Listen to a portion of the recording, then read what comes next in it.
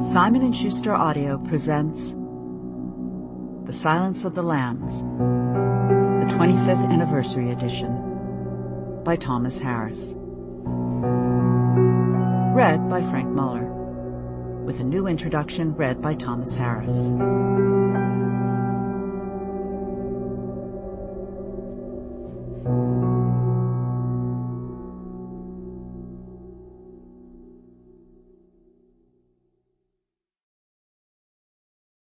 "25 years ago, in an old Sag Harbor building with a tilted floor, I wrote the closing words, 'The Silence of the Lambs.'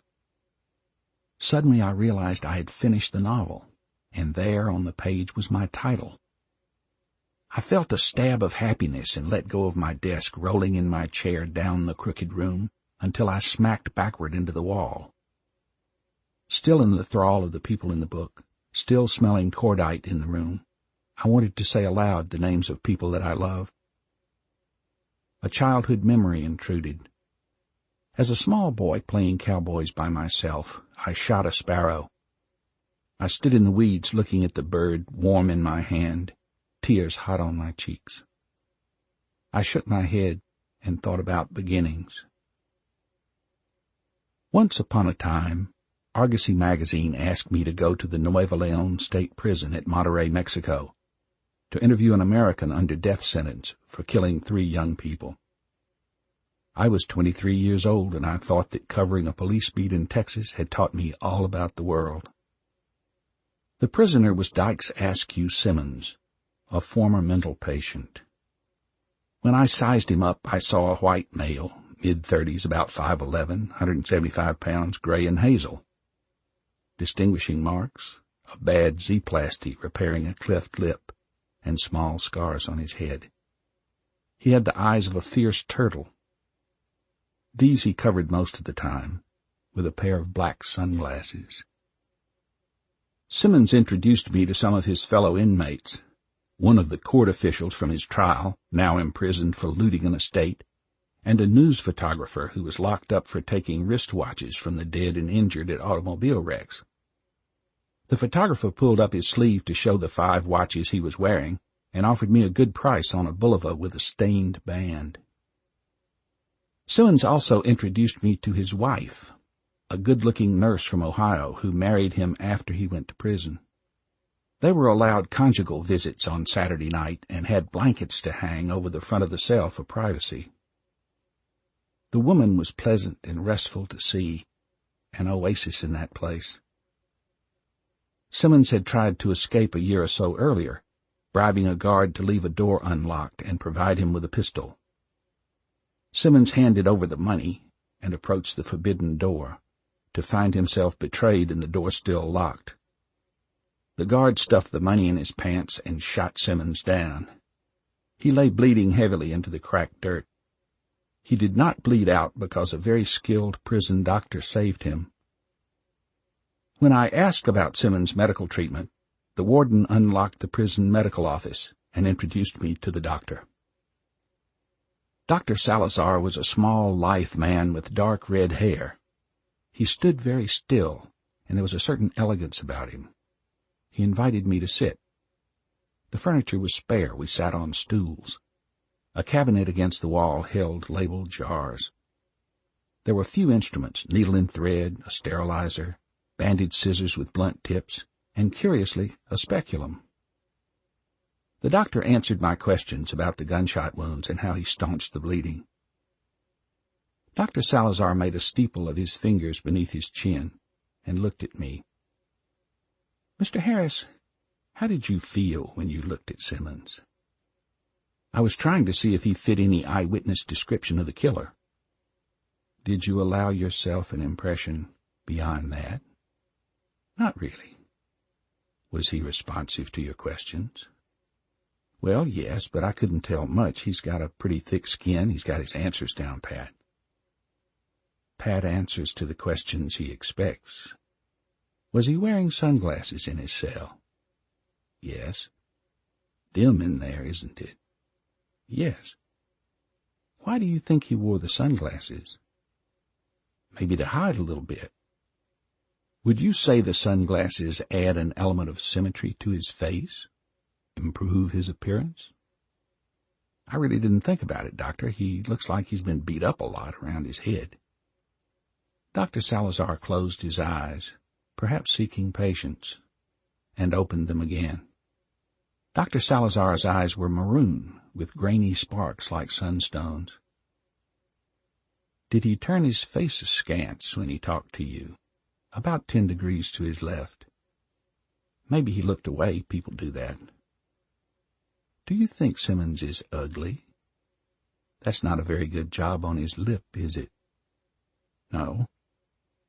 Will you be seeing Simmons again, Mr. Harris? I think so. They're going to let us take some pictures out in the compound with his car. Do you have sunglasses with you, Mr. Harris? Yes. May I suggest that when you question him, you do not wear them? Why? Because he can see his reflection in them. Do you think that Simmons was tormented on the school playground because he was disfigured? Probably. It's customary. The doctor seemed amused. Yes, customary. Have you seen pictures of the victims, the 2 young women and their little brother? Yes. Would you say they were attractive youngsters? They were, nice-looking young people from a good family. Good manners, I'm told. You're not saying they provoked him? Certainly not. But early torment makes torment easily imagined. He looked up at me and his countenance changed, seemed to pop wider like a moth flashing the owl face printed on its wings. You are a journalist, Mr. Harris. How would you put that in your journal? How do you treat the fear of torment in journalese? Might you say something snappy about torment? Like, it puts the hell in hello. At this point a guard rapped on the door and stuck his head in.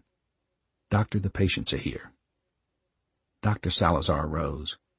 You'll have to excuse me, he said. I thanked the doctor and invited him to call me if he were ever traveling in Texas. We'd have a drink, lunch, something. Looking back, I cannot recall any trace of irony in his reply. Thank you, Mr. Harris. Certainly I will, when next I travel. In the prison corridor, outside his office, 2 guards and a nursing sister from a nearby convent waited with a small group of townspeople. There were both men and women in pressed work clothes and huaraches, well scrubbed for their doctor visit. They were patients from outside, people from the neighborhood whom the doctor treated free. The warden walked me out. I thanked him for his time and said I appreciated the doctor's help. I asked how long Dr. Salazar had worked there. Hombre, you don't know who that is? No. We talked about Simmons. The warden turned to me on the steps. The doctor is a murderer. As a surgeon, he could package his victim in a surprisingly small box. He will never leave this place. He is insane. Insane? I see patients going into his office. The warden shrugged and spread his open hands. He is not insane with the poor. I went home and wrote my article about Dyke Simmons. Way ran on to Way. I covered crimes in other parts of Mexico, and I did not see the doctor again. Meanwhile, Simmons' wife announced her pregnancy. As the weeks went by, she expanded little by little. Sometime in the 3rd trimester, there was a conjugal visit on a Saturday, the day the nursing sisters came from the convent to take care of ill prisoners. Simmons' wife bade him a fond farewell as the day drew to a close. When the nursing sisters came to the prison earlier in the day, they numbered 12. 13 left at day's end. One of them was Dyke Simmons, who wore a nun's habit and shoes his wife smuggled in under her maternity dress. Simmons fled back to Texas. A few months later, he was found dead in a car in Fort Worth after a fight. Dr. Salazar served 20 years in prison. When he was released, he went to the poorest barrio in Monterrey to serve the aged and the poor. His name is not Salazar. I leave him in peace.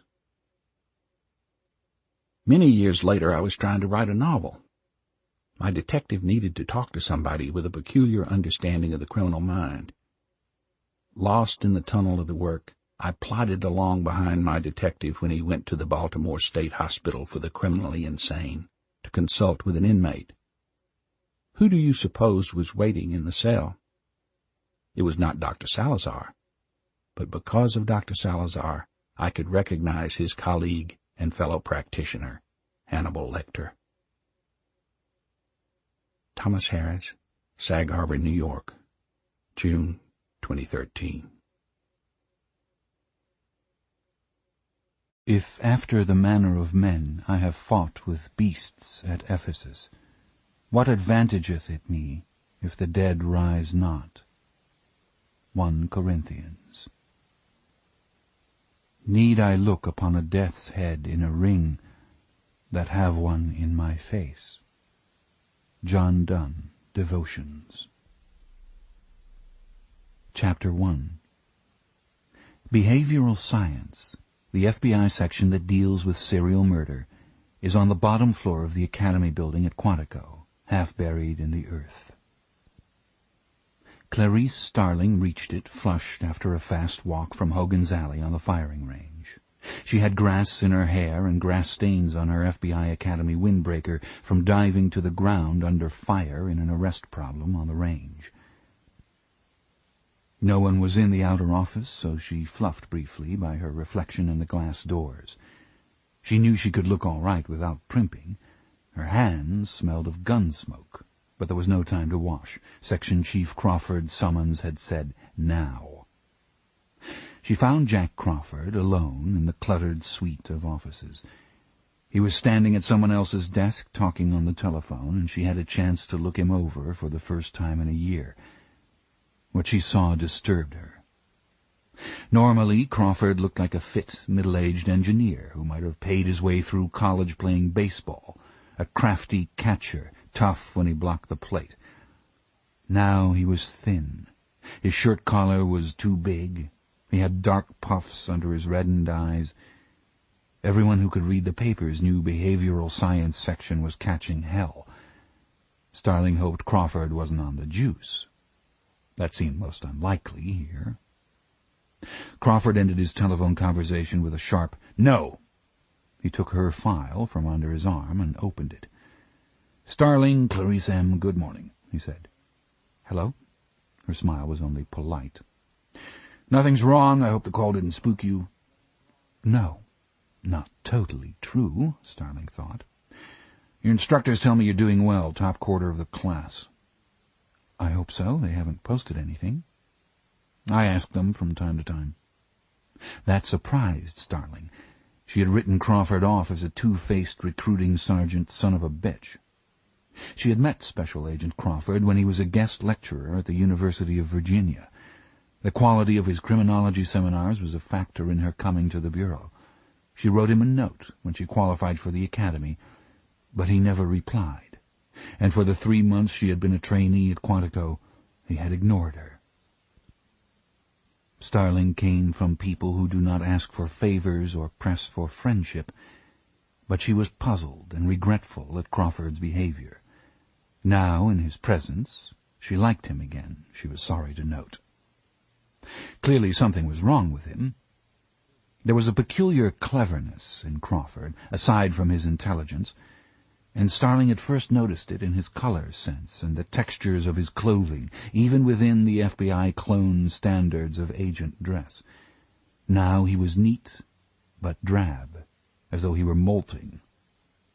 "A job came up and I thought about you," he said. "It's not really a job, it's more of an interesting errand. Push Barry's stuff off that chair and sit down. You put down here that you want to come directly to behavioral science when you get through with the Academy?" "I do." "You have a lot of forensics, but no law enforcement background. We look for 6 years minimum." "My father was a marshal. I know the life." Crawford smiled a little. "What you do have is a double major in psychology and criminology, and how many summers working in a mental health center? 2? 2. Your counselor's license, is it current?" "It's good for 2 more years." I got it before you had the seminar at UVA, before I decided to do this. You got stuck in the hiring freeze. Starling nodded. I was lucky, though. I found out in time to qualify as a forensic fellow. Then I could work in the lab until the academy had an opening. You wrote to me about coming here, didn't you? And I don't think I answered. I know I didn't. I should have. You've had plenty else to do. Do you know about VICAP? I know it's the Violent Criminal Apprehension Program. The Law Enforcement Bulletin says you're working on a database, but you aren't operational yet. Crawford nodded. We've developed a questionnaire. It applies to all the known serial murderers in modern times. He handed her a thick sheaf of papers in a flimsy binding. There's a section for investigators and one for surviving victims, if any. The blue is for the killer to answer if he will, and the pink is a series of questions an examiner asks the killer, getting his reactions as well as his answers. It's a lot of paperwork. Paperwork. Clarice Starling's self-interest snuffled ahead like a keen beagle. She smelled a job offer coming, probably the drudgery of feeding raw data into a new computer system. It was tempting to get into behavioral science in any capacity she could, but she knew what happens to a woman if she's ever pegged as a secretary. It sticks until the end of time. A choice was coming, and she wanted to choose well. Crawford was waiting for something. He must have asked her a question. Starling had to scramble to recall it. What tests have you given? Minnesota multiphasic ever? Rorschach? Yes, MMPI, never Rorschach, she said. I've done thematic apperception, and I've given children Bender Gestalt. You spook easily, Starling? Not yet. See, we've tried to interview and examine all the 32 known serial murderers we have in custody to build up a database for psychological profiling in unsolved cases. Most of them went along with it. I think they're driven to show off, a lot of them. 27 were willing to cooperate. 4 on death row with appeals pending clammed up, understandably. But the one we want the most, we haven't been able to get. I want you to go after him tomorrow in the asylum. Clarice Starling felt a glad knocking in her chest, and some apprehension, too. Who's the subject? The psychiatrist, Dr. Hannibal Lecter, Crawford said. A brief silence follows the name, always in any civilized gathering. Starling looked at Crawford steadily, but she was too still. Hannibal the cannibal, she said.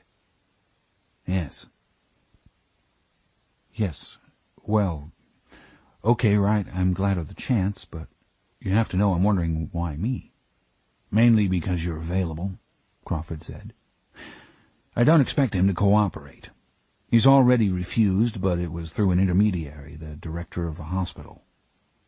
I have to be able to say our qualified examiner went to him and asked him personally. There are reasons that don't concern you. I don't have anybody left in this section to do it. You're jammed. Buffalo Bill and the things in Nevada, Starling said. You got it. It's the old story. Not enough warm bodies. You said tomorrow. You're in a hurry. Any bearing on a current case? No, I wish there were. If he balks on me, do you still want a psychological evaluation? No, I'm waist-deep in inaccessible patient evaluations of Dr. Lecter, and they're all different. Crawford shook 2 vitamin C tablets into his palm and mixed an Alka-Seltzer at the water cooler to wash them down. It's ridiculous, you know. Lecter's a psychiatrist, and he writes for the psychiatric journals himself. Extraordinary stuff. But it's never about his own little anomalies. He pretended to go along with the hospital director, Chilton, once in some tests, sitting around with a blood pressure cuff on his penis looking at wreck pictures. Then Lecter published first what he'd learned about Chilton and made a fool out of him. He responds to serious correspondence from psychiatric students in fields unrelated to his case, and that's all he does. If he won't talk to you, I just want straight reporting. How does he look? How does his cell look? What's he doing? Local color, so to speak. Watch out for the press going in and coming out. Not the real press, the supermarket press. They love Lecter even better than Prince Andrew. Didn't a sleazo magazine offer him $50,000 for some recipes? I seem to remember that, Starling said. Crawford nodded. I'm pretty sure the National Tattler has bought somebody inside the hospital, and they may know you're coming after I make the appointment. Crawford leaned forward until he faced her at a distance of 2 feet. She watched his half-glasses blur the bags under his eyes. He had gargled recently with Listerine. Now, I want your full attention, Starling. Are you listening to me? Yes, sir. Be very careful with Hannibal Lecter. Dr. Chilton, the head of the mental hospital, will go over the physical procedure you used to deal with him. Don't deviate from it. Do not deviate from it 1 iota for any reason. If Lecter talks to you at all, he'll just be trying to find out about you. It's the kind of curiosity that makes a snake look in a bird's nest. We both know you have to back and forth a little in interviews, but you tell him no specifics about yourself. You don't want any of your personal facts in his head. You know what he did to Will Graham? I read about it when it happened. He gutted Will with a linoleum knife when Will caught up with him. It's a wonder Will didn't die. Remember the Red Dragon? Lecter turned Francis Dolarhyde onto Will and his family. Will's face looks like Dan Picasso drew him, thanks to Lecter. He tore a nurse up in the asylum. Do your job. Just don't ever forget what he is. And what's that, do you know? I know he's a monster. Beyond that, nobody can say for sure. Maybe you'll find out. I didn't pick you out of a hat, Starling. You asked me a couple of interesting questions when I was at UVA. The director will see your own report over your signature, if it's clear and tight and organized. I decide that. And I will have it by 0900 Sunday. Okay, Starling, carry on in the prescribed manner. Crawford smiled at her, but his eyes were dead. Chapter 2. Dr. Frederick Chilton, 58, administrator of the Baltimore State Hospital for the Criminally Insane, has a long, wide desk, upon which there are no hard or sharp objects. Some of the staff call it the moat. Other staff members don't know what the word moat means. Dr. Chilton remained seated behind his desk when Clarice Starling came into his office. We've had a lot of detectives here, but I can't remember one so attractive, Chilton said without getting up. Starling knew without thinking about it that the shine on his extended hand was lanolin from patting his hair. She let go before he did. It is Miss Starling, isn't it? It's Starling, Doctor, with an A. Thank you for your time. So the FBI is going to the girls, like everything else. Ha-ha. He added the tobacco smile he uses to separate his sentences. The Bureau's improving, Dr. Chilton, it certainly is. Well, you be in Baltimore for several days. You know you can have just as good a time here as you can in Washington or New York if you know the town. She looked away to spare herself his smile, and knew at once that he had registered her distaste. I'm sure it's a great town, but my instructions are to see Dr. Lecter and report back this afternoon. Is there some place I could call on you in Washington for a follow-up later on? Of course. It's kind of you to think of it. Special Agent Jack Crawford's in charge of this project, and you can always reach me through him. I see, Chilton said. His cheeks, mottled with pink, clashed with the improbable red-brown of his coif. Give me your identification, please. He let her remain standing through his leisurely examination of her ID card. Then he handed it back and rose. This won't take much time. Come along. I understood you'd brief me, Dr. Chilton, Starling said. I can do that while we walk. He came around his desk, looking at his watch. I'll have a lunch in half an hour. Damn it, she should have read him better, quicker. He might not be a total jerk, he might know something useful. It wouldn't have hurt her to simper once, even if she wasn't good at it. Dr. Chilton, I have an appointment with you now. It was set at your convenience when you could give me some time. Things could come up during the interview. I may need to go over some of his responses with you. I really doubt it. Oh, I need to make a telephone call before we go. I'll catch up with you in the outer office. I'd like to leave my coat and umbrella here. Out there, Chilton said. Give them to Alan in the outer office. He'll put them away. Alan wore the pajama-like garment issued to the inmates. He was wiping out ashtrays with the tail of his shirt. He rolled his tongue around in his cheek as he took Starling's coat. "Thank you," she said. "You're more than welcome. How often do you shit?" Alan asked. "What did you say?" "Does it come out long?" "I'll hang these somewhere myself."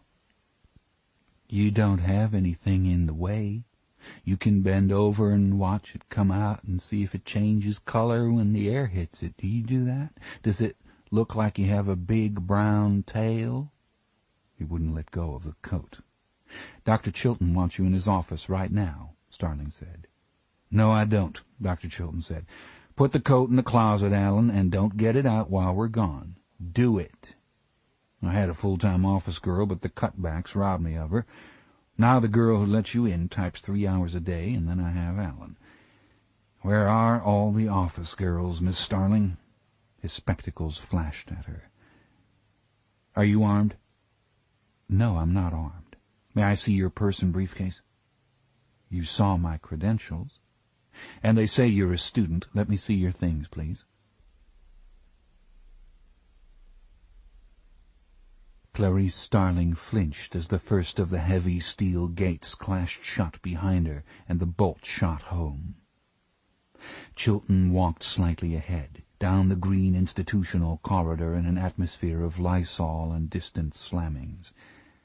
Starling was angry at herself for letting Chilton put his hand in her purse and briefcase, and she stepped hard on the anger so that she could concentrate. It was all right. She felt her controls solid beneath her, like a good gravel bottom in a fast current. "Lecter's a considerable nuisance," Chilton said over his shoulder. "It takes an orderly at least 10 minutes a day to remove the staples from the publications he receives. We tried to eliminate or reduce his subscriptions, but he wrote a brief, and the court overruled us. The volume of his personal mail used to be enormous. Thankfully it's dwindled since he's been overshadowed by other creatures in the news. For a while it seemed that every little student doing a master's thesis in psychology wanted something from Lecter in it. The medical journals still publish him, but it's just for the freak value of his byline." "He did a good piece on surgical addiction in the Journal of Clinical Psychiatry, I thought," Starling said. "You did you? We tried to study Lecter. We thought, here's an opportunity to make a landmark study. It's so rare to get one alive." "One what?" "A pure sociopath. That's obviously what he is, but he's impenetrable, much too sophisticated for the standard tests. And my, does he hate us. He thinks I'm his nemesis. Crawford's very clever, isn't he, using you on Lecter?" "How do you mean, Dr. Chilton?" "A young woman to turn him on, I believe you call it. I don't believe Lecter's seen a woman in several years. He may have gotten a glimpse of one of the cleaning people. We generally keep women out of there. They're trouble in detention." "Well, fuck off, Chilton. I graduated from the University of Virginia with honors, Doctor. It's not a charm school." "Then you should be able to remember the rules. Do not reach through the bars. Do not touch the bars. You pass him nothing but soft paper. No pens, no pencils. He has his own felt-tipped pens some of the time. The paper you pass him must be free of staples, paper clips, or pins. Items are only passed to him through the sliding food carrier. Items come back out through the sliding food carrier. No exceptions. Do not accept anything he attempts to hold out to you through the barrier. Do you understand me? I understand. They had passed through 2 more gates and left the natural light behind. Now they were beyond the wards where inmates can mix together, down in the region where there can be no windows and no mixing. The hallway lights are covered with heavy grids, like the lights in the engine rooms of ships. Dr. Chilton paused beneath one. When their footfalls stopped, Starling could hear somewhere beyond the wall the ragged end of a voice ruined by shouting. Lecter is never outside his cell without wearing full restraints and a mouthpiece, Chilton said. I'm going to show you why. He was a model of cooperation for the first year after he was committed. Security around him was slightly relaxed. This was under the previous administration, you understand. On the afternoon of July 8, 1976, he complained of chest pain and he was taken to the dispensary. His restraints were removed to make it easier to give him an electrocardiogram. When the nurse bent over him, he did this to her. Chilton handed Clarice Starling a dog-eared photograph. The doctors managed to save one of her eyes. Lecter was hooked up to the monitors the entire time. He broke her jaw to get at her tongue. His pulse never got over 85. Even when he swallowed it. Starling didn't know which was worse, the photograph or Chilton's attention as he gleaned her face with fast, grabby eyes. She thought of a thirsty chicken pecking tears off her face. I keep him in here, Chilton said, and pushed a button beside heavy double doors of security glass.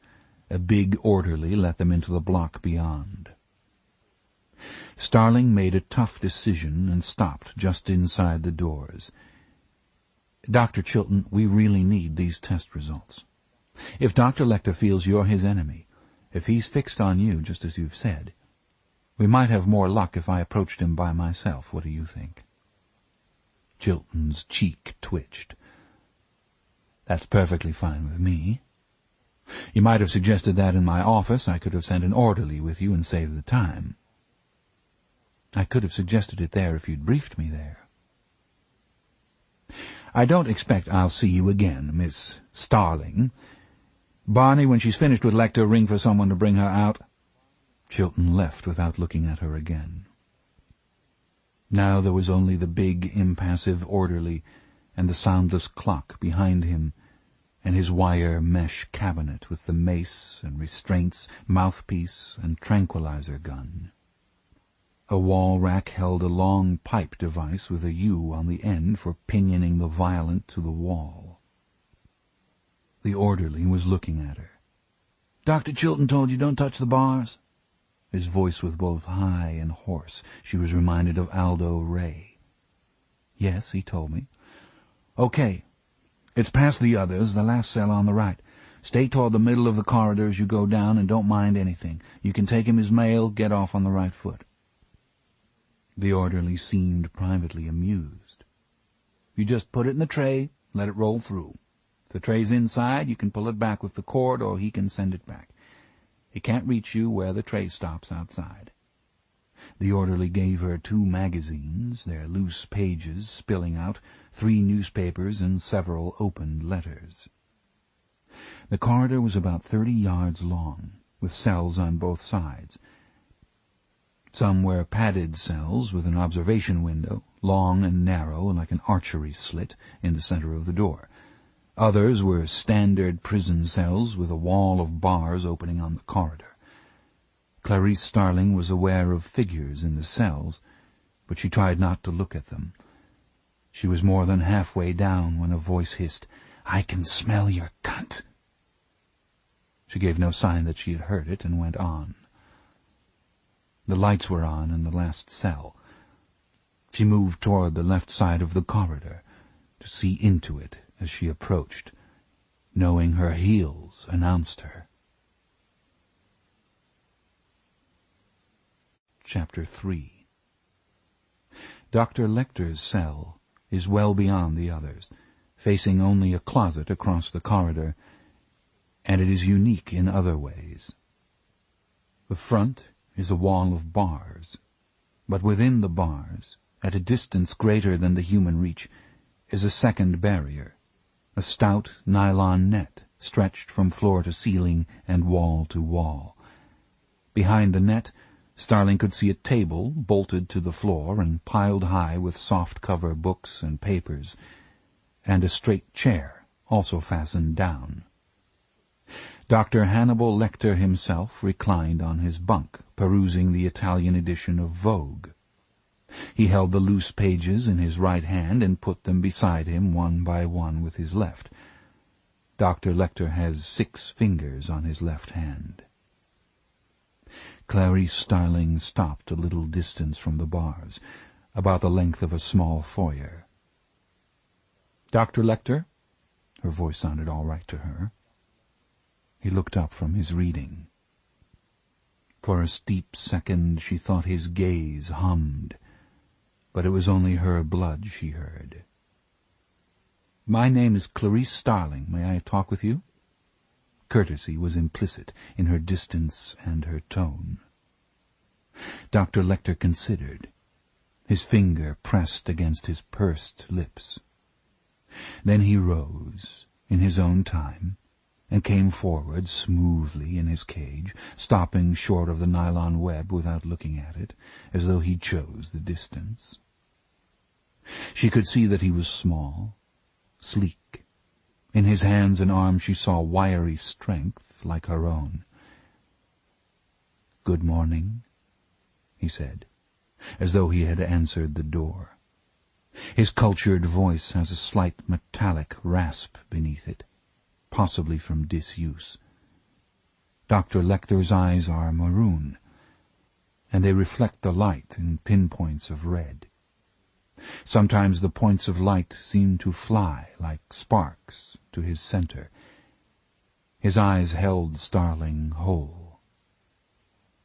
She came a measured distance closer to the bars. The hair on her forearms rose and pressed against her sleeves. "Doctor, we have a hard problem in psychological profiling. I want to ask you for your help." "We, being behavioral science at Quantico." "You're one of Jack Crawford's, I expect." "I am, yes." "May I see your credentials?" She hadn't expected this. "I showed them at the office." "You mean you showed them to Frederick Chilton, Ph.D.? "Yes." "Did you see his credentials?" "No." "The academic ones don't make extensive reading, I can tell you." "Did you meet Alan? Isn't he charming?" "Which of them had you rather talk with?" "On the whole, I'd say Alan." "You could be a reporter. Chilton let in for money. I think I'm entitled to see your credentials." "All right." She held up her laminated ID card. "I can't read it at this distance. Send it through, please." "I can't, because it's hard." "Yes. Ask Barney." The orderly came and considered. "Dr. Lecter, I'll let this come through. But if you don't return it when I ask you to, if we have to bother everybody and secure you to get it, then I'll be upset. If you upset me, you'll have to stay bundled up until I feel better toward you. Meals through the tube, dignity pants changed twice a day, the works, and I'll hold your mail for a week. Got it?" "Certainly, Barney." The card rolled through on the tray, and Dr. Lecter held it to the light. "A trainee? It says trainee. Jack Crawford sent a trainee to interview me?" He tapped the card against his small white teeth and breathed in its smell. "Dr. Lecter," Barney said. Of course. He put the card back in the tray carrier and Barney pulled it to the outside. I'm still in training at the academy, yes, Starling said. But we're not discussing the FBI. We're talking about psychology. Can you decide for yourself if I'm qualified in what we talk about? Dr. Lecter said. Actually, that's rather slippery of you. Barney, do you think Officer Starling might have a chair? Dr. Chilton didn't tell me anything about a chair. What do your manners tell you, Barney? Would you like a chair? Barney asked her. We could have had one, but he never... Well, usually nobody needs to stay that long. Yes, thank you, Starling said. Barney brought a folding chair from the locked closet across the hall, set it up, and left them. Now, Lecter said, sitting sideways at his table to face her. What did Miggs say to you? Who? Multiple Miggs, in the cell down there. He hissed at you. What did he say? He said, I can smell your cunt. I see. I myself cannot. You use Evian skin cream, and sometimes you wear l'air du temps, but not today. Today you are determinedly unperfumed. How do you feel about what Miggs said? He's hostile for reasons I couldn't know. It's too bad. He's hostile to people. People are hostile to him. It's a loop. Are you hostile to him? I'm sorry he's disturbed. Beyond that, he's noise. How did you know about the perfume? A puff from your bag when you got out your card. Your bag is lovely. Thank you. You brought your best bag, didn't you? Yes, it was true. She had saved for the classic casual handbag, and it was the best item she owned. It's much better than your shoes. Maybe they'll catch up. I have no doubt of it. Did you do the drawings on your walls, Doctor? Do you think I called in a decorator? The one over the sink is a European city? It's Florence. That's the Palazzo Vecchio, and the Duomo seen from the Belvedere. Did you do it from memory, all the detail? Memory, Officer Starling, is what I have instead of a view. The other one is a crucifixion. The middle cross is empty. It's Golgotha after the deposition. Crayon and magic marker on butcher paper. It's what the thief who had been promised paradise really got when they took the Paschal lamb away. And what was that? His leg's broken, of course, just like his companion who mocked Christ. Are you entirely innocent of the Gospel of St. John? Look at Duccio, then. He paints accurate crucifixions. How is Will Graham? How does he look? I don't know Will Graham. You know who he is? Jack Crawford's protégé. The one before you. How does his face look? I've never seen him. This is called cutting up a few old touches. Officer Starling, you don't mind, do you? Beats of silence, and she plunged. Better than that, we could touch up a few old cuts here. I brought... No. That's stupid and wrong. Never use wit in a segue. Listen, understanding a witticism and replying to it makes your subject perform a fast, detached scan that is inimical to mood. It is on the plank of mood that we proceed. You were doing fine. You'd been courteous and receptive to courtesy. You'd established trust by telling the embarrassing truth about Miggs, and then you come in with a ham-handed segue into your questionnaire. It won't do. Dr. Lecter, you're an experienced clinical psychiatrist. Do you think I'm dumb enough to try to run some kind of mood scam on you? Give me some credit. I'm asking you to respond to the questionnaire, and you will or you won't. Would it hurt to look at the thing? Officer Starling, have you read any of the papers coming out of behavioral science recently? Yes? So have I. The FBI stupidly refuses to send me the law enforcement bulletin, but I get it from second-hand dealers. And I have the news from John Jay and the psychiatric journals. They're dividing the people who practice serial murder into two groups, organized and disorganized. What do you think of that? It's fundamental, they evidently simplistic is the word you want. In fact, most psychology is puerile, Officer Starling, and that practiced in behavioral science is on a level with phrenology.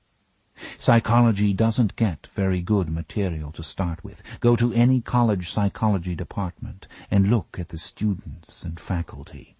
Ham radio enthusiasts and other personality-deficient buffs. Hardly the best brains on the campus. Organized and disorganized. A real bottom feeder thought of that. How would you change the classification? I wouldn't. Speaking of publications, I read your pieces on surgical addiction and left-side, right-side facial displays. Yes. They were first-rate, Dr. Lecter said. I thought so, and so did Jack Crawford. He pointed them out to me.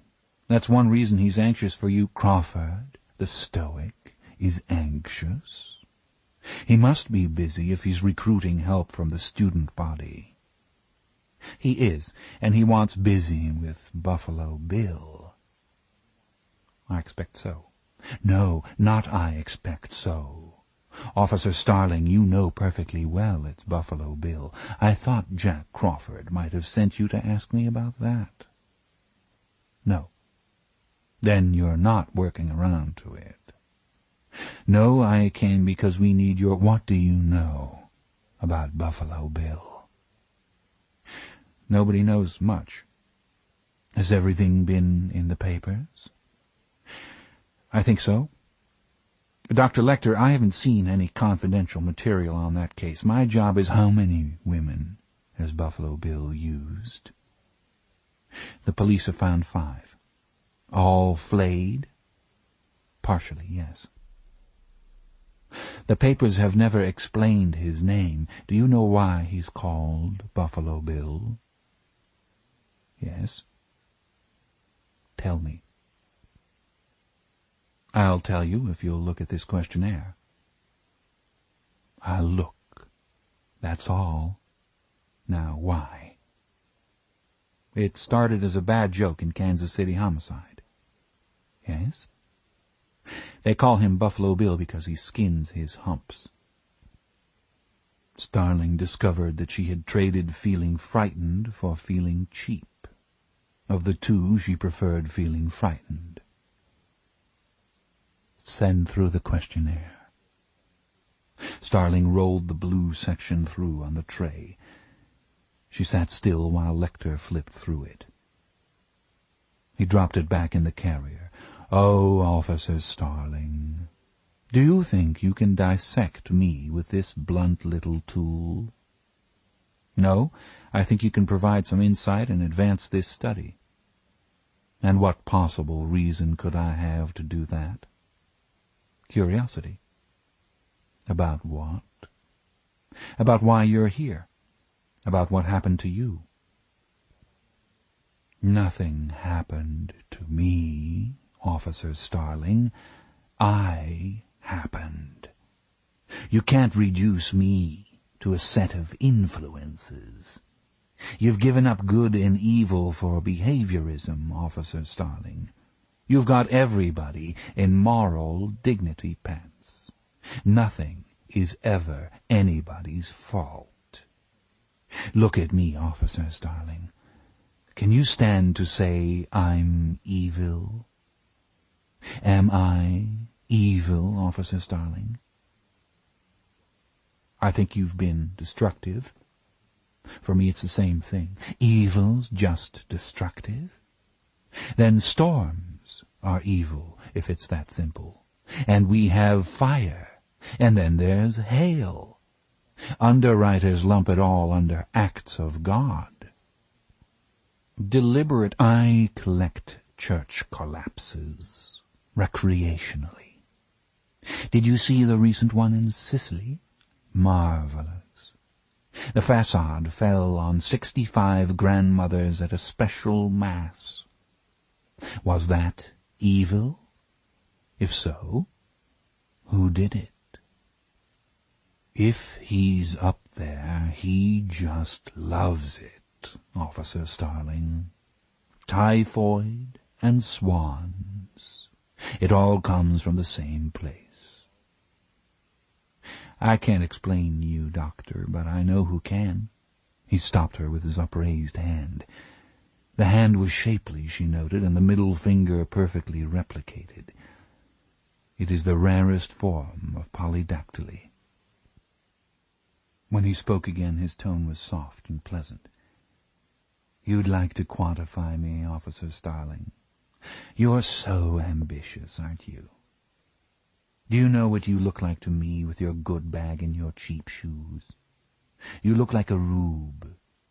You're a well-scrubbed, hustling rube with a little taste. Your eyes are like cheap birthstones, all surface shine when you stalk some little answer. And you're bright behind them, aren't you? Desperate not to be like your mother. Good nutrition has given you some length of bone, but you're not more than one generation out of the mines, Officer Starling. Is it the West Virginia Starlings or the Okie Starlings, Officer? It was a toss-up between college and the opportunities in the Women's Army Corps, wasn't it? Let me tell you something specific about yourself, Student Starling. Back in your room, you have a string of gold adder beads, and you feel an ugly little thump when you look at how tacky they are now, isn't that so? All those tedious thank yous, permitting all that sincere fumbling, getting all sticky once for every bead. Tedious, boring. Being smart spoils a lot of things, doesn't it? And taste isn't kind. When you think about this conversation, you'll remember the dumb animal hurt in his face when you got rid of him. If the adder beads got tacky, what else will, as you go along? You wonder, don't you, at night? Dr. Lecter asked in the kindest of tones. Starling raised her head to face him. You see a lot, Dr. Lecter. I won't deny anything you've said. But here's the question you're answering for me right now, whether you mean to or not. Are you strong enough to point that high-powered perception at yourself? It's hard to face. I found that out in the last few minutes. How about it? Look at yourself and write down the truth. What more fit or complex subject could you find? Or maybe you're afraid of yourself. You're tough, aren't you, Officer Starling? Reasonably so, yes. And you'd hate to think you were common. Wouldn't that sting? My. Well, you're far from common, Officer Starling. All you have is fear of it. What are your adder beads? 7 millimeter? 7. Let me make a suggestion. Get some loose, drilled tiger's eyes and string them alternately with the gold beads. You might want to do 2 and 3, or 1 and 2, however looks best to you. The tiger's eyes will pick up the color of your own eyes and the highlights in your hair. Has anyone ever sent you a valentine? Yep. We're already into Lent. Valentine's Day is only a week away. Are you expecting some? You never know. No, you never do. I've been thinking about Valentine's Day. It reminds me of something funny. Now that I think of it, I could make you very happy on Valentine's Day, Clarice, darling. How, Dr. Lecter? By sending you a wonderful valentine. I'll have to think about it. Now please excuse me. Goodbye, Officer Starling. And the study? A census-taker tried to quantify me once. I ate his liver with some fava beans and a big Amarone. Go back to school, little Starling. Hannibal Lecter, polite to the last, did not give her his back. He stepped backward from the barrier before he returned to his cot again, and lying on it, became as remote from her as a stone crusader lying on a tomb. Starling felt suddenly empty, as though she had given blood. She took longer than necessary to put the papers back in her briefcase because she didn't immediately trust her legs. Starling was soaked with the failure she detested. She folded her chair and leaned it against the utility closet door. She would have to pass Miggs again. Barney in the distance appeared to be reading. She could call him to come for her. Damn Miggs. It was no worse than passing construction crews or delivery louts every day in the city. She started back down the corridor. Close beside her, Miggs's voice hissed, "I bit my wrist so I can die. See how it bleeds?" She should have called Barney, but startled, she looked into the cell, saw Miggs flick his fingers, and felt the warm spatter on her cheek and shoulder before she could turn away. She got away from him, registered that it was semen, not blood, and Lecter was calling to her. She could hear him, Dr. Lecter's voice behind her, the cutting rasp in it more pronounced. "Officer Starling!" He was up and calling after her as she walked. She rummaged in her purse for tissues. Behind her, "Officer Starling!" She was on the cold rails of her control now, making steady progress toward the gate. "Officer Starling!" A new note in Lecter's voice. She stopped. What in God's name do I want this bad? Miggs hissed something she didn't listen to. She stood again in front of Lecter's cell and saw the rare spectacle of the doctor agitated. She knew that he could smell it on her. He could smell everything. "I would not have had that happen to you. Discourtesy is unspeakably ugly to me." It was as though committing murders had purged him of lesser rudeness. Or perhaps, Starling thought, it excited him to see her marked in this particular way. She couldn't tell. The sparks in his eyes flew into his darkness like fireflies down a cave. "Whatever it is, use it. Jesus." She held up her briefcase. "Please do this for me." Maybe she was too late. He was calm again. "No. But I'll make you happy that you came. I'll give you something else. I'll give you what you love the most, Clarice Starling." "What's that, Dr. Lecter?" "Advancement, of course. It works out perfectly. I'm so glad. Valentine's Day made me think of it." The smile over his small white teeth could have come for any reason. He spoke so softly she could barely hear.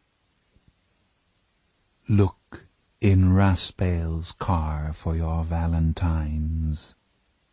Did you hear me? Look in Raspail's car for your valentines.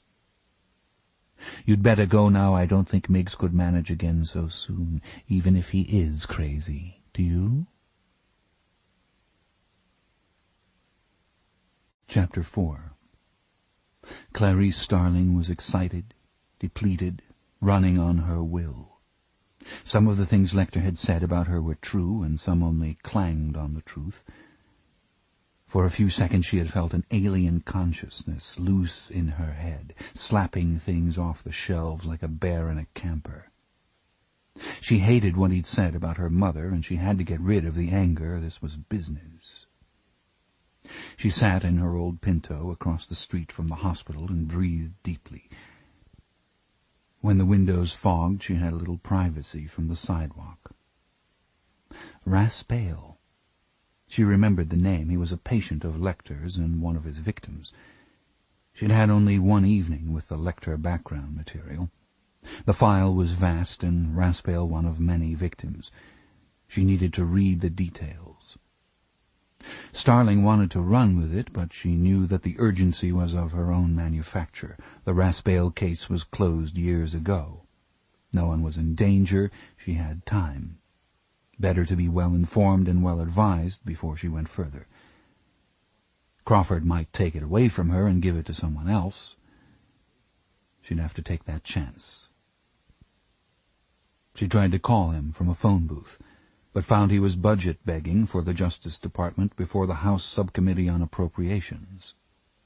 She could have gotten details of the case from the Baltimore Police Department's Homicide Division, but murder is not a federal crime, and she knew they'd snatch it away from her immediately, no question. She drove back to Quantico, back to behavioral science, with its homey brown-checked curtains and its grey files full of hell. She sat there into the evening, after the last secretary had left, cranking through the Lecter microfilm. The contrary old viewer glowed like a jack-o'-lantern in the darkened room, the words and the negatives of pictures swarming across her intent face. Raspail Benjamin René, W.M. 46, was first flutist for the Baltimore Philharmonic Orchestra. He was a patient in Dr. Hannibal Lecter's psychiatric practice. On March 22, 1975, he failed to appear for a performance in Baltimore. On March 25, his body was discovered seated in a pew in a small rural church near Falls Church, Virginia, dressed only in a white tie and a tailcoat. Autopsy revealed that Raspail's heart was pierced and that he was short his thymus and pancreas. Clarice Starling, who from early life had known much more than she wished to know about meat processing, recognized the missing organs as the sweetbreads. Baltimore Homicide believed that these items appeared on the menu of a dinner Lecter gave for the president and the conductor of the Baltimore Philharmonic on the evening following Raspail's disappearance. Dr. Hannibal Lecter professed to know nothing about these matters. The president and the conductor of the Philharmonic testified that they could not recall the fare at Dr. Lecter's dinner, though Lecter was known for the excellence of his table and had contributed numerous articles to gourmet magazines. The president of the Philharmonic subsequently was treated for anorexia and problems related to alcohol dependency at a holistic nerve sanitarium in Basel. Raspail was Lecter's 9th known victim, according to the Baltimore police. Raspail died intestate, and the lawsuits among his relatives over the estate were followed by the newspapers for a number of months before public interest flagged.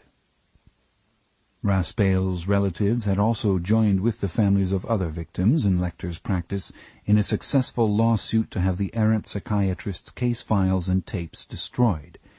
There was no telling what embarrassing secrets he might blab, their reasoning went, and the files were documentation. The court had appointed Raspail's lawyer, Everett Yao, to be executor of his estate. Starling would have to apply to the lawyer to get at the car. The lawyer might be protective of Raspail's memory and, with enough advance notice, might destroy evidence to cover for his late client. Starling preferred to pounce, and she needed advice and authorization. She was alone in behavioral science and had the run of the place.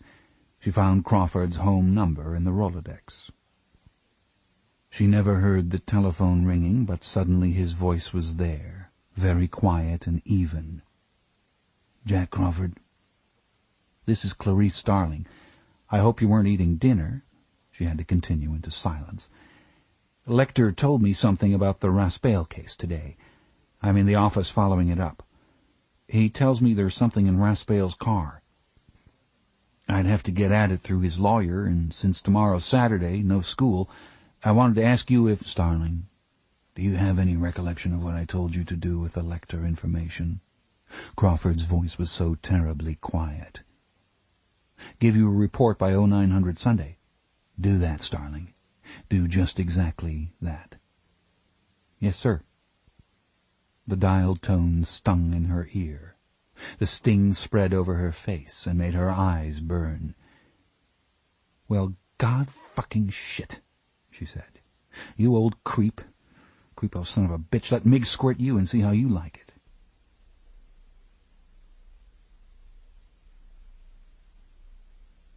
Starling, scrubbed shiny and wearing her FBI Academy nightgown, was working on the second draft of her report when her dormitory roommate, Ardelia Mapp, came in from the library.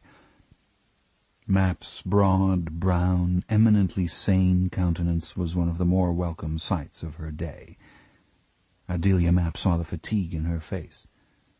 "What did you do today, girl?" Mapp always asked questions as if the answers could make no possible difference. "Wheedled a crazy man with cum all over me. I wish I had time for a social life. I don't know how you manage it and school, too." Starling found that she was laughing. Ardelia Mapp laughed with her, as much as the small joke was worth. Starling did not stop, and she heard herself from far away, laughing and laughing. Through Starling's tears, Mapp looked strangely old, and her smile had sadness in it. Chapter 5. Jack Crawford, 53, reads in a wing chair by a low lamp in the bedroom of his home. He faces two double beds, both raised on blocks to hospital height. One is his own, and the other lies his wife, Bella. Crawford can hear her breathing through her mouth. It has been 2 days since she last could stir or speak to him. She misses a breath. Crawford looks up from his book over his half-glasses. He puts the book down. Bella breathes again, a flutter, and then a full breath. He rises to put his hand on her to take her blood pressure and her pulse. Over the months he has become expert with the blood pressure cuff. Because he will not leave her at night, he has installed a bed for himself beside her. Because he reaches out to her in the dark, his bed is high, like hers. Except for the height of the beds and the minimal plumbing necessary for Bella's comfort, Crawford has managed to keep this from looking like a sick room. There are flowers, but not too many. No pills are in sight. Crawford emptied a linen closet in the hall and filled it with her medicines and apparatus before he brought her home from the hospital. It was the second time he had carried her across the threshold of that house, and the thought nearly unmanned him. A warm front has come up from the south. The windows are open and the Virginia air is soft and fresh. Small frogs peep to one another in the dark.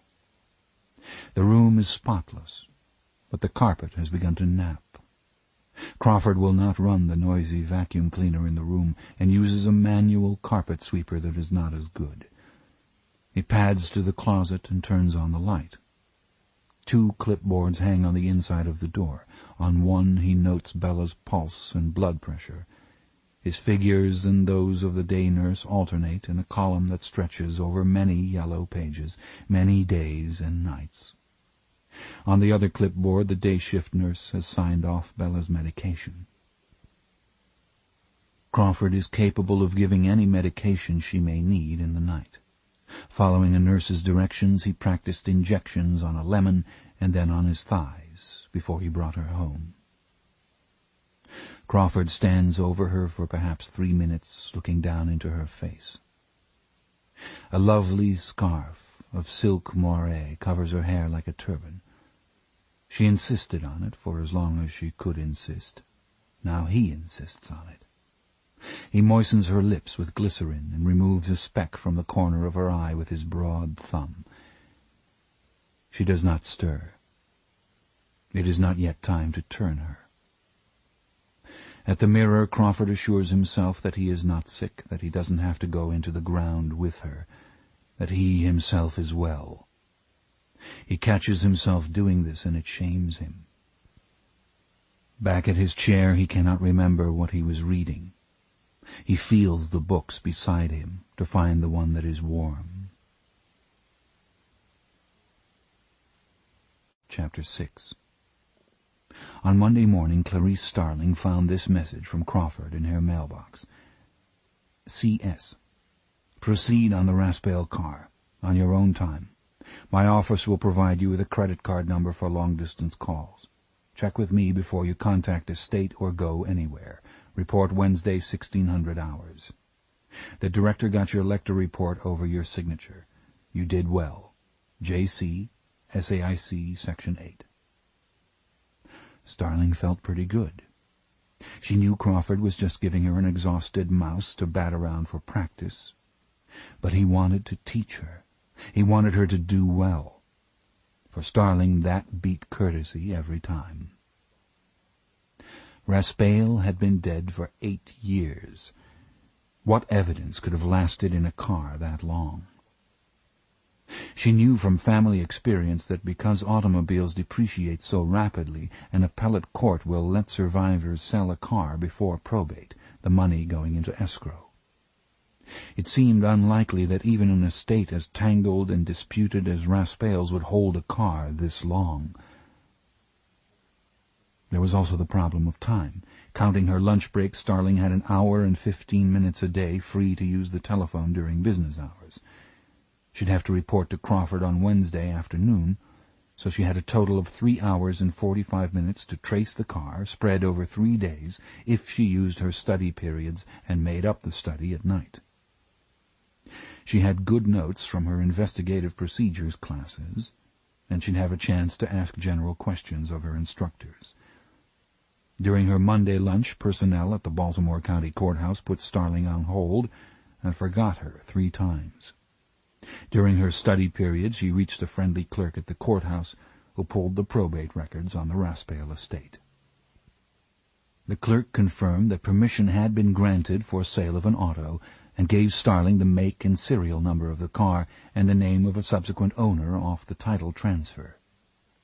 On Tuesday, she wasted half her lunch hour trying to chase down that name.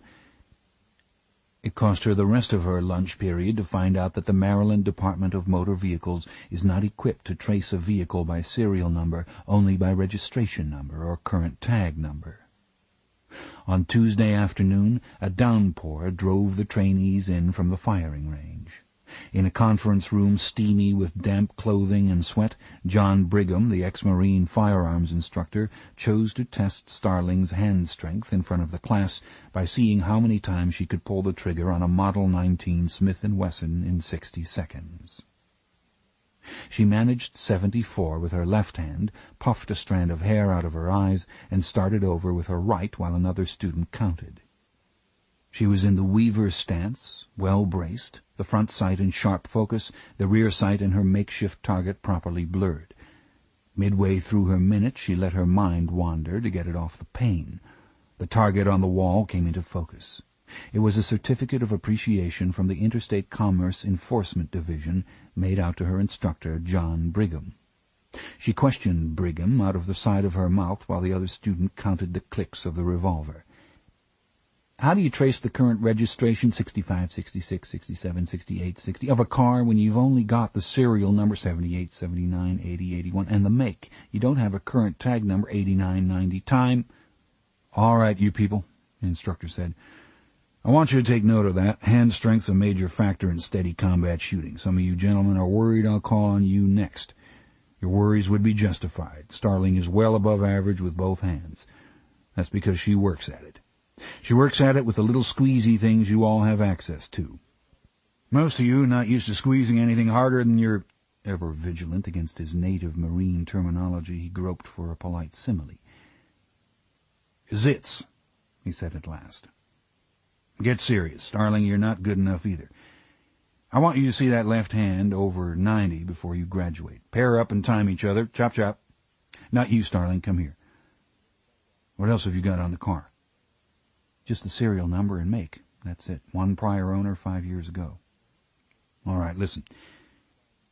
Where most people fall into error is trying to leapfrog through the registration from one owner to the next. You get filed up between states. I mean, cops even do that sometimes. Now, registrations and tag numbers are all the computers got. We're all accustomed to using tag numbers or registration numbers, not vehicle serial numbers. The clicking of the blue-handled practice revolvers was loud all over the room, and he had to rumble in her ear. There's one way it's easy. R.L. Polk and Company, that publishes city directories. They also put out a list of current car registrations by make and consecutive serial number. It's the only place. Car dealers steer their advertising with them. How'd you know to ask me? You were ICC enforcement. I figured you'd traced a lot of vehicles. Thanks. Pay me back. Get that left hand up there where it ought to be, and let's shame some of these lily fingers. Back in her phone booth during study period, her hands trembled so that her notes were barely legible. Raspale's car was a Ford. There was a Ford dealer near the University of Virginia who for years had patiently done what he could with her Pinto. Now, just as patiently, the dealer poked through his Polk listings for her. He came back to the telephone with the name and address of the person who had last registered Benjamin Raspale's car. Clarice is on a roll. Clarice has got control. Quit being silly and call the man up at his home. Let me see, number 9, Ditch, Arkansas. Jack Crawford will never let me go down there. But at least I can confirm who's got the ride. No answer. And again, no answer. The ring sounded funny and far away, a double rump-rump like a party line. She tried at night and got no answer. At Wednesday lunch period, a man answered Starling's call. WPOQ plays the oldies. This audiobook is free for you to enjoy. If you'd like to support me, please take just 1 minute to listen to this relaxing music. Thank you so much. Between the shadows, I search for peace caught in the fire. Belonging release where sun meets moon, where silence resides, a place to rest from the storm inside. Emptied by words we left unsaid, chasing the ghosts, the fears I bred. Caught in the cracks where memory fades, between hope and sorrow my spirit sways. The truth feels distant, slipping through hands, lost in the chaos, the shifting sands. Yet here I stand, as worlds collide, fighting to find what's buried inside. Between the shadows, I search for peace caught in the fire. Belonging release where sun meets moon, where Hello, I'm calling I wouldn't care for any aluminum siding, and I don't want to live in no trailer court in Florida. What else you got? Starling heard a lot of the Arkansas hills in the man's voice. She could speak that with anybody when she wanted to, and her time was short. Yes, sir, if you could help me out, I'd be much obliged. I'm trying to get a hold of Mr. Lomax Bardwell. This is Clarice Starling. It's Starling, somebody, the man yelled to the rest of his household. What do you want with Bardwell? This is the Mid-South Regional Office of the Ford Recall Division. He's entitled to some warranty work on his LTD free of charge. I'm Bardwell. I thought you was trying to sell me something on that cheap long distance. It's way too late for any adjustment. I need the whole thing. Me and the wife was in Little Rock pulling out of the Southland Mall there. Yes, sir. Dern rod come out through the oil pan. Oil all over everywhere in that Orkin truck that's got the big bug on top of it. He hit that oil and got sideways. Lord have mercy. Knocked the photomat booth slap off the blocks and the glass fell out. Photomat fella come wandering out addled. Had to keep him out of the road. Well, I'll be. What happened to it then? What happened to what? The car. I told Buddy Sipper at the wrecking yard he could have it for $50 if he'd come get it. I expect he's parted it out. Could you tell me what his telephone number is, Mr. Bardwell? What do you want with Sipper? If anybody gets something out of it, it'll all be me. I understand that, sir. I just do what they tell me till 5 o'clock, and they said find the car. Have you got that number, please? I can't find my phone book. It's been gone a good while now. You know how it is with these grandbabies. Central ought to give it to you. It's Sipper Salvage. Much obliged, Mr. Bardwell. The salvage yard confirmed that the automobile had been stripped and pressed into a cube to be recycled. The foreman read Starling the vehicle's serial number from his records. Shithouse mouse, thought Starling, not entirely out of the accent. Dead end. Some Valentine. Starling rested her head against the coin box in the telephone booth. Ardelia Mapp, her books on her hip, pecked on the door of the booth and handed in an orange crush. Much obliged, Ardelia. Gotta make one more call. If I can get done with that in time, I'll catch up with you in the cafeteria, okay? I was so in hopes you'd overcome that ghastly dialect, Mapp said. Books are available to help you. Never use the colourful patois of my housing project any more. You come talking to them mush-mouth people say you eat up with a dumbass girl. Mapp closed the phone booth door. Starling felt she had to try for more information from Lecter. If she already had the appointment, maybe Crawford would let her return to the asylum. She dialed Dr. Chilton's number, but she never got past his secretary. Dr. Chilton is with the coroner and the assistant district attorney, the woman said. He's already spoken to your supervisor, and he has nothing to say to you. Goodbye. Chapter 7. Your friend Miggs is dead, Crawford said. Did you tell me everything, Starling? Crawford's tired face was as sensitive to signals as the dished ruff of an owl, and as free of mercy. How? She felt numb, and she had to handle it. Swallowed his tongue sometime before daylight. Lecter suggested it to him, Chilton thinks. The overnight orderly heard Lecter talking softly to Miggs. Lecter knew a lot about Miggs. He talked to him for a little while, but the overnight couldn't hear what Lecter said. Miggs was crying for a while, and then he stopped. Did you tell me everything, Starling? Yes, sir. Between my report and my memo, there's everything, almost verbatim. Chilton called up to complain about you. Crawford waited and seemed pleased when she wouldn't ask. I told him I found your behavior satisfactory. Chilton's trying to forestall a civil rights investigation. Will there be one? Sure, if Miggs's family wants it. Civil Rights Division will do probably 8,000 this year. They'll be glad to add Miggs to the list. Crawford studied her. You okay? I don't know how to feel about it. You don't have to feel any particular way about it. Lecter did it to amuse himself. He knows they can't really touch him for it, so why not? Chilton takes his books and his toilet seat for a while is all, and he doesn't get any jello. Crawford laced his fingers over his stomach and compared his thumbs. Lecter asked you about me, didn't he? He asked if you were busy. I said yes. That's all? You didn't leave out anything personal because I wouldn't want to see it? No. He said you were a stoic, but I put that in. Yes, you did. Nothing else? No, I didn't leave anything out. You don't think I traded some kind of gossip, and that's why he talked to me? No. I don't know anything personal about you, and if I did, I wouldn't discuss it. If you've got a problem believing that, let's get it straight now. I'm satisfied. Next item. You thought something, or proceed to the next item, Starling. Lecter's hint about Raspale's car is a dead end. It was mashed into a cube 4 months ago in No. 9 Ditch, Arkansas, and sold for recycling. Maybe if I go back in and talk to him, he'll tell me more. You've exhausted the lead? Yes. Why do you think the car Raspale drove was his only car? It was the only one registered. He was single. I assumed— hold it. Crawford's forefinger pointed to some principle invisible in the air between them. You assumed. Starling, look here. Crawford wrote assume on a legal pad. Several of Starling's instructors had picked this up from Crawford and used it, but Starling didn't reveal that she'd seen it before. Crawford began to underline. "If you assume when I send you on a job, Starling, you can make an ass out of you and me both."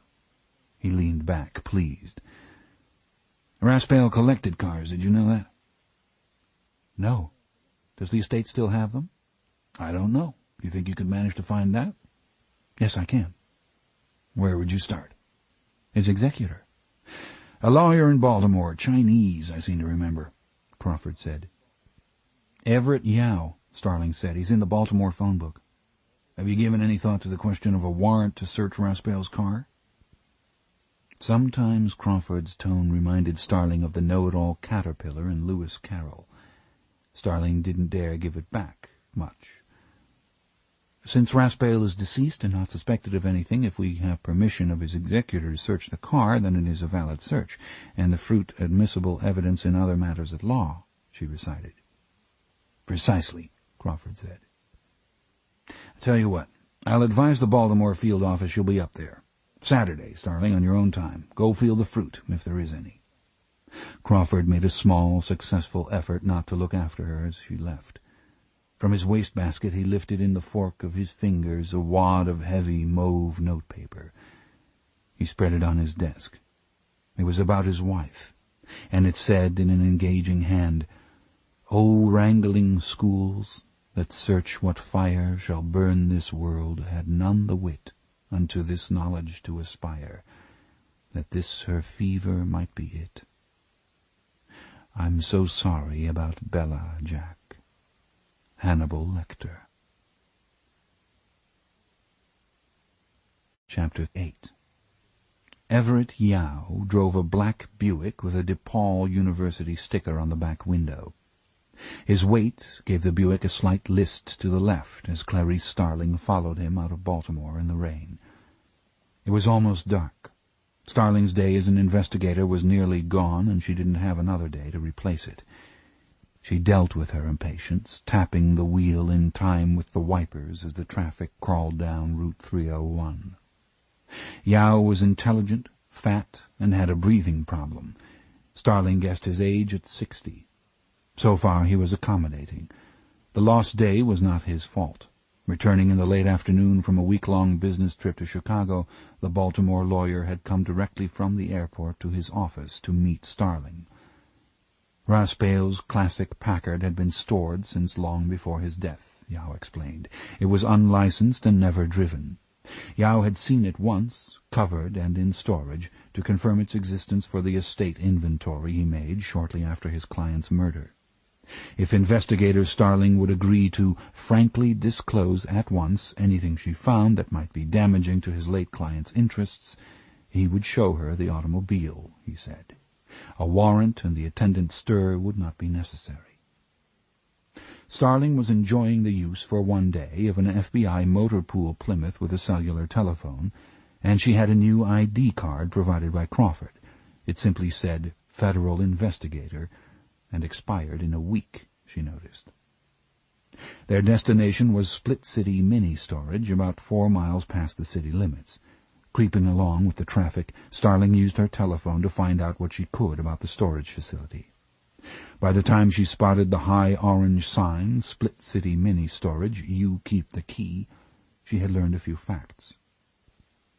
Split City had an Interstate Commerce Commission freight forwarder's license in the name of Bernard Gary. A federal grand jury had barely missed Gary for interstate transportation of stolen goods 3 years ago, and his license was up for review. Yao turned in beneath the sign and showed his keys to a spotty young man in uniform at the gate. The gatekeeper logged their license numbers, opened up, and beckoned impatiently as though he had more important things to do. Split City is a bleak place the wind blows through. Like the Sunday divorce flight from LaGuardia to Juarez, it is a service industry to the mindless Brownian movement in our population. Most of its business is storing the sundered chattels of divorce. Its units are stacked with living room suites, breakfast ensembles, spotted mattresses, toys, and the photographs of things that didn't work out. It is widely believed among Baltimore County sheriff's officers that Split City also hides good and valuable consideration from the bankruptcy courts. It resembles a military installation. 30 acres of long buildings divided by firewalls into units the size of a generous single garage, each with its roll-up overhead door. The rates are reasonable, and some of the property has been there for years. Security is good. The place is surrounded by a double row of high hurricane fence, and dogs patrol between the fences 24 hours a day. 6 inches of sodden leaves, mixed with paper cups and small trash, had banked against the bottom of the door of Raspail's storage unit, number 31.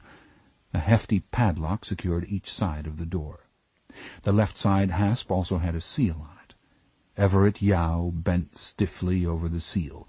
Starling held the umbrella and a flashlight in the early dark. "It doesn't appear to have been opened since I was here 5 years ago," he said. "You see the impression of my notary seal here in the plastic. I had no idea at the time that the relatives would be so contentious and would drag out the probate for so many years." Yao held the flashlight and umbrella while Starling took a picture of the lock and seal. "Mr. Raspail had an office studio in the city, which I closed down to save the estate from paying rent," he said. "I had the furnishings brought here and stored them with Raspail's car and other things that were already here. We brought an upright piano, books, music, a bed, I think." Yao tried a key. "The locks may be frozen.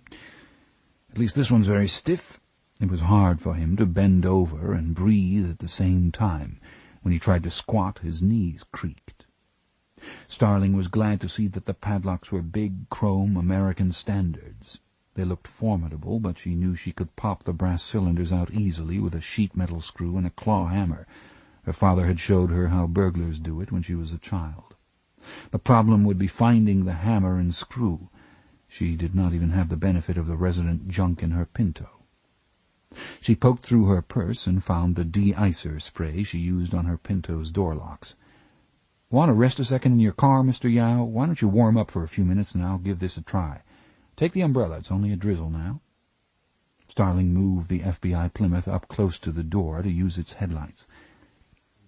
She pulled the dipstick out of the car and dripped oil into the keyholes of the padlocks, then sprayed in de-icer to thin the oil.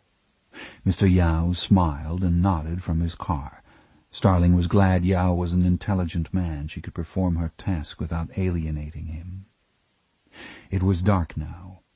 She felt exposed in the glare of the Plymouth's headlights, and the fan belt squealed in her ear as the car idled. She'd locked the car while it was running. Mr. Yao appeared to be harmless, but she saw no reason to take a chance on being mashed against the door. The padlock jumped like a frog in her hand and lay there, open, heavy, and greasy. The other lock, having soaked, was easier. The door would not come up. Starling lifted on the handle until bright spots danced before her eyes.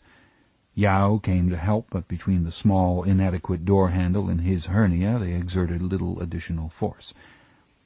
"We might return next week with my son, or with some workmen," Mr. Yao suggested. "I would like very much to go home soon." Starling was not at all sure she'd ever get back to this place. It would be less trouble to Crawford if he just picked up the telephone and had the Baltimore field office handle it. "Mr. Yao, I'll hurry. Do you have a bumper jack in this car?"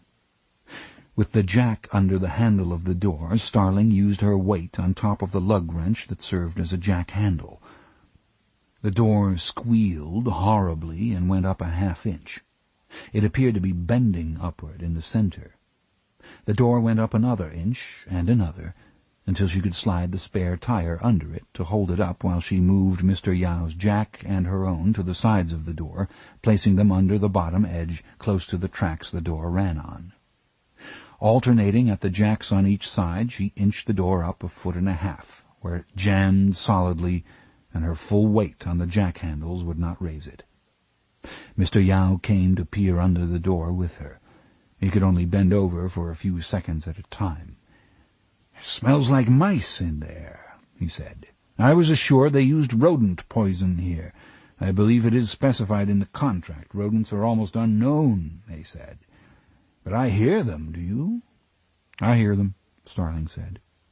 With her flashlight she could pick out cardboard boxes and one big tire with a wide white wall beneath the edge of a cloth cover. The tire was flat. She backed the Plymouth up until part of the headlight pattern shone under the door, and she took out one of the rubber floor mats. "You're going in there, Officer Starling?" "I have to take a look, Mr. Yao." He took out his handkerchief. "May I suggest you tie your cuffs snugly around your ankles to prevent mouse intrusion?" "Thank you, sir. That's a very good idea. Mr. Yao, if the door should come down, or something else should occur, would you be kind enough to call this number? It's our Baltimore field office. They know I'm here with you right now, and they'll be alarmed if they don't hear from me in a little while. Do you follow me?" "Oh, yes, of course. Absolutely, I do." He gave her the key to the Packard. Starling put the rubber mat on the wet ground in front of the door and lay down on it, her hand cupping a pack of plastic evidence bags over the lens of her camera, and her cuffs tied snugly with Yao's handkerchief and her own. A mist of rain fell in her face, and the smell of mold and mice was strong in her nose. What occurred to Starling was, absurdly, Latin. Written on the blackboard by her forensics instructor on her first day in training, it was the motto of the Roman physician, primum non nocere, first do no harm. He didn't say that in a garage full of fucking mice. And suddenly her father's voice, speaking to her with his hand on her brother's shoulder. "If you can't play without squalling, Clarice, go on to the house." Starling fastened the collar button of her blouse, scrunched her shoulders up around her neck, and slid under the door. She was beneath the rear of the Packard. It was parked close to the left side of the storage room, almost touching the wall. Cardboard boxes were stacked high on the right side of the room, filling the space beside the car. Starling wriggled along on her back until her head was out in the narrow gap left between the car and the boxes. She shined her flashlight up the cliff face of boxes. Many spiders had spanned the narrow space with their webs, orb weavers mostly, the webs dotted with small, shriveled carcasses tightly bound. "Well, a brown recluse spider is the only kind to worry about, and it wouldn't build out in the open," Starling said to herself. "The rest don't raise much of a welt." There would be space to stand beside the rear fender. She wriggled around until she was out from under the car, her face close beside the wide white-wall tire. It was hatched with dry rot. She could read the words, "Goodyear Double Eagle," on it. Careful of her head, she got to her feet in the narrow space, hand before her face to break the webs. Was this how it felt to wear a veil? Mr. Yao's voice from outside. "Okay, Miss Starling." "Okay," she said. There were small scurryings at the sound of her voice, and something inside a piano climbed over a few high notes. The car lights from outside lit her legs up to the calf. "So you found the piano, Officer Starling," Mr. Yao called. "That wasn't me." "Oh." The car was big, tall, and long, a 1938 Packard limousine, according to Yao's inventory. It was covered with a rug, the plush side down. She played her flashlight over it. "Did you cover the car with this rug, Mr. Yao?" "I found it that way, and I never uncovered it," Yao called under the door. "I can't deal with a dusty rug. That's the way Raspail had it. I just made sure the car was there. My movers put the piano against the wall and covered it and stacked more boxes beside the car and left. I was paying them by the hour. The boxes are sheet music and books mostly." The rug was thick and heavy, and as she tugged at it, dust swarmed in the beam of her flashlight. She sneezed twice. Standing on tiptoe, she could fold the rug over to the midline of the tall old car. The curtains were drawn in the back windows. The door handle was covered with dust. She had to lean forward over cartons to reach it. Touching only the end of the handle, she tried to turn it downward. Locked. There was no keyhole in the rear door. She'd have to move a lot of boxes to get to the front door, and there was damn little place to put them. She could see a small gap between the curtain and the post of the rear window. Starling leaned over boxes to put her eye close to the glass and shined her light through the crack. She could only see her reflection until she cupped her hand on top of the light. A splinter of the beam diffused by the dusty glass moved across the seat. An album lay open on the seat. The colors were poor in the bad light, but she could see valentines pasted on the pages. Lacy old valentines, fluffy on the page. "Thanks a lot, Dr. Lecter." When she spoke, her breath stirred the fuzz of dust on the windowsill and fogged the glass. She didn't want to wipe it, so she had to wait for it to clear. The light moved on, over a lap rug crumpled on the floor of the car, and onto the dusty wink of a pair of man's patent leather evening shoes. Above the shoes, black socks, and above the socks were tuxedo trousers, with legs in them. "Nobody's been in that door in 5 years. Easy, easy, hold it, baby." "Oh, Mr. Yao? Say, Mr. Yao?" "Yes, Officer Starling?" "Mr. Yao, looks like somebody's sitting in this car." "Oh, my. Maybe you better come out, Miss Starling." "Not quite yet, Mr. Yao. Just wait there, if you will, please." Now is when it's important to think. Now is more important than all the crap you tell your pillow for the rest of your life. Suck it up and do this right. I don't want to destroy evidence. I do want some help. But most of all, I don't want to cry wolf. If I scramble the Baltimore office and the cops out here for nothing, I've had it. I see what looks like some legs. Mr. Yao would not have brought me here if he'd known there was a cool one in the car. She managed to smile at herself. Cool one was bravado. Nobody's been here since Yao's last visit. All right, that means the boxes were put here after whatever's in the car, and that means I can move the boxes without losing anything important. All right, Mr. Yao. Yes. Do we have to call the police, or are you sufficient, Officer Starling? I've got to find that out. Just wait right there, please. The box problem was as maddening as Rubik's Cube. She tried to work with the flashlight under her arm, dropped it twice, and finally put it on top of the car. She had to put boxes behind her, and some of the shorter book cartons would slide under the car. Some kind of bite or splinter made the ball of her thumb itch. Now she could see through the dusty glass of the front passenger's side window into the chauffeur's compartment. A spider had spun between the big steering wheel and the gear shift. The partition between the front and back compartments was closed. She wished she had thought to oil the Packard key before she came under the door, but when she stuck it in the lock, it worked. There was hardly room to open the door more than a third of the way in the narrow passage. It swung against the boxes with a thump that sent the mice scratching and brought additional notes from the piano. A stale smell of decay and chemical came out of the car. It jogged her memory in a place she couldn't name. She leaned inside, opened the partition behind the chauffeur's seat, and shined her flashlight into the rear compartment of the car. A formal shirt with studs was the bright thing the light found first. Quickly up the shirt front to the face, no face to see, and down again, over glittering shirt studs and satin lapels to a lap with zipper open, and up again to the neat bow tie and the collar, where the white stub neck of a mannequin protruded. But above the neck, something else that reflected little light. Cloth, a black hood where the head should be, big, as though it covered a parrot's cage. Velvet, Starling thought.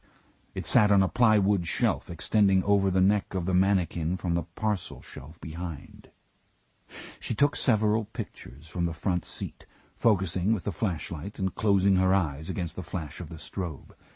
Then she straightened up outside the car. Standing in the dark, wet, with cobwebs on her, she considered what to do. What she was not going to do was summon the special agent in charge of the Baltimore field office to look at a mannequin with its fly open and a book of valentines. Once she decided to get in the back seat and take the hood off the thing, she didn't want to think about it very long. She reached through the chauffeur's partition, unlocked the rear door, and rearranged some boxes to get it open. It all seemed to take a long time. The smell from the rear compartment was much stronger when she opened the door. She reached in, and carefully lifting the Valentine album by the corners, moved it onto an evidence bag on top of the car. She spread another evidence bag on the seat. The car springs groaned as she got inside, and the figure shifted a little when she sat down beside it. The right hand in its white glove slid off the thigh and lay on the seat. She touched the glove with her finger. The hand inside was hard. Gingerly she pushed the glove down from the wrist. The wrist was some white synthetic material. There was a lump in the trousers that for a silly instant reminded her of certain events in high school. Small scrambling noises came from under the seat. Gentle as a caress, her hand touching the hood. The cloth moved easily over something hard and slick beneath. When she felt the round knob on the top, she knew. She knew that it was a big laboratory specimen jar, and she knew what would be in it. With dread but little doubt, she pulled off the cover. The head inside the jar had been severed neatly close beneath the jaw. It faced her, the eyes long burned milky by the alcohol that preserved it. The mouth was open, and the tongue protruded slightly, very gray. Over the years the alcohol had evaporated to the point that the head rested on the bottom of the jar, its crown protruding through the surface of the fluid in a cap of decay. Turned at an owlish angle to the body beneath, it gaped stupidly at Starling. Even in the play of light over the features it remained dumb and dead. Starling, in this moment, examined herself. She was pleased. She was exhilarated. She wondered for a second if those were worthy feelings.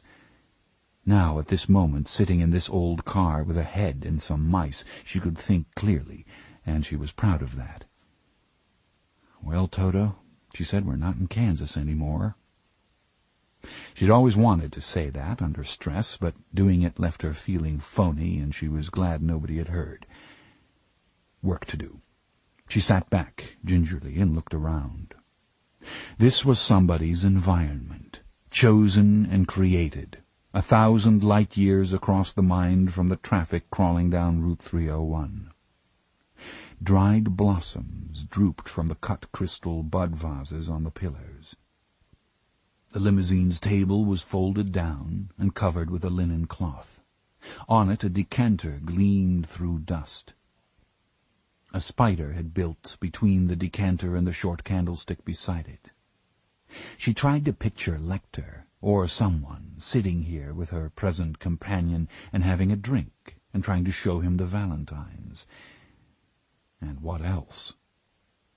Working carefully, disturbing the figure as little as possible, she frisked it for identification.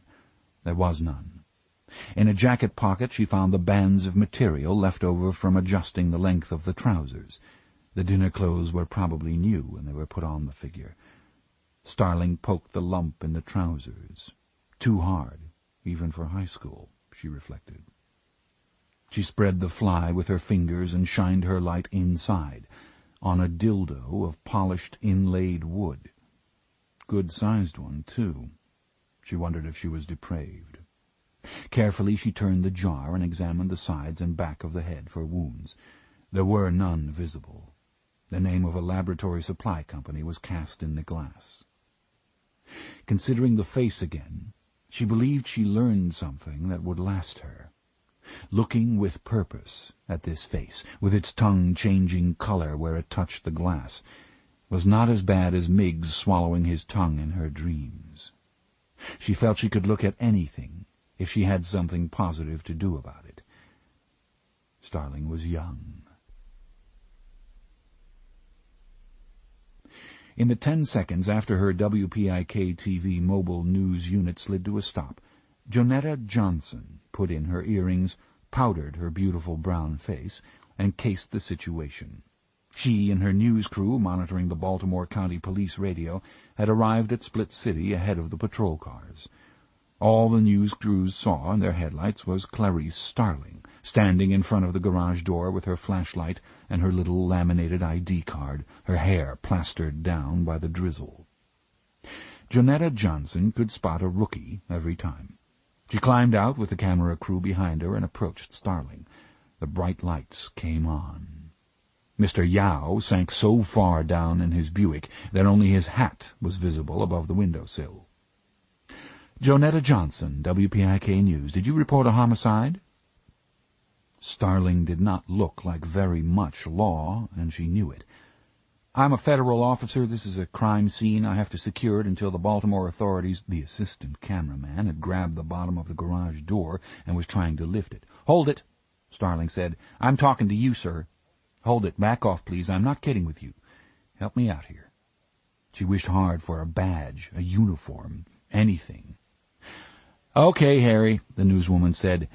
Officer, we want to cooperate in every way. Frankly, this crew costs money, and I just want to know whether to even keep them here until the other authorities arrive. Will you tell me if there's a body in there? Camera's off just between us. Tell me and we'll wait. We'll be good, I promise. How about it?" "I'd wait if I were you," Starling said. "Thanks, you won't be sorry," Jonetta Johnson said. "Look, I've got some information on Split City mini-storage that you could probably use. Would you shine your light on the clipboard? Let's see if I can find it here." "WEYE mobile unit just turned in at the gate, Joni," the man, Harry, said. "Let's see if I can find it here, officer. Here it is. There was a scandal about 2 years ago when they tried to prove this place was trucking and storing—" "Was it fireworks?" Jonetta Johnson glanced over Starling's shoulder once too often. Starling turned to see the cameraman on his back, his head and shoulders in the garage, the assistant squatting beside him, ready to pass the minicam under the door. "Hey!" Starling said. She dropped to her knees on the wet ground beside him and tugged at his shirt. "You can't go in there! Hey, I told you not to do that!" And all the time the men were talking to her, constantly, gently. "We won't touch anything. We're pros. You don't have to worry. The cops will let us in anyway. It's all right, honey." Their cousining back-seat manner put her over. She ran to a bumper jack at the end of the door and pumped the handle. The door came down 2 inches with a grinding screech. She pumped it again. Now the door was touching the man's chest. When he didn't come out, she pulled the handle out of the socket and carried it back to the prone cameraman. There were other bright television lights now, and in the glare of them she banged the door above him hard with the jack-handle, showering dust and rust down on him. "Give me your attention," she said. "You don't listen, do you? Come out of there, now. You're 1 second from arrest for obstruction of justice." "Take it easy," the assistant said. He put his hand on her. She turned on him. There were shouted questions from behind the glare, and she heard sirens. "Hands off and back off, Buster!" She stood on the cameraman's ankle and faced the assistant, the jack-handle hanging by her side. She did not raise the jack-handle. It was just as well. She looked bad enough on television as it was. Chapter 9. The odors of the violent ward seemed more intense in the semi-darkness. A TV set playing without sound in the corridor threw Starling's shadow on the bars of Dr. Lecter's cage. She could not see into the dark behind the bars, but she didn't ask the orderly to turn up the lights from his station. The whole ward would light at once, and she knew the Baltimore County Police had had the lights full on for hours while they shouted questions at Lecter. He had refused to speak, but responded by folding for them an origami chicken that pecked when the tail was manipulated up and down. The senior officer, furious, had crushed the chicken in the lobby ashtray as he gestured for Starling to go in. "Dr. Lecter?" She heard her own breathing and breathing down the hall, but from Miggs's empty cell, no breathing. Miggs's cell was vastly empty. She felt its silence like a draft. Starling knew Lecter was watching her from the darkness. 2 minutes passed. Her legs and back ached from her struggle with the garage door, and her clothes were damp. She sat on her coat on the floor, well back from the bars, her feet tucked under her, and lifted her wet, bedraggled hair over her collar to get it off her neck. Behind her on the TV screen, an evangelist waved his arms. "Dr. Lecter, we both know what this is. They think you'll talk to me." Silence. Down the hall someone whistled, "Over the sea to sky." After 5 minutes, she said, "It was strange going in there. Sometime I'd like to talk to you about it." Starling jumped when the food carrier rolled out of Lecter's cell. There was a clean, folded towel in the tray. She hadn't heard him move. She looked at it, and with a sense of falling, took it and toweled her hair. "Thanks," she said. "Why don't you ask me about Buffalo Bill?" His voice was close, at her level. He must be sitting on the floor, too. "Do you know something about him?" "I might if I saw the case." "I don't have that case," Starling said. "You won't have this one either when they're through using you." "I know."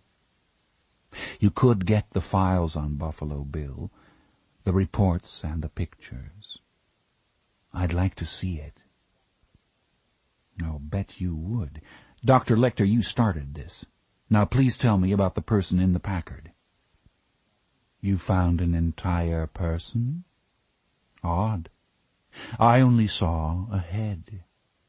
Where do you suppose the rest came from?" "All right, whose head was it?" "What can you tell?" "They've only done the preliminary stuff. White male, about 27, both American and European dentistry. Who was he?" "Raspail's lover. Raspail of the gluey flute." "What were the circumstances? How did he die?" "Circumlocution, Officer Starling?" "No, I'll ask it later. Let me save you some time. I didn't do it. Raspail did. Raspail liked sailors. This was a Scandinavian one named Klaus something. Raspail never told me the last name." Dr. Lecter's voice moved lower. Maybe he was lying on the floor, Starling thought. "Klaus was off a Swedish boat in San Diego. Raspail was out there teaching for a summer at the conservatory. He went berserk over the young man. The Swede saw a good thing and jumped his boat. They bought some kind of awful camber and sylphed through the woods naked. Raspail said the young man was unfaithful, and he strangled him." "Raspail told you this?" "Oh, yes. Under the confidential seal of therapy sessions. I think it was a lie. Raspail always embellished the facts. He wanted to seem dangerous and romantic. The Swede probably died in some banal, erotic asphyxia transaction. Raspail was too flabby and weak to have strangled him. Notice how closely Klaus was trimmed under the jaw, probably to remove a high ligature mark from hanging." "I see. Raspail's dream of happiness was ruined. He put Klaus's head in a bowling bag and came back east." "What did he do with the rest?" "Buried it in the hills." "He showed you the head in the car?" "Oh, yes. In the course of therapy he came to feel he could tell me anything. He went out to sit with Klaus quite often, and showed him the valentines.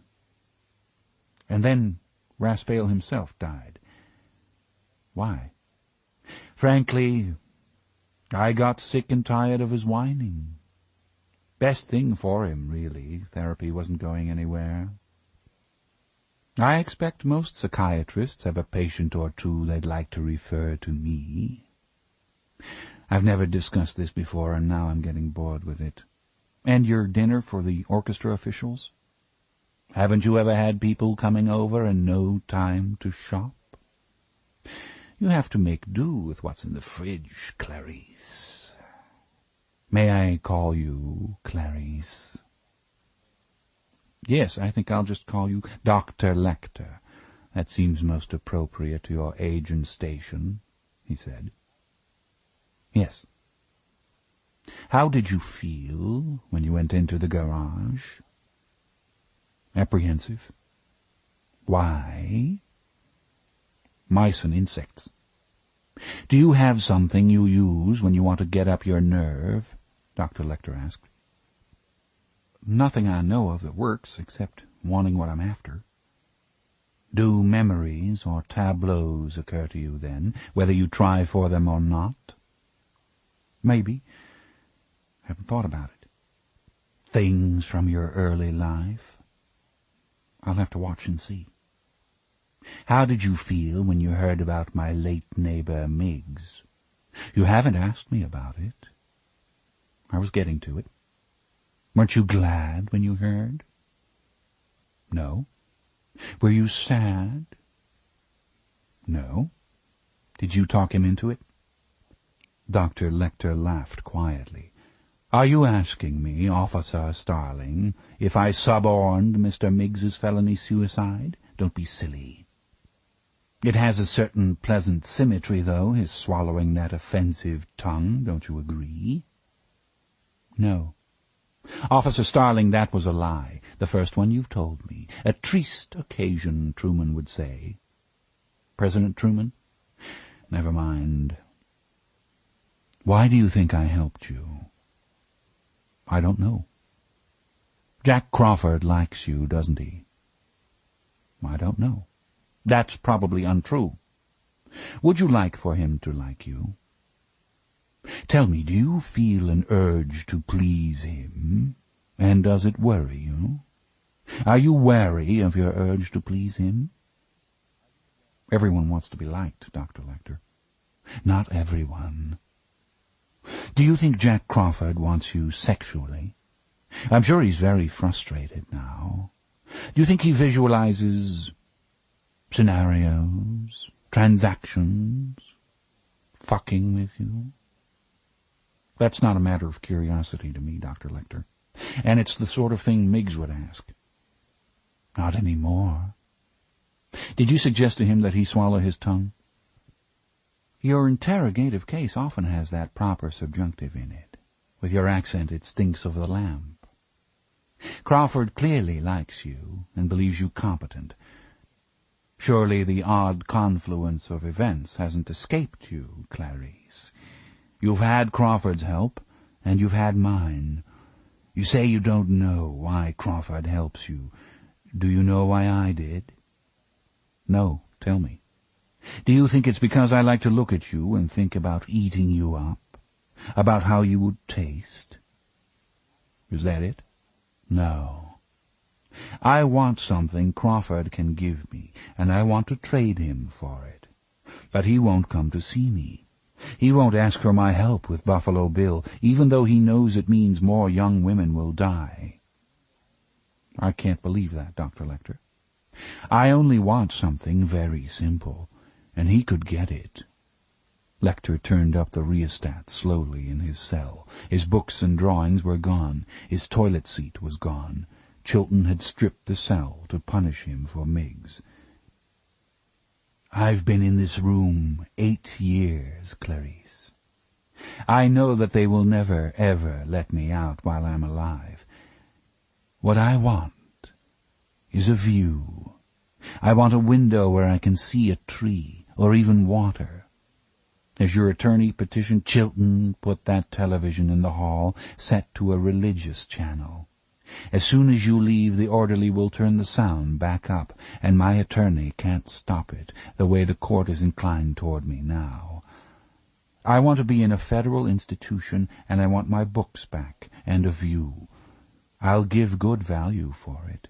Crawford could do that. Ask him. I can tell him what you've said.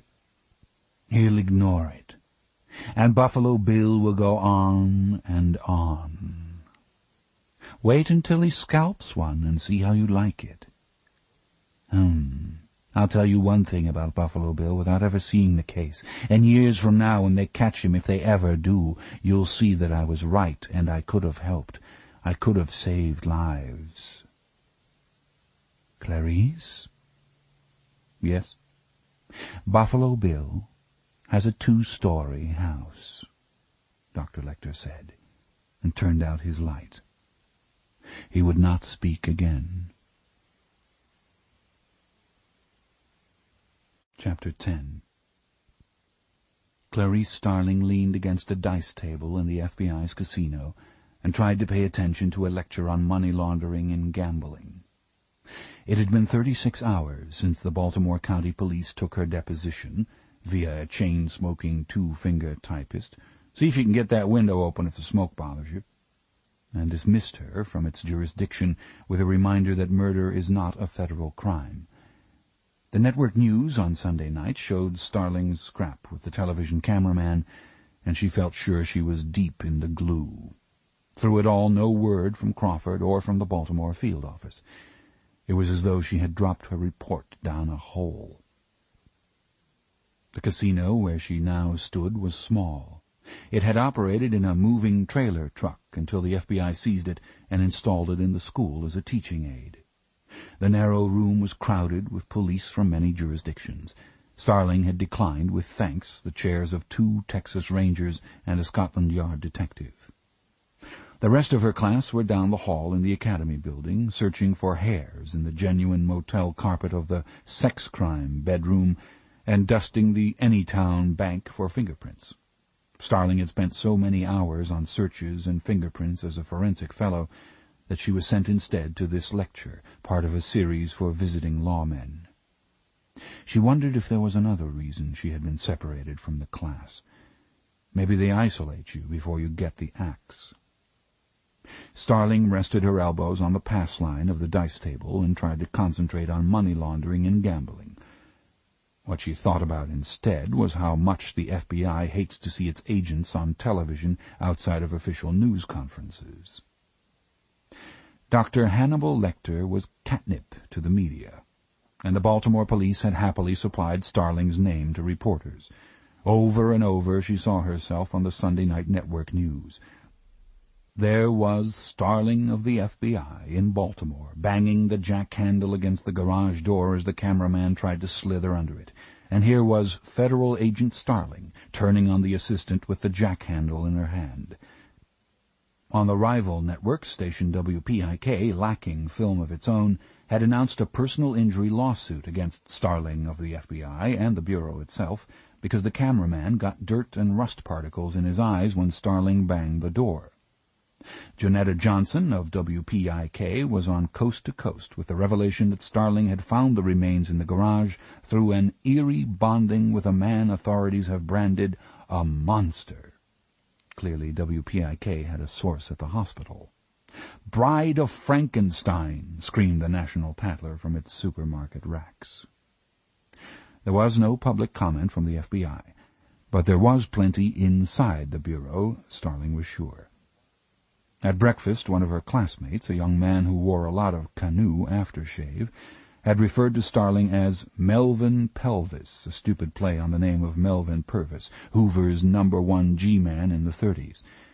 What Ardelia Mapp said to the young man made his face turn white, and he left his breakfast uneaten on the table.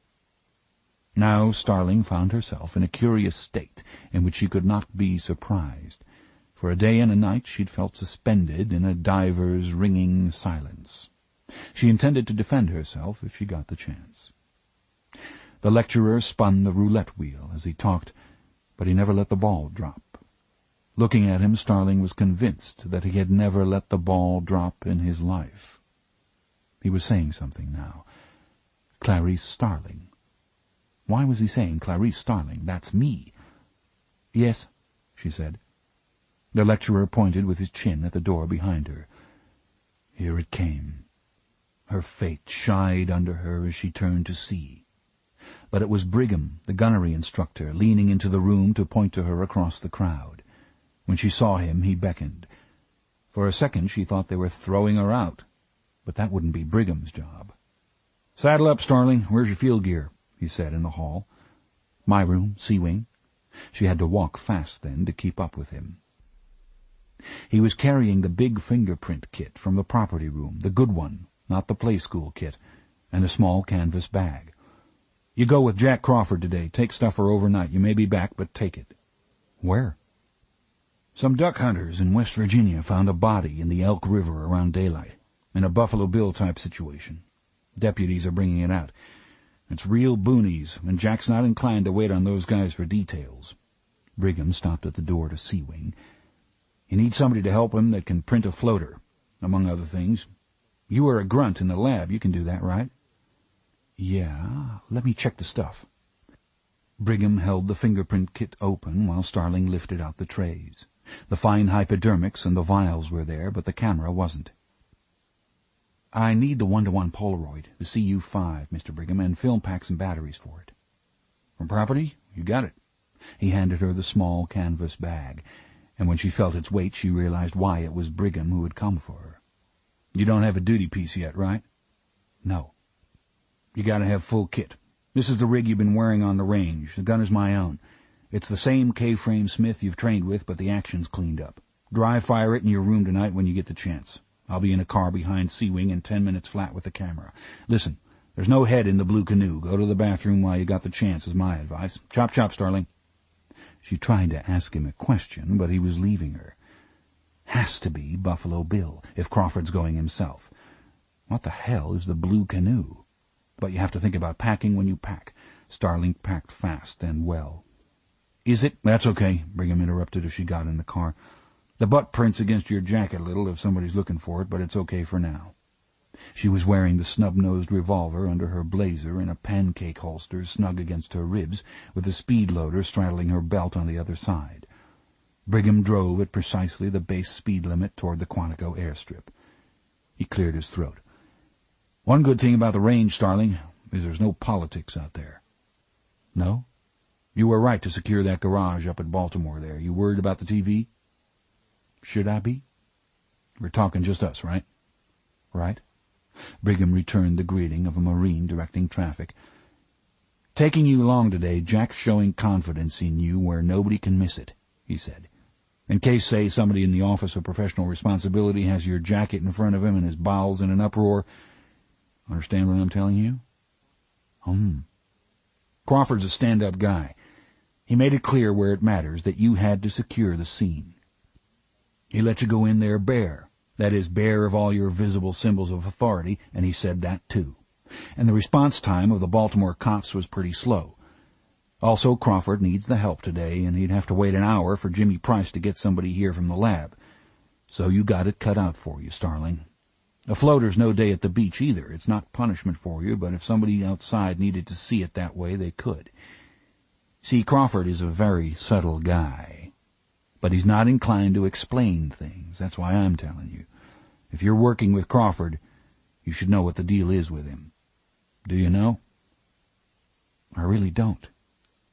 He's got a lot on his mind besides Buffalo Bill. His wife Bella's real sick. She's in a terminal situation. He's keeping her at home. If it wasn't for Buffalo Bill, he'd have taken compassionate leave. I didn't know that.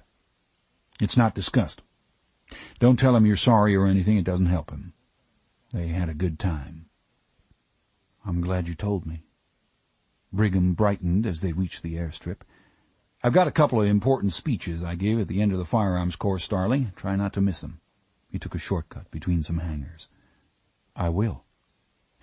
Listen, what I teach is something you probably won't ever have to do. I hope you won't. But you've got some aptitude, Starling. If you have to shoot, you can shoot. Do your exercises. Right. Don't ever put it in your purse. Right. Pull it a few times in your room at night. Stay so you can find it. I will. A venerable twin-engined Beechcraft stood on the taxiway at the Quantico airstrip with its beacons turning and the door open. One propeller was spinning, riffling the grass beside the tarmac. That wouldn't be the blue canoe, Starling said. Yep. It's little and it's old. It is old, Brigham said cheerfully. Drug enforcement seized it in Florida a long time ago when it flopped in the glades. Mechanically sound now, though. I hope Graham and Rudman don't find out we're using it and we're supposed to ride the bus. He pulled up beside the airplane and got Starling's baggage out of the back seat. In some confusion of hands, he managed to give her the stuff and shake her hand. And then, without meaning to, Brigham said, "Bless you, Starling." The words felt odd in his marine mouth. He didn't know where they came from, and his face felt hot. "Thanks. Thank you, Mr. Brigham." Crawford was in the co-pilot's seat, in shirt-sleeves and sunglasses. He turned to Starling when he heard the pilot slam the door. She couldn't see his eyes behind the dark glasses, and she felt she didn't know him. Crawford looked pale and tough, like a root a bulldozer pushes up. "Take a pew and read," is all he said. A thick case file lay on the seat behind him. The cover said, "Buffalo Bill." Starling hugged it tight as the blue canoe blatted and shuddered and began to roll. Chapter 11. The edges of the runway blurred and fell away. To the east a flash of morning sun off the Chesapeake Bay as the small plane turned out of traffic. Clarice Starling could see the school down there and the surrounding Marine base at Quantico. On the assault course, tiny figures of Marines scrambled and ran. This was how it looked from above.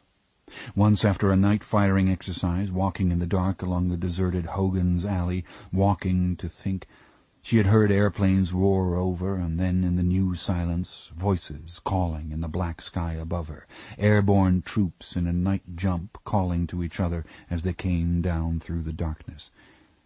And she wondered how it felt to wait for the jump light at the aircraft door, how it felt to plunge into the bellowing dark. Maybe it felt like this. She opened the file. He had done it 5 times that they knew of, had Bill. At least 5 times, and probably more over the past 10 months, he had abducted a woman, killed her, and skinned her. Starling's eye raced down the autopsy protocols to the free histamine tests to confirm that he killed them before he did the rest. He dumped each body in running water when he was through with it. Each was found in a different river, downstream from an interstate highway crossing, each in a different state. Everyone knew Buffalo Bill was a traveling man. That was all the law knew about him, absolutely all, except that he had at least 1 gun. It had 6 lands and grooves, left-hand twist, possibly a Colt revolver or a Colt clone. Skid marks on recovered bullets indicated he preferred to fire .38 specials in the longer chambers of a .357. The rivers left no fingerprints, no trace evidence of hair or fiber. He was almost certain to be a white male. White because serial murderers usually kill within their own ethnic group, and all the victims were white. Male because female serial murderers are almost unknown in our time. 2 big city columnists had found a headline in E. Cummings' deadly little poem, Buffalo Bill. How do you like your blue-eyed boy, Mr. Death? Someone, maybe Crawford, had pasted the quotation inside the cover of the file.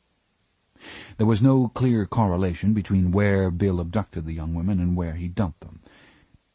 In the cases where the bodies were found soon enough for an accurate determination of time of death, police learned another thing the killer did. Bill kept them for a while, alive. These victims did not die until a week to 10 days after they were abducted. That meant he had to have a place to keep them, and a place to work in privacy. It meant he wasn't a drifter. He was more of a trapdoor spider, with his own digs, somewhere.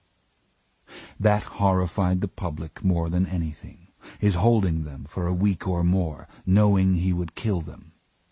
2 were hanged, 3 shot. There was no evidence of rape or physical abuse prior to death, and the autopsy protocols recorded no evidence of specifically genital disfigurement, though pathologists noted it would be almost impossible to determine these things in the more deteriorated bodies. All were found naked. In 2 cases, articles of the victims' outer clothing were found beside the road near their homes, slit up the back like funeral suits. Starling got through the photographs all right. Floaters are the worst kind of dead to deal with, physically. There is an absolute pathos about them, too, as there often is about homicide victims out of doors.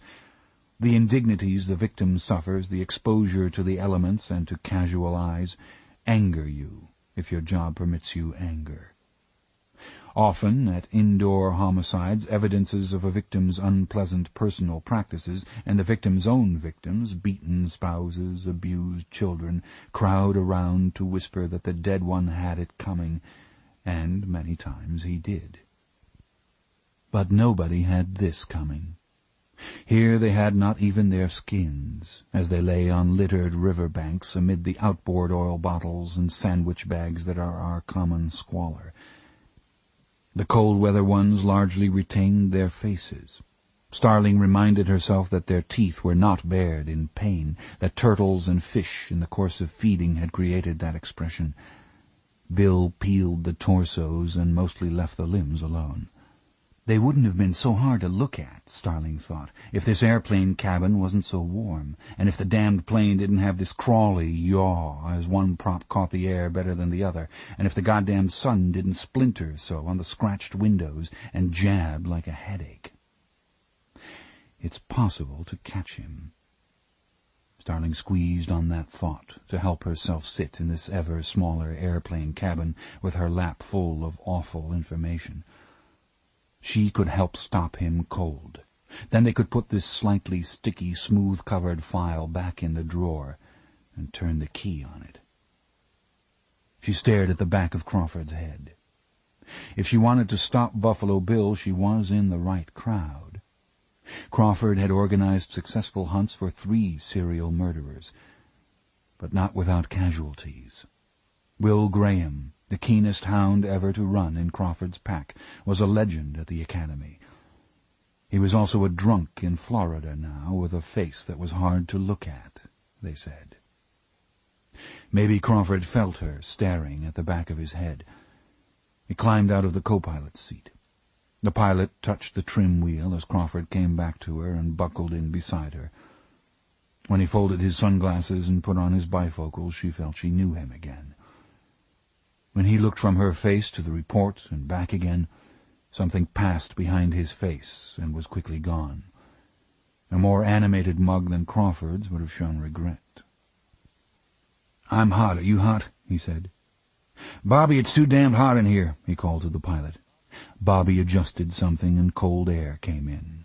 A few snowflakes formed in the moist cabin air and settled in Starling's hair. Then it was Jack Crawford hunting, his eyes like a bright winter day.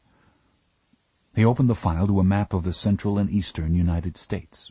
Locations where bodies had been found were marked on the map, a scattering of dots as mute and crooked as Orion. Crawford took a pen from his pocket and marked the newest location, their objective. "Elk River, about 6 miles below US 79, he said. "We're lucky on this one. The body was snagged on a trot line, a fishing line set out in the river. They don't think she's been in the water all that long. They're bringing her to Potter, the county seat. I want to know who she is in a hurry so we can sweep for witnesses to the abduction. We'll send the prints back on a landline as soon as we get 'em." Crawford tilted his head to look at Starling through the bottoms of his glasses. "Jimmy Price says you can do a floater." "Actually, I never had an entire floater," Starling said. "I fingerprinted the hands Mr. Price got in his mail every day. A good many of them were from floaters, though." Those who have never been under Jimmy Price's supervision believe him to be a lovable curmudgeon. Like most curmudgeons, he is really a mean old man.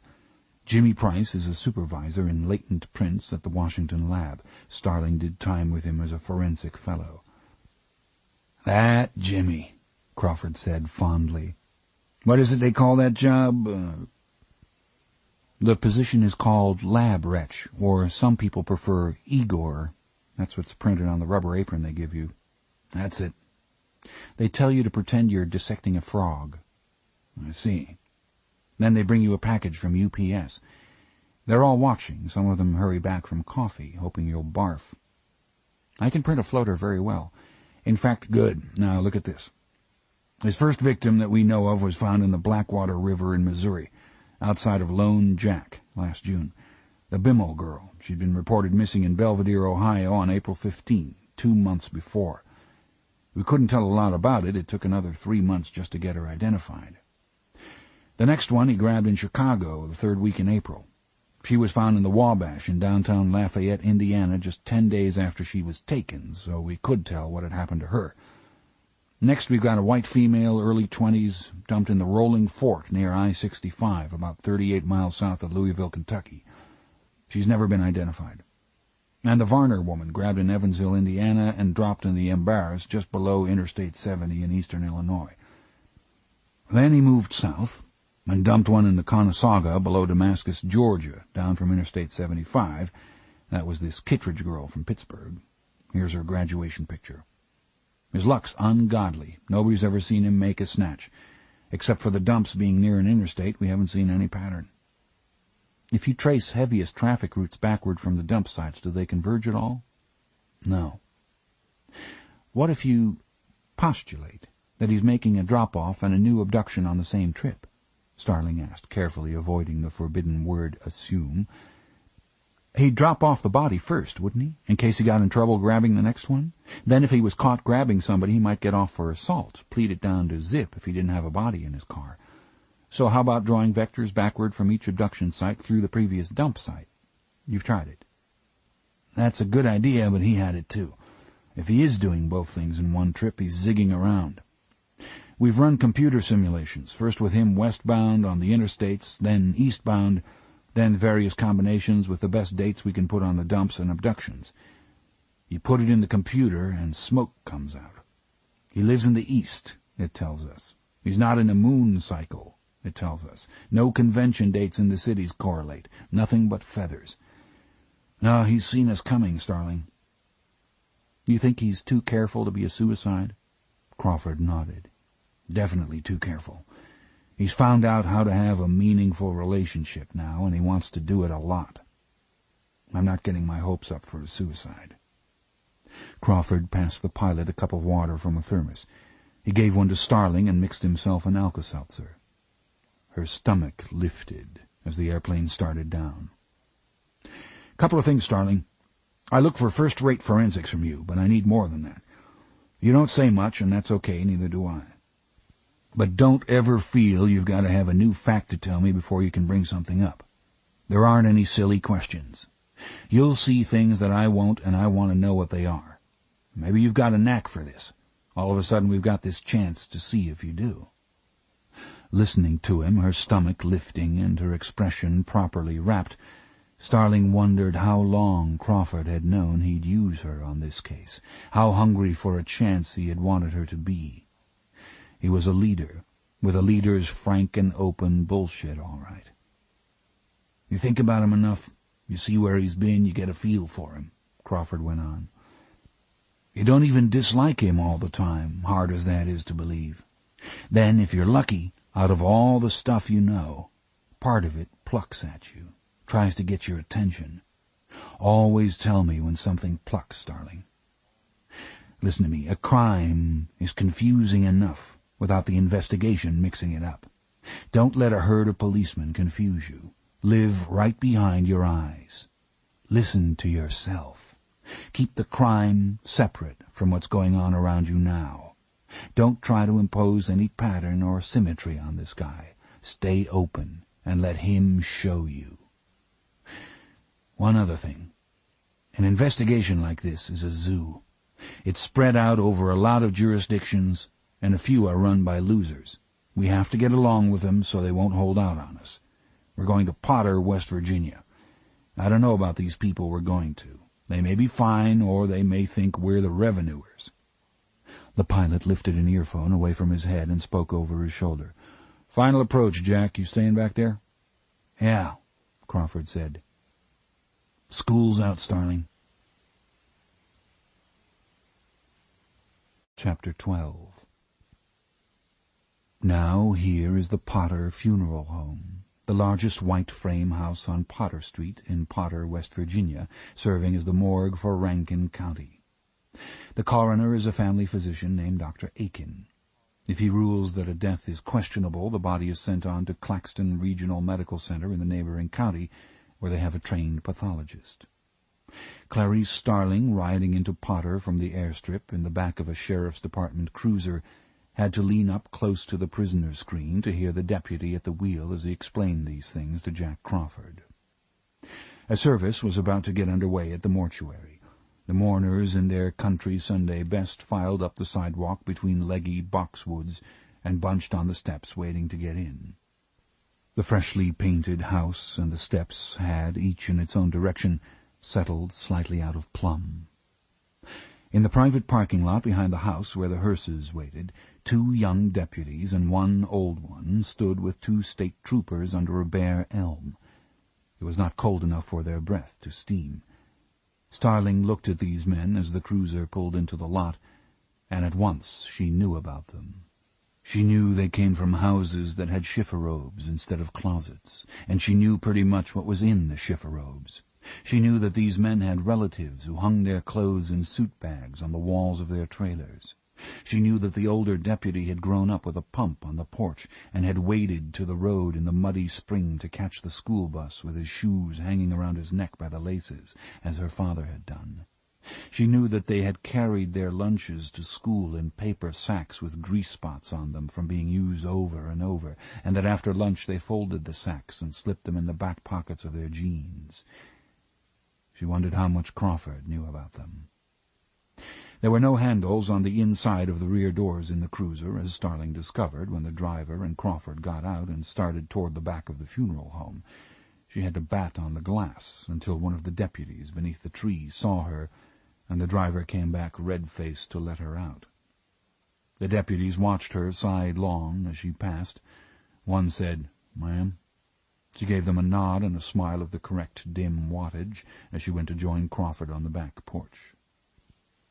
When she was far enough away, one of the younger deputies, a newlywed, scratched beneath his jaw and said, "She don't look half as good as she thinks she does."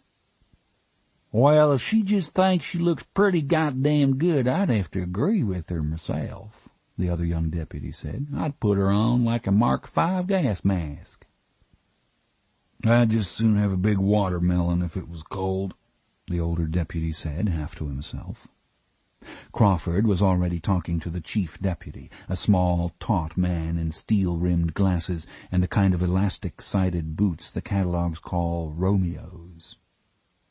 They had moved into the funeral home's dim back corridor, where a Coke machine hummed and random odd objects stood against the wall, a treadle sewing machine, a tricycle, and a roll of artificial grass, a striped canvas awning wrapped around its poles. On the wall was a sepia print of St. Cecilia at the keyboard. Her hair was braided around her head, and roses tumbled onto the keys out of thin air. "I appreciate your letting us know so fast, Sheriff," Crawford said. The chief deputy wasn't having any. "It was somebody from the district attorney's office called you," he said. "I know the sheriff didn't call you. Sheriff Perkins is on a guided tour of Hawaii at the present time with Mrs. Perkins. I spoke to him on long distance this morning at 8 o'clock. That's 3 a.m. Hawaii time. He'll get back to me later in the day, but he told me job 1 is to find out if this is one of our local girls. It could be something that outside elements has just dumped on us. We'll tend to that before we do anything else. We've had 'em haul bodies here all the way from Phoenix City, Alabama." "That's where we can help you, Sheriff. If I've been on the phone with the Field Services Commander of the State Troopers in Charleston. He's sending some officers from the Criminal Investigation Section, what's known as the CIS. They'll give us all the backup we need." The corridor was filling with deputy sheriffs and troopers. The chief deputy had too much of an audience. "We'll get around to you just as soon as we can, and extend you every courtesy. Work with you every way we can. But right now, Sheriff, this kind of sex crime has some aspects that I'd rather say to you just between us men. You understand what I mean?" Crawford said, indicating Starling's presence with a small movement of his head. He hustled the smaller man into a cluttered office off the hall and closed the door. Starling was left to mask her umbrage before the gaggle of deputies. Her teeth hard together, she gazed on St. Cecilia and returned the saint's ethereal smile while eavesdropping through the door. She could hear raised voices, then scraps of a telephone conversation. They were back out in the hall in less than 4 minutes. The chief deputy's mouth was tight. "Oscar, go out front and get Dr. Aiken." He's kind of obliged to attend those rites, but I don't think they've got started out there yet. Tell him we've got Claxton on the phone." The coroner, Dr. Aiken, came to the little office and stood with his foot on a chair, tapping his front teeth with a Good Shepherd fan while he had a brief telephone conference with a pathologist in Claxton. Then he agreed to everything. So, in an embalming room with cabbage roses in the wallpaper and a picture moulding beneath its high ceiling, in a white-frame house of a type she understood, Clarice Starling met with her first direct evidence of Buffalo Bill. The bright green body bag, tightly zipped, was the only modern object in the room. It lay on an old-fashioned porcelain embalming table, reflected many times in the glass panes of cabinets holding trocars and packages of rock-hard cavity fluid. Crawford went to the car for the fingerprint transmitter, while Starling unpacked her equipment on the drain board of a large double sink against the wall. Too many people were in the room. Several deputies, the chief deputy, all had wandered in with them and showed no inclination to leave. It wasn't right. Why didn't Crawford come in and get rid of them? The wallpaper billowed in a draught, billowed inward as the doctor turned on the big dusty vent fan. Clarice Starling, standing at the sink, needed now a prototype of courage more apt and powerful than any Marine parachute jump. The image came to her and helped her, but it pierced her too. Her mother, standing at the sink, washing blood out of her father's hat, running cold water over the hat, saying, "We'll be all right, Clarice. Tell your brothers and sisters to wash up and come to the table. We need to talk, and then we'll fix our supper." Starling took off her scarf and tied it over her hair like a mountain midwife. She took a pair of surgical gloves out of her kit. When she opened her mouth for the first time in Potter, her voice had more than its normal twang, and the force of it brought Crawford to the door to listen. Gentlemen, you officers and gentlemen, listen here a minute, please. Now let me take care of her." She held her hands before their faces as she pulled on the gloves. "There's things we need to do for her. You brought her this far, and I know her folks would thank you if they could. Now please go on out and let me take care of her." Crawford saw them suddenly go quiet and respectful and urge each other out in whispers. "Come on, Jess, let's go out in the yard." And Crawford saw that the atmosphere had changed here in the presence of the dead, that wherever this victim came from, whoever she was, the river had carried her into the country, and while she lay helpless in this room in the country, Clarice Starling had a special relationship to her. Crawford saw that in this place Starling was heir to the granny women, to the wise women, the herb healers, the stalwart country women who have always done the needful, who keep the watch, and when the watch is over, wash and dress the country dead. Then there were only Crawford and Starling and the doctor in the room with the victim. Dr. Aiken and Starling looked at each other with a kind of recognition. Both of them were oddly pleased, oddly abashed. Crawford took a jar of Vicks Vapor Rub out of his pocket and offered it around. Starling watched to see what to do, and when Crawford and the doctor rubbed it around the rims of their nostrils, she did too. She dug her cameras out of the equipment bag on the drain board, her back to the room. Behind her she heard the zipper of the body bag go down. Starling blinked at the cabbage roses on the wall, took a breath, and let it out. She turned around and looked at the body on the table. "They should have put paper bags on her hands," she said. "I'll bag them when we're through." Carefully, overriding the automatic camera to bracket her exposures, Starling photographed the body. The victim was a heavy-hipped young woman, 67 inches long by Starling's tape. The water had leached her gray where the skin was gone, but it had been cold water, and she clearly hadn't been in it more than a few days. The body was flayed neatly from a clean line just below the breasts to the knees, about the area that would be covered by a bullfighter's pants and sash. Her breasts were small, and between them, over the sternum, was the apparent cause of death, a ragged, star-shaped wound a hand's breadth across. Her round head was peeled to the skull, from just above the eyebrows and ears to the nape. "Dr. Lecter said he'd start scalping," Starling said. Crawford stood with his arms folded while she took the pictures. "Get her ears with the Polaroid," was all he said. He went so far as to purse his lips as he walked around the body. Starling peeled off her glove to trail her finger up the calf of the leg. A section of the trot line and treble fishhooks that had entangled and held the body in the moving river was still wrapped around the lower leg. "What do you see, Starling?" "Well, she's not a local. Her ears are pierced 3 times each, and she wore glitter polish. Looks like town to me. She's got maybe 2 weeks or so hair growth on her legs, and see how soft it's grown in? I think she got her legs waxed. Armpits, too. Look how she bleached the fuzz on her upper lip. She was pretty careful about herself, but she hadn't been able to take care of it for a while." "What about the wound?" "I don't know," Starling said. "I would have said an exit gunshot wound, except that looks like part of an abrasion collar and a muzzle stamp at the top there." "Good, Starling. It's a contact entrance wound over the sternum. The explosion gases expand between the bone and the skin and blow out the star around the hole." On the other side of the wall, a pipe organ wheezed as the service got under way in the front of the funeral home. "Wrongful death," Dr. Akins contributed, nodding his head.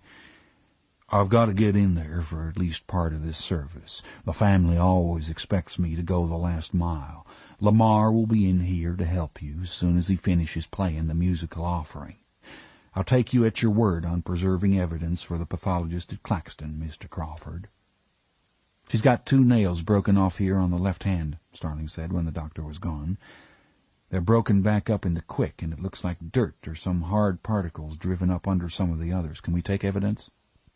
"Take samples of grit. Take a couple of flakes of polish," Crawford said. "We'll tell him after we get the results." Lamar, a lean funeral home assistant with a whiskey bloom in the middle of his face, came in while she was doing it.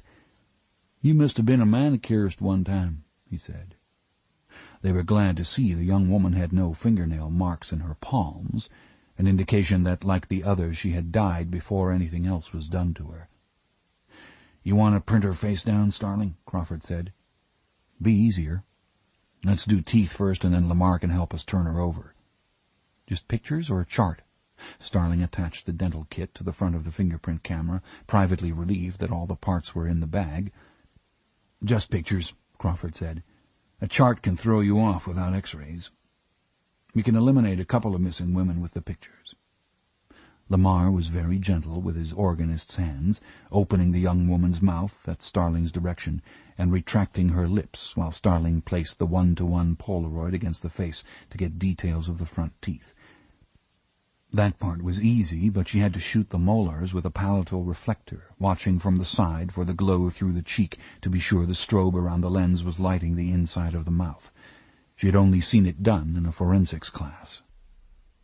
Starling watched the first Polaroid print of the molars develop, adjusted the lightness control, and tried again. This print was better. This one was very good. "She's got something in her throat," Starling said. Crawford looked at the picture. It showed a dark cylindrical object just behind the soft palate. "Give me the flashlight." "When a body comes out of the water, a lot of times there's like leaves and things in the mouth," Lamar said, helping Crawford to look. Starling took some forceps out of her bag. She looked at Crawford across the body. He nodded. It only took her a second to get it. "What is it, some kind of seed pod?" Crawford said. "Oh, sir, that's a bug cocoon," Lamar said. He was right. Starling put it in a jar.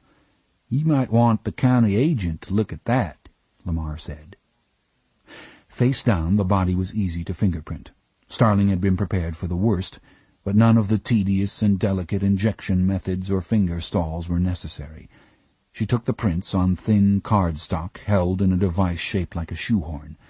She did a set of plantar prints as well, in case they had only baby footprints from a hospital for reference. 2 triangular pieces of skin were missing from high on the shoulders. Starling took pictures. "Measure 2, Crawford said.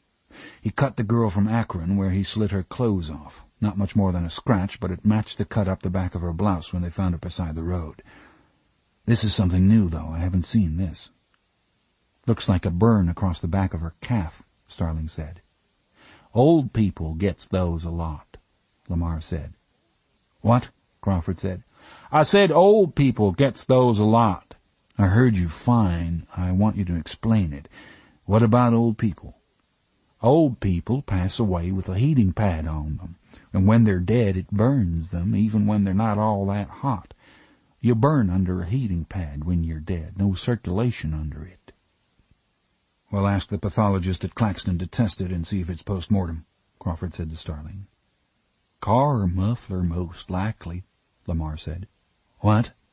Car muffler. One time Billy Petrie got shot to death and they dumped him in the trunk of his car. His wife drove the car around 2 or 3 days looking for him. When they brought him in here, the muffler had got hot under the car trunk and burned him just like that, only crossed his hip, Lamar said. I can't put groceries in the trunk of my car for it melting the ice cream. That's a good thought, Lamar. I wish you worked for me, Crawford said. Do you know the fellows that found her in the river? Yabo Franklin and his brother Bubba. What do they do? Fight at the Moose, make fun of people that's not bothering them. Someone just comes in the Moose after a simple drink, worn out from looking at the bereaved all day, and it's, "Sit down there, Lamar, and play Filipino Baby." Make a person play Filipino Baby over and over in that sticky old bar piano. That's what Yabo likes. "Well, make up some damn words if you don't know it," he says, "and make the damn thing rhyme this time." He gets a check from the veterans and goes out to dry out at the VA around Christmas. I've been looking for him on this table for 15 years. We'll need serotonin tests on the fishhook punctures, Crawford said. I'm sending the pathologist a note. Them hooks are too close together, Lamar said. What did you say? The Franklins was running a trot line with the hooks too close together. It's a violation. That's probably why they didn't call it in until this morning. The sheriff said they were duck hunters. I expect they did tell him that, Lamar said. They'll tell you they wrestled Duke Keamuka in Honolulu one time, too. Tag team with Satellite Monroe. You can believe that, too, if you feel like it. Grab a croaker sack and they'll take you on a snipe hunt, too, if you favor snipe. Give you a glass of billiards with it. What do you think happened, Lamar? The Franklins was running this trot line. It's their trot line with these unlawful hooks, and they was pulling it up to see if they had any fish. Why do you think so? This lady's not near ready to float. No. Then if they hadn't have been pulling up on the trot line, they never would have found her. They probably went off scared and finally called in. I expect you'll want the game warden in on this. I expect so, Crawford said. Lots of times they've got a crank telephone behind the seat in their ram charger. That's a big fine right there if you don't have to go to the pen. Crawford raised his eyebrows. To telephone fish with, Starling said. Stun the fish with electric current when you hang the wires in the water and turn the crank. They come to the top and you just dip 'em out. Right, Lamar said. You from around here? They do it lots of places, Starling said. Starling felt the urge to say something before they zipped up the bag, to make a gesture or express some kind of commitment. In the end, she just shook her head and got busy packing the samples into her case. It was different with the body and problem out of sight. In this slack moment, what she'd been doing came in on her. Starling stripped off her gloves and turned the water on in the sink. With her back to the room, she ran water over her wrists. The water in the pipes wasn't all that cool. Lamar, watching, disappeared into the hall. He came back from the Coke machine with an ice-cold can of soda, unopened, and offered it to her. "No, thanks," Starling said. "I don't believe I'll have one." "No, hold it under your neck there," Lamar said, "and on that little bump at the back of your head. Cold to make you feel better. It does me." By the time Starling had finished taping the memo to the pathologist across the zipper of the body bag, Crawford's fingerprint transmitter was clicking on the office desk. Finding this victim so soon after the crime was a lucky break. Crawford was determined to identify her quickly and start a sweep around her home for witnesses to the abduction. His method was a lot of trouble to everyone, but it was fast. Crawford carried a Lytton police fax fingerprint transmitter. Unlike federal-issue facsimile machines, the police fax is compatible with most big city police department systems. The fingerprint card Starling had assembled was barely dry.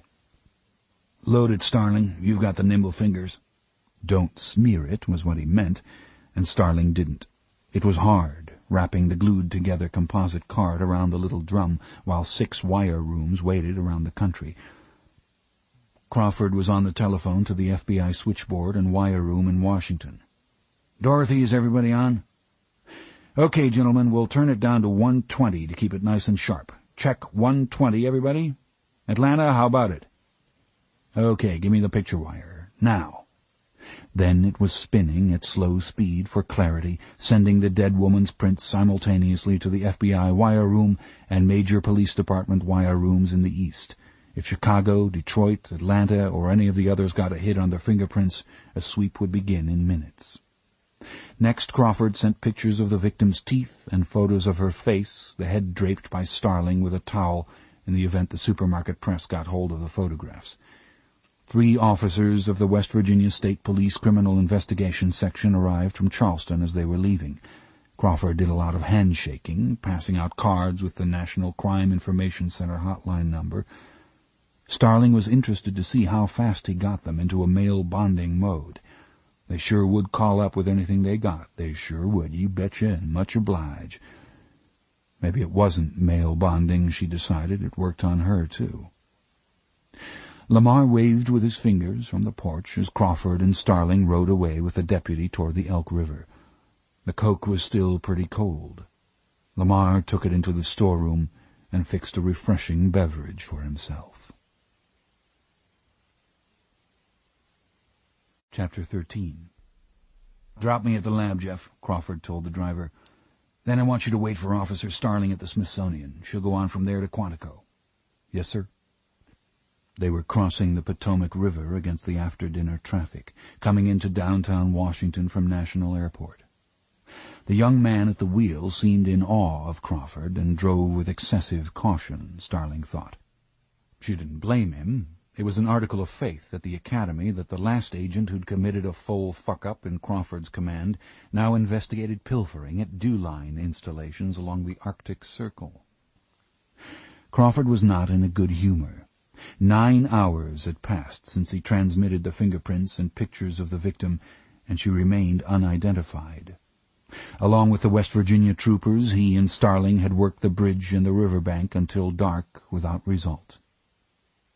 Starling had heard him on the phone from the airplane, arranging for an evening nurse at home. The FBI Plain Jane sedan seemed wonderfully quiet after the Blue Canoe, and talking was easier. "I'll post the hotline and the latent descriptor index when I take your prints up to ID," Crawford said. "You draft me an insert for the file. An insert, not a 302. Do you know how to do it?" "I know how." "Say I'm the index. Tell me what's new." It took her a second to get it together. She was glad Crawford seemed interested in the scaffolding on the Jefferson Memorial as they passed by.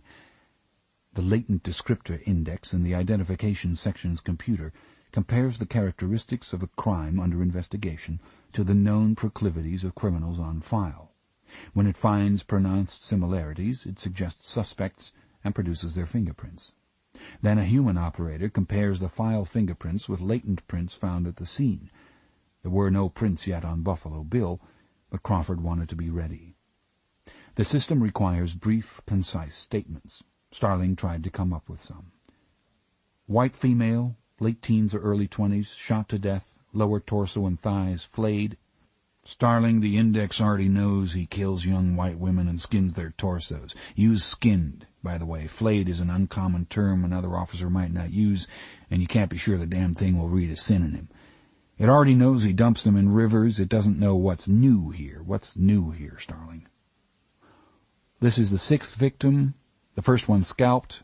The first one with triangular patches taken from the back of the shoulders. The first one shot in the chest. The first one with a cocoon in her throat." "You forgot broken fingernails." No, sir, she's the second one with broken fingernails." "You're right. Listen, in your insert for the file, note that the cocoon is confidential. We'll use it to eliminate false confessions." "I'm wondering if he's done that before, placed a cocoon or an insect," Starling said. "It would be easy to miss in an autopsy, especially with a floater." You know, the medical examiner sees an obvious cause of death, it's hot in there, and they want to get through. Can we check back on that? If we have to. You can count on the pathologists to say they didn't miss anything, naturally. The Cincinnati Jane Doe's still in the freezer out there. I'll ask them to look at her. But the other 4 are in the ground. Exhumation orders stir people up. We had to do it with 4 patients who passed away under Dr. Lecter's care just to make sure what killed them. Let me tell you, it's a lot of trouble and it upsets the relatives. I'll do it if I have to, but we'll see what you find out at the Smithsonian before I decide. Scalping. That's rare, isn't it? Uncommon, yes, Crawford said. But Dr. Lecter said Buffalo Bill would do it. How did he know that? He didn't know it. He said it, though. It's not a big surprise, darling. I wasn't surprised to see that. I should have said that it was rare until the Mengel case, remember that? Scalp the woman? There were 2 or 3 copycats after that. The papers, when they were playing around with the Buffalo Bill tag, they emphasized more than once that this killer doesn't take scalps. It's no surprise after that. He probably follows his press. Lecter was guessing. He didn't say when it would happen, so he could never be wrong. If we caught Bill and there was no scalping, Lecter could say we got him just before he did it. Dr. Lecter also said Buffalo Bill lives in a 2-story house. We never got into that. Why do you suppose he said it? That's not a guess. He's very likely right. And he could have told you why, but he wanted to tease you with it. It's the only weakness I ever saw in him. He has to look smart, smarter than anybody. He's been doing it for years. You said ask if I don't know.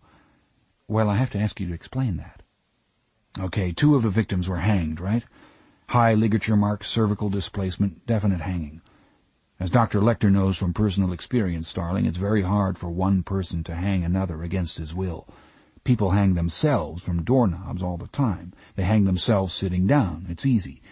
But it's hard to hang somebody else, even when they're bound up. They manage to get their feet under them, if there's any support to find with their feet. A ladder's threatening. Victims won't climb it blindfolded, and they sure won't climb it if they can see the noose.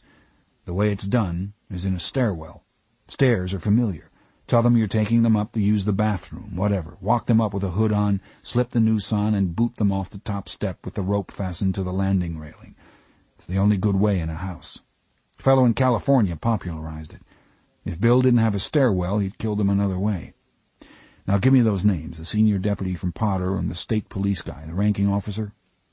Starling found them in her notepad, reading by a penlight held in her teeth. Good, Crawford said. When you're posting a hotline, Starling, always credit the cops by name. They hear their own names, they get more friendly to the hotline. Fame helps them remember to call us if they get something. What does the burn on her leg say to you? Depends if it's post-mortem. If it is, then he's got a closed truck or a van or a station wagon, something long. Why? Because the burn's across the back of her calf. They were at 10th and Pennsylvania, in front of the new FBI headquarters that nobody ever refers to as the J. Edgar Hoover building. Jeff, you can let me out here, Crawford said. Right here, don't go underneath. Stay in the car, Jeff, just pop the trunk. Come show me, Starling. She got out with Crawford while he retrieved his data fax and briefcase from the luggage compartment. He hauled the body in something big enough for the body to be stretched out on its back, Starling said. That's the only way the back of her calf would rest on the floor over the exhaust pipe. In a car trunk like this, she'd be curled up on her side and— Yeah, that's how I see it, Crawford said. She realized then that he'd gotten her out of the car so he could speak with her privately. When I told that deputy he and I shouldn't talk in front of a woman, that burned you, didn't it? Sure. It was just smoke. I wanted to get him by myself. I know that. Okay. Crawford slammed the trunk and turned away. Starling couldn't let it go. It matters, Mr. Crawford. He was turning back to her, laden with his fax machine and briefcase, and she had his full attention. Those cops know who you are, she said. They look at you to see how to act. She stood steady, shrugged her shoulders, opened her palms. There it was true. Crawford performed a measurement on his cold scales. Duly noted, Starling. I'll get on with the bug. Yes, sir. She watched him walk away. A middle-aged man, laden with cases and rumpled from flying, his cuffs muddy from the riverbank, going home to what he did at home. She would have killed for him then. That was one of Crawford's great talents. Chapter 14. The Smithsonian's National Museum of Natural History had been closed for hours, but Crawford had called ahead, and a guard waited to let Clarice Starling in the Constitution Avenue entrance. The lights were dimmed in the closed museum, and the air was still. Only the colossal figure of a South Seas chieftain facing the entrance stood tall enough for the weak ceiling light to shine on his face. Starling's guide was a big black man in the neat turnout of the Smithsonian Guards. She thought he resembled the chieftain as he raised his face to the elevator lights. There was a moment's relief in her idle fancy, like rubbing a cramp. The second level above the great stuffed elephant, a vast floor closed to the public, is shared by the departments of anthropology and entomology. The anthropologists call it the fourth floor. The entomologists contend it is the third. A few scientists from agriculture say they have proof that it is the sixth. Each faction has a case in the old building with its additions and subdivisions. Starling followed the guard into a dim maze of corridors walled high with wooden cases of anthropological specimens. Only the small labels revealed their contents. "Thousands of people in these boxes," the guard said. 40,000 specimens. He found office numbers with his flashlight and trailed the light over the labels as they went along. Dyak baby carriers and ceremonial skulls gave way to aphids, and they left man for the older and more orderly world of insects. Now the corridor was walled with big metal boxes painted pale green. 30 million insects. And the spiders on top of that. Don't lump the spiders in with the insects, the guard advised. Spider people jump all over you about that. There, the office that's lit. Don't try to come out by yourself. If they don't say they'll bring you down, call me at this extension. It's the guard office. I'll come get you. He gave her a card and left her. She was in the heart of entomology, on a rotunda gallery high above the great stuffed elephant.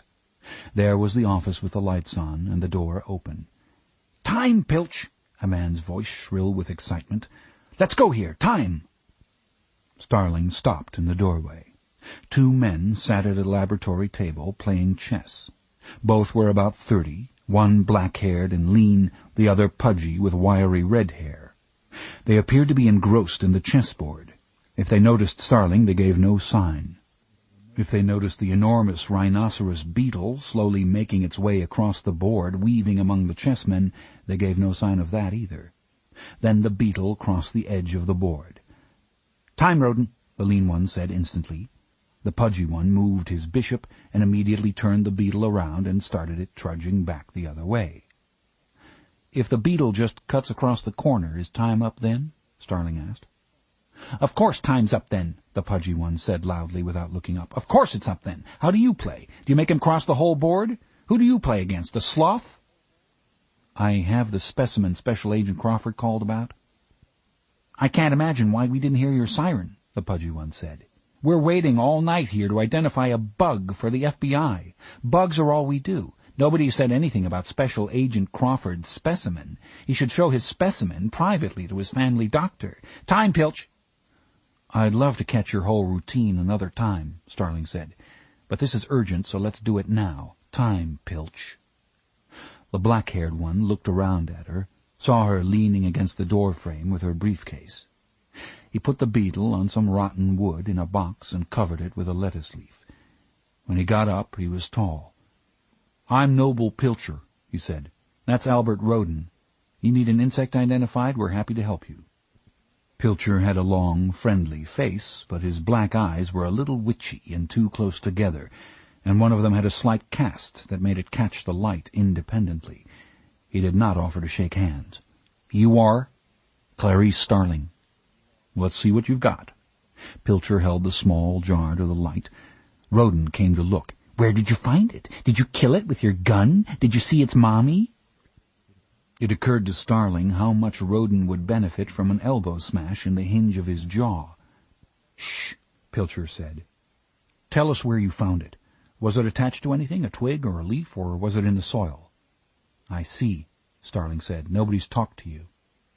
"The chairman asked us to stay late and identify a bug for the FBI," Pilcher said. "Told us," Roden said. "Told us to stay late." "We do it all the time for Customs and the Department of Agriculture," Pilcher said. "But not in the middle of the night," Roden said. "I need to tell you a couple of things involving a criminal case," Starling said. "I'm allowed to do that if you'll keep it in confidence until the case is resolved. It's important. It means some lives, and I'm not just saying that.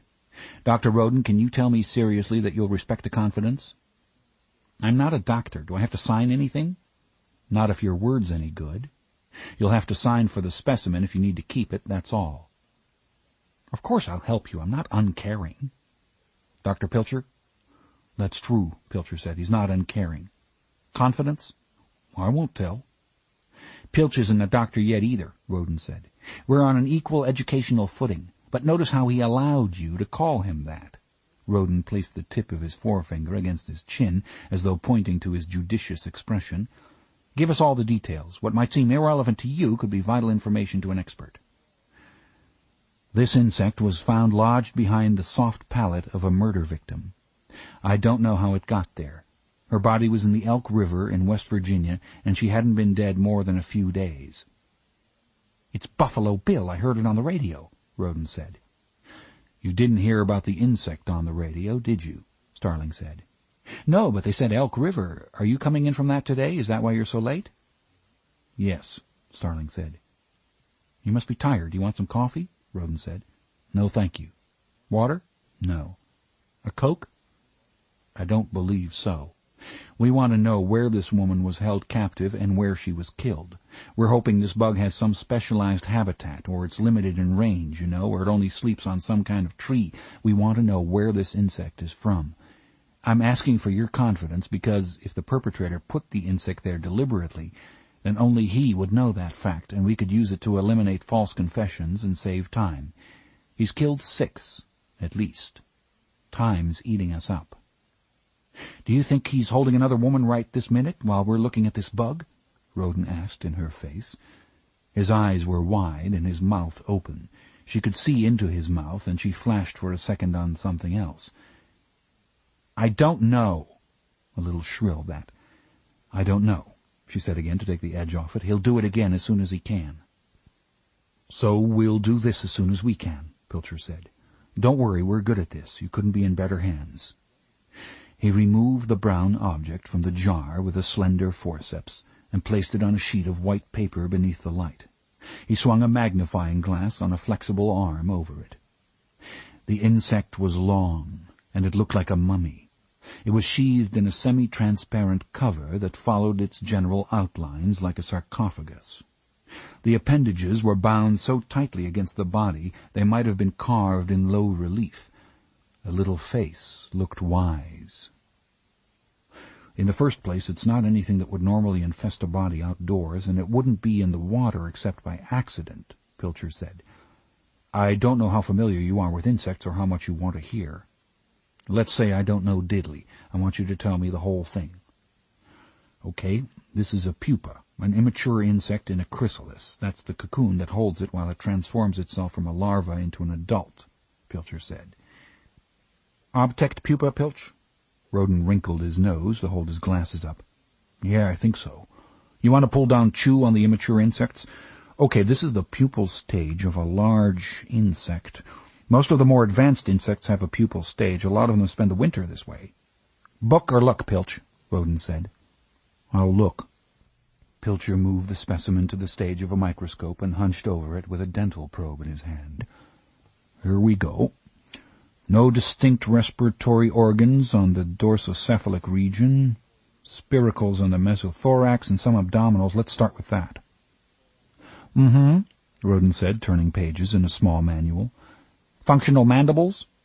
"Nope." "Paired galei of maxillae on the ventromeson?" Yep. "Where are the antennae?" "Adjacent to the mesial margin of the wings, 2 pairs of wings, the inside pair completely covered up. Only the bottom 3 abdominal segments are free. Little pointy cremaster. I'd say Lepidoptera. That's what it says here, Roden said. It's the family that includes the butterflies and moths. Covers a lot of territory, Pilcher said. It's going to be tough if the wings are soaked. I'll pull the references, Roden said. I guess there's no way I can keep you from talking about me while I'm gone. I guess not, Pilcher said. Roden's all right, he told Starling as soon as Roden left the room. I'm sure he is. Are you now? Pilcher seemed amused. We were undergraduates together, working and glomming any kind of fellowship we could. He got one where he had to sit down in a coal mine waiting for proton decay. He just stayed in the dark too long. He's all right. Just don't mention proton decay. I'll try to talk around it. Pilcher turned away from the bright light. It's a big family, Lepidoptera. Maybe 30,000 butterflies and 130,000 moths. I'd like to take it out of the chrysalis. I'll have to if we're going to narrow it down. Okay. Can you do it in one piece? I think so. See, this one had started out on its own power before it died. It had started an irregular fracture in the chrysalis right here.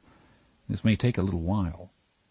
Pilcher spread the natural split in the case and eased the insect out. The bunched wings were soaked. Spreading them was like working with a wet, wadded facial tissue. No pattern was visible. Roden was back with the books. Ready? Pilcher said. Okay, the prothoracic femur is concealed. What about pilifers? No pilifers, Pilcher said. Would you turn out the light, Officer Starling? She waited by the wall switch until Pilcher's penlight came on. He stood back from the table and shined it on the specimen. The insect's eyes glowed in the dark, reflecting the narrow beam. Owlet, Roden said. Probably, but which one? Pilcher said. Give us the lights, please. It's a noctuid, Officer Starling, a night moth. How many noctuids are there, Roden? 2,600 and... about 2,600 have been described. Not many this big, though.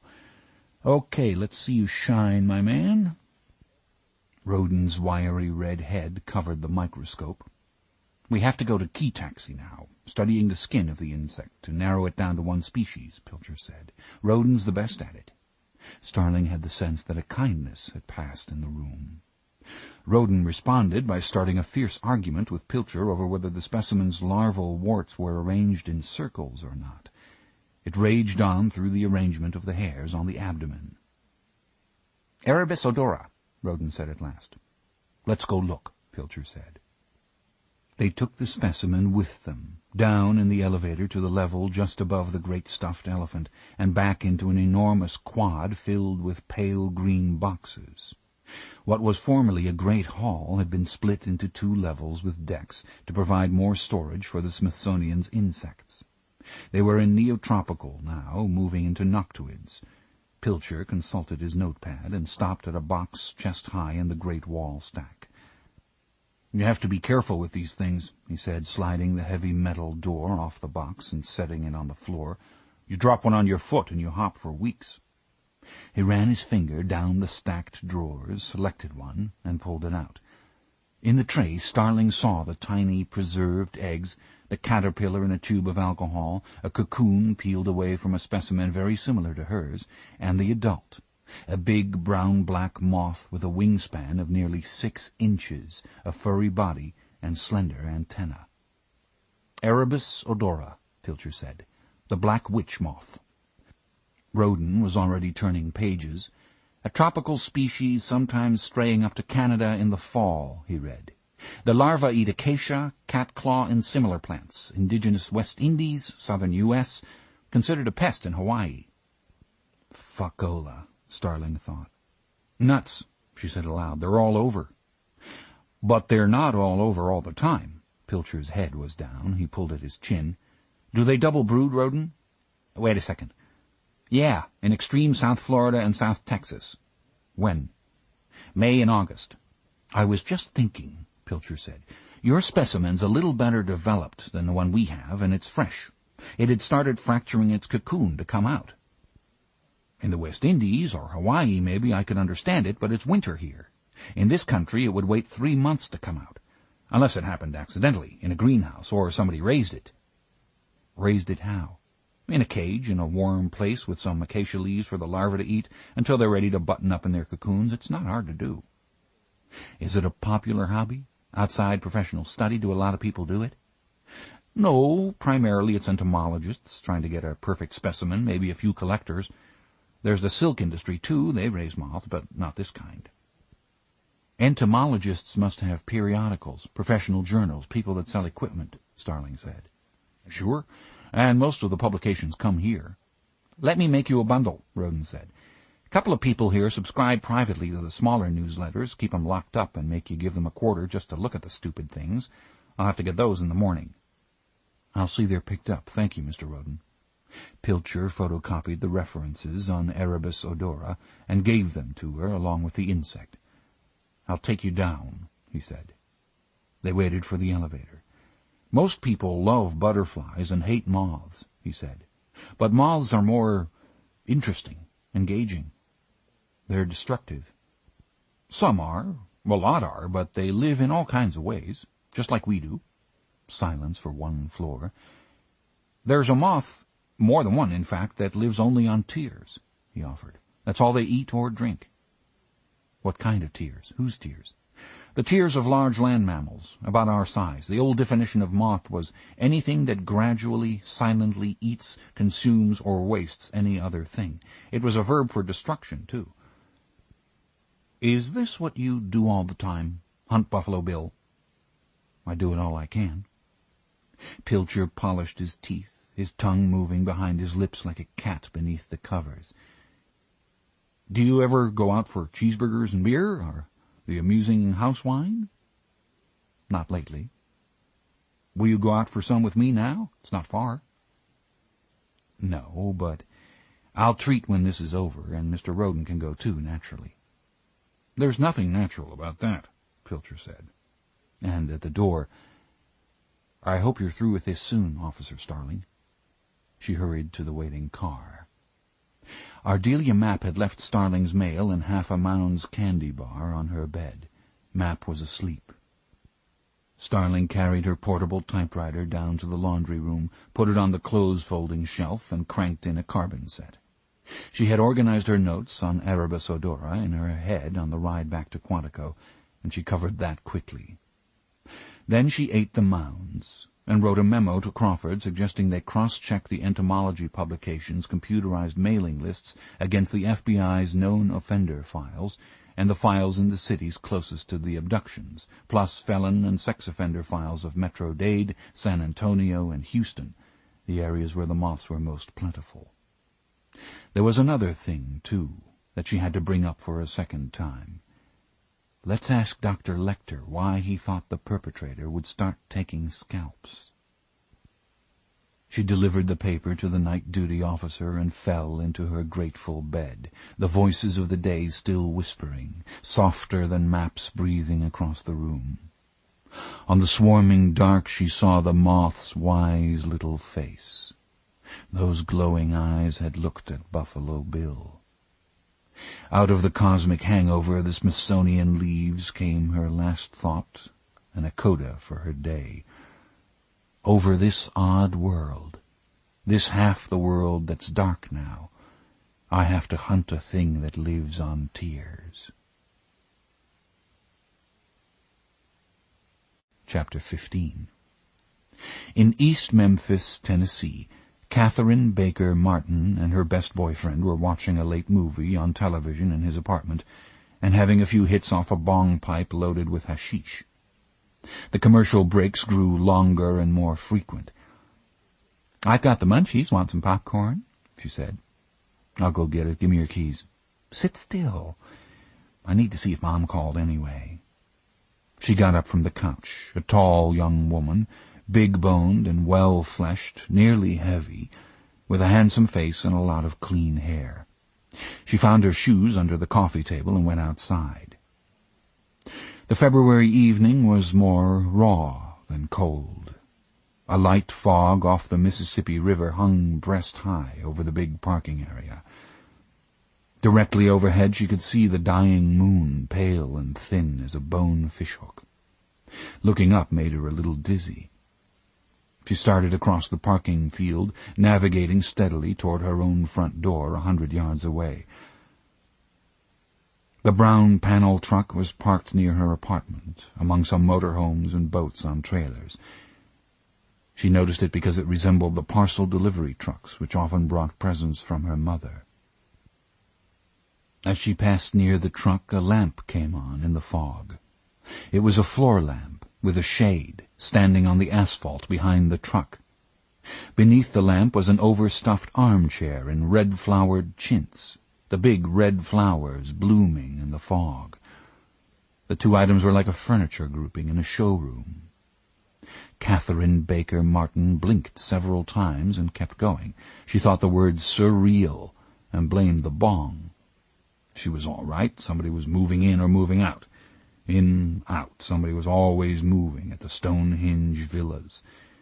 The curtain stirred in her apartment, and she saw her cat on the sill, arching and pressing his side against the glass.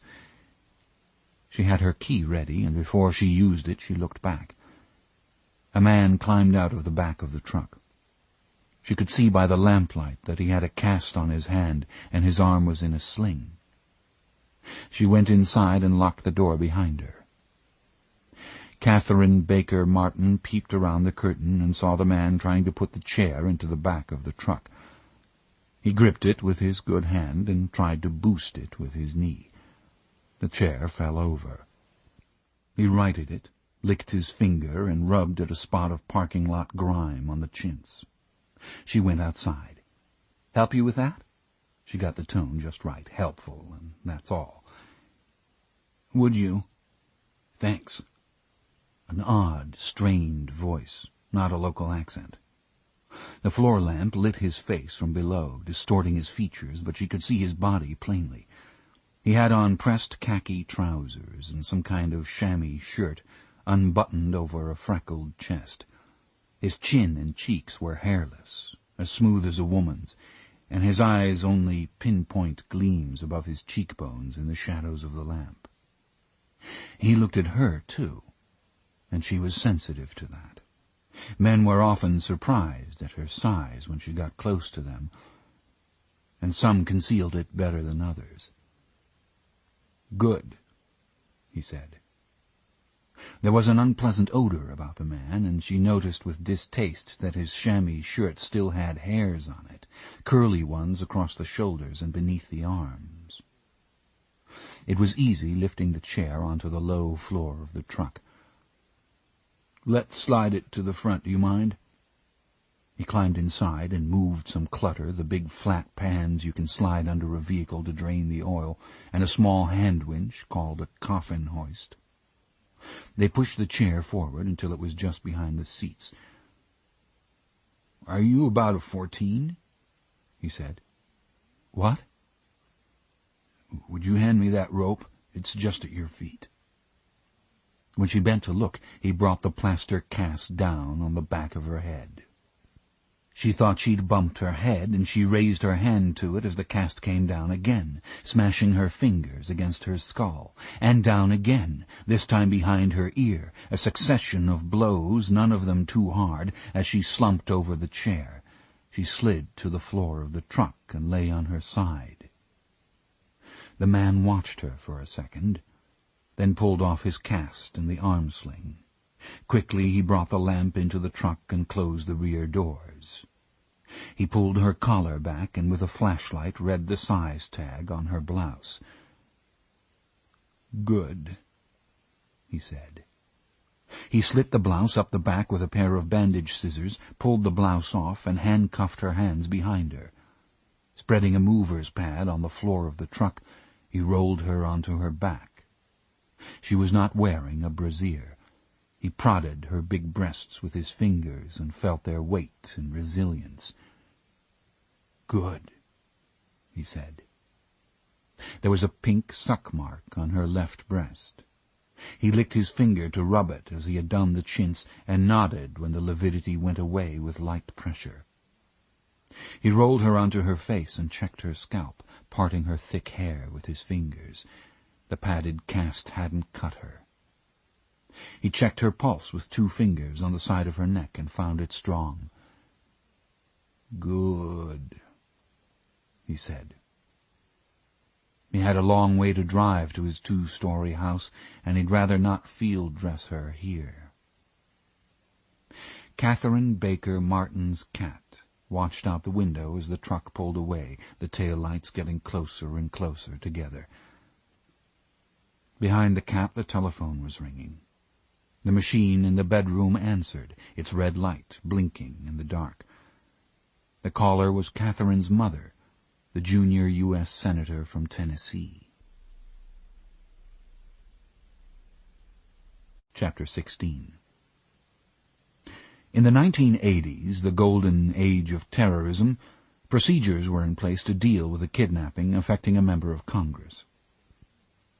At 2:45 a.m., the special agent in charge of the Memphis FBI office reported to headquarters in Washington that Senator Ruth Martin's only daughter had disappeared.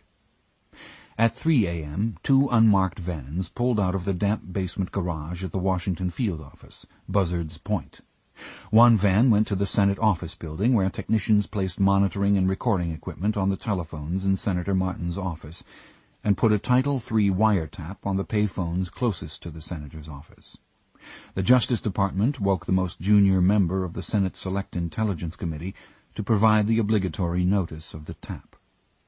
The other vehicle, an eyeball van with one-way glass and surveillance equipment, was parked on Virginia Avenue to cover the front of the Watergate West, Senator Martin's Washington residence. 2 of the van's occupants went inside to install monitoring equipment on the senator's home telephones. Bell Atlantic estimated the mean trace time at 70 seconds on any ransom call placed from a domestic digital switching system. The reactive squad at Buzzard's Point went to double shifts in the event of a ransom drop in the Washington area.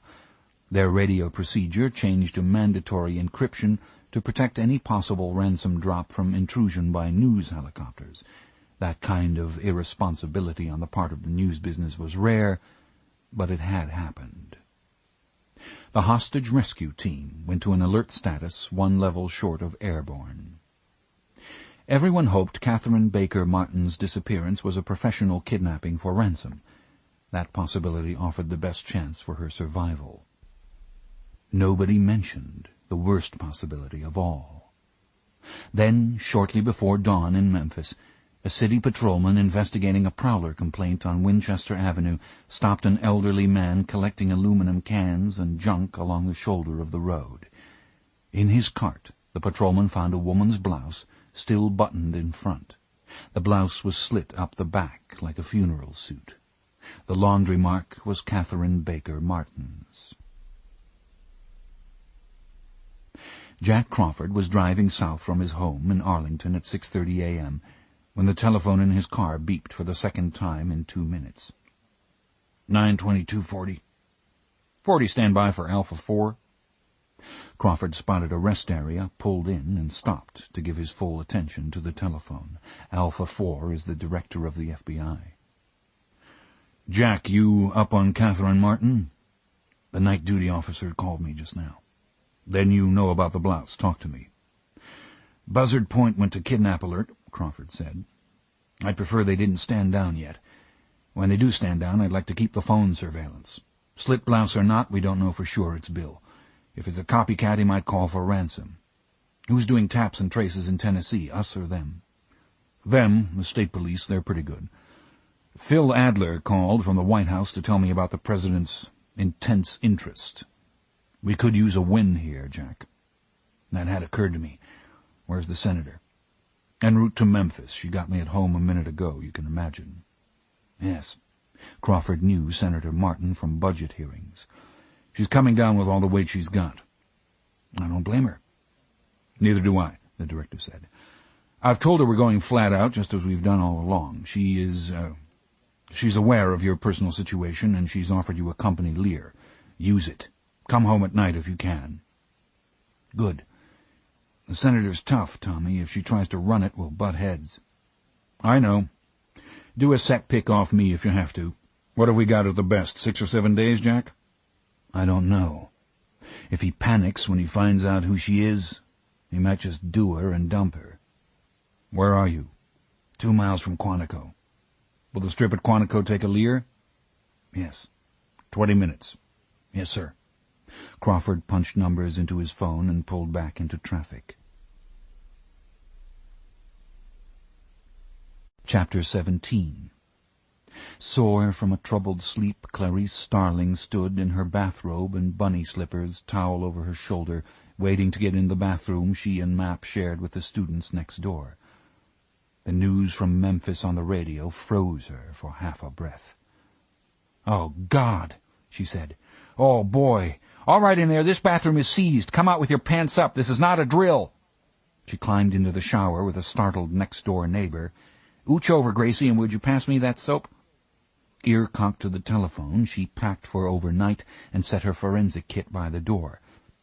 She made sure the switchboard knew she was in her room and gave up breakfast to stick by the phone. At 10 minutes to class time, with no word, she hurried down to behavioral science with her equipment. "Mr. Crawford left for Memphis 45 minutes ago," the secretary told her sweetly. "Burroughs went, and Stafford from the lab left from National. I put a report here for him last night. Did he leave any message for me? I'm Clarice Starling." "Yes, I know who you are. I have 3 copies of your telephone number right here, and there are several more on his desk, I believe. No, he didn't leave a thing for you, Clarice." The woman looked at Starling's luggage. "Would you like me to tell him something when he calls in?" "Did he leave a Memphis phone number on his 3 card?" "No, he'll call with it. Don't you have classes today, Clarice? You're still in school, aren't you?" "Yes, I am." Starling's entry, late into the classroom, was not eased by Gracie Pittman, the young woman she had displaced in the shower. Gracie Pittman sat directly behind Starling. It seemed a long way to her seat. Gracie Pittman's tongue had time to make 2 full revolutions in her downy cheek before Starling could submerge into the class. With no breakfast, she sat through 2 hours of the good-faith warrant exception to the exclusionary rule in search and seizure before she could get to the vending machine and chug a Coke. She checked her box for a message at noon, and there was nothing. It occurred to her then, as it had on a few other occasions in her life, that intense frustration tastes very much like the patent medicine called Fleets that she'd had to take as a child. Some days you wake up changed. This was one for Starling, she could tell. What she had seen yesterday at the Potter funeral home had caused in her a small tectonic shift. Starling had studied psychology and criminology in a good school. In her life she had seen some of the hideously offhand ways in which the world breaks things. But she hadn't really known, and now she knew. Sometimes the family of man produces, behind a human face, a mind whose pleasure is what lay on the porcelain table at Potter, West Virginia, in the room with the cabbage roses. Starling's first apprehension of that mind was worse than anything she could see on the autopsy scales.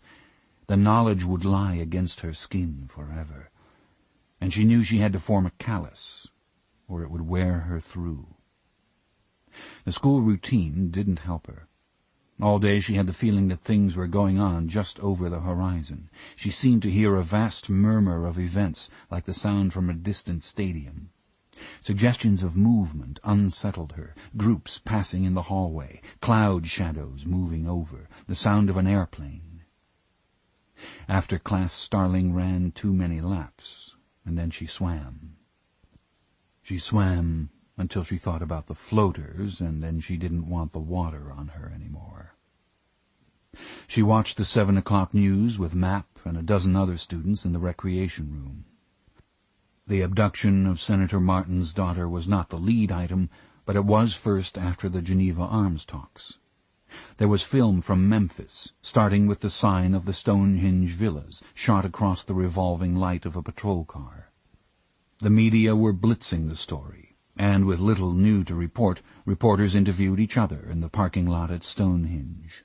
Memphis and Shelby County authorities ducked their heads to unaccustomed banks of microphones. In a jostling, squealing hell of lens flare and audio feedback, they listed the things they didn't know. Still photographers stooped and darted, backpedaling into the TV minicams whenever investigators entered or left Catherine Baker Martin's apartment. A brief, ironic cheer went up in the Academy recreation room when Crawford's face appeared briefly in the apartment window. Starling smiled on one side of her mouth. She wondered if Buffalo Bill was watching. She wondered what he thought of Crawford's face, or if he even knew who Crawford was. Others seemed to think Bill might be watching too. There was Senator Martin, on television live with Peter Jennings. She stood alone in her child's bedroom, a Southwestern University pennant and posters favoring Wile E. Coyote and the Equal Rights Amendment on the wall behind her. She was a tall woman with a strong, plain face. "I'm speaking now to the person who's holding my daughter," she said. She walked closer to the camera, causing an unscheduled refocus, and spoke as she never would have spoken to a terrorist. "You have the power to let my daughter go unharmed. Her name is Catherine. She's very gentle and understanding. Please let my daughter go. Please release her unharmed. You have control of this situation. You have the power. You are in charge. I know you can feel love and compassion. You can protect her against anything that might want to harm her. You now have a wonderful chance to show the whole world that you are capable of great kindness, that you are big enough to treat others better than the world has treated you. Her name is Catherine." Senator Martin's eyes cut away from the camera as the picture switched to a home movie of a toddler helping herself walk by hanging onto the mane of a large collie.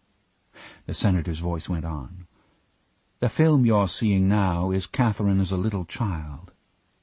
Release Catherine.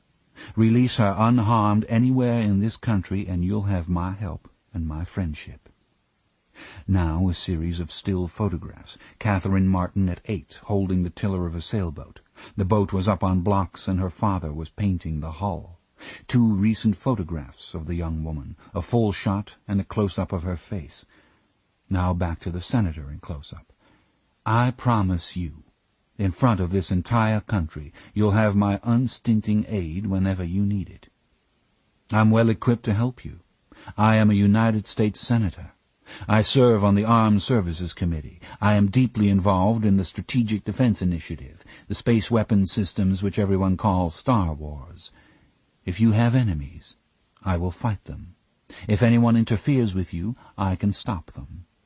You can call me at any time, day or night. Catherine is my daughter's name. Please show us your strength." Senator Martin said in closing, "Release Catherine unharmed." "Boy, is that smart," Starling said. She was trembling like a terrier. "Jesus, that's smart." "What, the Star Wars?" Mapp said. "If the aliens are trying to control Buffalo Bill's thoughts from another planet, Senator Martin can protect him. Is that the pitch?" Starling nodded. "A lot of paranoid schizophrenics have that specific hallucination, alien control.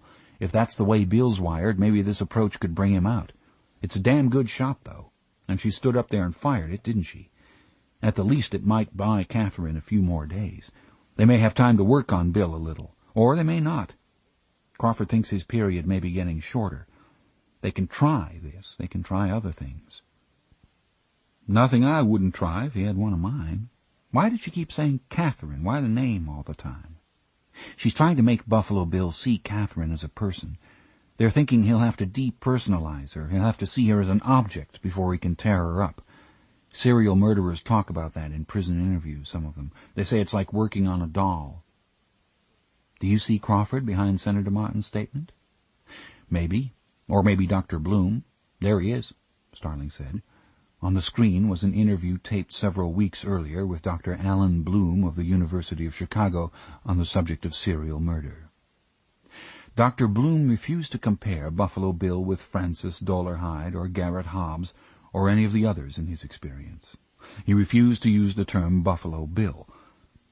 In fact, he didn't say much at all, but he was known to be an expert, probably the expert on the subject, and the network wanted to show his face. They used his final statement for the snapper at the end of the report. "There's nothing we can threaten him with that's more terrible than what he faces every day. What we can do is ask him to come to us. We can promise him kind treatment and relief, and we can mean it, absolutely and sincerely. Couldn't we all use some relief, Map said. Damn if I couldn't use some relief myself. Slick obfuscation and facile bullshit. I love it. He didn't tell him anything, but then he probably didn't stir Bill up much either. I can stop thinking about that kid in West Virginia for a while, Starling said. It goes away for, say, a half an hour at a time, and then it pokes me in the throat. Glitter polish on her nails. Let me not get into it. Map, rummaging among her many enthusiasms, lightened Starling's gloom at dinner and fascinated eavesdroppers by comparing slant rhymes in the works of Stevie Wonder and Emily Dickinson. On the way back to the room, Starling snatched a message out of her box and read this: "Please call Albert Roden," and a telephone number. "That just proves my theory," she told Map as they flopped on their beds with their books. "What's that?" "You meet two guys, right? The wrong one'll call you every goddamn time." "I've been knowing that." The telephone rang. Map touched the end of her nose with her pencil. "If that's Hot Bobby Lowrance, would you tell him I'm in the library?" Map said. "I'll call him tomorrow, tell him." It was Crawford, calling from an airplane, his voice scratchy on the phone. "Starling, pack for 2 nights and meet me in an hour." She thought he was gone. There was only a hollow humming on the telephone. Then the voice came back abruptly. "Won't need the kit, just clothes." "Meet you where?" "The Smithsonian." He started talking to someone else before he punched off. "Jack Crawford," Starling said, flipping her bag on the bed. Map appeared over the top of her Federal Code of Criminal Procedure. She watched Starling pack, an eyelid drooping over one of her great dark eyes. "I don't want to put anything on your mind," she said. "Yes, you do," Starling said. She knew it was coming. Map had made the law review at the University of Maryland while working at night. Her academic standing at the academy was number 2 in the class. Her attitude toward the books was pure bonsai. "You're supposed to take the criminal code exam tomorrow and the PE test in 2 days. You make sure Supremo Crawford knows you could get recycled if he's not careful. Soon as he says, 'Good work, trainee Starling,' don't you say 'the pleasure was mine.' You get right in his old Easter Island face and say, 'I'm counting on you to see to it yourself that I'm not recycled for missing school.' Understand what I'm saying?" "I can get a make-up on the code," Starling said, opening a barrette with her teeth. "Right, and you fail it with no time to study. You think they won't recycle you? Are you kidding me? Girl, they'll sail you off the back steps like a dead Easter chick. Gratitude's got a short half-life, Clarice. Make him say, 'No recycle.' You've got good grades. Make him say it. I never would find another roommate that can iron as fast as you can at 1 minute to class." Starling had her old Pinto moving up the 4-lane at a steady lope, 1 mile an hour below the speed where the shimmy sets in. The smells of hot oil and mildew, the rattles underneath, the transmission's whine resonated faintly with memories of her father's pickup truck, her memories of riding beside him with her squirming brothers and sister. She was doing the driving now, driving at night, the white dashes passing under, blip, blip, blip. She had time to think.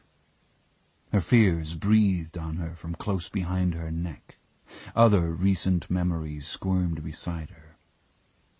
Starling was very much afraid Catherine Baker Martin's body had been found. When Buffalo Bill found out who she was, he might have panicked. He might have killed her and dumped her body with a bug in the throat. Maybe Crawford was bringing the bug to be identified. Why else would he want her at the Smithsonian? But any agent could carry a bug into the Smithsonian. An FBI messenger could do it for that matter, and he told her to pack for 2 days.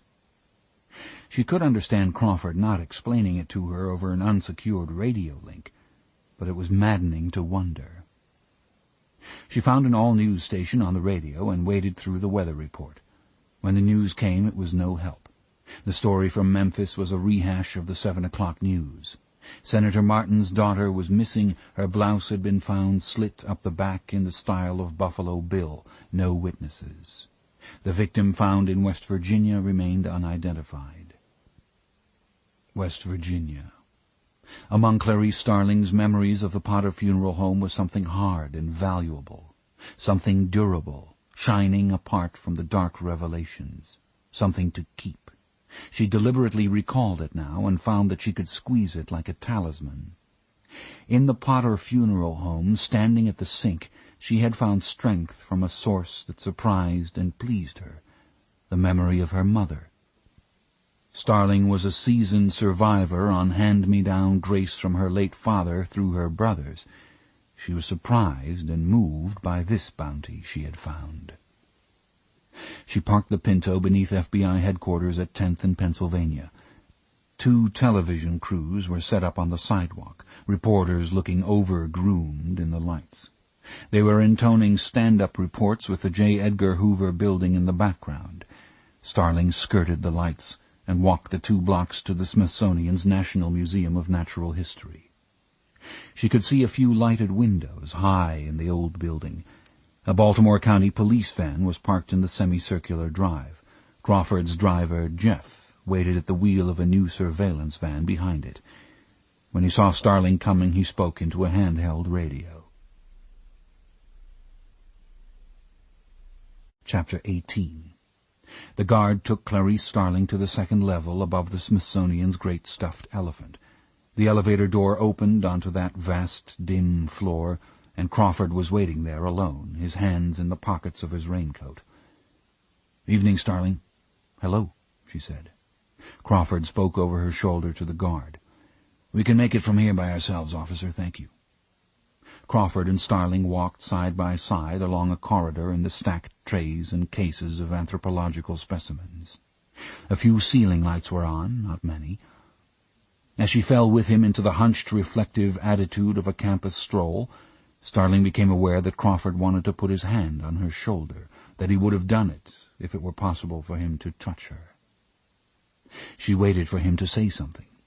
Finally she stopped, put her hands in her pockets too, and they faced each other across the passage, in the silence of the bones. Crawford leaned his head back against the cases and took a deep breath through his nose. "Catherine Martin's probably still alive," he said. Starling nodded, kept her head down after the last nod. Maybe he would find it easier to talk if she didn't look at him. He was steady, but something had hold of him. Starling wondered for a second if his wife had died. Or maybe spending all day with Catherine's grieving mother had done it. "Memphis was pretty much of a wipe," he said. "He got her on the parking lot, I think. Nobody saw it. She went in her apartment, and then she came back out for some reason. She didn't mean to stay out long. She left the door ajar and flipped the deadbolt so it wouldn't lock behind her. Her keys were on top of the TV. Nothing disturbed inside. I don't think she was in the apartment long. She never got as far as her answering machine in the bedroom. The message light was still blinking when her yo-yo boyfriend finally called the police." Crawford idly let his hand fall into a tray of bones and quickly took it out again. "So now he's got her, Starling. The networks agreed not to do a countdown on the evening news. Dr. Bloom thinks it eggs him on. A couple of the tabloids will do it anyway." In one previous abduction, clothing slit up the back had been found soon enough to identify a Buffalo Bill victim while she was still being held alive. Starling remembered the black-bordered countdown on the front pages of the trash papers. It reached 18 days before the body floated. "So Catherine Baker Martin's waiting in Bill's green room, Starling, and we have maybe a week. That's at the outside. Bloom thinks his period's getting shorter." This seemed like a lot of talk for Crawford. The theatrical green room reference smacked of bullshit. Starling waited for him to get to the point, and then he did. "But this time, Starling, this time, we may have a little break." She looked up at him beneath her brows, hopeful and watchful, too. "We've got another insect. Your fellows Pilcher and that other one. Roden. They're working on it." "Where was it? Cincinnati, the girl in the freezer?" "No. Come on and I'll show you. Let's see what you think about it." "Entomology's the other way, Mr. Crawford." "I know," he said. They rounded the corner to the door of anthropology. Light and voices came through the frosted glass. She went in. 3 men in laboratory coats worked at a table in the center of the room beneath a brilliant light. Starling couldn't see what they were doing. Jerry Burroughs from behavioral science was looking over their shoulders, taking notes on a clipboard. There was a familiar odor in the room. Then one of the men in white moved to put something in the sink, and she could see all right. In a stainless steel tray on the workbench was Klaus, the head she had found in the Split City mini-storage. "Klaus had the bug in his throat," Crawford said. "Hold on a minute, Starling. Jerry, are you talking to the wire room?" Burroughs was reading from his clipboard into the telephone. He put his hand over the mouthpiece.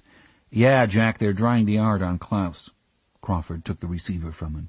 "Bobby, don't wait for the Interpol split. Get a picture wire and transmit the photographs now, along with the medical. Scandinavian countries, West Germany, the Netherlands. Be sure to say Klaus could be a merchant sailor that jumped ship. Mention that their national health may have a claim for the cheekbone fracture. Call it the zygomatic arch. Make sure you move both dental charts, the Universal and the Federation Dentaire. They're coming with an age, but emphasize that it's a rough estimate. You can't depend on skull sutures for that." He gave the phone back to Burroughs. "Where's your gear, Starling?" "The guard office downstairs." "Johns Hopkins found the insect," Crawford said as they waited for the elevator. "They were doing the head for the Baltimore County Police. It was in the throat, just like the girl in West Virginia." "Just like West Virginia." "You clucked. Johns Hopkins found it about 7 tonight. The Baltimore district attorney called me on the plane. They sent the whole thing over, Klaus and all, so we could see it in situ. They also wanted an opinion from Dr. Angel on Klaus's age and how old he was when he fractured his cheekbone. They consult the Smithsonian just like we do." "I have to deal with this a second. You're saying maybe Buffalo Bill killed Klaus years ago?" "Does it seem far-fetched? Too much of a coincidence?" "Right this second it does." "Let it cook a minute." "Dr. Lecter told me where to find Klaus," Starling said. "Yes, he did." "Dr. Lecter told me his patient, Benjamin Raspail, claimed to have killed Klaus, but Lecter said he believed it was probably accidental erotic asphyxia." "That's what he said." "You think maybe Dr. Lecter knows exactly how Klaus died, and it wasn't Raspail, and it wasn't erotic asphyxia?" "Klaus had a bug in his throat. The girl in West Virginia had a bug in her throat. I never saw that anywhere else. Never read about it, never heard of it. What do you think?" "I think you told me to pack for 2 days. You want me to ask Dr. Lecter, don't you?" "You're the one he talks to, Starling." Crawford looked so sad when he said, "I figure you're game." She nodded. "We'll talk on the way to the asylum," he said. Chapter 19. "Dr. Lecter had a big psychiatric practice for years before we caught him for the murders," Crawford said. "He did a slew of psychiatric evaluations for the Maryland and Virginia courts and some others up and down the East Coast. He's seen a lot of the criminally insane. Who knows what he turned loose just for fun. That's one way he could know. Also, he knew Raspail socially, and Raspail told him things in therapy. Maybe Raspail told him who killed Klaus." Crawford and Starling faced each other in swivel chairs in the back of the surveillance van, whizzing north on US 95 toward Baltimore, 37 miles away. Jeff in the driver's compartment clearly had orders to step on it. "Lecter offered to help, and I had no part of him. I've had his help before. He gave us nothing useful, and he helped Will Graham get a knife jammed through his face last time. For fun. But a bug in Klaus's throat, a bug in the girl's throat in West Virginia, I can't ignore that. Alan Bloom's never heard of that specific act before, and neither have I. Have you ever run across it before, Starling? You've read the literature since I have." "Never. Inserting other objects, yes, but never an insect." "Two things to begin with. First, we go on the premise that Dr. Lecter really knows something concrete. Second, we remember that Lecter looks only for the fun. Never forget fun. He has to want Buffalo Bill caught while Catherine Martin's still alive. All the fun and benefits have to lie in that direction. We've got nothing to threaten him with. He's lost his commode seat and his books already. That cleans him out. What would happen if we just told him the situation and offered him something? A cell with a view. That's what he asked for when he offered to help. He offered to help, Starling. He didn't offer to snitch. Snitching wouldn't give him enough of a chance to show off. You're doubtful. You favor the truth. Listen, Lecter's in no hurry. He's followed this like it was baseball. We ask him to snitch, he'll wait. He won't do it right away. Even for a reward? Something he won't get if Catherine Martin dies? Say we tell him we know he's got information and we want him to snitch. He'd have the most fun by waiting and acting like he's trying to remember week after week, getting Senator Martin's hopes up and letting Catherine die, and then tormenting the next mother and the next, getting their hopes up, always just about to remember. That would be better than having a view. It's the kind of thing he lives on. It's his nourishment. I'm not sure you get wiser as you get older, Starling. But you do learn to dodge a certain amount of hell. We can dodge some right there. So Dr. Lecter has to think we're coming to him strictly for theory and insight, Starling said. Correct. Why did you tell me? Why didn't you just send me in to ask him that way? I level with you. You'll do the same when you have a command. Nothing else works for long. So there's no mention of the insect in Klaus's throat, no connection between Klaus and Buffalo Bill. No. You came back to him because you were so impressed that he could predict Buffalo Bill would start scalping. I'm on the record dismissing him, and so is Alan Bloom, but I'm letting you fool with it. You have an offer for some privileges, stuff that only somebody as powerful as Senator Martin could get for him.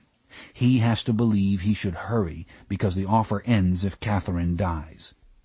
The senator totally loses interest in him if that happens. And if he fails, it's because he's not smart and knowledgeable enough to do what he said he could do. It's not because he's holding out to spite us. Will the senator lose interest? Better you should be able to say under oath that you never knew the answer to that question. I see. So Senator Martin hadn't been told. That took some nerve. Clearly Crawford was afraid of interference, afraid the senator might make the mistake of appealing to Dr. Lecter. Do you see? Yes. How can he be specific enough to steer us to Buffalo Bill without showing he's got special knowledge? How can he do that with just theory and insight? I don't know, Starling. He's had a long time to think about it. He's waded through 6 victims. The scrambler phone in the van buzzed and blinked with the first of a series of calls Crawford had placed with the FBI switchboard. Over the next 20 minutes, he talked to officers he knew in the Dutch State Police and the Royal Marechaussee, an Overste-Leutnant in the Swedish Technical Police who had studied at Quantico, a personal acquaintance who was assistant to the Rigspolichef of the Danish Governmental Police, and he surprised Starling by breaking into French with the night command desk of the Belgian Police Criminelle. Always he stressed the need for speed in identifying Klaus and his associates. Each jurisdiction would already have the request on its Interpol telex, but with the old boy network buzzing, the request wouldn't hang from the machine for hours. Starling could see that Crawford had chosen the van for its communications. It had the new voice privacy system, but the job would have been easier from his office. Here he had to juggle his notebooks on the tiny desk in marginal light, and they bounced each time the tires hit a tar strip. Starling's field experience was small, but she knew how unusual it was for a section chief to be booming along in a van on an errand like this. He could have briefed her over the radio telephone. She was glad he had not. Starling had the feeling that the quiet and calm in this van, the time allowed for this mission to proceed in an orderly way, had been purchased at a high price. Listening to Crawford on the phone confirmed it. He was speaking with the director at home now. No, sir. Did they roll over for it? How long? No, sir. No wire. Tommy, that's my recommendation. I stand on it. I do not want her to wear a wire. Dr. Bloom says the same thing. He's fogged in at O'Hare. He'll come as soon as it clears. All right. Then Crawford had a cryptic telephone conversation with the night nurse at his house. When he had finished, he looked out the one-way window of the van for perhaps a minute, his glasses held on his knee in the crook of his finger, his face looking naked as the oncoming lights crawled across it. Then he put the glasses on and turned back to Starling. We have Lecter for 3 days. If we don't get any results, Baltimore sweats him until the court pulls them off. Sweating him didn't work last time. Dr. Lecter doesn't sweat much. What did he give them after all that? A paper chicken? A chicken, yes. The crumpled origami chicken was still in Starling's purse. She smoothed it out on the little desk and made it peck. I don't blame the Baltimore cops. He's their prisoner. If Catherine floats, they'll have to be able to tell Senator Martin they tried it all. How is Senator Martin? Game, but hurting. She's a smart, tough woman with a lot of sense, Starling. You'd probably like her. Will Johns Hopkins and Baltimore County Homicide keep quiet about the bug in Klaus's throat? Can we keep it out of the papers? For 3 days, at least. That took some doing. We can't trust Frederick Chilton or anybody else at the hospital, Crawford said.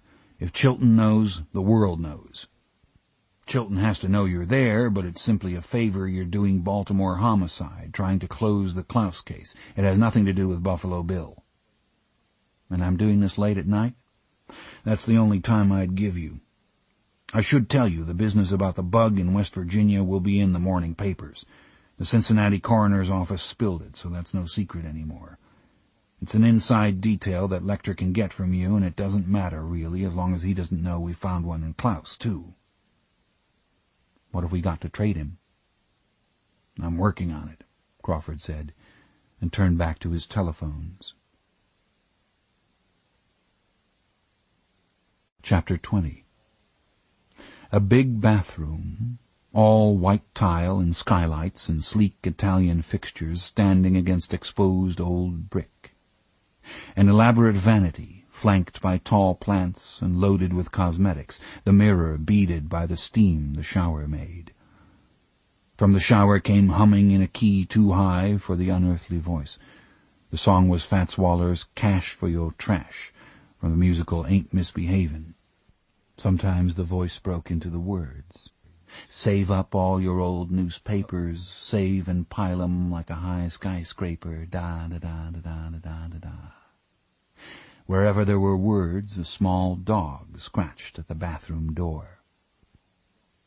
In the shower was Jane Gum, white male, 34, 6 feet 1 inch, 205 pounds, brown and blue, no distinguishing marks. He pronounces his first name like James without the S. Jame. He insists on it. After his first rinse, Gum applied friction de bain, rubbing it over his chest and buttocks with his hands and using a dish mop on the parts he did not like to touch. His legs and feet were a little stubbly, but he decided they would do. Gum toweled himself pink and applied a good skin emollient. His full-length mirror had a shower curtain on a bar in front of it. Gum used the dish mop to tuck his penis and testicles back between his legs. He whipped the shower curtain aside and stood before the mirror, hitting a hip-shot pose, despite the grinding it caused in his private parts. "Do something for me, honey. Do something for me soon." He used the upper range of his naturally deep voice, and he believed he was getting better at it. The hormones he'd taken, Premarin for a while and then diethylstilbestrol orally, couldn't do anything for his voice, but they had thinned the hair a little across his slightly budding breasts. A lot of electrolysis had removed Gum's beard and shaped his hairline into a widow's peak, but he did not look like a woman. He looked like a man inclined to fight with his nails as well as his fists and feet. Whether his behavior was an earnest, inept attempt to swish or a hateful mocking would be hard to say on short acquaintance, and short acquaintances were the only kind he had. "What you gonna do for me?" The dog scratched on the door at the sound of his voice. Gum put on his robe and let the dog in. He picked up the little champagne-colored poodle and kissed her plump back. "Yes. Are you famished, precious? I am, too." He switched the little dog from one arm to the other to open the bedroom door. She squirmed to get down. "Just a mo, sweetheart." With his free hand he picked up a Mini 14 carbine from the floor beside the bed and laid it across the pillows. Now then, we'll have our supper in a minute." He put the little dog on the floor while he found his nightclothes. She trailed him eagerly downstairs to the kitchen. James Gum took 3 TV dinners from his microwave oven. There were 2 Hungry Man dinners for himself and 1 lean cuisine for the poodle. The poodle greedily ate her entree and the dessert, leaving the vegetable. James Gum left only the bones on his 2 trays. He let the little dog out the back door, and clutching his robe closed against the chill, he watched her squat in the narrow strip of light from the doorway. "You haven't done number 2. All right, I won't watch." But he took a sly peek between his fingers. "Oh, super, you little baggage. Aren't you a perfect lady? Come on, let's go to bed." Mr. Gum liked to go to bed. He did it several times a night. He liked to get up, too, and sit in one or another of his many rooms without turning on the light, or work for a little while in the night when he was hot with something creative. He started to turn out the kitchen light, but paused, his lips in a judicious spout, as he considered the litter of supper. He gathered up the 3 TV trays and wiped off the table. A switch at the head of the stairs turned on the lights in the basement. James Gum started down, carrying the trays. The little dog cried in the kitchen and nosed open the door behind him. "All right, silly Billy." He scooped up the poodle and carried her down. She wriggled and nosed at the trays in his other hand. "No, you don't. You've had enough." He put her down, and she followed close beside him through the rambling multi-level basement. In a basement room directly beneath the kitchen was a well, long dry. Its stone rim, reinforced with modern well rings and cement, rose 2 feet above the sandy floor. The original wooden safety cover, too heavy for a child to lift, was still in place. There was a trap in the lid big enough to lower a bucket through. The trap was open, and James Gum scraped his trays and the dog's tray into it. The bones and bits of vegetable winked out of sight into the absolute blackness of the well. The little dog sat up and begged. "No, all gone," Gum said. "You're too fat as it is." He climbed the basement stairs, whispering, fatty bread," to his little dog. He gave no sign if he heard the cry, still fairly strong and sane, that echoed up from the black hole. "Please!" Chapter 21. Clarice Starling entered the Baltimore State Hospital for the Criminally Insane at a little after 10 p.m. She was alone. Starling had hoped Dr. Frederick Chilton wouldn't be there, but he was waiting for her in his office. Chilton wore an English-cut sport coat in window-pane check. The double vent and skirts gave it a peplum effect, Starling thought. She hoped to God he hadn't dressed for her. The room was bare in front of his desk, except for a straight chair screwed to the floor. Starling stood beside it while her greeting hung in the air. She could smell the cold, rank pipes in the rack beside Chilton's humidor. Dr. Chilton finished examining his collection of Franklin Mint locomotives and turned to her. "Would you like a cup of decaf?" "No, thanks. I'm sorry to interrupt your evening." "You're still trying to find out something about that head business," Dr. Chilton said. "Yes, the Baltimore District Attorney's Office told me they'd made the arrangements with you, Doctor." "Oh, yes. I work very closely with the authorities here, Miss Starling. Are you doing an article or a thesis, by the way? No. Have you ever been published in any of the professional journals? No, I never have. This is just an errand the U.S. Attorney's Office asked me to do for Baltimore County homicide. We left them with an open case, and we're just helping them tidy up the loose ends. Starling found her distaste for Chilton made the lying easier.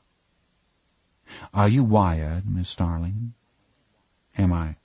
Are you wearing a microphone device to record what Dr. Lecter says? The police term is wired. I'm sure you've heard it. No. Dr. Chilton took a small pearl quarter from his desk and popped a cassette into it. Then put this in your purse. I'll have it transcribed and forward you a copy. You can use it to augment your notes. No, I can't do that, Dr. Chilton. Why on earth not? The Baltimore authorities have asked me all along for my analysis of anything Lecter says about this Klaus business. Get around Chilton if you can, Crawford told her. We can step on him in a minute with a court order, but Lecter will smell it. He can see through Chilton like a CAT scan.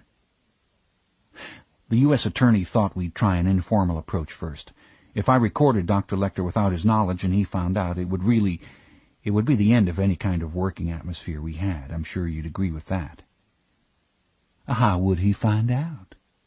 He'd read it in the newspaper with everything else you know, you fucking jerk. She didn't answer. If this should go anywhere and he has to depose, you'd be the first one to see the material, and I'm sure you'd be invited to serve as an expert witness. We're just trying to get a lead out of him now. Do you know why he talks to you, Miss Starling? No, Dr. Chilton. He looked at each item in the clack of certificates and diplomas on the walls behind his desk, as though he were conducting a poll. Now a slow turn to Starling. Do you really feel you know what you're doing? Sure I do. Lots of do's there. Starling's legs were shaky from too much exercise. She didn't want to fight with Chilton. She had to have something left when she got to Lecter. What you're doing is coming into my hospital to conduct an interview and refusing to share information with me. I'm acting on my instructions, Dr. Chilton. I have the U.S. Attorney's night number here. Now please either discuss it with him or let me do my job. I'm not a turnkey here, Miss Starling. I don't come running down here at night just to let people in and out. I had a ticket to Holiday on Ice. He realized he'd said a ticket. In that instant Starling saw his life, and he knew it. She saw his bleak refrigerator, the crumbs on the TV tray where he ate alone, the still piles his things stayed in for months until he moved them. She felt the ache of his whole yellow-smiling, sen-sen lonesome life, and switchblade quick she knew not to spare him, not to talk on or look away.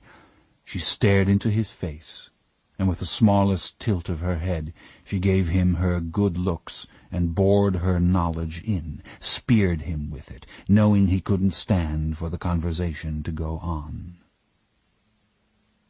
He sent her with an orderly named Alonzo.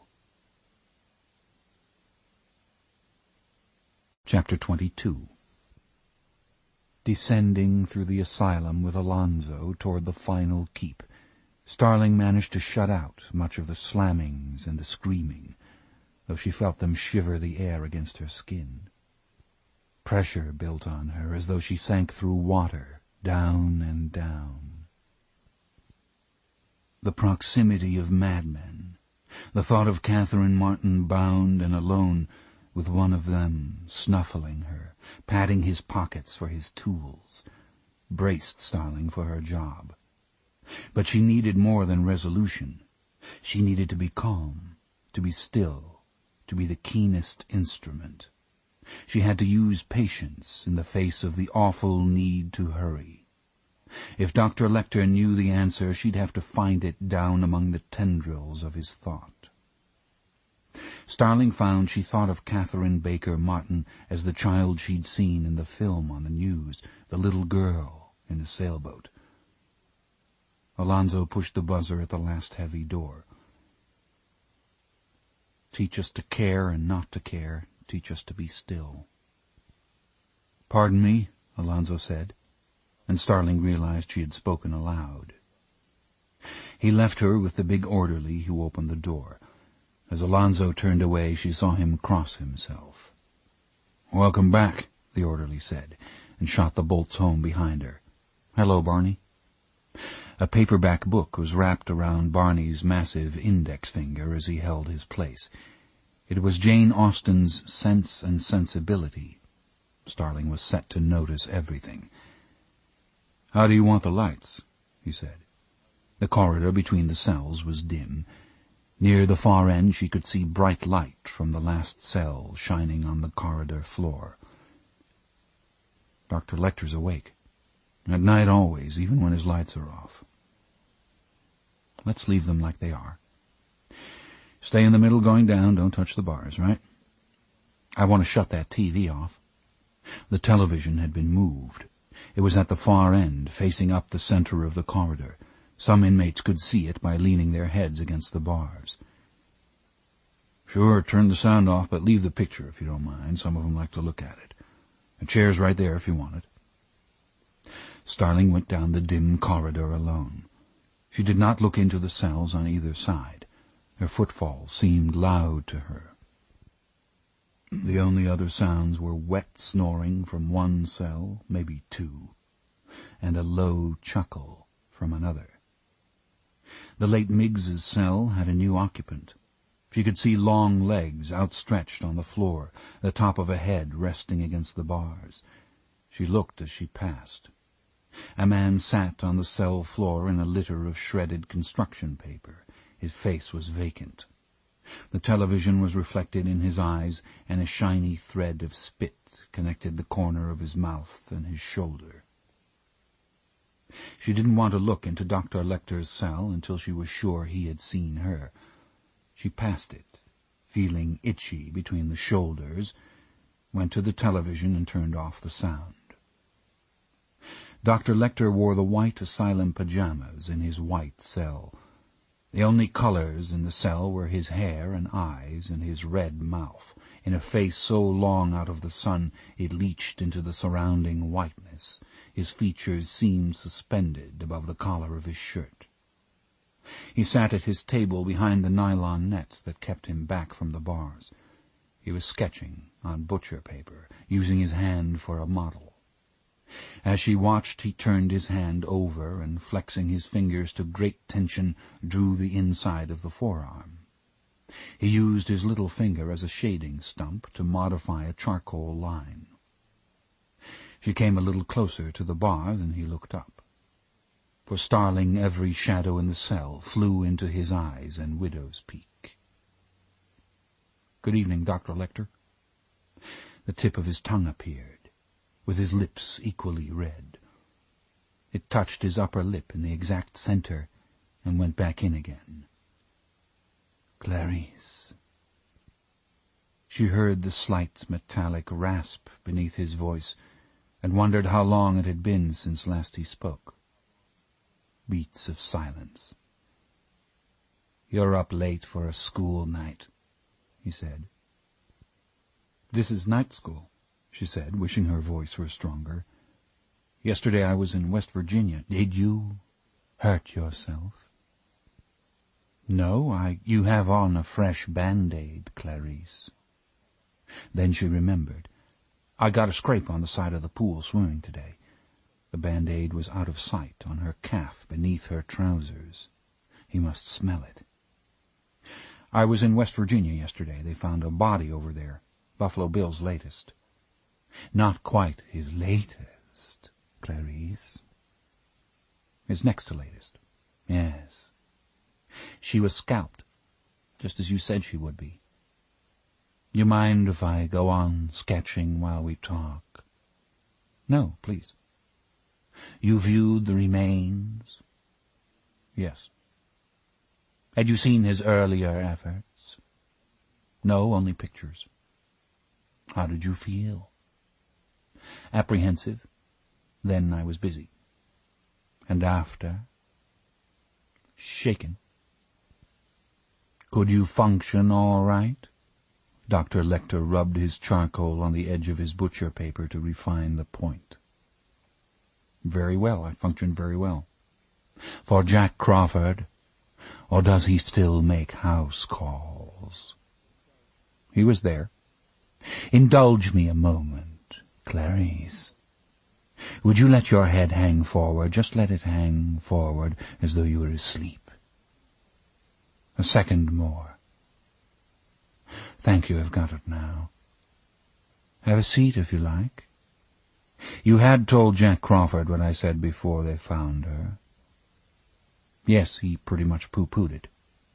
"And after he saw the body in West Virginia?" "He talked to his main authority from the University of Allen Bloom." "That's right. Dr. Bloom said Buffalo Bill was fulfilling a persona the newspapers created, the Buffalo Bill scalp-taking business the tabloids were playing with. Dr. Bloom said anybody could see that was coming." "Dr. Bloom saw that coming?" "He said he did." "He saw it coming, but he kept it to himself." "I see. What do you think, Clarice?" "I'm not sure. You have some psychology, some forensics. Where the two flow together you fish, don't you? Catching anything, Clarice?" "It's pretty slow so far." "What do your two disciplines tell you about Buffalo Bill?" "By the book, he's a sadist." "Life's too slippery for books, Clarice. Anger appears as lust. Lupus presents as hives." Dr. Lecter finished sketching his left hand with his right, switched the charcoal, and began to sketch his right with his left, and just as well. "Do you mean Dr. Bloom's book?" "Yes." "You looked me up in it, didn't you?" "Yes." "How did he describe me?" "A pure sociopath." "Would you say Dr. Bloom is always right?" "I'm still waiting for the shallowness of affect." Dr. Lecter's smile revealed his small white teeth. "We have experts at every hand, Clarice.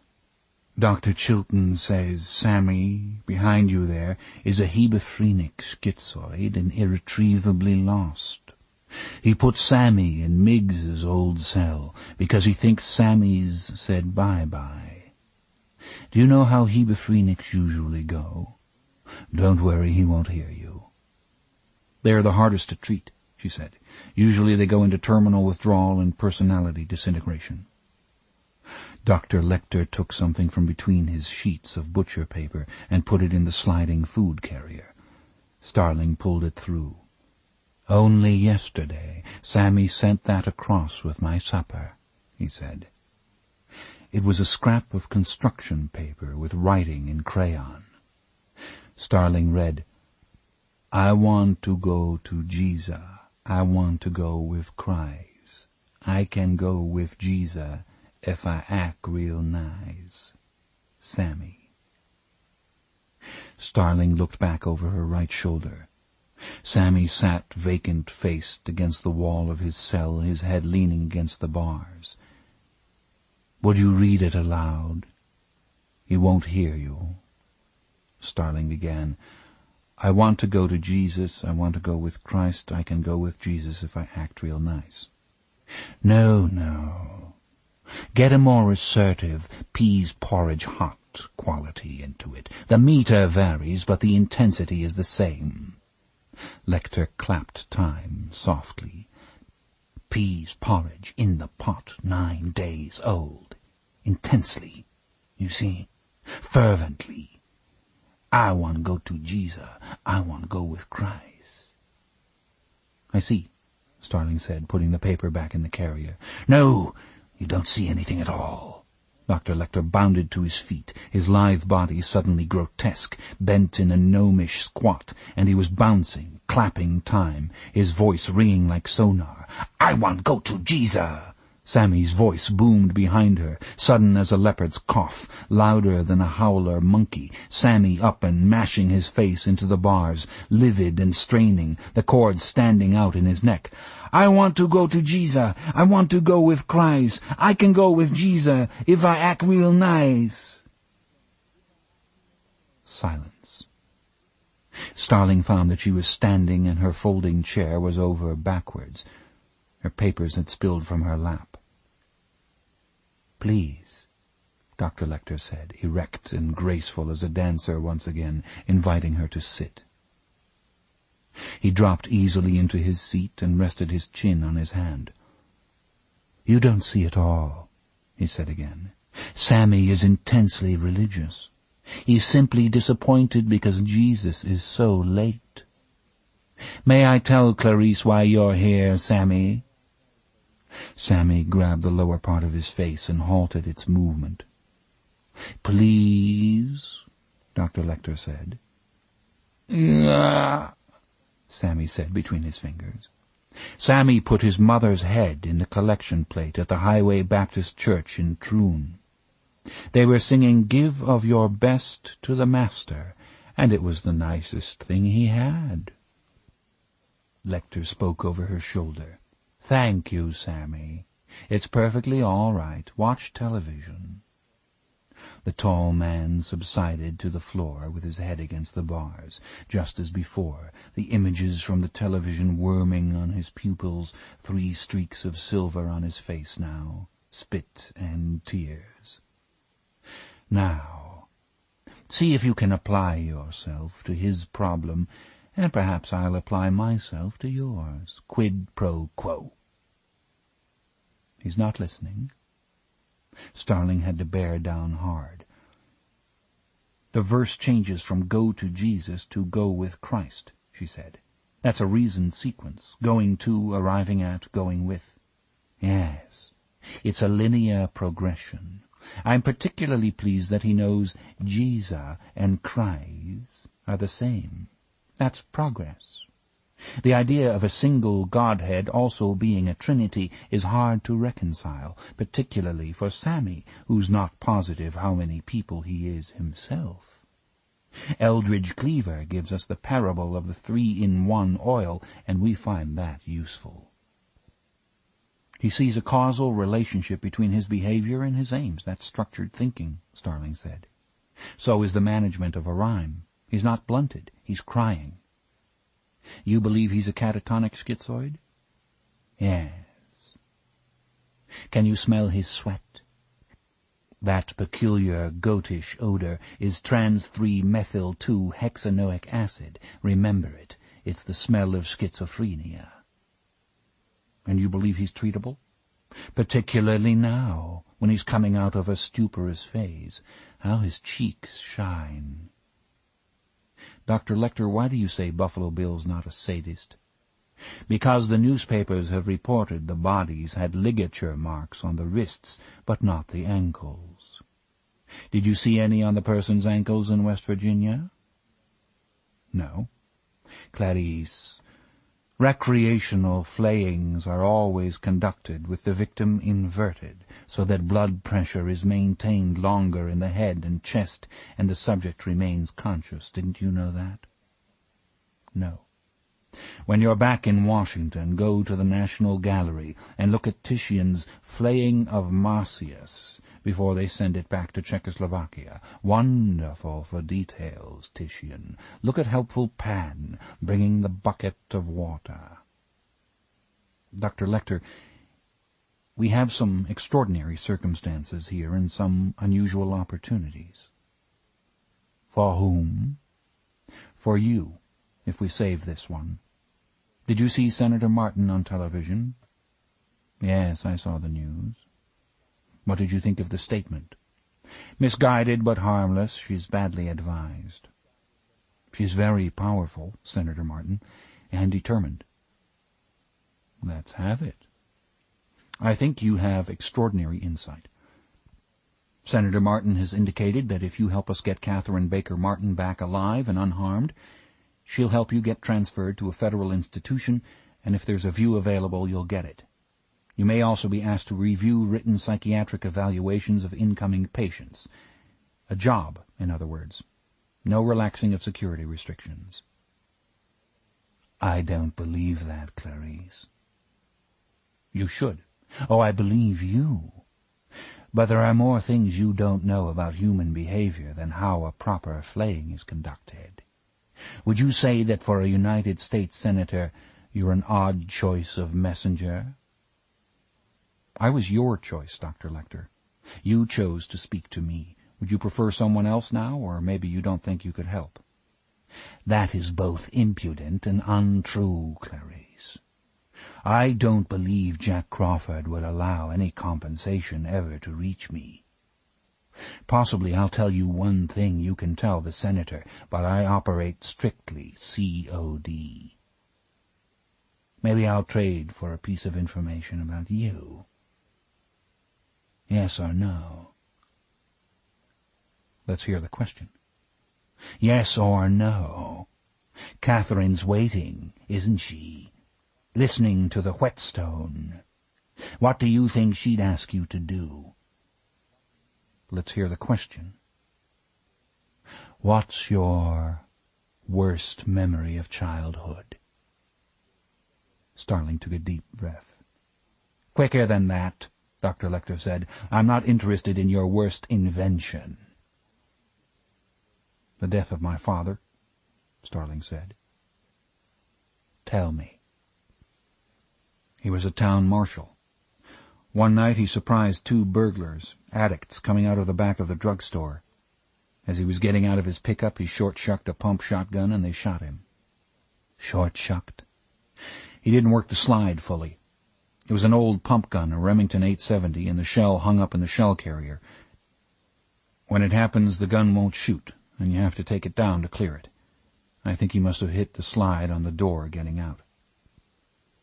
"Was he killed outright?" "No. He was strong. He lasted a month." "Did you see him in the hospital?" "Dr. Lecter—" "Yes." "Tell me a detail you remember from the hospital." Starling closed her eyes. "A neighbor came, an older woman, a single lady, and she recited the end of Thanatopsis to him. I guess that was all she knew to say. That's it. We've traded." "Yes, we have. You've been very frank, Clarice. I always know. I think it would be quite something to know you in private life." "Quid pro quo." "In life, was the girl in West Virginia very attractive physically, do you think?" "She was well groomed." "Don't waste my time with loyalty." "She was heavy." "Large?" "Yes." "Shot in the chest?" "Yes." "Flat-chested, I expect." "For her size, yes." "But big through the hips? Roomy?" "She was, yes." "What else?" "She had an insect deliberately inserted in her throat. That hasn't been made public." "Was it a butterfly?" Her breath stopped for a moment. She hoped he didn't hear it. "It was a moth," she said. "Please tell me how you anticipated that." "Clarice, I'm going to tell you what Buffalo Bill wants Catherine Baker Martin for, and then good night. This is my last word under the current terms. You can tell the Senator what he wants with Catherine, and she can come up with a more interesting offer for me. Or she can wait until Catherine bobs to the surface and see that I was right." "What does he want her for, Dr. Lecter?" "He wants a vest with tits on it," Dr. Lecter said. Chapter 23. Catherine Baker Martin lay 17 feet below the cellar floor. The darkness was loud with her breathing, loud with her heart. Sometimes the fear stood on her chest, the way a trapper kills a fox. Sometimes she could think. She knew she was kidnapped, but she didn't know by whom. She knew she wasn't dreaming. In the absolute dark she could hear the tiny clicks her eyes made when she blinked. She was better now than when she first regained consciousness. Much of the awful vertigo was gone, and she knew there was enough air. She could tell down from up, and she had some sense of her body's position. Her shoulder, hip, and knee hurt from being pressed against the cement floor where she lay. That side was down. Up was the rough futon she had crawled beneath during the last interval of blazing, blinding light. The throbbing in her head had subsided now, and her only real pain was in the fingers of her left hand. The ring finger was broken, she knew. She wore a quilted jumpsuit that was strange to her. It was clean and smelled of fabric softener. The floor was clean, too, except for the chicken bones and bits of vegetable her captor had raked into the hole. The only other objects with her were the futon and a plastic sanitation bucket with a thin string tied to the handle. It felt like cotton kitchen string, and it led up into the darkness as far as she could reach. Catherine Martin was free to move around, but there was no place to go. The floor she lay on was oval, about 8 by 10 feet, with a small drain in the center. It was the bottom of a deep, covered pit. The smooth cement walls sloped gently inward as they rose.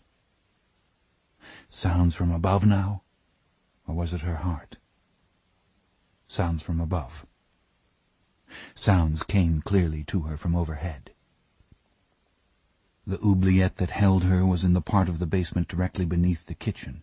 Footsteps, now, across the kitchen floor, and running water. The scratching of dog claws on linoleum. Nothing, then, until a weak disk of yellow light through the open trap above as the basement lights came on. Then blazing light in the pit, and this time she sat up into the light, the futon across her legs, determined to look around, trying to peer through her fingers as her eyes adjusted, her shadow swaying around her as a flood lamp lowered into the pit, swung on its cord high above. She flinched as her toilet bucket moved, lifted, swayed upward on its flimsy string, twisting slowly as it rose toward the light. She tried to swallow down her fear, got too much air with it, but managed to speak. "My family will pay," she said. "Cash. My mother will pay it now, no questions asked. This is her private—" "Oh!" A flapping shadow down on her. Only a towel. "This is her private number. It's 202— "Wash yourself." It was the same unearthly voice she'd heard talking to the dog. Another bucket coming down on a thin cord. She smelled hot, soapy water. "Take it off and wash yourself all over, or you'll get the hose." And an aside to the dog as the voice faded. "Yes, it will get the hose. Won't it, darling heart? Yes, it will." Catherine Martin heard the footsteps and the claws on the floor above the basement. The double vision she'd had the first time the lights went on was gone now. She could see. How high was the top? Was the floodlight on a strong cord? Could she snag it with the jumpsuit? Catch something with the towel? Do something, hell. The walls were so smooth, a smooth tube upward.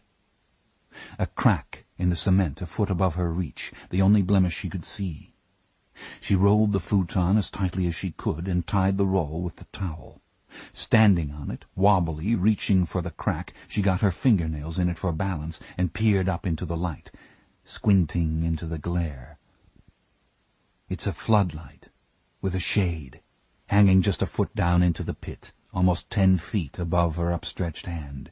It might as well be the moon. And he was coming. The futon was wobbling, she scrabbling at the crack in the wall for balance, hopping down, something, a flake, falling past her face. Something coming down past the light. A hose. A single spatter of icy water. A threat.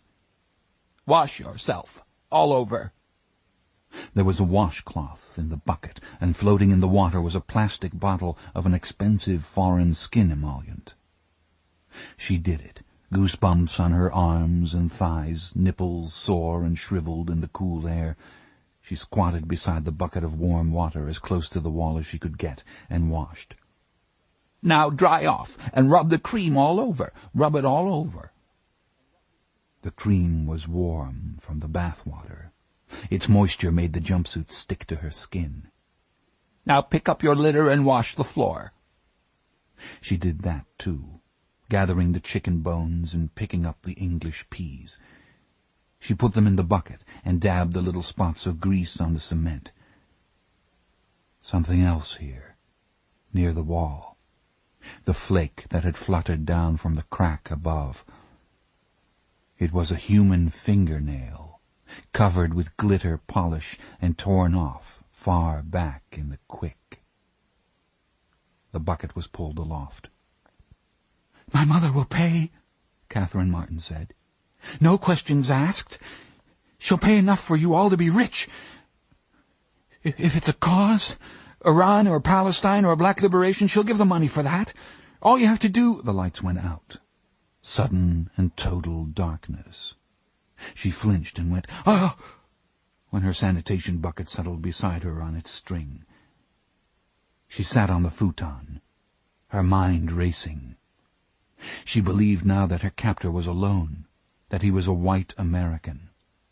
She'd tried to give the impression, she had no idea what he was, what color, or how many, that her memory of the parking lot was wiped out by the blows on her head. She hoped that he believed he could safely let her go. Her mind was working, and at last it worked too well. The fingernail. Someone else was here. A woman, a girl, was here. Where was she now? What did he do to her? Except for shock and disorientation, it would not have been so long in coming to her. As it was, the skin emollient did it.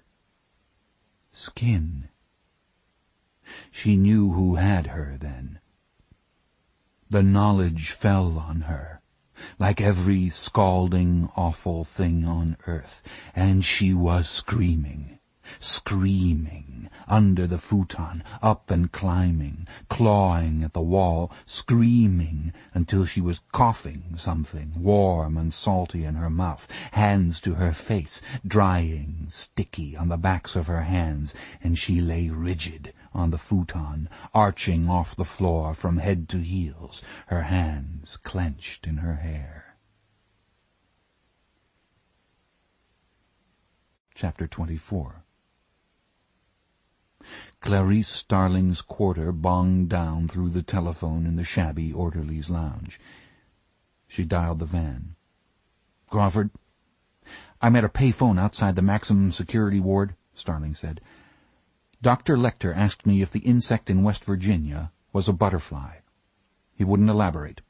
He said Buffalo Bill needs Catherine Martin because, I'm quoting, he wants a vest with tits on it. Dr. Lecter wants to trade. He wants a more interesting offer from the senator." "Did he break it off?" "Yes." "How soon do you think he'll talk again?" "I think he'd like to do this over the next few days, but I'd rather hit him again now, if I can have some kind of urgent offer from the senator." "Urgent is right. We got an ID on the girl in West Virginia, Starling. A missing person fingerprint card from Detroit rang the Cherries and ID section about a half hour ago. Kimberly Jane Emberg, 22, missing from Detroit since February 7th. We're canvassing her neighborhood for witnesses. The Charlottesville medical examiner says she died not later than February 11th, and possibly the day before, the 10th. "He only kept her alive 3 days, Starling said. "His period's getting shorter. I don't think anybody's surprised." Crawford's voice was even. "He's had Catherine Martin about 26 hours. I think if Lecter can deliver, he'd better do it in your next conversation. I'm set up in the Baltimore field office. The van patched you through. I have a room for you in the Hojo 2 blocks from the hospital if you need a cat nap later on." "He's leery, Mr. Crawford. He's not sure you'd let him have anything good. What he said about Buffalo Bill, he traded for personal information about me. I don't think there's any textual correlation between his questions and the case. Do you want to know the questions?" "No." "That's why you didn't make me wear a wire, isn't it? You thought it'd be easier for me. I'd be more likely to tell him stuff and please him if nobody else could hear." Here's another possibility for you. What if I trusted your judgment, Starling?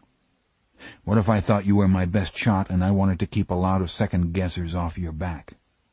Would I have you wear a wire then? No, sir. You're famous for handling agents, aren't you, Mr. Crawfish? What can we offer, Dr. Lecter? A couple of things I'm sending over. It'll be there in 5 minutes unless you want to rest a little first. I'd rather do it now, Starling said. Tell them to ask for Alonzo. Tell Alonzo I'll meet him in the corridor outside Section 8. 5 minutes, Crawford said. Starling walked up and down the linoleum of the shabby lounge far underground. She was the only brightness in the room. We rarely get to prepare ourselves in meadows or on gravelled walks. We do it on short notice in places without windows, hospital corridors, rooms like this lounge with its cracked plastic sofa and Cinzano ashtrays, where the cafe curtains cover blank concrete. In rooms like this, with so little time, we prepare our gestures, get them by heart so we can do them when we're frightened in the face of doom. Starling was old enough to know that. She didn't let the room affect her. Starling walked up and down. She gestured to the air. "Hold on, girl," she said aloud. She said it to Catherine Martin, and she said it to herself. "We're better than this room. We're better than this fucking place," she said aloud. "We're better than wherever he's got you. Help me, help me, help me." She thought for an instant of her late parents. She wondered if they would be ashamed of her now. Just that question, not its pertinence, no qualifications, the way we always ask it. The answer was no, they would not be ashamed of her. She washed her face and went out into the hall. The orderly Alonzo was in the corridor with a sealed package from Crawford. It contained a map and instructions. She read them quickly by the corridor light and pushed the button for Barney to let her in. Chapter 25. Dr. Lecter was at his table, examining his correspondence. Starling found it easier to approach the cage when he wasn't looking at her. "Doctor?" He held up a finger for silence.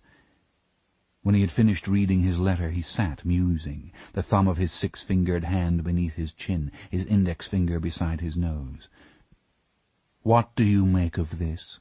he said, putting the document into the food carrier. It was a letter from the U.S. Patent Office. "This is about my crucifixion watch," Dr. Lecter said. "They won't give me a patent, but they advise me to copyright the face. Look here." He put a drawing the size of a dinner napkin in the carrier, and Starling pulled it through. "You may have noticed that in most crucifixions the hands point to, say, 2:45, or 10 till 2 at the earliest, while the feet are at 6. On this watch face, Jesus is on the cross, as you see there, and the arms revolve to indicate the time, just like the arms on the popular Disney watches. The feet remain at 6, and at the top a small second hand revolves in the halo. What do you think?" The quality of the anatomical sketching was very good. The head was hers. "You'll lose a lot of detail when it's reduced to watch size," Starling said. "True, unfortunately, but think of the clocks. Do you think this is safe without a patent? You'd be buying quartz watch movements, wouldn't you? And they're already under patent. I'm not sure, but I think patents only apply to unique mechanical devices and copyright applies to design." "But you're not a lawyer, are you? They don't require that in the FBI anymore." "I have a proposal for you," Starling said, opening her briefcase. Barney was coming. She closed the briefcase again. She envied Barney's enormous calm. His eyes read negative for dope, and there was considerable intelligence behind them. "Excuse me," Barney said. "If you've got a lot of papers to wrestle, there's a one-armed desk, a school desk in the closet here that the shrinks use. Want it?" School image. Yes or no? "May we talk now, Dr. Lecter?" The doctor held up an open palm. "Yes, Barney, thank you." Seated now, and Barney safely away. "Dr. Lecter, the senator has a remarkable offer." "I'll decide that." "You spoke to her so soon?" "Yes. She's not holding anything back. This is all she's got, so it's not a matter for bargaining. This is it. Everything. One offer." She glanced up from her briefcase. Dr. Lecter, murderer of 9, had his fingers steepled beneath his nose, and he was watching her. Behind his eyes was endless night. "If you help us find Buffalo Bill in time to save Catherine Martin unharmed, you get the following. Transfer to the Veterans Administration Hospital at Oneida Park, New York, to a cell with a view of the woods around the hospital.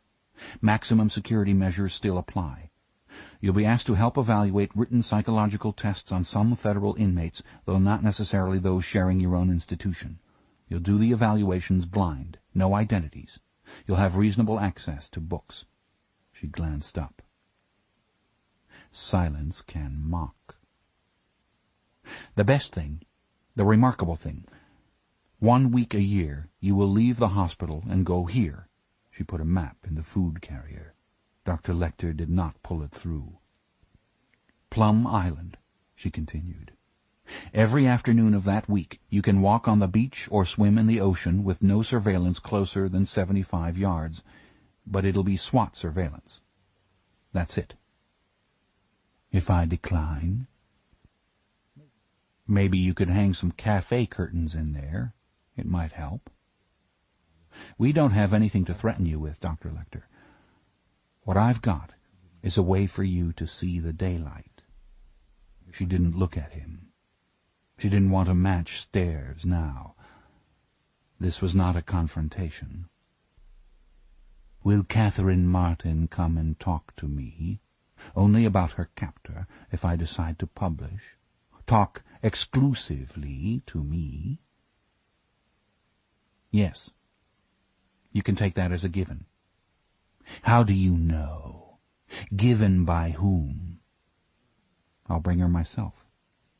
"If she'll come." "We'll have to ask her first, won't we?" He pulled the carrier through. Plum Island. "Look off the tip of Long Island, the north finger there." Plum Island. The Plum Island Animal Disease Center. Federal Hoof and Mouth Disease Research, it says. Sounds charming. That's just part of the island. It has a nice beach and good quarters. The terns nest there in the spring." "Terns." Dr. Lecter sighed. He cocked his head slightly and touched the center of his red lip with his red tongue. "If we talk about this, Clarice, I have to have something on account. Quid pro quo. I tell you things and you tell me." "Go," Starling said. She had to wait a full minute before he said, "A caterpillar becomes a pupa in a chrysalis. Then it emerges, comes out of its secret changing room as the beautiful imago. Do you know what an imago is, Clarice?" "An adult winged insect." "But what else?" She shook her head. "It's a term from the dead religion of psychoanalysis. An imago is an image of the parent buried in the unconscious from infancy and bound with infantile affect. The word comes from the wax portrait busts of their ancestors the ancient Romans carried in funeral processions. Even the phlegmatic Crawford must see some significance in the insect chrysalis." Nothing to jump on except checking the Entomology Journal's subscription list against known sex offenders in the descriptor index. "First, let's drop Buffalo Bill. It's a misleading term and has nothing to do with the person you want. For convenience, we'll call him Billy. I'll give you a précis of what I think. Ready?"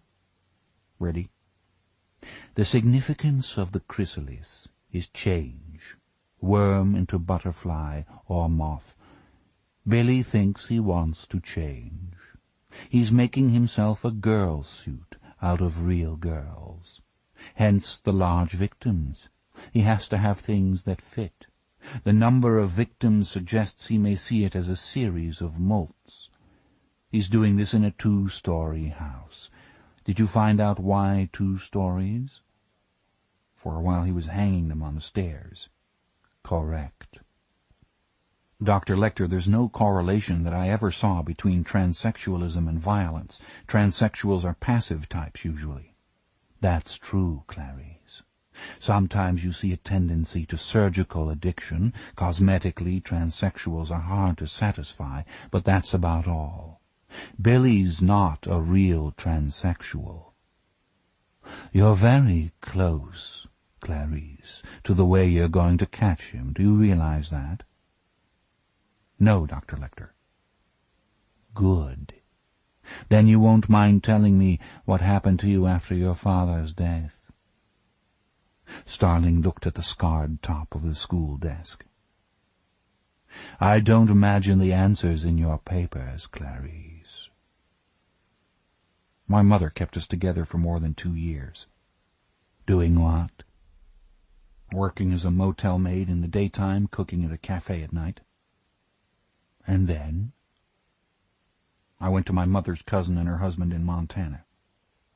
Just you? I was the oldest. The town did nothing for your family? A check for $500. Curious there was no insurance. Clarice, you said your father hit the shotgun slide on the door of his pickup. Yes. He didn't have a patrol car? No. It happened at night? Yes. Didn't he have a pistol? No.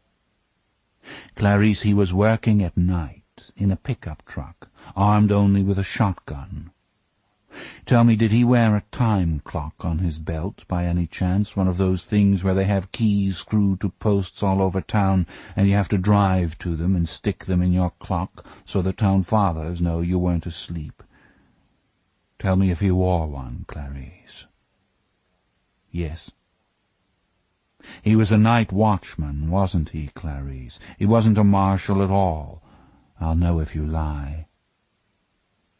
The job description said night marshal. What happened to it? What happened to what? The time clock. What happened to it after your father was shot? I don't remember. If you do remember, will you tell me? Yes. Wait, the mayor came to the hospital and asked my mother for the clock and the badge. She hadn't known she knew that. The mayor in his leisure suit and navy surplus shoes, the cocksucker. Quid pro quo, Dr. Lecter. Did you think for a second you'd made that up? No, if you'd made it up, it wouldn't sting. We were talking about transsexuals. You said violence and destructive, aberrant behavior are not statistical correlatives of transsexualism. True. Do you remember what we said about anger expressed as lust and lupus presenting as hives? Billy's not a transsexual, Clarice, but he thinks he is. He tries to be. He's trying to be a lot of things, I expect. You said that was close to the way we'd catch him. There are 3 major centers for transsexual surgery: Johns Hopkins, the University of Minnesota, and Columbus Medical Center. I wouldn't be surprised if he's applied for sex reassignment at one or all of them and been denied. On what basis would they reject him? What would show up? Oh, very quick, Clarice. The first reason would be criminal record. That disqualifies an applicant unless the crime is relatively harmless and related to the gender identity problem, cross-dressing in public, something like that. If he lied successfully about a serious criminal record, then the personality inventories would get him. How? You have to know how in order to sieve them, don't you? Yes? Why don't you ask Dr. Bloom? I'd rather ask you. What will you get out of this, Clarice? A promotion and a raise? What are you, a G9? What do little G9s get nowadays? A key to the front door, for one thing. How would he show up on the diagnostics? How did you like Montana, Clarice? Montana's fine. How did you like your mother's cousin's husband? We were different. How were they? Worn out from work? Were there other children? No. Where did you live? On a ranch. A sheep ranch. Sheep and horses. How long were you there? 7 months. How old were you? 10. Where did you go from there? The Lutheran home in Bozeman? Tell me the truth. I am telling you the truth. You're hopping around the truth. If you're tired, we could talk toward the end of the week. I'm rather bored myself. Or had you rather talk now? Now, Dr. Lecter. All right. A child is sent away from her mother to a ranch in Montana, a sheep and horse ranch. Missing the mother, excited by the animals. Dr. Lecter invited Starling with his open hands. It was great. I had my own room with an Indian rug on the floor. They let me ride a horse. They led me around on this horse. She couldn't see very well. There was something wrong with all the horses, lame or sick. Some of them had been raised with children, and they would, nicker at me in the mornings when I went out to the school bus. But then I found something strange in the barn. They had a little tack room out there. I thought this thing was some kind of old helmet. When I got it down, it was stamped W. W. Greener's Humane Horse Killer. It was sort of a bell-shaped metal cap, and it had a place on the top to chamber a cartridge. Looked like about a .32. Did they feed out slaughter horses on this ranch, Clarice? Yes, they did. Did they kill them at the ranch? The glue and fertilizer ones they did. You can stack 6 in a truck if they're dead. The ones for dog food they hauled away alive. The one you rode around the yard? We ran away together. How far did you get? I got about as far as I'm going until you break down the diagnostics for me. Do you know the procedure for testing male applicants for transsexual surgery? No. It may help if you bring me a copy of the regimen from any of the centers, but to begin, the battery of tests usually includes Wechsler Adult Intelligence Scale, House Tree Person, Rorschach, Drawing of Self-Concept, Thematic Apperception, MMPI, of course, and a couple of others, the Jenkins, I think, that NYU developed. You need something you can see quickly, don't you? Don't you, Clarice? That would be the best, something quick. Let's see. Our hypothesis is we're looking for a male who will test differently from the way a true transsexual would test. All right, on House Tree Person, look for someone who didn't draw the female figure first. Male transsexuals almost always draw the female first, and typically they pay a lot of attention to adornments on the females they draw. Their male figures are simple stereotypes. There are some notable exceptions where they draw Mr. America, but not much in between. Look for a house drawing without the rosy future embellishments. No baby carriage outside, no curtains, no flowers in the yard. You get 2 kinds of trees with real transsexuals, flowing, copious willows and castration themes, the trees that are cut off by the edge of the drawing or the edge of the paper. The castration images are full of life in the drawings of true transsexuals, flowering and fruitful stumps. That's an important distinction. They're very unlike the frightened, dead, mutilated trees you see in drawings by people with mental disturbances. That's a good one. Billy's tree will be frightful. Am I going too fast?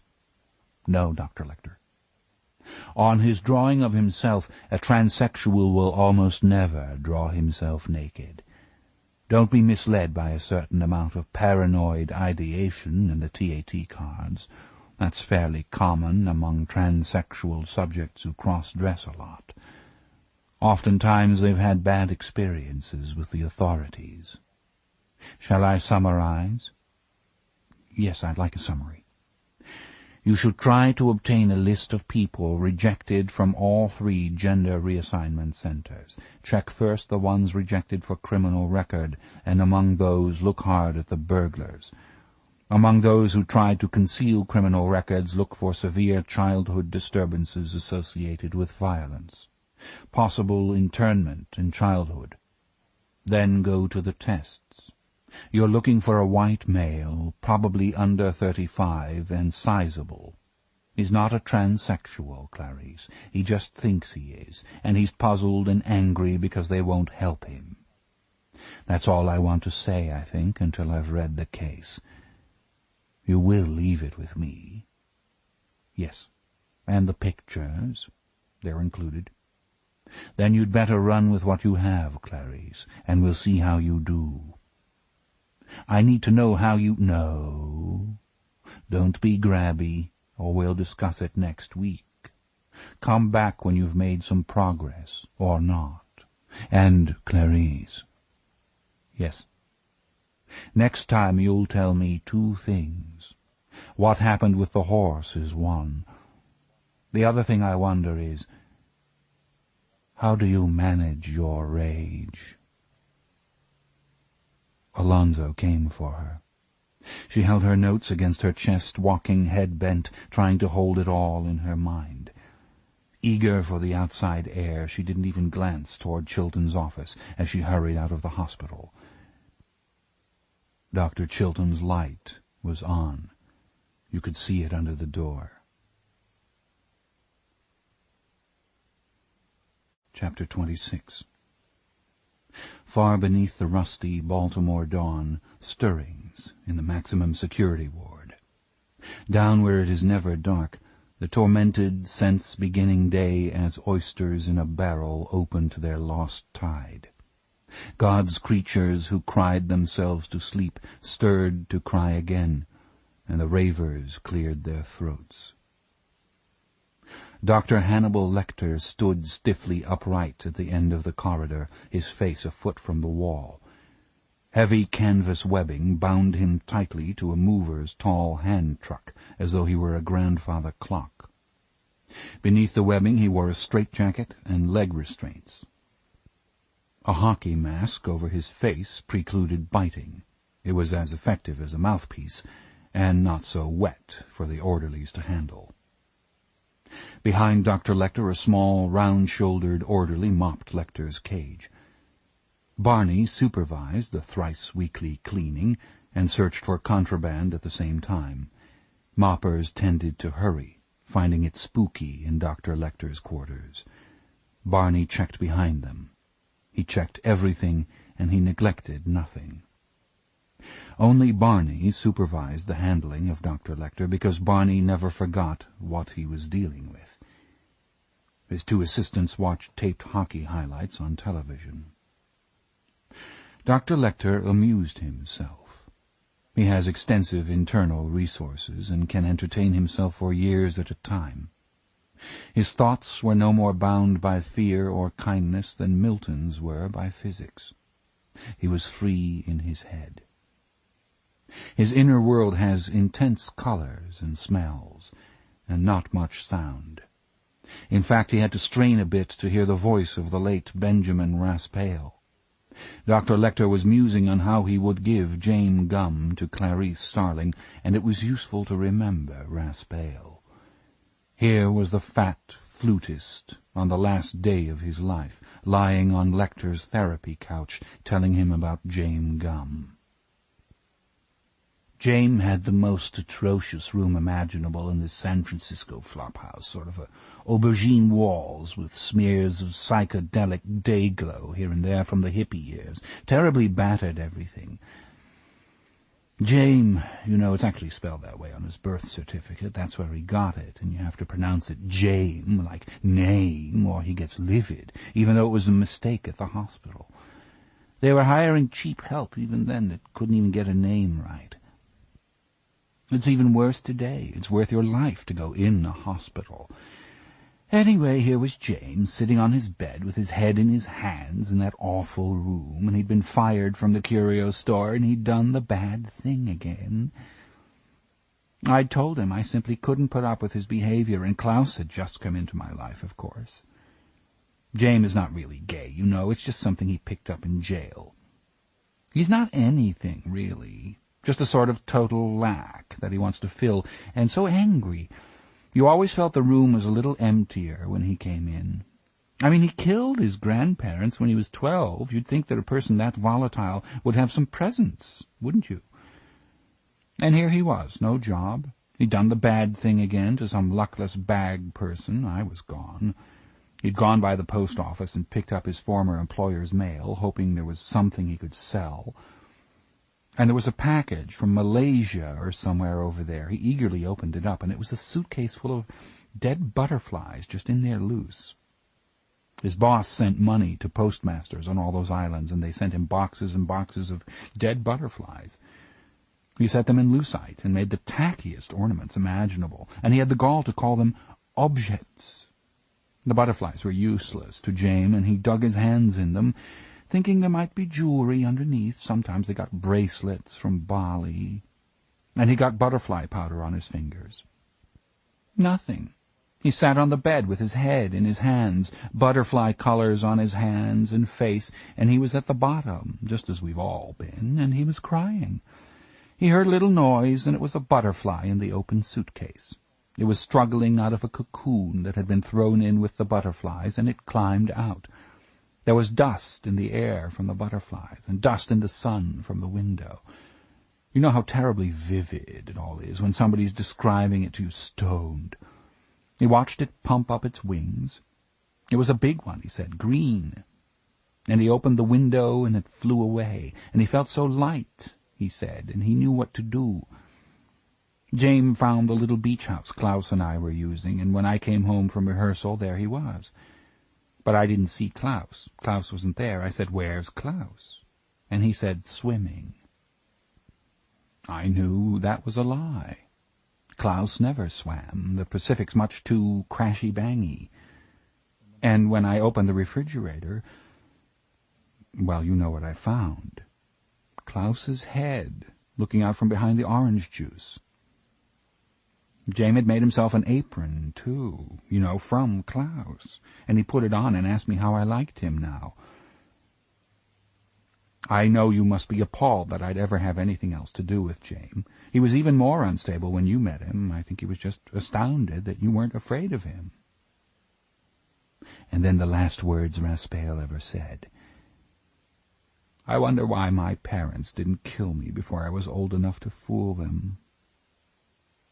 The slender hand of the stiletto wiggled as Raspail's spiked heart tried to keep beating, and Dr. Lecter said, "Looks like a straw down a doodle-bug hole, doesn't it?" But it was too late for Raspail to answer. Dr. Lecter could remember every word, and much more, too. Pleasant thoughts to pass the time while they cleaned his cell. Clarice Starling was astute, the doctor mused. She might get James Gum with what he had told her, but it was a long shot. To get him in time, she would need more specifics.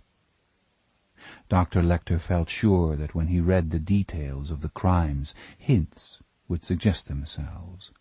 possibly having to do with Gum's job training in the juvenile correction facility after he killed his grandparents. He'd give her Jane Gum tomorrow, and make it clear enough so that even Jack Crawford couldn't miss it. Tomorrow should see it done. Behind him, Dr. Lecter heard footsteps, and the television was turned off. He felt the hand truck tilt back. Now would begin the long, tedious process of freeing him within the cell. It was always done the same way. First Barney and his helpers laid him gently on his cot, face down. Then Barney tied his ankles to the bar at the foot of the cot with towels, removed the leg restraints, and, covered by his two helpers, armed with mace and riot batons, undid the buckles on the back of the straitjacket and backed out of the cell, locking the net and the barred door in place, and leaving Dr. Lecter to work his way out of his bonds. Then the doctor traded the equipment for his breakfast. The procedure had been in effect ever since Dr. Lecter savaged the nurse, and it worked out nicely for everyone. Today the process was interrupted. Chapter 27. A slight bump as the hand truck carrying Dr. Lecter rolled over the threshold of the cage. And here was Dr. Chilton, sitting on the cot, looking through Dr. Lecter's private correspondence. Chilton had his tie and coat off. Dr. Lecter could see some kind of medal hanging from his neck. "Stand him up beside the toilet, Barney," Dr. Chilton said without looking up. "You and the others wait at your station." Dr. Chilton finished reading Dr. Lecter's most recent exchange with the General Archives of Psychiatry. He tossed the letters on the cot and went outside the cell. A glint from behind the hockey mask as Dr. Lecter's eyes tracked him, but Lecter's head didn't move. Chilton went to the school desk in the hall and, bending stiffly, removed a small listening device from beneath the seat. He waggled it in front of the eye holes in Dr. Lecter's mask and resumed his seat on the cot. "I thought she might be looking for a civil rights violation in Miggs's death, so I listened," Chilton said. "I hadn't heard your voice in years. I suppose the last time was when you gave me all the misleading answers in my interviews and then ridiculed me in your journal articles. It's hard to believe an inmate's opinions could count for anything in the professional community, isn't it? But I'm still here. And so are you." Dr. Lecter said nothing. Years of silence. And then Jack Crawford sends down his girl, and you just went to jelly, didn't you? What was it that got you, Hannibal? Was it those good hard ankles? The way her hair shines? She's glorious, isn't she? Remote and glorious. A winter sunset of a girl, that's the way I think of her. I know it's been some time since you've seen a winter sunset, but take my word for it. You only get one more day with her, then Baltimore Homicide takes over the interrogation. They're screwing a chair to the floor for you in the electroshock therapy room. The chair has a commode seat for your convenience, and for their convenience when they attach the wires. I won't know a thing. Do you get it yet? They know, Hannibal. They know that you know exactly who Buffalo Bill is. They think you probably treated him. When I heard Miss Starling ask about Buffalo Bill, I was puzzled. I called a friend at Baltimore Homicide. They found an insect in Klaus's throat, Hannibal. They know Buffalo Bill killed him. Crawford's letting you think you're smart. I don't think you know how much Crawford hates you for cutting up his protégé. He's got you now. Do you feel smart now? Dr. Lecter watched Chilton's eyes moving over the straps that held on the mask. Clearly Chilton wanted to remove it so he could watch Lecter's face. Lecter wondered if Chilton would do it the safe way, from behind. If he did it from the front, he'd have to reach around Dr. Lecter's head, with the blue-veined insides of his forearms close to Lecter's face. "Come, Doctor. Come close." No, he's decided against it. Do you still think you're going someplace with a window? Do you think you'll walk on the beach and see the birds? I don't think so. I called Senator Ruth Martin, and she never heard of any deal with you. I had to remind her who you were. She never heard of Clarice Starling either. It's a scam. We have to expect small dishonesties in a woman, but that's a shocker, wouldn't you say? When they get through milking you, Hannibal, Crawford's charging you with misprision of a felony. You'll duck it on McNaughton, of course, but the judge won't like it. You sat through 6 deaths. The judge won't take such interest in your welfare anymore. No window, Hannibal. You'll spend the rest of your life sitting on the floor in a state institution watching the diaper cart go by. Your teeth will go, and your strength, and nobody will be afraid of you any more, and you'll be out in the ward at some place like Flendower. The young ones will just push you around and use you for sex when they feel like it. All you'll get to read is what you write on the wall. You think the court will care? You've seen the old ones. They cry when they don't like the stewed apricots. Jack Crawford and his fluff. They'll get together openly after his wife dies. He'll dress younger and take up some sport they can enjoy together. They've been intimate ever since Bella Crawford got sick. They're certainly not fooling anybody about that. They'll get their promotions, and they won't think about you once a year. Crawford probably wants to come personally at the end to tell you what you're getting. Up the booty. I'm sure he has a speech all prepared. Hannibal, he doesn't know you as well as I do. He thought if he asked you for the information, you'd just torment the mother with it. Quite right, too, Dr. Lecter reflected. How wise of Jack. That obtuse Scotch-Irish mien is misleading. His face is all scars if you know how to look. Well, possibly there's room for a few more. I know what you're afraid of. It's not pain or solitude. It's indignity you can't stand, Hannibal. You're like a cat that way. I'm on my honor to look after you, Hannibal, and I do it. No personal considerations have ever entered into our relationship from my end. And I'm looking after you now. There never was a deal for you with Senator Martin, but there is now. Or there could be. I've been on the phone for hours on your behalf, and for the sake of that girl, I'm going to tell you the first condition. You speak only through me. I alone publish a professional account of this, my successful interview with you. You publish nothing. I have exclusive access to any material from Catherine Martin if she should be saved. That condition is non-negotiable. You'll answer me now. Do you accept that condition? Dr. Lecter smiled to himself. You'd better answer me now, or you can answer Baltimore homicide. This is what you get. If you identify Buffalo Bill and the girl is found in time, Senator Martin, and she'll confirm this by telephone, Senator Martin will have you installed in Brushy Mountain State Prison in Tennessee, out of the reach of the Maryland authorities. You'll be in her bailiwick, away from Jack Crawford.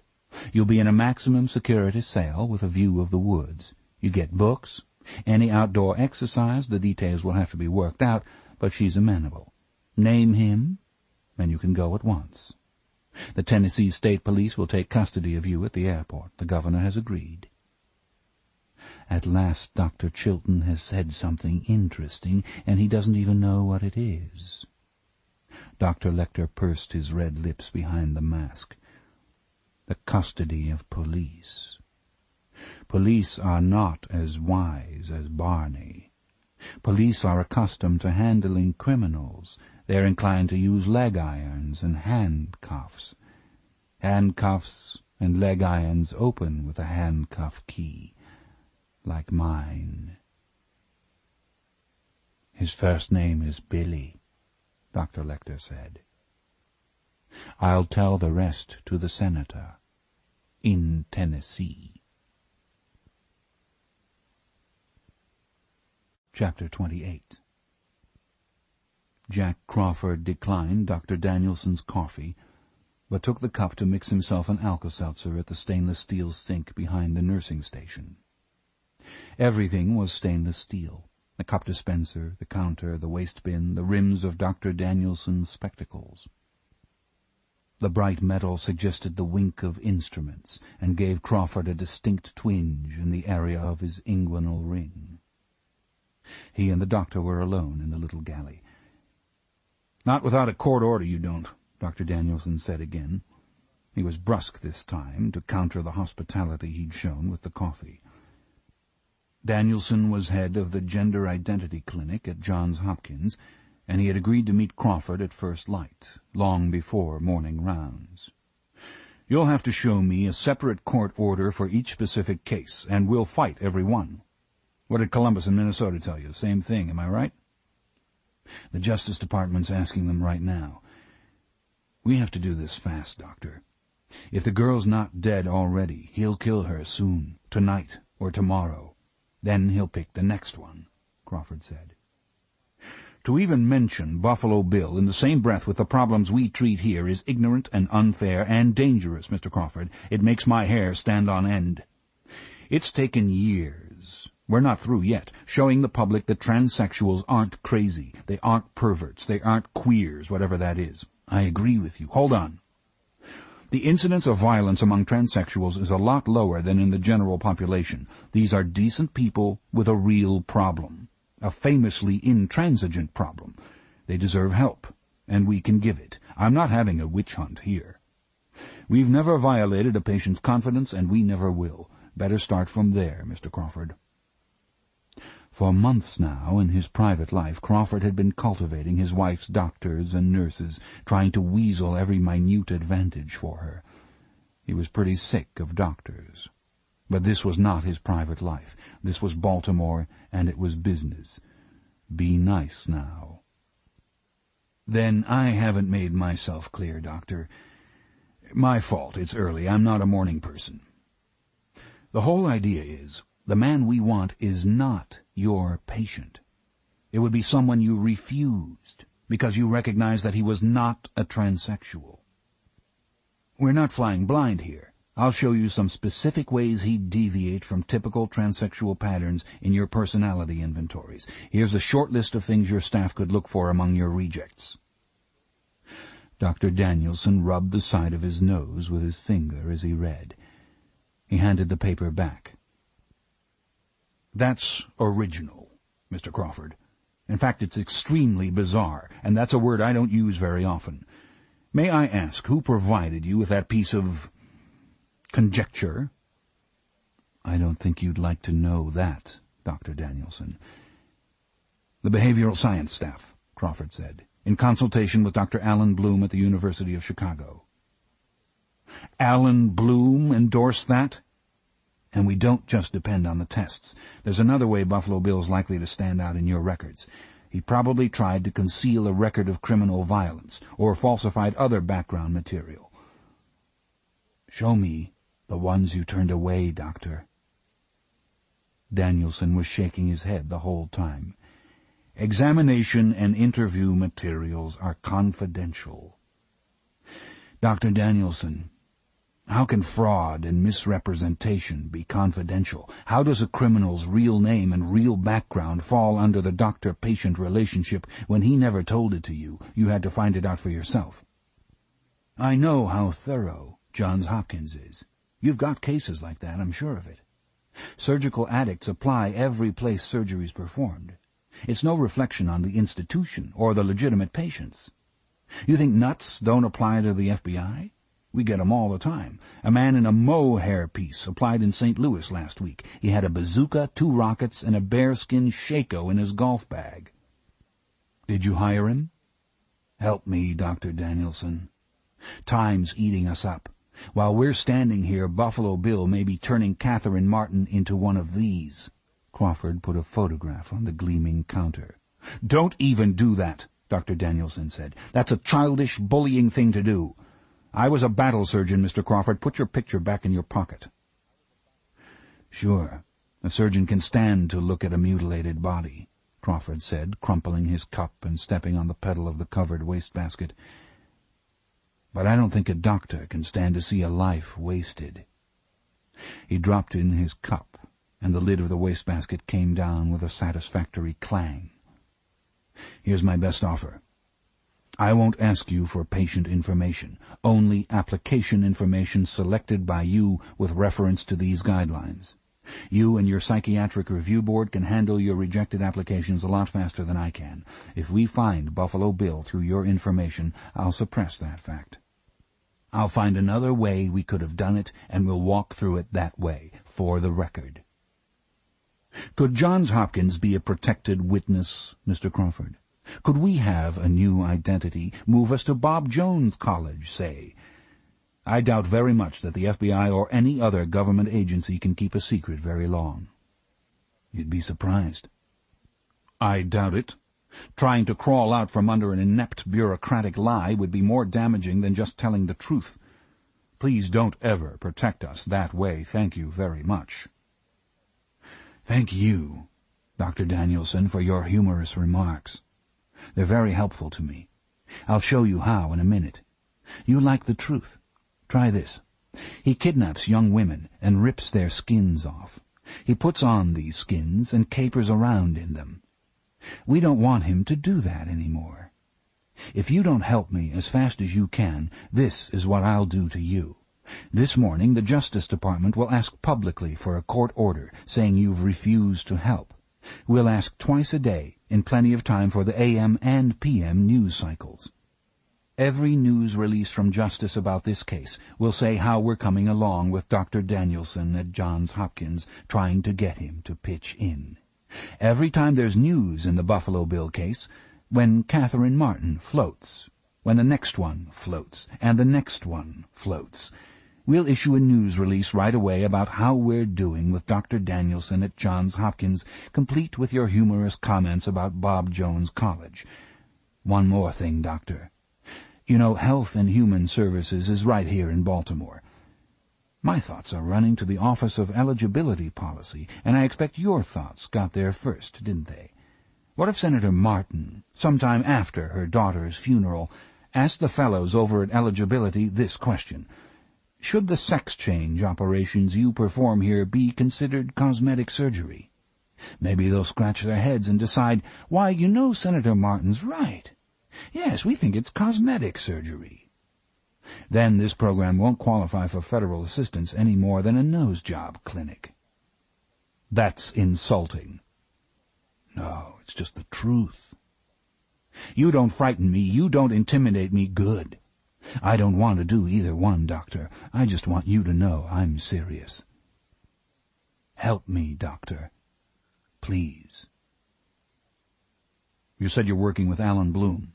Yes, the University of Chicago. I know Alan Bloom, and I'd rather discuss this on a professional level. Tell him I'll be in touch with him this morning. I'll tell you what I've decided before noon.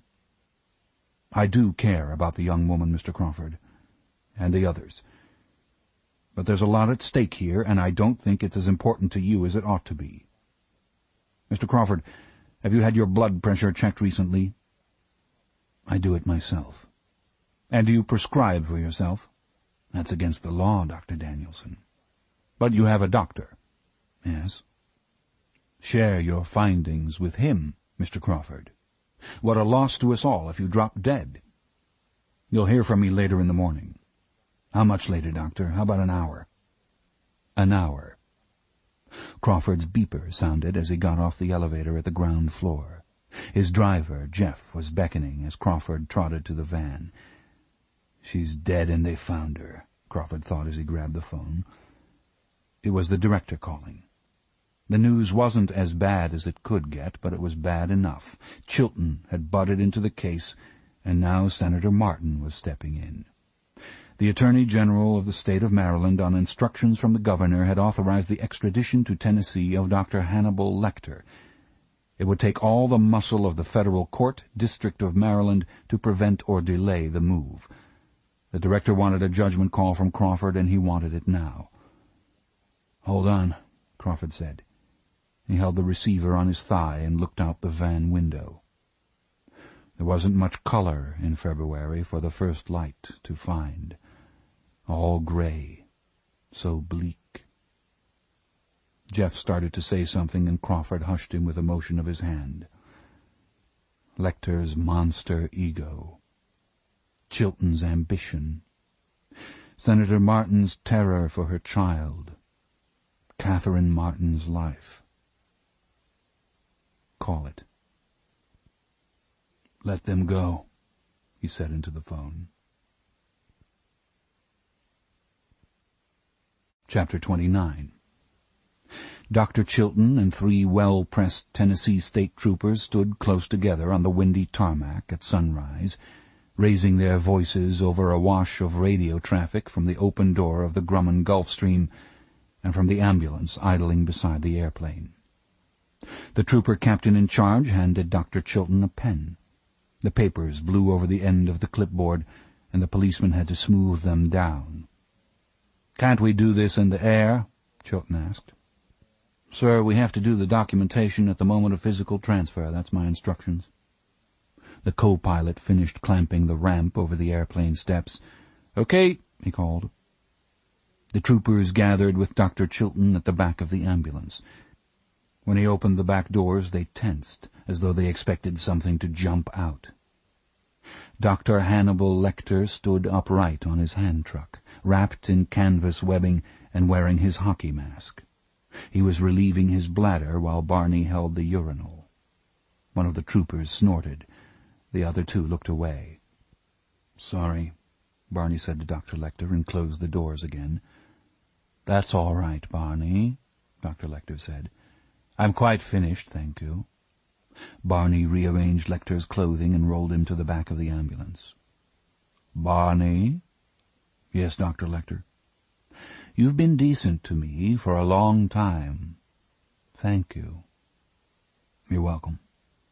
Next time Sammy's at himself, would you say goodbye for me?" "Sure." "Goodbye, Barney." The big orderly pushed open the doors and called to the troopers. "You want to catch the bottom there, fellas? Take it on both sides. We'll set 'em on the ground. Easy." Barney rolled Dr. Lecter up the ramp and into the airplane. 3 seats had been removed on the craft's right side. The co-pilot lashed the hand truck to the seat brackets in the floor. "He's going to fly laying down?" one trooper asked. "Has he got rubber breeches on?" "You'll just have to hold your water to Memphis, Buddy Ruff," the other trooper said. "Dr. Chilton, can I speak to you?" Barney said. They stood outside the airplane while the wind made little twisters of dust and trash around them. "These fellows don't know anything," Barney said.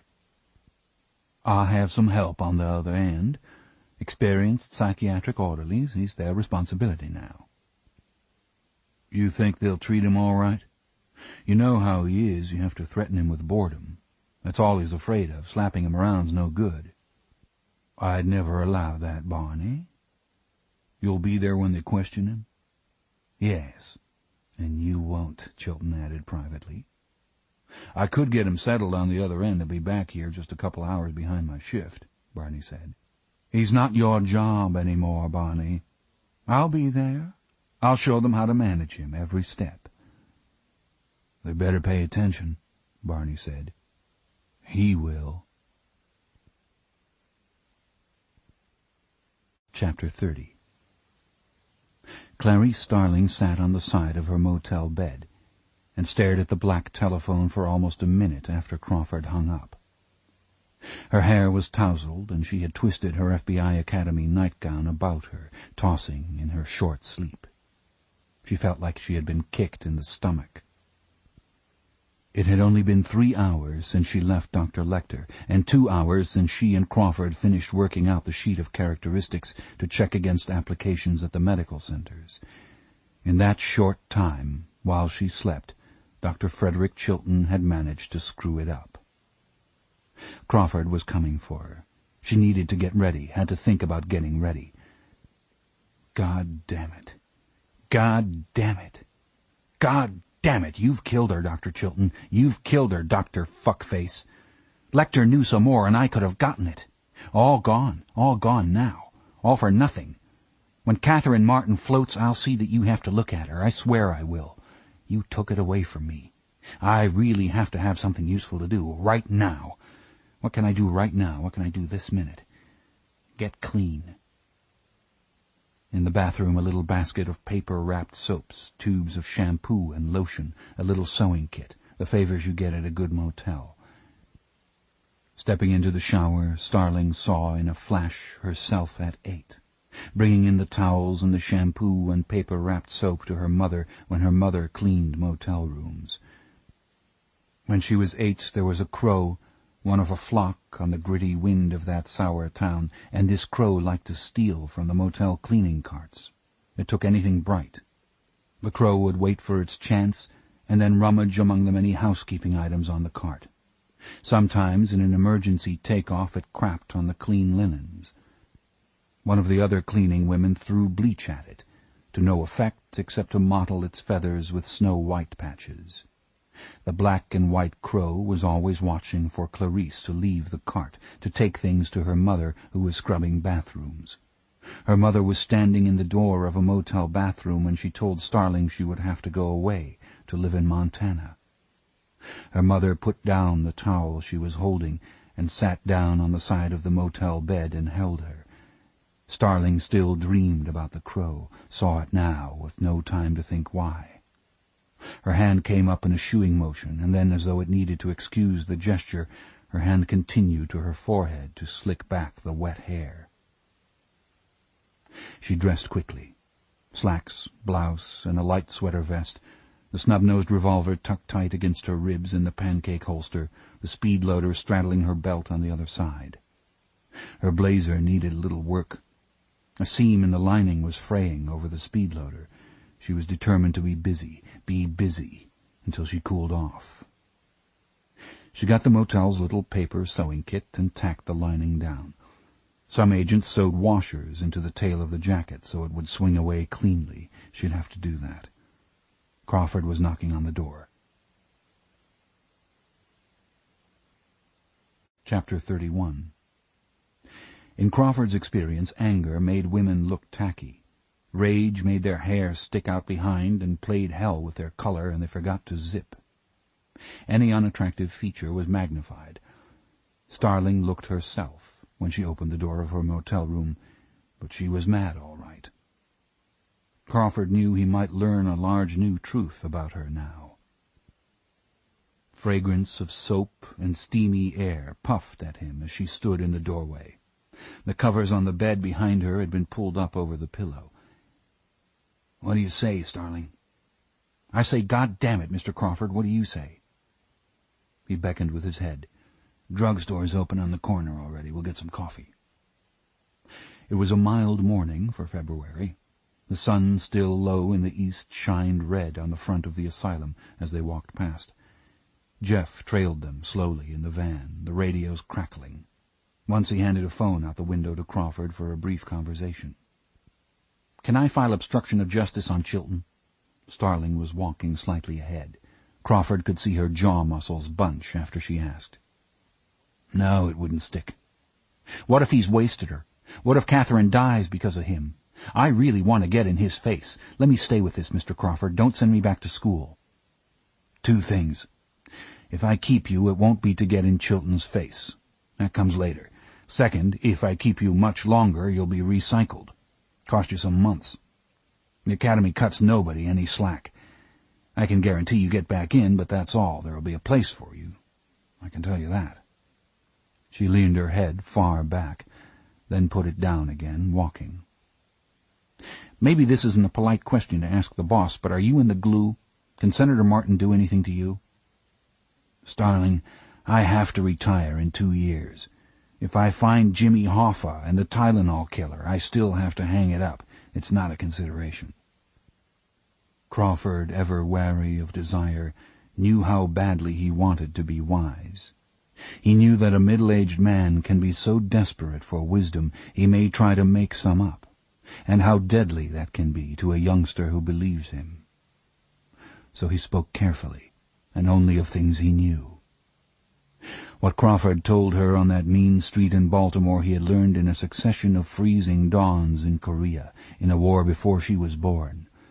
He left the Korea part out since he didn't need it for authority. This is the hardest time, Starling. Use this time, and it'll temper you. Now is the hardest test, not letting rage and frustration keep you from thinking.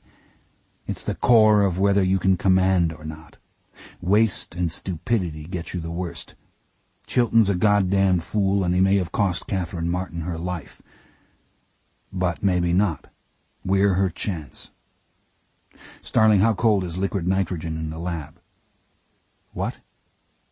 Liquid nitrogen, minus 200 degrees centigrade about. It boils a little more than that. Did you ever freeze stuff with it? Sure. I want you to freeze something now. Freeze the business with Chilton. Keep the information you got from Lecter and freeze the feelings.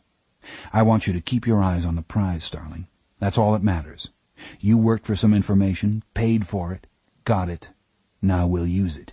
It's just as good or as worthless as it was before Chilton messed in this. We just won't get any more from Lecter, probably.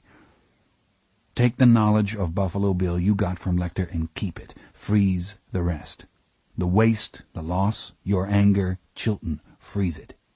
When we have time, we'll kick Chilton's butt up between his shoulder blades. Freeze it now and slide it aside, so you can see past it to the prize, Starling. Catherine Martin's life. And Buffalo Bill's hide on the barn door. Keep your eyes on the prize. If you can do that, I need you. To work with the medical records? They were in front of the drugstore now. Not unless the clinic stonewall us and we have to take the records. I want you in Memphis. We have to hope Lecter tells Senator Martin something useful. But I want you to be close by, just in case. If he gets tired of toying with her, maybe he'll talk to you. In the meantime, I want you to try to get a feel for Catherine, how Bill might have spotted her. You're not a lot older than Catherine, and her friends might tell you things they wouldn't tell somebody that looks more like a cop. We've still got the other things going. Interpol's working on identifying Klaus. With an ID on Klaus, we can take a look at his associates in Europe and in California, where he had his romance with Benjamin Raspail. I'm going to the University of Minnesota. We got off on the wrong foot up there, and I'll be in Washington tonight. I'll get the coffee now. Whistle up Jeff in the van. You're on a plane in 40 minutes. The red sun had reached 3/4 of the way down the telephone poles. The sidewalks were still violet. Starling could reach up into the light as she waved for Jeff. She felt lighter, better. Crawford really was very good. She knew that his little nitrogen question was a nod to her forensic background, meant to please her and to trigger ingrained habits of disciplined thinking. She wondered if men actually regard that kind of manipulation as subtle. Curious how things can work on you, even when you recognize them. Curious how the gift of leadership is often a coarse gift. Across the street, a figure coming down the steps of the Baltimore State Hospital for the Criminally Insane. It was Barney, looking even larger in his lumber jacket. He was carrying his lunch pail. Starling mouthed 5 minutes to Jeff waiting in the van. She caught Barney as he was unlocking his old Studebaker. "Barney."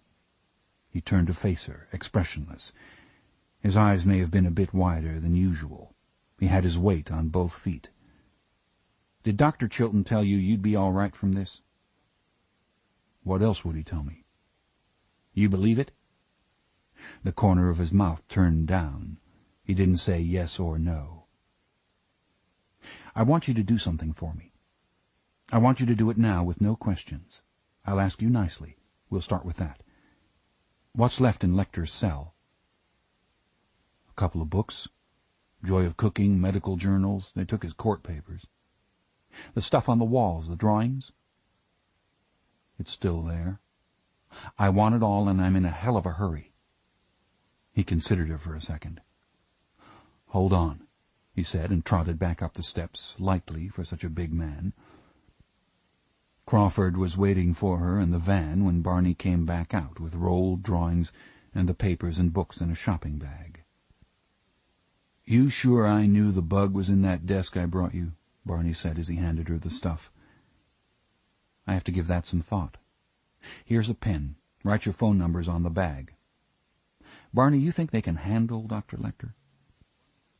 "I got my doubts, and I said so to Dr. Chilton. Remember I told you that in case it slips his mind." "You're all right, Officer Starling. Listen, when you get Buffalo Bill—" "Yeah?" "Don't bring him to me just because I got a vacancy, all right?" He smiled. Barney had little baby teeth. Starling grinned at him in spite of herself. She flapped a wave back over her shoulder as she ran to the van. Crawford was pleased. Chapter 32. The Grumman Gulf Stream carrying Dr. Hannibal Lecter touched down in Memphis with 2 puffs of blue tire smoke. Following directions from the tower, it taxied fast toward the Air National Guard hangars, away from the passenger terminal.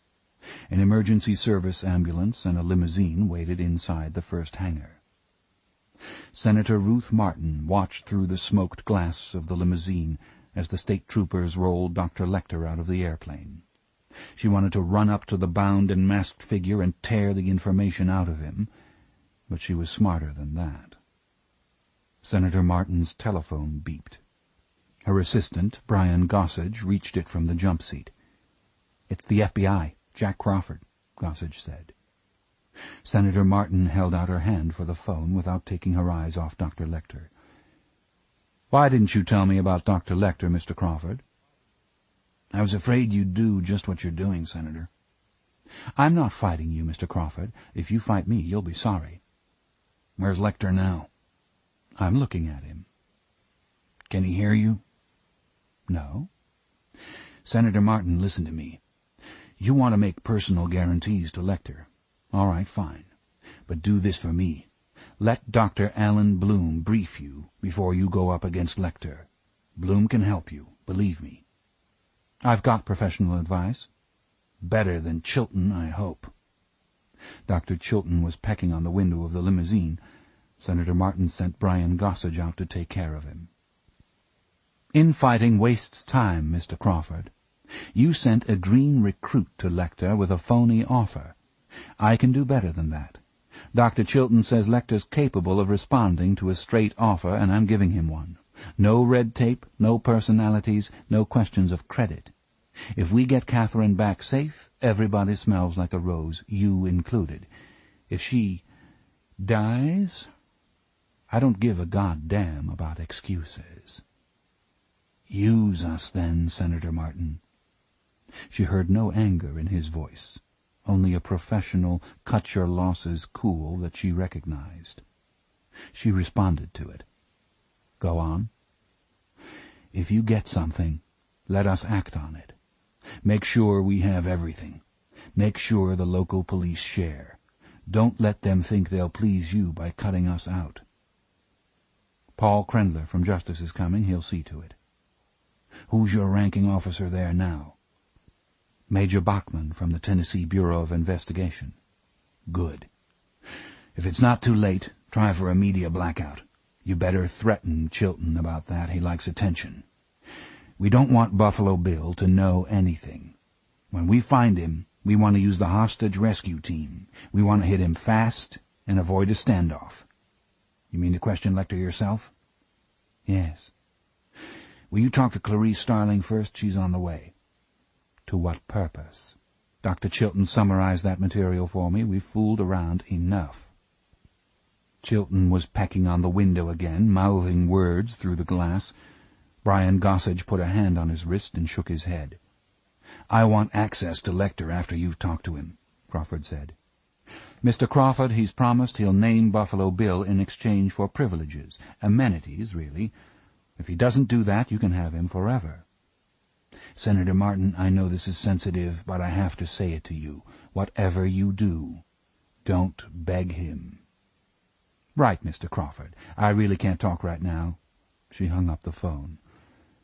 "If I'm wrong, she won't be any deader than the last 6 you handled," she said under her breath, and waved Gossage and Chilton into the car. Dr. Chilton had requested an office setting in Memphis for Senator Martin's interview with Hannibal Lecter. To save time, an Air National Guard briefing room in the hangar had been rearranged hastily for the meeting. Senator Martin had to wait out in the hangar while Dr. Chilton got Lecter settled in the office. She couldn't stand to stay in the car. She paced in a small circle beneath the great roof of the hangar, looking up at the high latticed rafters and down again at the painted stripes on the floor. Once she stopped beside an old Phantom F4 and rested her head against its cold side, where the stencil said, "No step." This airplane must be older than Catherine. Sweet Jesus, come on. "Senator Martin," Major Bachman was calling her. Chilton beckoned from the door. There was a desk for Chilton in the room, and chairs for Senator Martin and her assistant and for Major Bachman. A video cameraman was ready to record the meeting. Chilton claimed it was one of Lecter's requirements. Senator Martin went in looking good. Her navy suit breathed power. She had put some starch in Gossage, too. Dr. Hannibal Lecter sat alone in the middle of the room in a stout oak armchair bolted to the floor. A blanket covered his straitjacket and leg restraints and concealed the fact that he was chained to the chair, but he still wore the hockey mask that kept him from biting. Why? The senator wondered. The idea had been to permit Dr. Lecter some dignity in an office setting. Senator Martin gave Chilton a look and turned to Gossage for papers. Chilton went behind Dr. Lecter, and with a glance at the camera undid the straps and removed the mask with a flourish. "Senator Martin, meet Dr. Hannibal Lecter." Seeing what Dr. Chilton had done for showmanship frightened Senator Martin as much as anything that had happened since her daughter disappeared. Any confidence she might have had in Chilton's judgment was replaced with the cold fear that he was a fool. She'd have to wing it. A lock of Dr. Lecter's hair fell between his maroon eyes. He was as pale as the mask. Senator Martin and Hannibal Lecter considered each other, one extremely bright, and the other not measurable by any means known to man. Dr. Chilton returned to his desk, looked around at everyone, and began. "Dr. Lecter has indicated to me, Senator, that he wants to contribute to the investigation some special knowledge, in return for considerations regarding the conditions of his confinement." Senator Martin held up a document. "Dr. Lecter, this is an affidavit which I'll now sign. It says I'll help you. Want to read it?" She thought he wasn't going to reply, and turned to the desk to sign when he said, "I won't waste your time and Catherine's time bargaining for petty privileges. Career climbers have wasted enough already. Let me help you now, and I'll trust you to help me when it's over." "You can count on it, Brian." Gossage raised his pad. "Buffalo Bill's name is William Rubin. He goes by Billy Rubin. He was referred to me in April or May 1975 by my patient Benjamin Raspail. He said he lived in Philadelphia. I can't remember an address, but he was staying with Raspail in Baltimore." "Where are your records?" Major Bachman broke in. "My records were destroyed by court order shortly after." "What did he look like?" Major Bachman said. "Do you mind, Major?" "Senator Martin, the only—" "Give me an age and a physical description, anything else you can remember," Major Bachman said. Dr. Lecter simply went away. He thought about something else.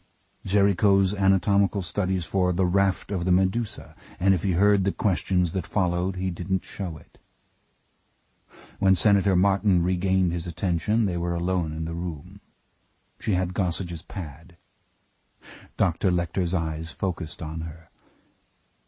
"That flag smells like cigars," he said. "Did you nurse Catherine?" "Pardon me, did you breastfeed her?" "Yes. Thirsty work, isn't it?" When her pupils darkened, Dr. Lecter took a single sip of her pain, and found it exquisite. That was enough for today. He went on. William Rubin is about 6'1" and would be 35 years old now. He's strongly built, about 190 pounds when I knew him, and he's gained since then, I expect. He has brown hair and pale blue eyes. Give them that much, and then we'll go on. Yes, I'll do that, Senator Martin said. She passed her notes out the door. I only saw him once. He made another appointment, but he never came again. Why do you think he's Buffalo Bill? He was murdering people then and doing some similar things with them, anatomically.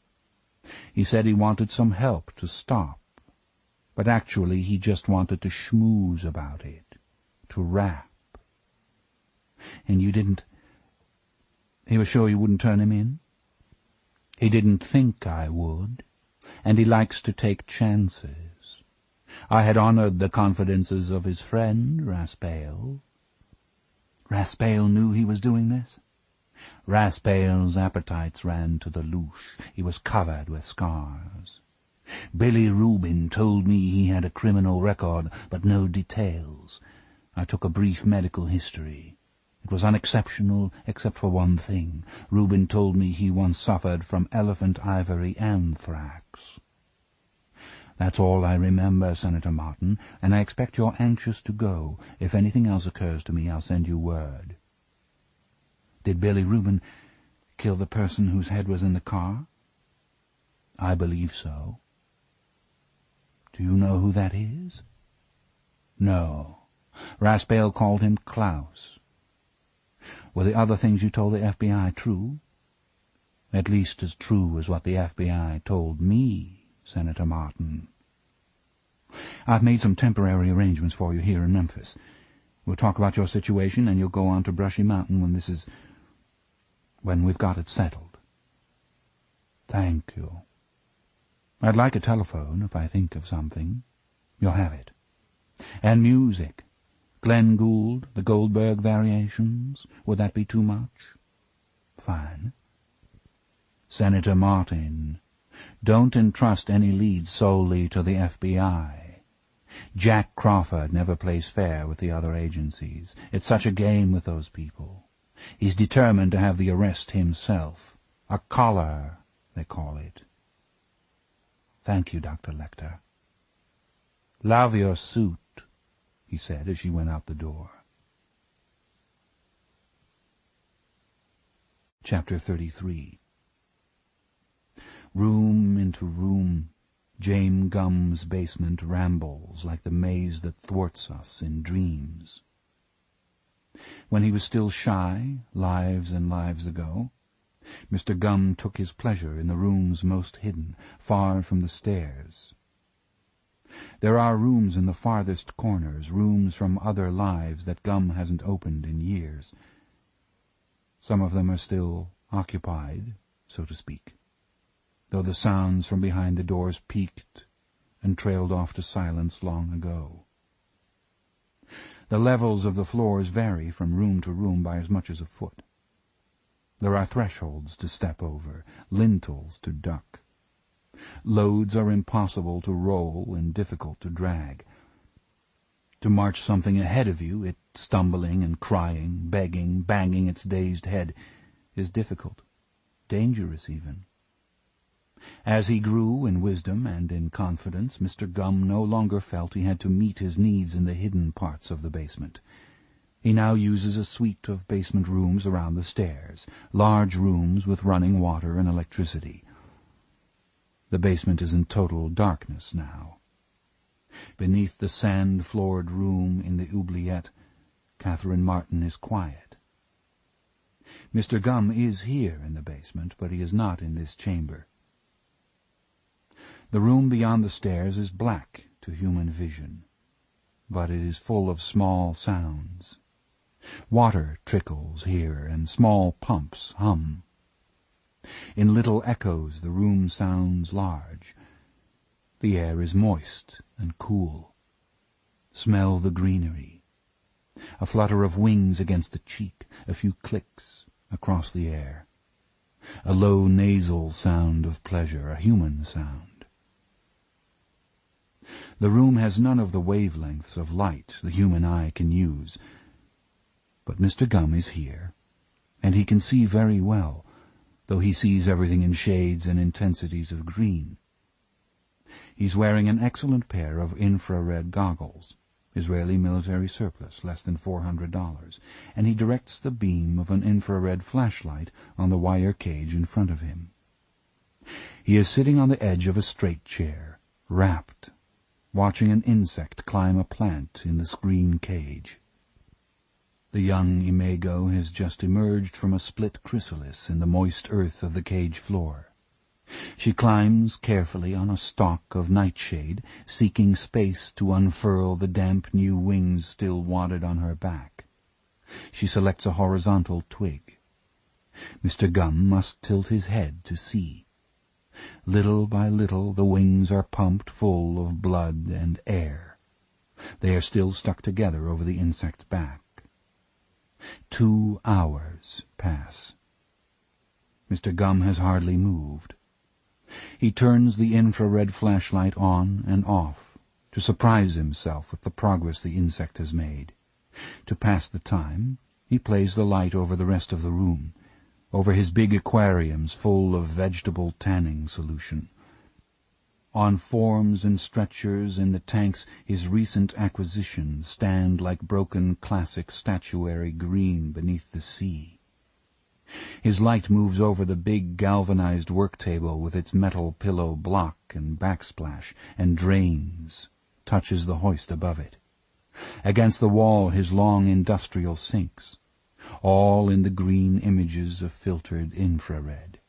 Flutters, streaks of phosphorescence cross his vision, little comet trails of moths free in the room. He switches back to the cage just in time. The big insect's wings are held above her back, hiding and distorting her markings. Now she brings down her wings to cloak her body, and the famous design is clear. A human skull, wonderfully executed in the fur-like scales, stares from the back of the moth. Under the shaded dome of the skull are the black eye holes and prominent cheekbones. Beneath them darkness lies like a gag across the face above the jaw. The skull rests on a marking flared like the top of a pelvis. A skull stacked upon a pelvis, all drawn on the back of a moth by an accident of nature. Mr. Gumm feels so good and light inside. He leans forward, puffs soft air across the moth. She raises her sharp proboscis and squeaks angrily. He walks quietly with his light into the oubliette room. He opens his mouth to quiet his breathing. He doesn't want to spoil his mood with a lot of noise from the pit. The lenses of his goggles on their small protruding barrels look like crab eyes on stalks. Mr. Gumm knows the goggles aren't the least bit attractive, but he has had some great times with them in the black basement, playing basement games. He leans over and shines his invisible light down the shaft. The material is lying on her side, curled like a shrimp. She seems to be asleep. Her waste bucket stands beside her. She has not foolishly broken the string again, trying to pull herself up the sheer walls. In her sleep she clutches the corner of the futon against her face and sucks her thumb. Watching Catherine playing the infrared flashlight up and down her, Mr. Gumm prepares himself for the very real problems ahead. The human skin is fiendishly difficult to deal with if your standards are as high as Mr. Gumm's. There are fundamental structural decisions to make, and the first one is where to put the zipper. He moves the beam down Catherine's back. Normally he would put the closure in the back, but then how could he don it alone? It won't be the sort of thing he can ask someone to help him with, exciting as that prospect might be. He knows of places, circles, where his efforts would be much admired. There are certain yachts where he could preen, but that will have to wait. He must have things he can use alone. To split the center front would be sacrilege. He puts that right out of his mind. Mr. Gum can tell nothing of Catherine's color by infrared, but she looks thinner. He believes she may have been dieting when he took her. Experience has taught him to wait from 4 days to a week before harvesting the hide. Sudden weight loss makes the hide looser and easier to remove. In addition, starvation takes much of his subject's strength and makes them more manageable, more docile. A stuporous resignation comes over some of them. At the same time, it's necessary to provide a few rations to prevent despair and destructive tantrums that might damage the skin. It definitely has lost weight. This one is so special, so central to what he is doing. He can't stand to wait long, and he doesn't have to. Tomorrow afternoon he can do it, or tomorrow night. The next day at the latest. Soon. Chapter 34. Clarice Starling recognized the Stonehenge Villas sign from television news. The East Memphis housing complex, a mix of flats and townhouses, formed a large U around a parking field. Starling parked her rented Chevrolet Celebrity in the middle of the big lot. Well-paid blue-collar workers and bottom-echelon executives lived here. The Trans Ams and IROC Z Camaros told her that. Motorhomes for the weekends and ski boats bright with glitter paint were parked in their own section of the lot. Stonehenge Villas. The spelling grated on Starling every time she looked at it. Probably the apartments were full of white wicker and peach shag, snapshots under the glass of the coffee table, the dinner-for-two cookbook, and fondue on the menu. Starling, whose only residence was a dormitory room at the FBI Academy, was a severe critic of these things. She needed to know Catherine Baker Martin, and this seemed an odd place for a senator's daughter to live. Starling had read the brief biographical material the FBI had gathered, and it showed Catherine Martin to be a bright underachiever. She'd failed at Farmington and had 2 unhappy years at Middlebury. Now she was a student at Southwestern and a practice teacher.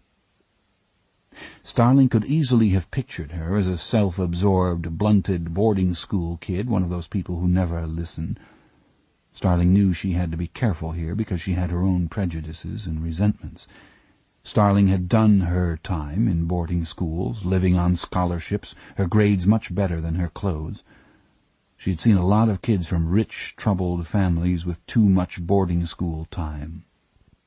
She didn't give a damn about some of them, but she had grown to learn that inattention can be a stratagem to avoid pain, and that it is often misread as shallowness and indifference.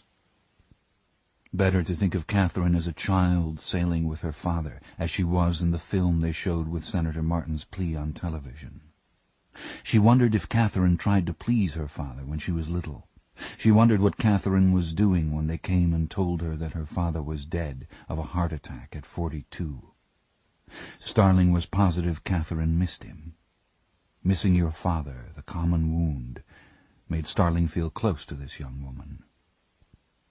Starling found it essential to like Catherine Martin because it helped her to bear down. Starling could see where Catherine's apartment was located. 2 Tennessee Highway Patrol cruisers were parked in front of it. There were spots of white powder on the parking lot in the area closest to the apartment. The Tennessee Bureau of Investigation must have been lifting oil stains with pumice or some other inert powder. Crawford said that TBI was pretty good. Starling walked over to the recreational vehicles and boats parked in the special section of the lot in front of the apartment. This is where Buffalo Bill got her. Close enough to her door so that she left it unlocked when she came out. Something tempted her out. It must have been a harmless-looking setup. Starling knew the Memphis police had done exhaustive door-to-door interviews, and nobody had seen anything. So maybe it happened among the tall motor homes. He must have watched from here. Sitting in some kind of vehicle, had to be. But Buffalo Bill knew Catherine was here. He must have spotted her somewhere and stalked her, waiting for his chance. Girls the size of Catherine aren't common. He didn't just sit around at random locations until a woman of the right size came by. He could sit for days and not see one. All the victims were big. All of them were big. Some were fat, but all were big. So he can get something that will fit. Remembering Dr. Lecter's words, Starling shuddered. Dr. Lecter, the new Memphian. Starling took a deep breath, puffed up her cheeks, and let the air out slowly. Let's see what we can tell about Catherine. A Tennessee state trooper wearing his Smokey the Bear hat answered the door of Catherine Martin's apartment. When Starling showed him her credentials, he motioned her inside. "Officer, I need to look over the premises here." Premises seemed a good word to use to a man who had his hat on in the house. He nodded. "If the phone rings, leave it alone. I'll answer it." On the counter in the open kitchen, Starling could see a tape recorder attached to the telephone. Beside it were two new telephones. One had no dial, a direct line to Southern Bell Security, the Mid-South tracing facility. "Can I help you anyway?" the young officer asked. "Are the police through in here?" "The apartment's been released to the family. I'm just here for the telephone. You can touch stuff if that's what you want to know." "Good, I'll look around then." "Okay." The young policeman retrieved the newspaper he had stuffed beneath the couch and resumed his seat. Starling wanted to concentrate. She wished she were alone in the apartment, but she knew she was lucky the place wasn't full of cops. She started in the kitchen. It was not equipped by a serious cook. Catherine had come for popcorn, the boyfriend had told police. Starling opened the freezer. There were 2 boxes of microwave popcorn. You couldn't see the parking lot from the kitchen. "Where are you from?" Starling didn't register the question the first time. "Where are you from?" The trooper on the couch was watching her over his newspaper. "Washington," she said. Under the sink? Yep, scratches on the pipe joint. They'd taken the trap out and examined it. Good for the TBI. The knives were not sharp. The dishwasher had been run but not emptied. The refrigerator was devoted to cottage cheese and deli fruit salad. Catherine Martin shopped for fast food groceries, probably had a regular place, a drive-in she used close by. Maybe somebody cruised the store. That's worth checking. "You with the Attorney General?" "No, the FBI." "The Attorney General's coming. That's what I heard at turnout. How long you been in the FBI?" There was a rubber cabbage in the vegetable drawer. Starling rolled it over and checked the jewelry compartment inside. Empty. "How long you been in the FBI?" Starling looked at the young policeman. "Officer, tell you what, I'll probably need to ask you a couple things after I finish looking around here. Maybe you could help me out then." "Sure, if I can." "Good, okay. Let's wait and talk then. I have to think about this right now." "Well, no problem there." The bedroom was bright, with a sunny, drowsy quality Starling liked. It was done with better fabrics and better furnishings than most young women could afford. There was a Coromandel screen, 2 pieces of cloisonne on the shelves, and a good secretary in burled walnut. Twin beds. Starling lifted the edge of the coverlets. Rollers were locked on the left bed, but not on the right-hand one. Catherine must push them together when it suits her. May have a lover the boyfriend doesn't know about. Or maybe they stay over here sometimes. There's no remote beeper on her answering machine. She may need to be here when her mom calls. The answering machine was like her own, the basic phone mate. She opened the top panel. Both incoming and outgoing tapes were gone. In their place was a note, "Tapes TBI property number 6. The room was reasonably neat, but it had the ruffled appearance left by searchers with big hands, men who try to put things back exactly but miss just a little bit. Starling would have known the place had been searched even without the traces of fingerprint powder on all the smooth surfaces.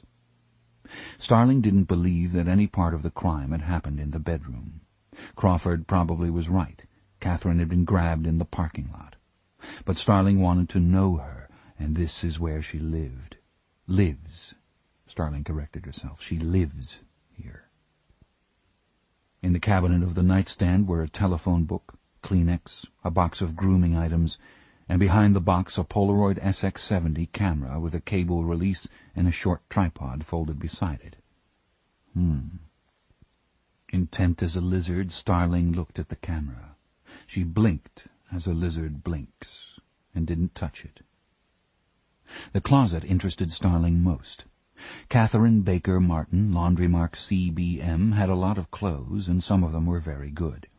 Starling recognized many of the labels, including Garfinkel's and Britches in Washington.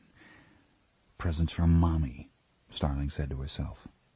Catherine had fine, classic clothes in 2 sizes, made to fit her at about 145 and 165 pounds, Starling guessed, and there were a few pairs of crisis fat pants and pullovers from the statuesque shop.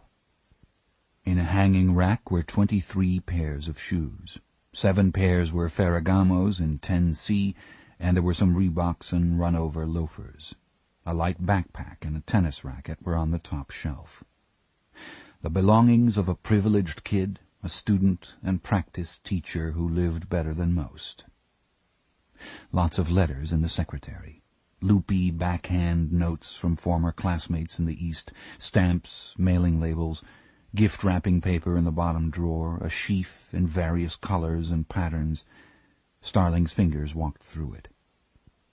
She was thinking about questioning the clerks at the local drive-in market when her fingers found a sheet in the stack of gift wrap that was too thick and stiff. Her fingers went past it, walked back to it. She was trained to register anomalies, and she had it half pulled out when she looked at it. The sheet was blue, of a material similar to a lightweight blotter, and the pattern printed on it was a crude imitation of the cartoon dog Pluto. The little rows of dogs all looked like Pluto. They were the proper yellow, but they weren't exactly right in their proportions. Catherine, Starling said. She took some tweezers from her bag and used them to slide the sheet of colored paper into a plastic envelope. She placed it on the bed for the time being. The jewelry box on the dresser was a stamped leather affair, the kind you see in every girl's dormitory room. The 2 drawers in front and the tiered lid contained costume jewelry, no valuable pieces. Starling wondered if the best things had been in the rubber cabbage in the refrigerator, and if so, who took them. She hooked her finger under the side of the lid and released the secret drawer in the back of the jewelry box. The secret drawer was empty. She wondered whom these drawers were a secret from, certainly not burglars. She was reaching behind the jewelry box, pushing the drawer back in, when her fingers touched the envelope taped to the underside of the secret drawer. Starling pulled on a pair of cotton gloves and turned the jewelry box around. She took out the empty drawer and inverted it. A brown envelope was taped to the bottom of the drawer with masking tape. The flap was just tucked in, not sealed. She held the paper close to her nose. The envelope had not been fumed for fingerprints. Starling used the tweezers to open it and extract the contents. There were 5 Polaroid pictures in the envelope, and she took them out, one by one.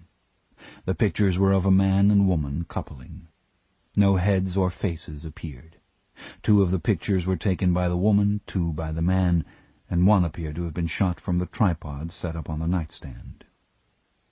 It was hard to judge scale in a photograph, but with that spectacular 145 pounds on a long frame, the woman had to be Catherine Martin. The man wore what appeared to be a carved ivory ring on his penis. The resolution of the photograph was not sharp enough to reveal the details of it.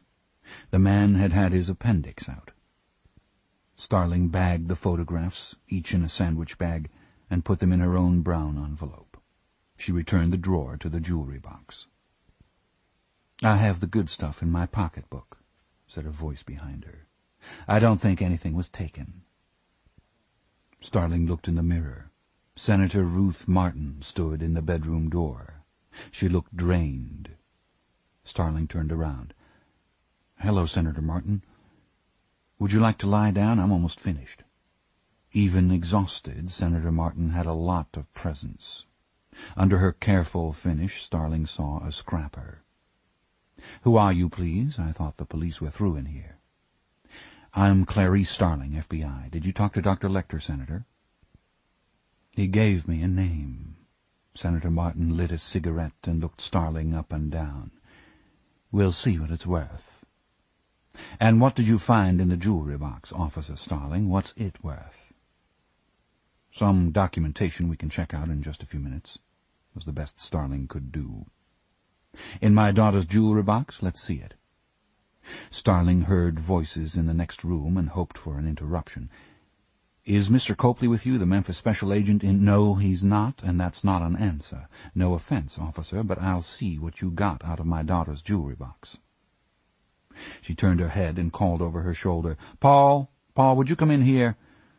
"Officer Starling, you may know Mr. Krendler from the Department of Justice. Paul, this is the girl Jack Crawford sent in to Lecter." Krendler's bald spot was tanned, and he looked fit at 40. "Mr. Krendler, I know who you are. Hello," Starling said. DJ, Criminal Division, Congressional Liaison, troubleshooter, at least an Assistant Deputy Attorney General. Jesus, God save my bod. "Officer Starling found something in my daughter's jewelry box, and she put it in her brown envelope. I think we'd better see what it is, don't you?" "Officer," Krendler said. "May I speak to you, Mr. Krendler?" "Of course you can. Later." He held out his hand. Starling's face was hot. She knew Senator Martin was not herself, but she would never forgive Krendler for the doubt in his face. Never. "You got it," Starling said. She handed him the envelope. Krendler looked in at the first picture and had closed the flap again when Senator Martin took the envelope out of his hands. It was painful to watch her examine the pictures. When she finished, she went to the window and stood with her face turned up to the overcast sky, her eyes closed. She looked old in the daylight, and her hand trembled when she tried to smoke. "Senator, Krendler began. "The police searched this room," Senator Martin said. "I'm sure they found those pictures and had sense enough to put them back and keep their mouths shut." "No, they did not," Starling said. "The woman was wounded, but hell. Mrs. Martin, we need to know who this man is. You can see that. If it's the boyfriend, fine. I can find that out in 5 minutes. Nobody else needs to see the pictures, and Catherine never needs to know." "I'll tend to it." Senator Martin put the envelope in her purse, and Krendler let her do it. "Senator, did you take the jewelry out of the rubber cabbage in the kitchen?" Starling asked. Senator Martin's aide, Brian Gossage, stuck his head in the door. "Excuse me, Senator, they got the terminal set up. We can watch them search the William Rubin name at the FBI." "Go ahead, Senator Martin," Krendler said. "I'll be out in a second." Ruth Martin left the room without answering Starling's question. Starling had a chance to look Krendler over as he was closing the bedroom door. His suit was a triumph of single-needle tailoring, and he was not armed. The shine was buffed off the bottom half-inch of his heels from walking on much deep carpet, and the edges of the heels were sharp. He stood for a moment with his hand on the doorknob, his head down. "That was a good search," he said when he turned around. Starling couldn't be had that cheap. She looked back at him. "They turn out good rummagers at Quantico," Krendler said. "They don't turn out thieves." "I know that," he said. "Hard to tell." "Drop it." "We'll follow up on the pictures in the rubber cabbage, right?" she said. "Yes." "What's the William Rubin name, Mr. Krendler?" "Lecter says that's Buffalo Bill's name. Here's our transmission to ID section and NCIC. Look at this." He gave her a transcript of the Lecter interview with Senator Martin, blurry copy from a dot matrix printer. "Any thoughts?" he said when she finished reading. "There's nothing here he'll ever have to eat," Starling said. "He says it's a white male named Billy Rubin who had elephant ivory anthrax. You couldn't catch him in a lie here no matter what happens." At the worst, he'd just be mistaken. I hope this is true. But he could be having fun with her, Mr. Crendler. He's perfectly capable of that. Have you ever met him? Crendler shook his head and snorted air from his nose. Dr. Lecter killed 9 people we know of. He's not walking, no matter. He could raise the dead, and they wouldn't let him out. So all that's left for him is fun. That's why we were playing him. I know how you were playing him. I heard Chilton's tape. I'm not saying it was wrong, I'm saying it's over. Behavioral science can follow up what you got, the transsexual angle, for what it's worth, and you'll be back in school at Quantico tomorrow. Oh, boy. I found something else. The sheet of colored paper had lain on the bed unnoticed. She gave it to him. What is it? Looks like a sheet of Pluto's. She made him ask the rest. He beckoned for the information with his hand. I'm pretty sure it's blotter acid, LSD, from maybe the middle 70s or before. It's a curiosity now. It's worth finding out where she got it. We should test it to be sure. You can take it back to Washington and give it to the lab. You'll be going in a few minutes. If you don't want to wait, we can do it now with a field kit. If the police have got a standard narcotics identification kit, it's Test J. Take 2 seconds. We can back to Washington, back to school, he said, opening the door. Mr. Crawford instructed me. Your instructions are what I'm telling you. You're not under Jack Crawford's direction now. You're back under the same supervision as any other trainee forthwith, and your business is at Quantico. Do you understand me? There's a plane at 2:10. Be on it. Mr. Crendler, Dr. Lecter talked to me after he refused to talk to the Baltimore police. He might do that again. Mr. Crawford thought Crendler closed the door again, harder than he had to. Officer Starling, I don't have to explain myself to you, but listen to me. Behavioral science's brief is advisory, always has been. It's going back to that. Jack Crawford should be on compassionate leave anyway. I'm surprised he's been able to perform as well as he has. He took a foolish chance with this, keeping it from Senator Martin, and he got his butt sawed off. With his record this close to retirement, even she can't hurt him that much, so I wouldn't worry about his pension if I were you. Starling lost it a little. You've got somebody else who's caught 3 serial murderers? You know anybody else who's caught 1? You shouldn't let her run this, Mr. Crendler. You must be a bright kid, or Crawford wouldn't bother with you, so I'll tell you one time. Do something about that mouth, or it'll put you in the typing pool. Don't you understand the only reason you were ever sent to Lecter in the first place was to get some news for your director to use on Capitol Hill? Harmless stuff on major crimes, the inside scoop on Dr. Lecter. He hands that stuff out like pocket candy while he's trying to get the budget through. Congressmen eat it up. They dine out on it. You're out of line, Officer Starling, and you're out of this case. I know you got supplementary ID. Let's have it. I need the ID to fly with the gun. The gun belongs at Quantico. Gun. Jesus. Turn in the ID as soon as you get back. Senator Martin, Gossage, a technician, and several policemen were gathered around a video display terminal with a modem connected to the telephone. The National Crime Information Center's hotline kept a running account of progress as Dr. Lecter's information was processed in Washington. Here was news from the National Centers for Disease Control in Atlanta. Elephant ivory anthrax is contracted by breathing dust from grinding African ivory, usually for decorative handles. In the United States, it is a disease of knife-makers. At the word knife-makers, Senator Martin closed her eyes. They were hot and dry. She squeezed the Kleenex in her hand. The young trooper who had let Starling into the apartment was bringing the senator a cup of coffee. He still had on his hat. Starling was damned if she'd slink out. She stopped before the woman and said, "Good luck, Senator. I hope Catherine's all right." Senator Martin nodded without looking at her. Crendler urged Starling out. "I didn't know she wasn't supposed to be in here," the young trooper said as she left the room. Crendler stepped outside with her. "I have nothing but respect for Jack Crawford," he said. "Please tell him how sorry we all are about Bella's problem, all that. Now let's get back to school and get busy, all right?" "Goodbye, Mr. Crendler." Then she was alone on the parking lot. with the unsteady feeling that she understood nothing at all in this world. She watched a pigeon walk around beneath the motorhomes and boats. It picked up a peanut hull and put it back down. The damp wind ruffled its feathers. Starling wished she could talk to Crawford. "Waste and stupidity gets you the worst," that's what he said. "Use this time and it'll temper you.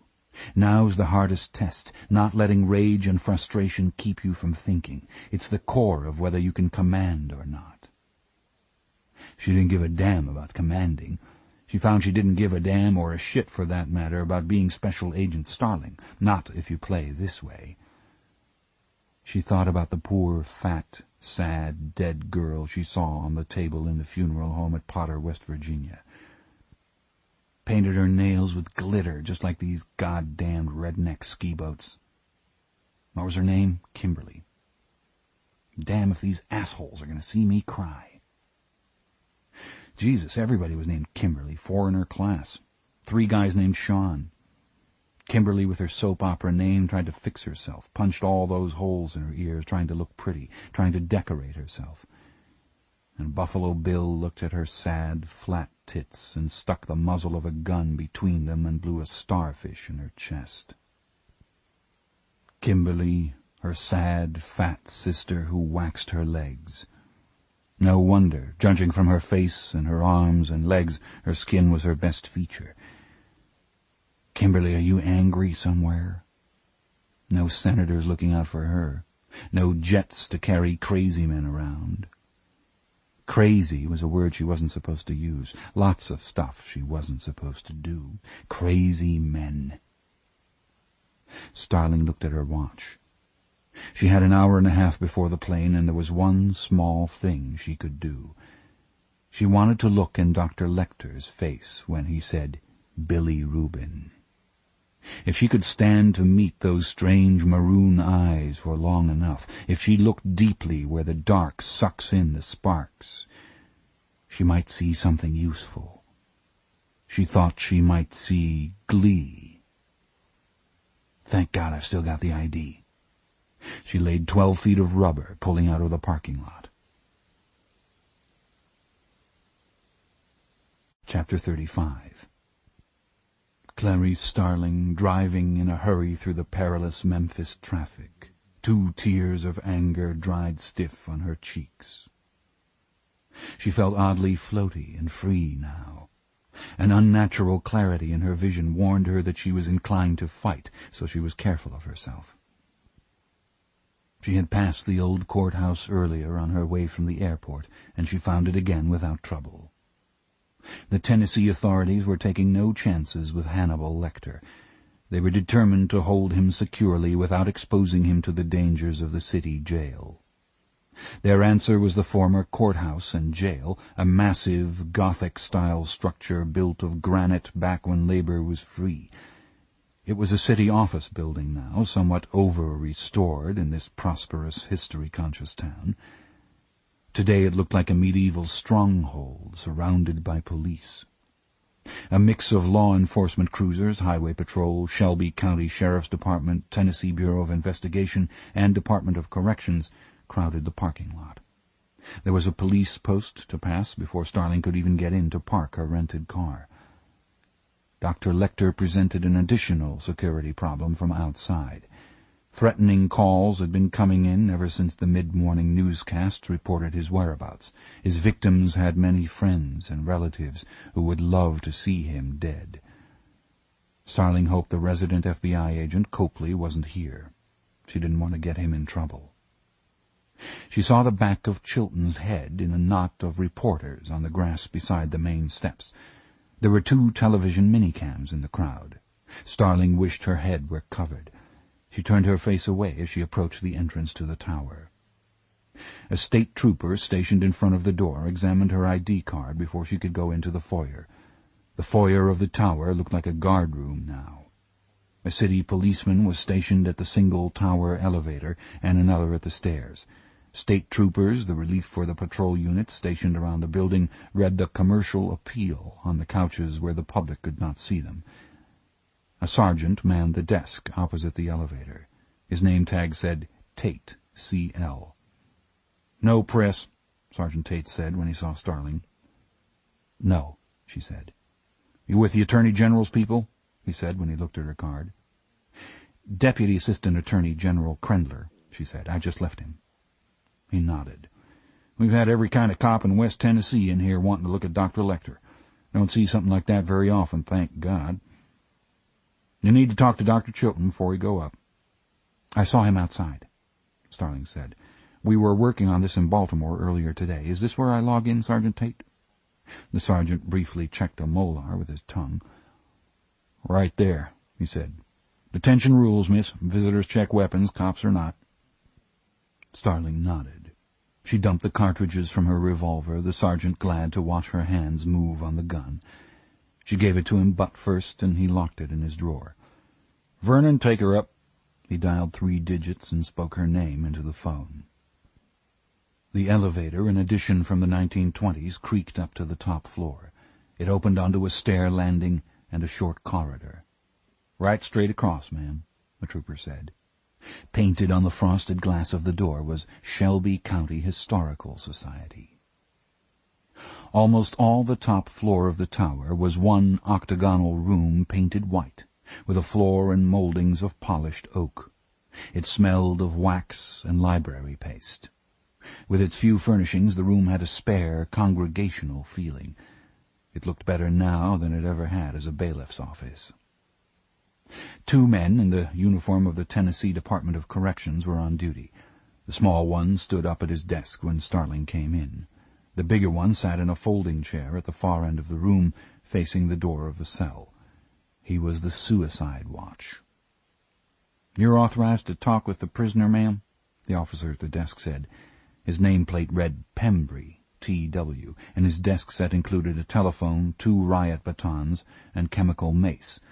A long pinion stood in the corner behind him. "Yes, I am," Starling said. "I've questioned him before." "You know the rules? Don't pass the barrier?" "Absolutely." The only color in the room was the police traffic barrier, a brightly striped sawhorse in orange and yellow mounted with round yellow flashers, now turned off. It stood on the polished floor 5 feet in front of the cell door. On a coat tree nearby hung the doctor's things, the hockey mask, and something Starling had never seen before, a Kansas gallows vest. Made of heavy leather with double-locking wrist shackles at the waist and buckles in the back, it may be the most infallible restraint garment in the world. The mask and the black vest suspended by its nape from the coat tree made a disturbing composition against the white wall. Starling could see Dr. Lecter as she approached the cell. He was reading at a small table bolted to the floor. His back was to the door. He had a number of books and the copy of the running file on Buffalo Bill she had given him in Baltimore. A small cassette player was chained to the table leg. How strange to see him outside the asylum. Starling had seen cells like this before as a child. They were prefabricated by a St. Louis company around the turn of the century, and no one has ever built them better. A tempered steel modular cage that turns any room into a cell. The floor was sheet steel laid over bars, and the walls and ceiling of cold-forged bars completely lined the room. There was no window. The cell was spotlessly white and brightly lit. A flimsy paper screen stood in front of the toilet. These white bars ribbed the walls. Dr. Lecter had a sleek, dark head. "He's a cemetery mink. He lives down in a rib cage in the dry leaves of a heart." She blinked it away. "Good morning, Clarice," he said without turning around. He finished his page, marked his place, and spun in his chair to face her, his forearms on the chair back, his chin resting on them.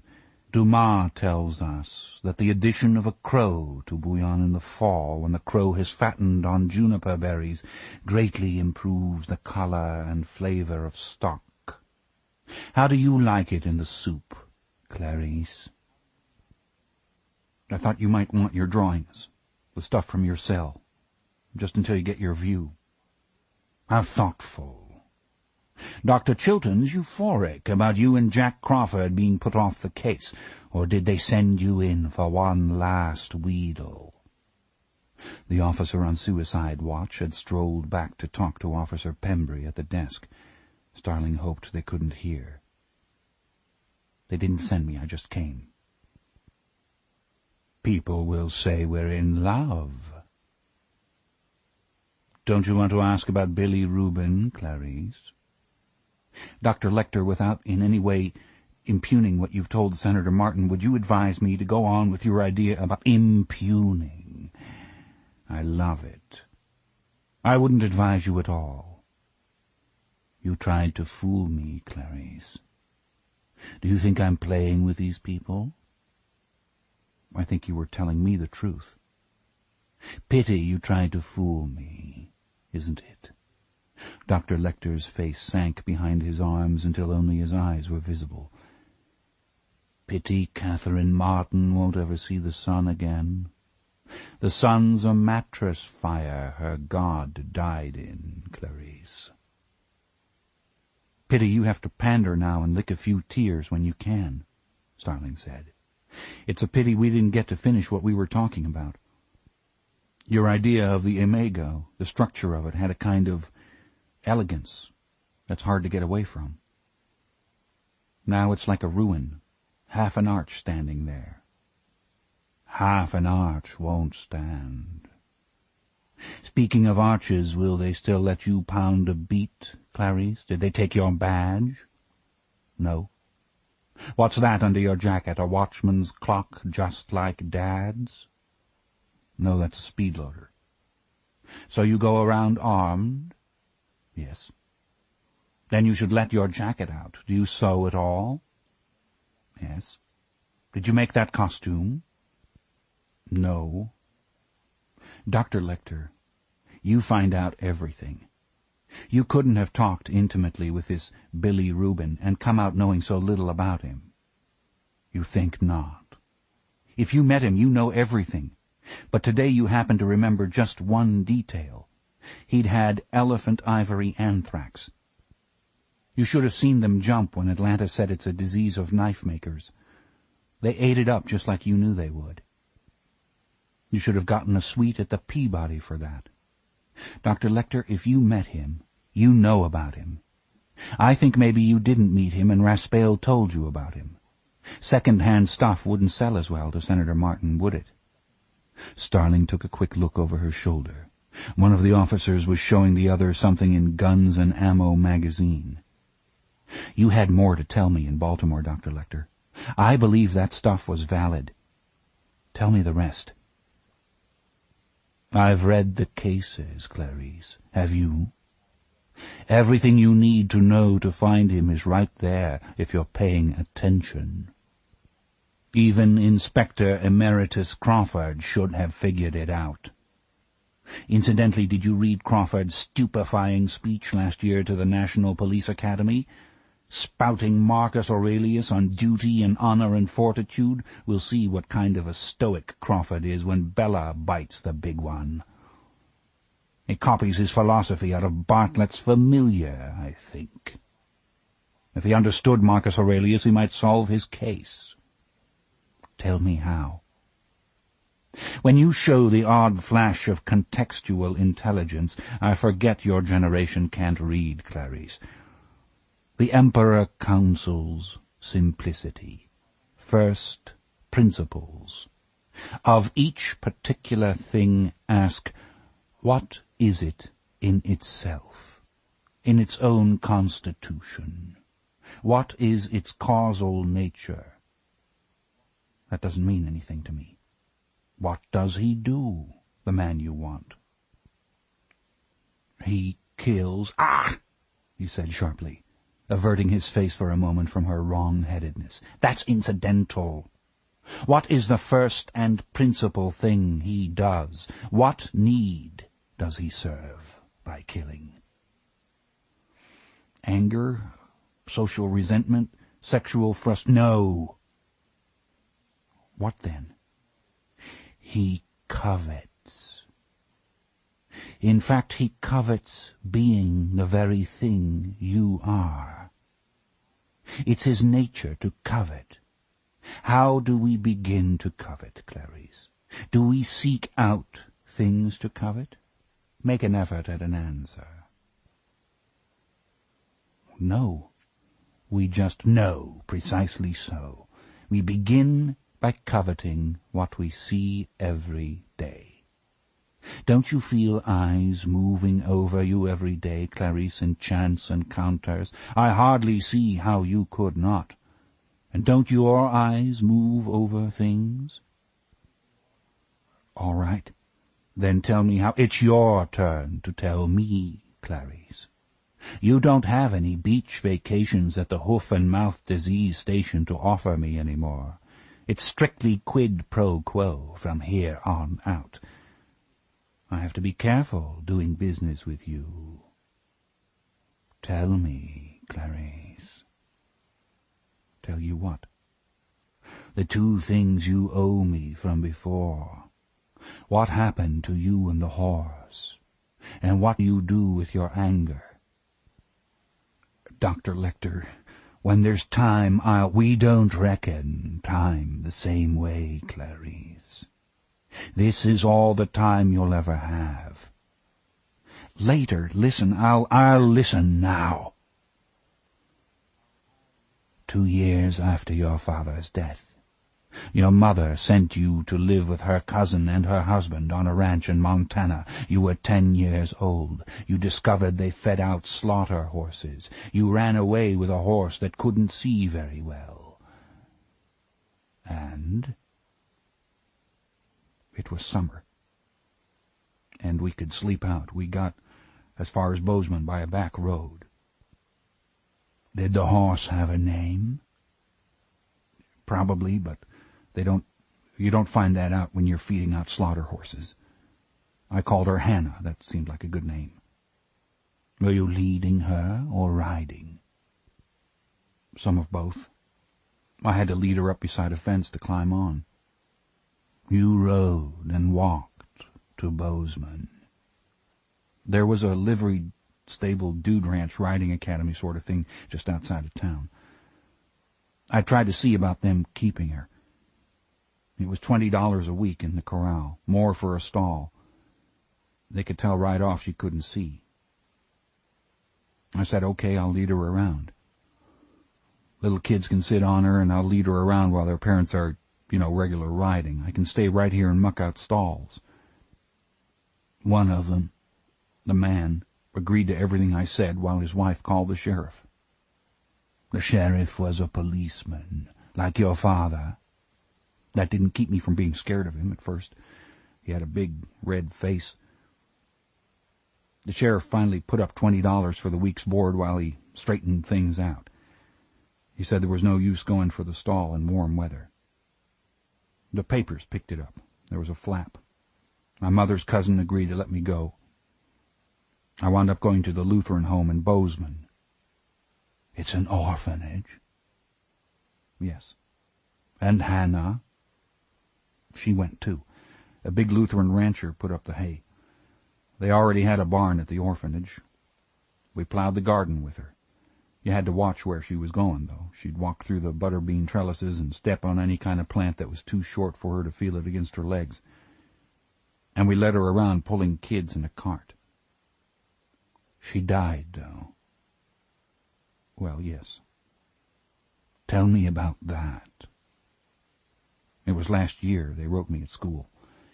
They think she was about 22. Pulled a cart full of kids the last day she lived and died in her sleep.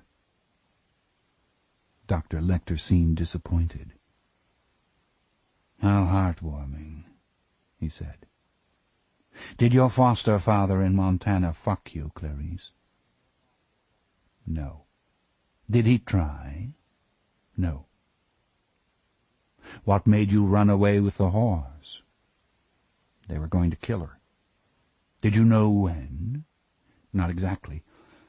I worried about it all the time. She was getting pretty fat. What triggered you then? What set you off on that particular day? I don't know. I think you do. I had worried about it all the time. What set you off, Clarice? You started what time? Early, still dark. Then something woke you. What woke you up? Did you dream? What was it? I woke up and heard the lambs screaming. I woke up in the dark and the lambs were screaming. They were slaughtering the spring lambs? Yes. What did you do? I couldn't do anything for them. I was just a... What did you do with the horse? I got dressed without turning on the light and went outside. She was scared. All the horses in the pen were scared and milling around. I blew in her nose and she knew it was me. Finally, she'd put her nose in my hand. The lights were on in the barn and in the shed by the sheep pen. Bare bulbs, big shadows. The refrigerator truck had come and it was idling, roaring. I led her away. Did you saddle her? No, I didn't take their saddle, just a rope hackamore was all. As you went off in the dark, could you hear the lambs back where the lights were? Not long. There weren't but 12. You still wake up sometimes, don't you? Wake up in the iron dark with the lamb screaming. Sometimes. Do you think if you caught Buffalo Bill yourself, and if you made Catherine all right, you could make the lambs stop screaming? Do you think they'd be all right, too, and you wouldn't wake up again in the dark and hear the lambs screaming? Clarice? Yes. I don't know, maybe. Thank you, Clarice. Dr. Lecter seemed oddly at peace. Tell me his name, Dr. Lecter, Starling said. Dr. Chilton, Lecter said. I believe you know each other. For an instant Starling didn't realize Chilton was behind her. Then he took her elbow. She took it back. Officer Pembry and his big partner were with Chilton. In the elevator, Chilton said. His face was mottled red. Did you know Dr. Chilton has no medical degree? Dr. Lecter said. Please bear that in mind later on. Let's go, Chilton said. You're not in charge here, Dr. Chilton, Starling said. Officer Pembry came around Chilton. No, ma'am, but I am. He called my boss and your boss both. I'm sorry, but I've got orders to see you out. Come on with me now. Goodbye, Clarice. Will you let me know if ever the lambs stop screaming? Yes. Pembry was taking her arm. It was go or fight him. Yes, she said, I'll tell you. Do you promise? Yes. Then why not finish the arch? Take your case file with you, Clarice. I won't need it any more. He held it at arm's length through the bars, his forefinger along the spine. She reached across the barrier and took it. For an instant the tip of her forefinger touched Dr. Lecter's. The touch crackled in his eyes. Thank you, Clarice. Thank you, Dr. Lecter. And that is how he remained in Starling's mind, caught in the instant when he did not mock. Standing in his white cell, arched like a dancer, his hands clasped in front of him and his head slightly to the side. She went over a speed bump at the airport fast enough to bang her head on the roof of the car and had to run for the airplane Krendler had ordered her to catch. Chapter 36. Officers Pembry and Boyle were experienced men, brought especially from Brushy Mountain State Prison to be Dr. Lecter's warders. They were calm and careful, and did not feel they needed their job explained to them by Dr. Chilton. They had arrived in Memphis ahead of Lecter and examined the cell minutely. When Dr. Lecter was brought to the old courthouse, they examined him as well. He was subjected to an internal body search by a male nurse while he was still in restraints. His clothing was searched thoroughly and a metal detector run over the seams. Boyle and Pembry came to an understanding with him, speaking in low, civil tones close to his ears as he was examined. Dr. Lecter, we can get along just fine. We'll treat you just as good as you treat us. Act like a gentleman and you get the Eskimo pie. But we're not pussyfooting around with you, buddy. Try to bite, and we'll leave you smooth-mouthed. Looks like you got something good going here. You don't want to fuck it up, do you? Dr. Lecter crinkled his eyes at them in a friendly fashion. If he had been inclined to reply, he would have been prevented by the wooden peg between his molars as the nurse shined a flashlight in his mouth and ran a gloved finger into his cheeks. The metal detector beeped at his cheeks. "What's that?" the nurse asked. "Fillings," Pembry said. "Pull his lip back there. You put some miles on them back ones, haven't you, Doc?" "Strikes me he's pretty much of a broke dick," Boyle confided to Pembry after they had Dr. Lecter secure in his cell. "He won't be no trouble if he don't flip out." The cell, while secure and strong, lacked a rolling food carrier.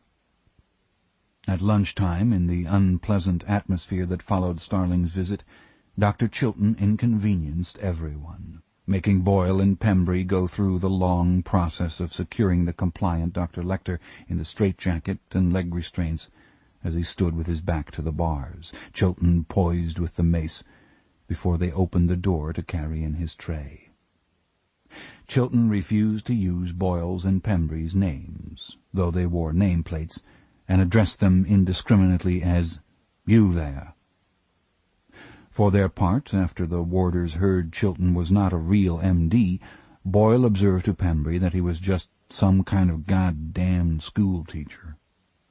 Pembry tried once to explain to Chilton that Starling's visit had been approved not by them but by the desk downstairs, and saw that in Chilton's anger it didn't matter. Dr. Chilton was absent at supper, and with Dr. Lecter's bemused cooperation, Boyle and Pembry used their own method to take in his tray. It worked very well. "Dr. Lecter, you're not going to be needing your dinner jacket tonight," Pembry said. "I'll ask you to sit on the floor and scoot backwards till you can just stick your hands out through the bars, arms extended backward. There you go. Scoot up a little and straighten them out more behind you, elbows straight." Pembry handcuffed Dr. Lecter tightly outside the bars, with a bar between his arms and a low crossbar above them. "That hurts just a little bit, don't it? I know it does, and they won't be on there but a minute. Save us both a lot of trouble." Dr. Lecter could not rise, even to a squat, and with his legs straight in front of him on the floor he couldn't kick. Only when Dr. Lecter was pinioned did Pembry return to the desk for the key to the cell door. Pembry slid his riot baton in the ring at his waist, put a canister of mace in his pocket, and returned to the cell. He opened the door while Boyle took in the tray. When the door was secured, Pembry took the key back to the desk before he took the cuffs off Dr. Lecter. At no time was he near the bars with the key, while the doctor was free in the cell. "Now that was pretty easy, wasn't it?" Pembry said. "It was very convenient, thank you, officer," Dr. Lecter said. "You know, I'm just trying to get by." "We all are, brother," Pembry said. Dr. Lecter toyed with his food while he wrote, and drew and doodled on his pad with a felt-tipped pen. He flipped over the cassette in the tape player chained to the table leg and punched the play button. Glenn Gould playing Bach's Goldberg variations on the piano. The music, beautiful beyond plight and time, filled the bright cage in the room where the warders sat. For Dr. Lecter, sitting still at the table, time slowed and spread as it does in action. For him the notes of music moved apart without losing tempo. Even Bach's silver pounces were discreet notes glittering off the steel around him. Dr. Lecter rose, his expression abstracted, and watched his paper napkin slide off his thighs to the floor. The napkin was in the air a long time, brushed the table leg, flared, side-slipped, stalled, and turned over before it came to rest on the steel floor. He made no effort to pick it up, but took a stroll across his cell, went behind the paper screen and sat on the lid of his toilet, his only private place. Listening to the music, he leaned sideways on the sink, his chin in his hand, his strange maroon eyes half closed. The Goldberg variations interested him structurally. Here it came again, the bass progression from the saraband repeated. He nodded along, his tongue moving over the edges of his teeth, all the way around on top, all the way around on the bottom. It was a long and interesting trip for his tongue, like a good walk in the Alps. He did his gums now, sliding his tongue high in the crevice between his cheek and gum, and moving it slowly around, as some men do when ruminating. His gums were cooler than his tongue. It was cool up in the crevice. When his tongue got to the little metal tube, it stopped. Over the music he heard the elevator clank and whir as it started up. Many notes of music later, the elevator door opened, and a voice he did not know said, "I'm supposed to get the tray?" Dr. Lecter heard the smaller one coming, Pembry. He could see through the crack between the panels in his screen. Pembry was at the bars. "Dr. Lecter, come sit on the floor with your back to the bars like we did before." "Officer Pembry, would you mind if I just finish up here? I'm afraid my trip's gotten my digestion a little out of sorts." It took a very long time to say. "All right," Pembry calling down the room. "We'll call down when we got it." "Can I look at him?" "We'll call you." The elevator again, and then only the music. Dr. Lecter took the tube from his mouth and dried it on a piece of toilet tissue. His hands were steady, his palms perfectly dry. In his years of detention, with his unending curiosity, Dr. Lecter had learned many of the secret prison crafts. In all the years after he savaged the nurse in the Baltimore asylum, there had been only 2 lapses in the security around him, both on Barney's days off. Once a psychiatric researcher loaned him a ballpoint pen and then forgot it. Before the man was out of the ward, Dr. Lecter had broken up the plastic barrel of the pen and flushed it down his toilet. The metal ink tube went in the rolled seam edging his mattress. The only sharp edge in his cell at the asylum was a burr on the head of a bolt holding his cot to the wall. It was enough. In 2 months of rubbing, Dr. Lecter cut the required 2 incisions, parallel and 1/4 inch long, running along the tube from its open end. Then he cut the ink tube in 2 pieces, 1 inch from the open end, and flushed the long piece with the point down the toilet. Barney did not spot the calluses on his fingers from the nights of rubbing. 6 months later, an orderly left a heavy-duty paper clip on some documents sent to Dr. Lecter by his attorney. 1 inch of the steel clip went inside the tube, and the rest went down the toilet. The little tube, smooth and short, was easy to conceal in seams of clothing, between the cheek and gum, in the rectum. Now, behind his paper screen, Dr. Lecter tapped the little metal tube on his thumbnail until the wire inside it slipped out. The wire was a tool, and this was the difficult part. Dr. Lecter stuck the wire halfway into the little tube, and with infinite care used it as a lever to bend down the strip of metal between the 2 incisions. Sometimes they break. Carefully, with his powerful hands, he bent the metal, and it was coming. Now. The minute strip of metal was at right angles to the tube. Now he had a handcuff key. Dr. Lecter put his hands behind him and passed the key back and forth between them 15 times. He put the key back in his mouth while he washed his hands and meticulously dried them. Then, with his tongue, he hid the key between the fingers of his right hand, knowing Pembry would stare at his strange left hand when it was behind his back. "I'm ready when you are, Officer Pembry," Dr. Lecter said. He sat on the floor of the cell and stretched his arms behind him, his hands and wrists through the bars. "Thank you for waiting." It seemed a long speech, but it was leavened by the music. He heard Pembry behind him now. Pembry felt his wrist to see if he had soaked it. Pembry felt his other wrist to see if he had soaked it. Pembry put the cuffs on tight.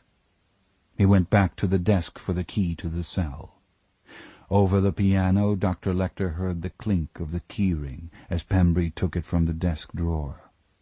Now he was coming back, walking through the notes, parting the air that swarmed with crystal notes. This time Boyle came back with him. Dr. Lecter could hear the holes they made in the echoes of the music. Pembry checked the cuffs again. Dr. Lecter could smell Pembry's breath behind him. Now Pembry unlocked the cell and swung the door open. Boyle came in. Dr. Lecter turned his head, the cell moving by his vision at a rate that seemed slow to him, the details wonderfully sharp. Boyle at the table, gathering the scattered supper things onto the tray with a clatter of annoyance at the mess. The tape-player with its reels turning, the napkin on the floor beside the bolted-down leg of the table. Through the bars Dr. Lecter saw, in the corner of his eye, the back of Pembry's knee, the tip of the baton hanging from his belt as he stood outside the cell holding the door. Dr. Lecter found the keyhole in his left cuff, inserted the key, and turned it. He felt the cuff spring loose on his wrist. He passed the key to his left hand, found the keyhole, put in the key, and turned it. Boyle bent for the napkin on the floor. Fast as a snapping turtle, the handcuff closed on Boyle's wrist, and as he turned his rolling eye to Lecter, the other cuff locked around the fixed leg of the table. Dr. Lecter's legs under him now, driving to the door, Pembry trying to come from behind it, and Lecter's shoulder drove the iron door into him, Pembry going for the mace in his belt, his arm mashed to his body by the door. Lecter grabbed the long end of the baton and lifted.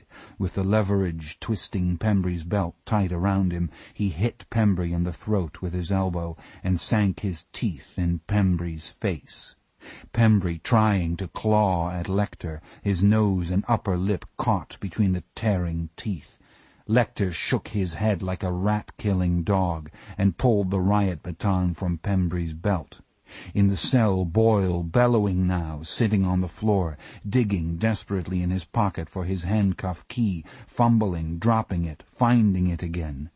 Lecter drove the end of the baton into Pembry's stomach and throat, and he went to his knees. Boyle got the key in a lock of the handcuffs. He was bellowing, Lecter coming to him now. Lecter shut Boyle up with a shot of the mace, and as he wheezed, cracked his upstretched arm with 2 blows of the baton.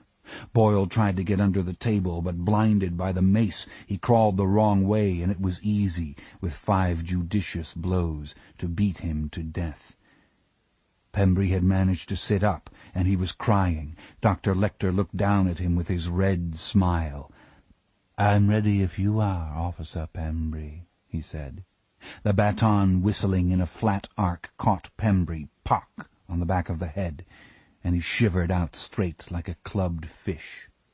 Dr. Lecter's pulse was elevated to more than 100 by the exercise, but quickly slowed to normal.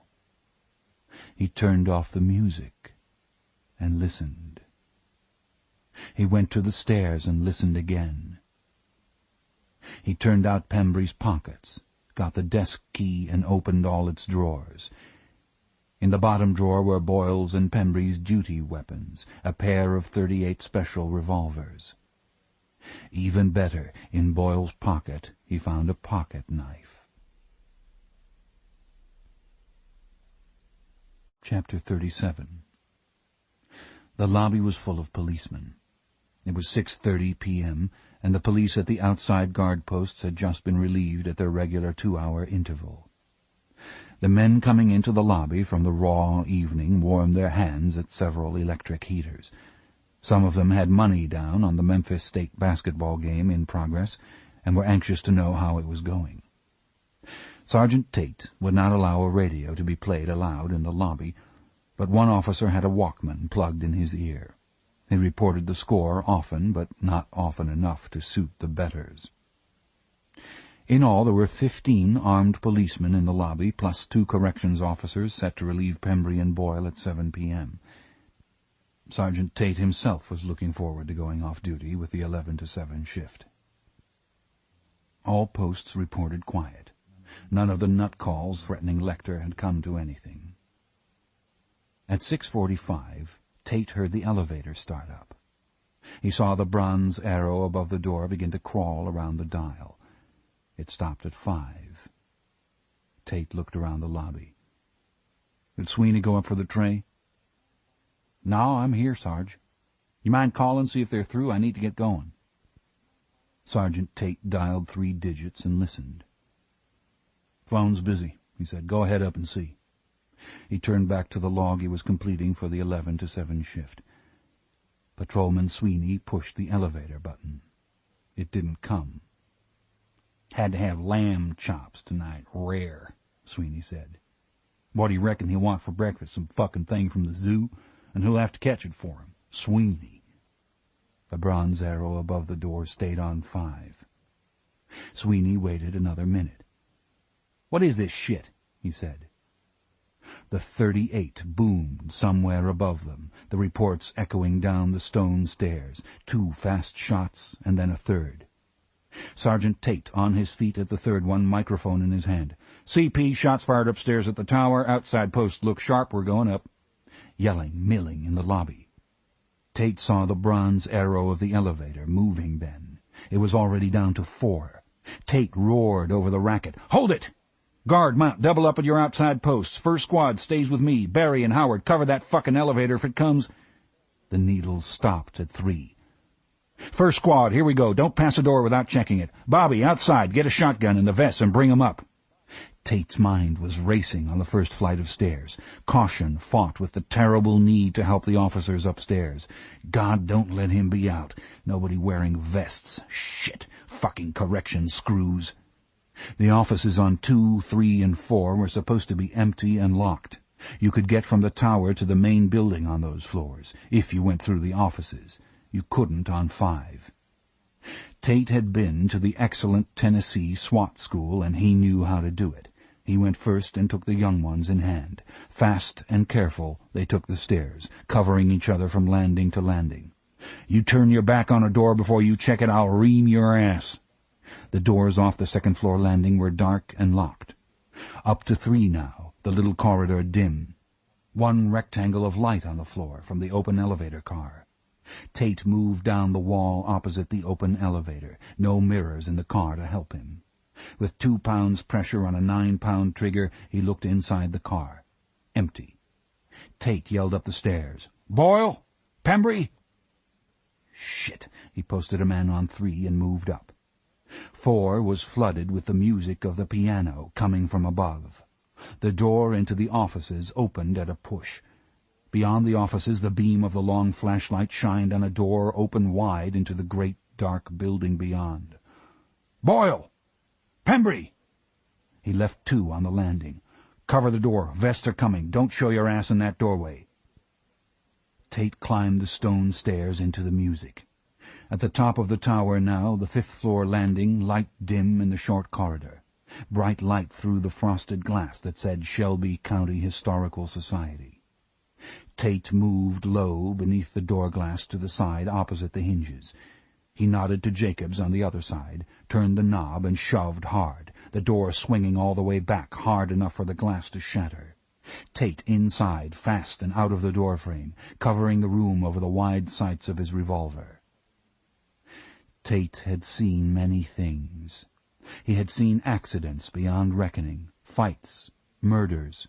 He had seen 6 dead policemen in his time. But he thought that what lay at his feet was the worst thing he had ever seen happen to an officer. The meat above the uniform collar no longer resembled a face. The front and top of the head were a slick of blood peaked with torn flesh, and a single eye was stuck beside the nostrils, the sockets full of blood. Jacobs passed Tate, slipping on the bloody floor as he went into the cell. He bent over Boyle, still handcuffed to the table leg.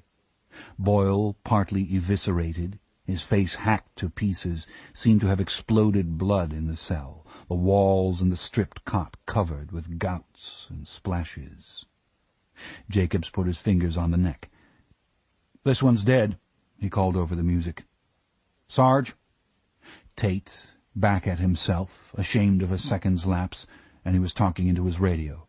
"Command post, 2 officers down. Repeat, 2 officers down. Prisoner is missing. Lecter is missing. Outside posts, watch the windows. Subject has stripped the bed. He may be making a rope. Confirm ambulances en route." "Pembry dead, Sarge?" Jacobs shut the music off. Tate knelt, and as he reached for the neck to feel, the awful thing on the floor groaned and blew a bloody bubble. "Pembry's alive." Tate didn't want to put his mouth in the bloody mess, knew he would if he had to help Pembry breathe, knew he wouldn't make one of the patrolmen do it. Better if Pembry died, but he would help him breathe. But there was a heartbeat. He found it. There was breathing. It was ragged and gurgling, but it was breathing. The ruin was breathing on its own. Tate's radio crackled. A patrol lieutenant set up on the lot outside, took command, and wanted news. Tate had to talk. "Come here, Murray," Tate called to a young patrolman. "Get down here with Pembry and take a hold of him where he can feel your hands on him. Talk to him." "What's his name, Sarge?" Murray was green. "It's Pembry. Now talk to him, goddammit." Tate on the radio. "2 officers down, Boyle's dead, and Pembry's bad hurt. Lecter's missing and armed. He took their guns. Belts and holsters are on the desk." The lieutenant's voice was scratchy through the thick walls. "Can you confirm the stairway clear for stretchers?" "Yes, sir. Call up to 4 before they pass. I have men on every landing." "Roger, Sergeant. Post 8 out here thought he saw some movement behind the windows in the main building on 4. We've got the exits covered. He's not getting out. Hold your positions on the landings. SWAT's rolling. We're going to let SWAT flush him out. Confirm?" "I understand. SWAT's play." "What's he got?" "2 pistols and a knife, Lieutenant. Jacob, see if there's any ammo in the gun belts." "Dump pouches," the patrolman said. "Pembry's still full. Boyle's too. Dumb shit didn't take the extra rounds." "What are they?" 38 plus P's JHP. Tate was back on the radio. "Lieutenant, it looks like he's got 2 6-shot 38s. We heard 3 rounds fired, and the dump pouches on the gun belts are still full, so he may just have 9 left. Advise SWAT it's plus P's jacketed hollow points. This guy favors the face." Plus P's were hot rounds, but they would not penetrate SWAT's body armor. A hit in the face would very likely be fatal. A hit on a limb would maim. "Stretcher's coming up, Tate." The ambulances were there amazingly fast, but it did not seem fast enough to Tate, listening to the pitiful thing at his feet. Young Murray was trying to hold the groaning, jerking body, trying to talk reassuringly and not look at him, and he was saying, "You're just fine, Pembry, looking good," over and over in the same sick tone. As soon as he saw the ambulance attendants on the landing, Tate yelled, "Corpsman," as he had in war. He got Murray by the shoulder and moved him out of the way. The ambulance attendants worked fast, expertly securing the clenched, blood-slick fists under the belt, getting an airway in and peeling a non-stick surgical bandage to get some pressure on the bloody face and head. One of them popped an intravenous plasma pack, but the other, taking blood pressure and pulse, shook his head and said, "Downstairs." Orders on the radio now. Tate, I want you to clear the offices in the tower and seal it off. Secure the doors from the main building. Then cover from the landings. I'm sending up vests and shotguns. We'll get him alive if he wants to come, but we take no special risks to preserve his life. Understand me? I got it, Lieutenant. I want SWAT and nobody but SWAT in the main building. Let me have that back. Tate repeated the order. Tate was a good sergeant, and he showed it now as he and Jacob shrugged into their heavy armored vests and followed the gurney as the orderlies carried it down the stairs to the ambulance. A second crew followed with Boyle. The men on the landings were angry, seeing the gurneys pass, and Tate had a word of wisdom for them. Don't let your temper get your ass shot off. As the sirens wailed outside, Tate, backed by the veteran Jacobs, carefully cleared the offices and sealed off the tower. A cool draft blew down the hall on 4. Beyond the door in the vast dark spaces of the main building, the telephones were ringing. In dark offices all over the building, buttons on telephones were winking like fireflies, the bells sounding over and over. The word was out that Dr. Lecter was barricaded in the building, and radio and television reporters were calling, dialing fast with their modems, trying to get live interviews with the monster. To avoid this, SWAT usually has the telephone shut off, except for one that the negotiator uses. This building was too big, the offices too many. Tate closed and locked the door on the rooms of blinking telephones. His chest and back were wet and itching under the hard-shell vest. He took his radio off his belt. CP, this is Tate. The tower's clear, over. Roger, Tate. Captain wants you at the CP. 10-4. Tower lobby, you there? Here, Sarge. It's me on the elevator. I'm bringing it down. Gotcha, Sarge. Jacobs and Tate were in the elevator, riding down to the lobby, when a drop of blood fell on Tate's shoulder. Another hit his shoe.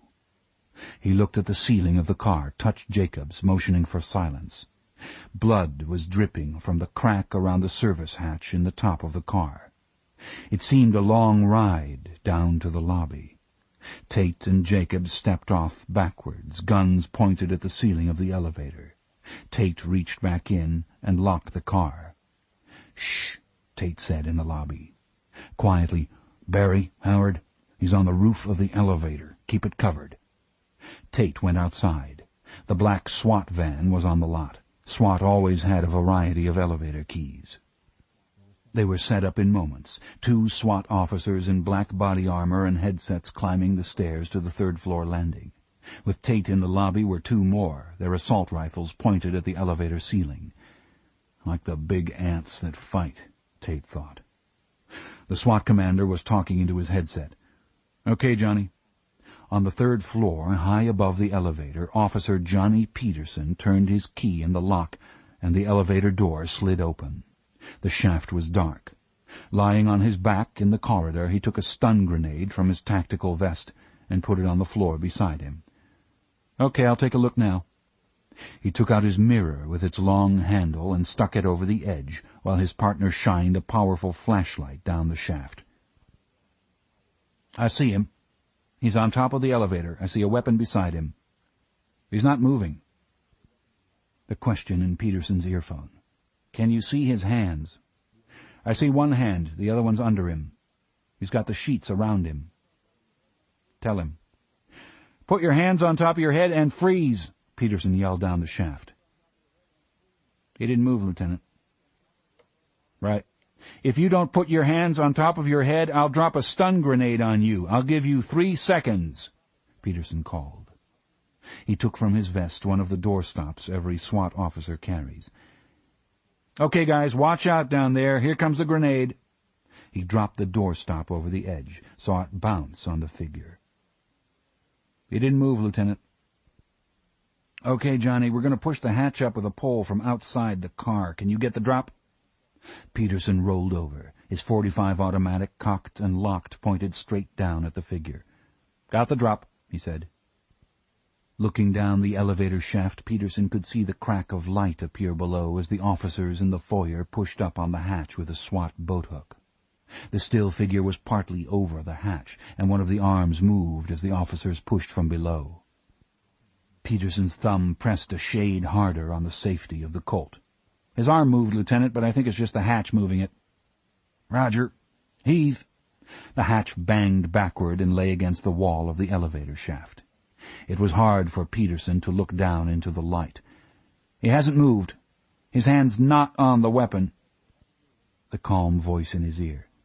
Okay, Johnny, hold up. We're coming into the car, so watch with the mirror for movement. Any fire will come from us. Affirm? Got it. In the lobby, Tate watched them go into the car. A rifleman, loaded with armor-piercing, aimed his weapon at the ceiling of the elevator. A second officer climbed on a ladder. He was armed with a large automatic pistol with a flashlight clamped beneath it. A mirror and the pistol light went up through the hatch. Then the officer's head and shoulders. He handed down a .38 revolver. "He's dead," the officer called down. Tate wondered if the death of Dr. Lecter meant Catherine Martin would die too. All the information lost when the lights went out in that monster mind.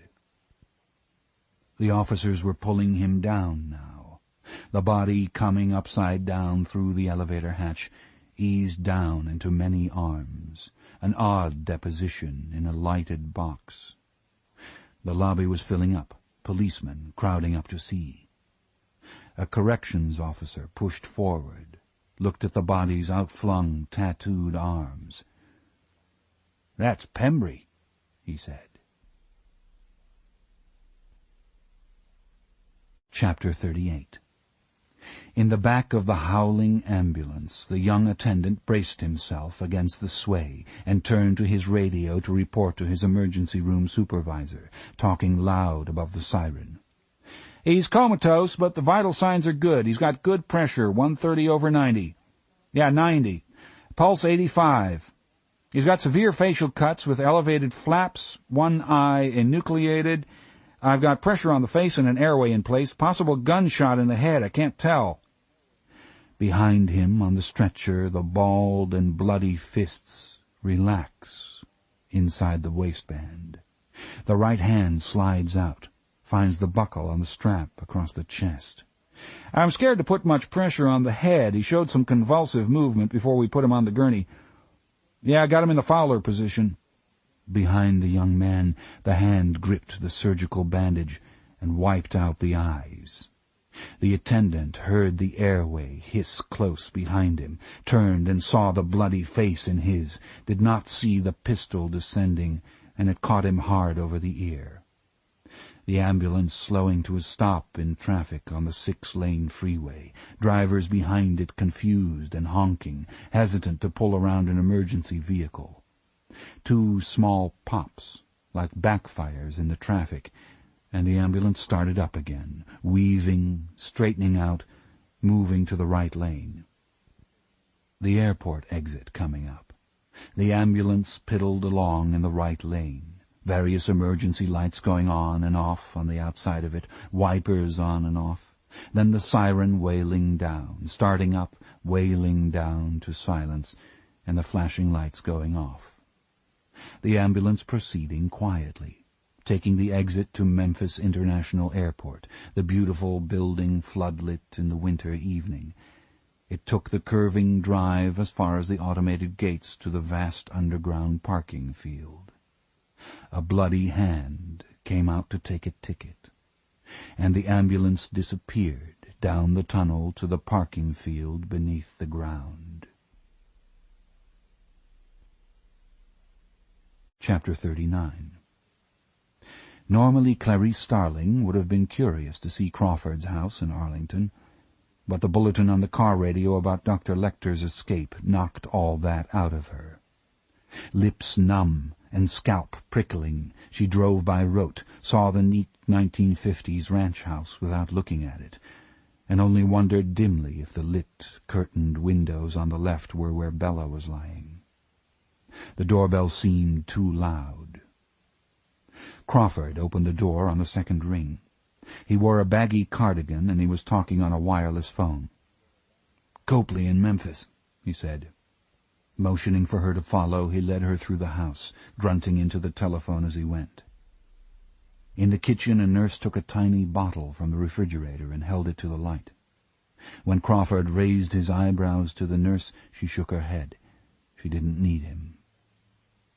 He took Starling to his study, down 3 steps into what was clearly a converted double garage. There was good space here, a sofa and chairs, and on the cluttered desk a computer terminal glowed green beside an antique astrolabe. The rug felt as though it was laid on concrete. Crawford waved her to his seat. He put his hand over the receiver. "Starling, this is baloney, but did you hand Lecter anything at all in Memphis?" "No. No object. Nothing." "You took him the drawings and stuff from his cell?" "I never gave it to him. The stuff's still in my bag. He gave me the file. That's all that passed between us." Crawford tucked the phone under his jowl. "Copley, that's unmitigated bullshit. I want you to step on that bastard and do it now. Straight to the chief, straight to the TBI. See the hotlines posted with the rest.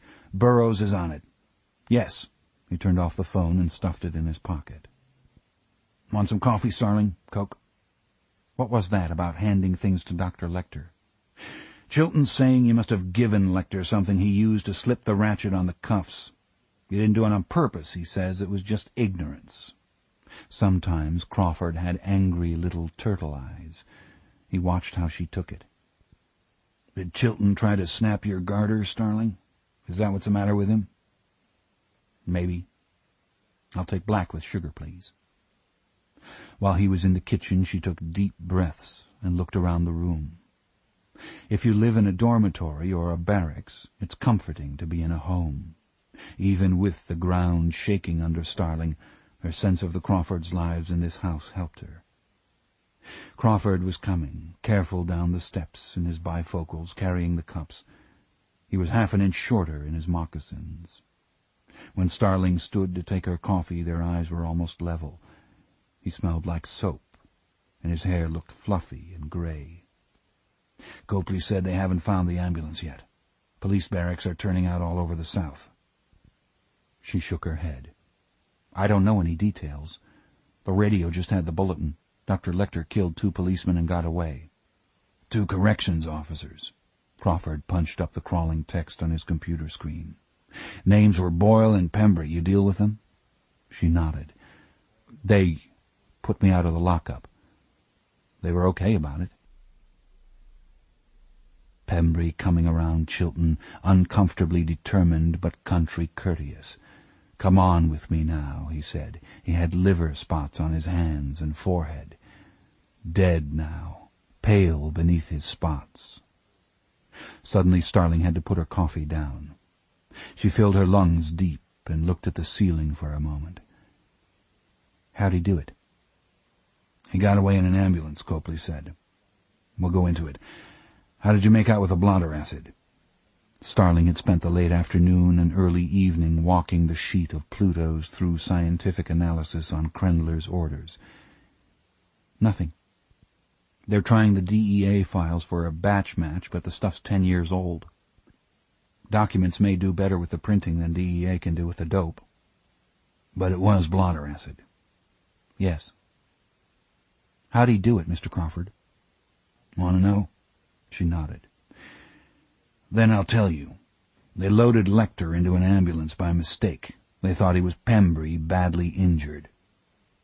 "Did he have on Pembry's uniform? They were about the same size."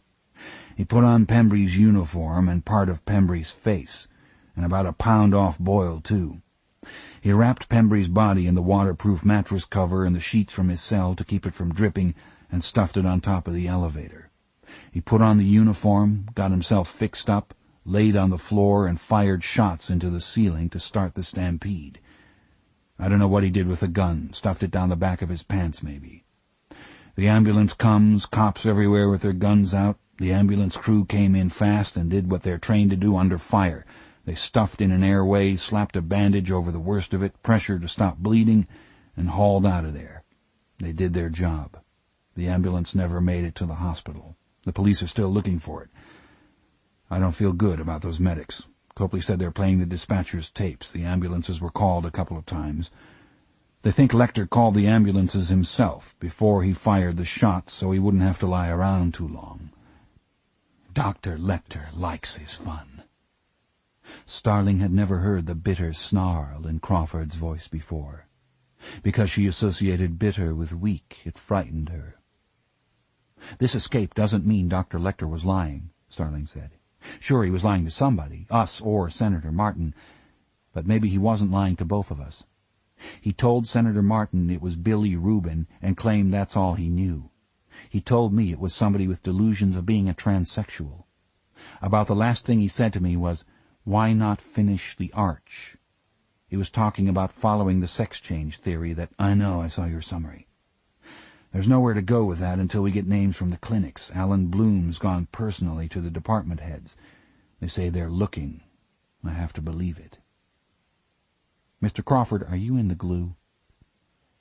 "I'm directed to take compassionate leave," Crawford said. "There's a new task force of FBI, DEA, and additional elements from the Attorney General's office, meaning Krendler." "Who's boss?"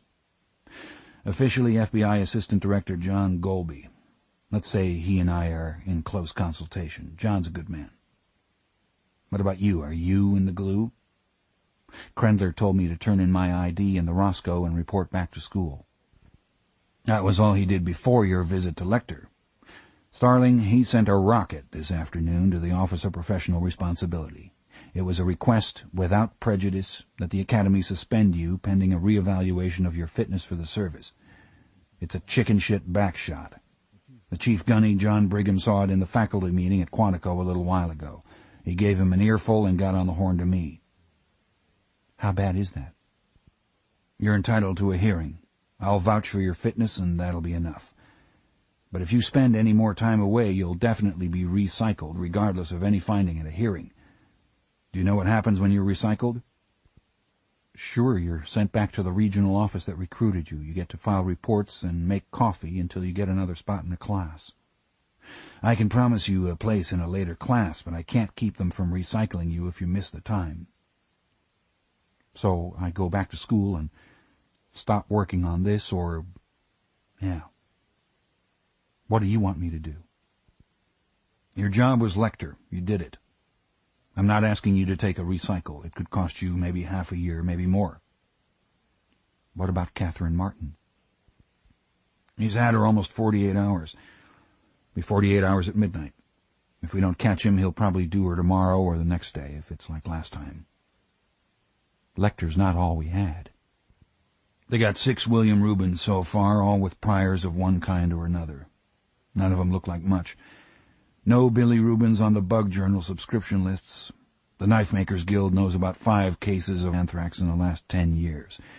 We've got a couple of those left to check. What else? Klaus hasn't been identified yet. Interpol reports a fugitive warrant outstanding in Marseille for a Norwegian merchant seaman, Klaus Bietland, however you say it. Norway's looking for his dental records to send. If we get anything from the clinics and you've got the time, you can help with it. Starling?" "Yes, Mr. Crawford?" "Go back to school." "If you didn't want me to chase him, you shouldn't have taken me in that funeral home, Mr. Crawford." "No," Crawford said. "I suppose I shouldn't. But then we wouldn't have the insect. You don't turn in your Roscoe. Quantico's safe enough, but you'll be armed any time you're off the base at Quantico until Lecter's caught or dead." "What about you? He hates you. I mean, he's given this some thought." "Lots of people have, Starling, in a lot of jails. One of these days he might get around to it, but he's way too busy now. It's sweet to be out, and he's not ready to waste it that way. And this place is safer than it looks." The phone in Crawford's pocket buzzed. The one on the desk purred and blinked. He listened for a few moments, said, "Okay," and hung up. "They found the ambulance in the underground garage at the Memphis airport." He shook his head. "No good. Crew was in the back. Dead, both of them." Crawford took off his glasses, rummaged for his handkerchief to polish them. "Starling, the Smithsonian called Burroughs asking for you, the Pilcher fellow. They're pretty close to finishing up on the bug. I want you to write a 302 on that and sign it for the permanent file. You found the bug and followed up on it, and I want the record to say so. You up to it?" Starling was as tired as she had ever been. "Sure," she said. "Leave your car at the garage, and Jeff will drive you back to Quantico when you're through." On the steps she turned her face toward the lighted, curtained windows where the nurse kept watch, and then looked back at Crawford. "I'm thinking about you both, Mr. Crawford." "Thank you, Starling," he said. Chapter 40. "Officer Starling, Dr. Pilcher said he'd meet you in the insect zoo. I'll take you over there," the guard said. To reach the insect zoo from the Constitution Avenue side of the museum, you must take the elevator one level above the great stuffed elephant and cross a vast floor devoted to the study of man. Tiers of skulls were first, rising and spreading, representing the explosion of human population since the time of Christ. Starling and the guard moved in a dim landscape peopled with figures illustrating human origin and variation. Here were displays of ritual, tattoos, bound feet, tooth modification, Peruvian surgery, mummification. "Did you ever see Wilhelm von Ellenbogen?" the guard asked, shining his light into a case. "I don't believe I have," Starling said without slowing her pace.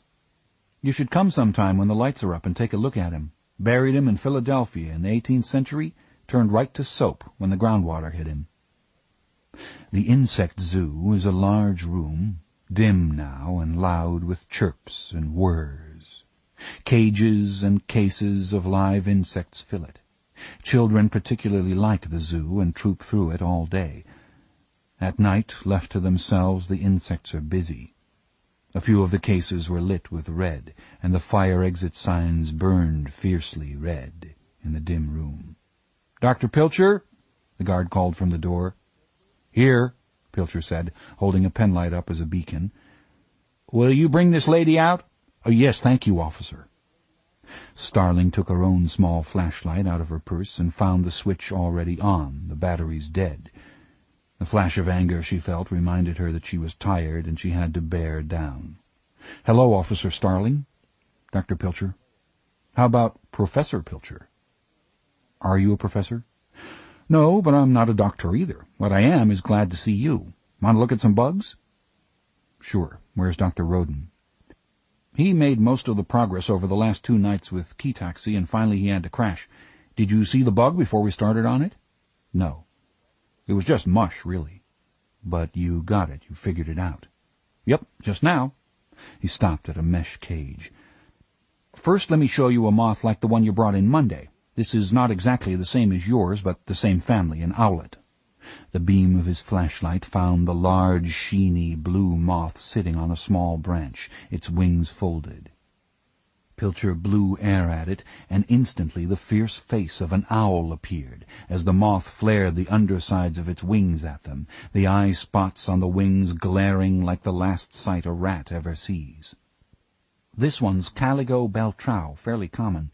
But with this Klaus specimen, you're talking some heavy moths. Come on." At the end of the room was a case set back in a niche with a rail in front of it. The case was beyond the reach of children, and it was covered with a cloth. A small humidifier hummed beside it. "We keep it behind glass to protect people's fingers. It can fight. It likes the damp, too, and glass keeps the humidity in." Pilcher lifted the cage carefully by its handles and moved it to the front of the niche. He lifted off the cover and turned on a small light above the cage. "This is the death's head moth," he said. "That's Nightshade she's sitting on. We're hoping she'll lay." The moth was wonderful and terrible to see. Its large brown-black wings tented like a cloak, and on its wide furry back the signature device that has struck fear in men for as long as men have come upon it suddenly in their happy gardens. The domed skull, a skull that is both skull and face, watching from its dark eyes, the cheekbones, the zygomatic arch traced exquisitely beside the eyes. "Acherontia styx," Pilcher said. "It's named for 2 rivers in hell. Your man, he drops the bodies in a river every time. Did I read that?" "Yes," Starling said. "Is it rare?" "In this part of the world it is. There aren't any at all in nature." "Where's it from?" Starling leaned her face close to the mesh roof of the case. Her breath stirred the fur on the moth's back. She jerked back when it squeaked and fiercely flapped its wings. She could feel the tiny breeze it made. Malaysia. There's a European type, too, called Atropos, but this one and the one in Klaus's mouth are Malaysian. So somebody raised it. Pilcher nodded. Yes, he said when she didn't look at him. It had to be shipped from Malaysia as an egg, or more likely as a pupa. Nobody's ever been able to get them to lay eggs in captivity. They mate, but no eggs. The hard part is finding the caterpillar in the jungle. After that, they're not hard to raise. You said they can fight. The proboscis is sharp and stout, and they'll jam it in your finger if you fool with them. It's an unusual weapon, and alcohol doesn't affect it in preserved specimens. That helped us narrow the field so we could identify it so fast. Pilcher seemed suddenly embarrassed, as though he had boasted. They're tough, too, he hurried on to say. They go in beehives and bogart honey. One time we were collecting in Sabah, Borneo, and they'd come to the light behind the youth hostel. It was weird to hear them. We'd be, where did this one come from? A swap with the Malaysian government? I don't know what we traded. It was funny. There we were in the dark, waiting with this cyanide bucket, when what kind of customs declaration came with this one? Do you have records of that? Do they have to be cleared out of Malaysia? Who would have that? You're in a hurry. Look, I've written down all the stuff we have and the places to put ads if you want to do that kind of thing. Come on, I'll take you out. They crossed the vast floor in silence. In the light of the elevator, Starling could see that Pilcher was as tired as she was. You stayed up with this, she said. That was a good thing to do. I didn't mean to be abrupt before. I hope they get him. I hope you're through with this soon, he said. I put down a couple of chemicals he might be buying if he's putting up soft specimens. Officer Starling, I'd like to get to know you. Maybe I should call you when I can. You definitely should, absolutely. I'd like that, Pilcher said. The elevator closed, and Pilcher and Starling were gone. The floor devoted to man was still, and no human figure moved. Not the tattooed, not the mummified. The bound feet didn't stir. The firelights glowed red in the insect zoo, reflected in 10,000 active eyes of the older phylum. The humidifier hummed and hissed. Beneath the cover in the black cage, the death's head moth climbed down the nightshade. She moved across the floor, her wings trailing like a cape, and found the bit of honeycomb in her dish. Grasping the honeycomb in her powerful front legs, she uncoiled her sharp proboscis and plunged it through the wax cap of a honey cell. Now she sat, sucking quietly, while all around her in the dark the chirps and whirs resumed, and with them the tiny tillings and killings. Chapter 41. Catherine Baker Martin down in the hateful dark. Dark swarmed behind her eyelids, and in jerky seconds of sleep she dreamed the dark came into her. Dark came, insidious, up her nose and into her ears. Damp fingers of dark proposed themselves to each of her body openings. She put her hand over her mouth and nose, put her other hand over her vagina, clenched her buttocks, turned one ear to the mattress, and sacrificed the other ear to the intrusion of the dark. With the dark came a sound, and she jerked awake. A familiar, busy sound. A sewing machine. Variable speed, slow, now fast. Up in the basement the lights were on. She could see a feeble disk of yellow high above her where the small hatch in the well lid stood open. The poodle barked a couple of times, and the unearthly voice was talking to it, muffled. Sewing. Sewing was so wrong down here. Sewing belongs to the light. The sunny sewing-room of Catherine's childhood flashed so welcome in her mind. The housekeeper, dear B. Love, at the machine. Her little cat batted at the blowing curtain. The voice blew it all away, fussing at the poodle. "Precious! Put that down. You'll stick yourself with a pin, and then where will we be? I'm almost done. Yes, darling heart. You get a chewy when we get through-y. You get a chewy, doody-doody-doo." Catherine did not know how long she had been captive. She knew that she had washed twice. The last time she had stood up in the light, wanting him to see her body, not sure if he was looking down from behind the blinding light. Catherine Baker Martin naked was a showstopper, a girl and a half in all directions, and she knew it. She wanted him to see. She wanted out of the pit. Close enough to fuck is close enough to fight. She said it silently to herself over and over as she washed. She was getting very little to eat, and she knew she'd better do it while she had her strength. She knew she would fight him. She knew she could fight. Would it be better to fuck him first, fuck him as many times as he could do it, and wear him out? She knew if she could ever get her legs around his neck, she could send him home to Jesus in about a second and a half. "Can I stand to do that?" "You're damn right I can. Balls and eyes, balls and eyes, balls and eyes." But there had been no sound from above as she finished washing and put on the fresh jumpsuit. There was no reply to her offers as the bath bucket swayed up on its flimsy string and was replaced by her toilet bucket. She waited now, hours later, listening to the sewing machine. She did not call out to him. In time, maybe 1,000 breaths, she heard him going up the stairs, talking to the dog, saying something. "Breakfast when I get back." He left the basement light on. Sometimes he did that. Toenails and footsteps on the kitchen floor above. The dog whining. She believed her captor was leaving. Sometimes he went away for a long time. Breaths went by. The little dog walked around in the kitchen above, whining, rattling something along the floor, bonging something along the floor, maybe its bowl. Scratching, scratching above. And barking again, short, sharp barks.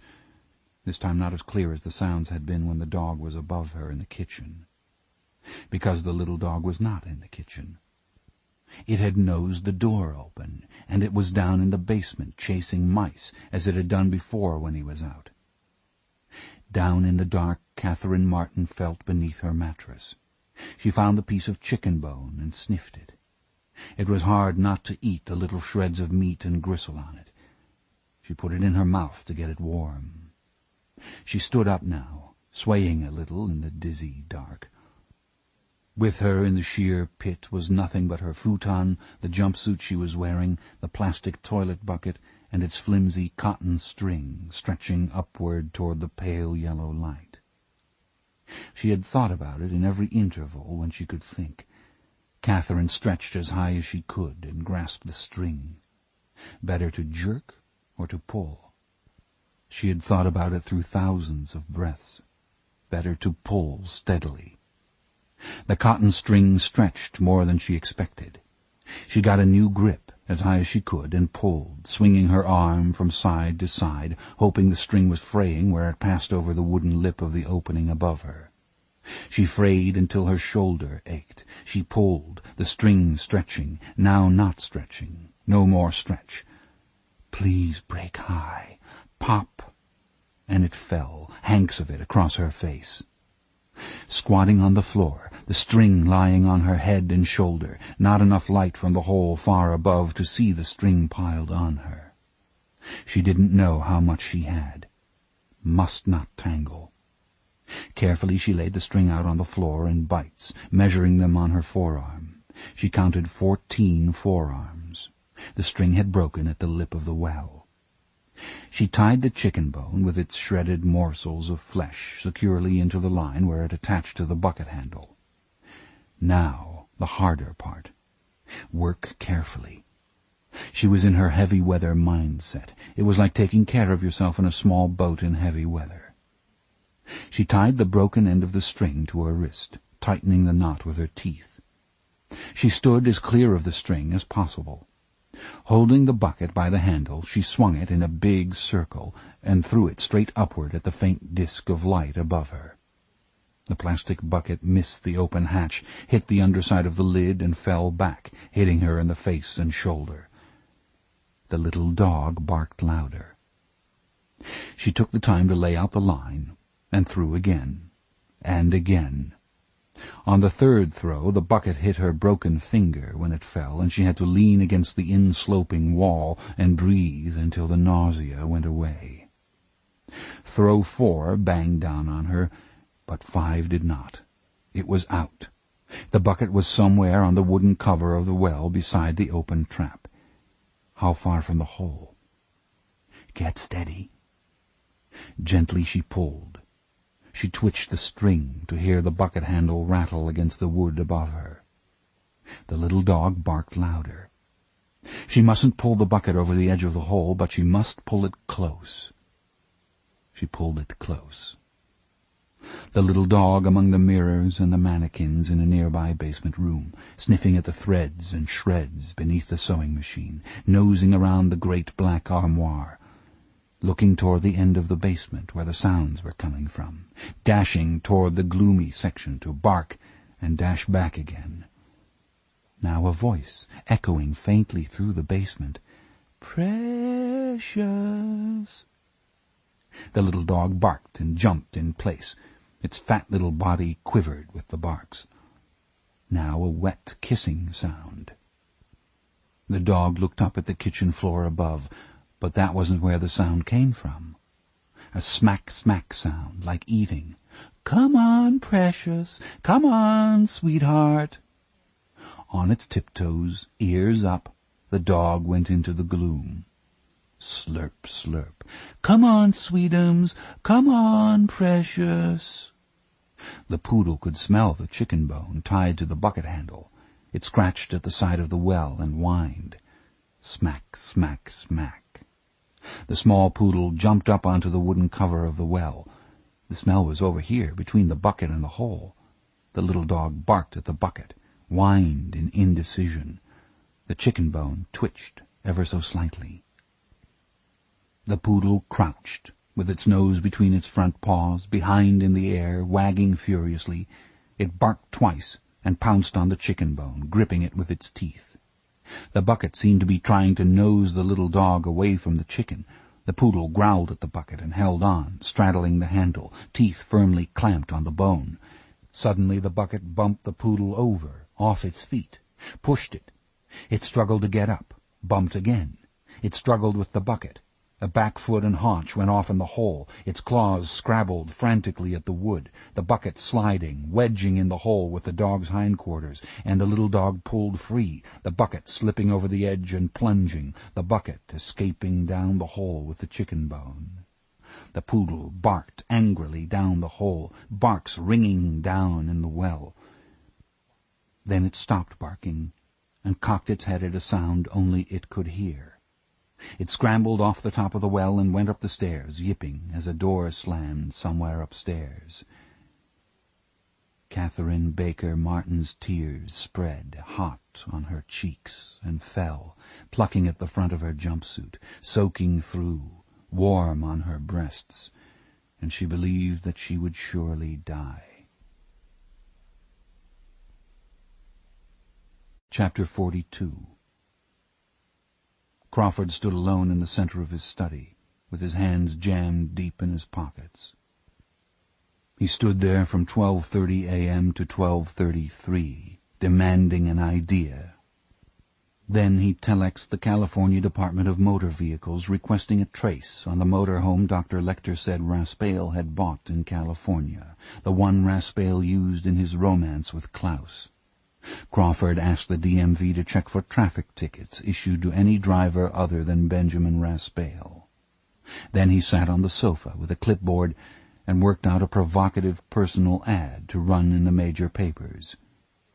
Juno-esque creamy passion flower, 21, Model seeks man who appreciates quality and quantity. Hand and cosmetic model, you've seen me in the magazine ads, now I'd like to see you. Send pics first letter. Crawford considered for a moment, scratched out Juno-esque and substituted full-figured. His head dipped, and he dozed. The green screen of the computer terminal made tiny squares in the lenses of his glasses. Movement on the screen now, the lines crawling upward, moving on Crawford's lenses.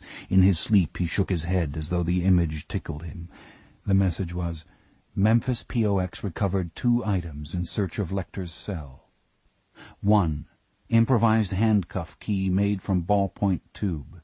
Incisions by abrasion. Baltimore requested to check hospital cell for traces of manufacture. Auth Copley, SAC Memphis. 2. Sheet of notepaper left floating in toilet by fugitive. Original en route to WX document section lab. Graphic of writing follows. Graphic split to Langley, attention Benson, cryptography. When the graphic appeared, rising like something peeping over the bottom edge of the screen, it was this. C33 H36 ILT06N4. The soft double beep of the computer terminal did not wake Crawford, but 3 minutes later the telephone did. It was Jerry Burroughs at the National Crime Information Center hotline. "See your screen, Jack?" "Just a second," Crawford said. "Yeah, okay." "The lab's got it already, Jack. The drawing Lecter left in the John, the numbers between the letters in Chilton's name. It's biochemistry. C33 H36 N406. It's the formula for a pigment in human bile called bilirubin. Lab advises it's a chief coloring agent in shit." Balls. "You were right about Lecter, Jack. He was just jerking them around. Too bad for Senator Martin. Lab says bilirubin's just about exactly the color of Chilton's hair. Asylum humor, they call it. Did you see Chilton on the 6 o'clock news?" "No." "Marilyn Sutter saw it upstairs. Chilton was blowing off about the search for Billy Rubin. Then he went to dinner with the television reporter. That's where he was when Lecter took a walk. What a pluperfect asshole." "Lecter told Starling to bear in mind that Chilton didn't have a medical degree," Crawford said. "Yeah, I saw it in the summary. I think Chilton tried to fuck Starling's what I think, and she sawed him off at the knees. He may be dumb, but he ain't blind. How's the kid?" "Okay, I think. Worn down." "Think Lecter was jerking her off, too?" "Maybe.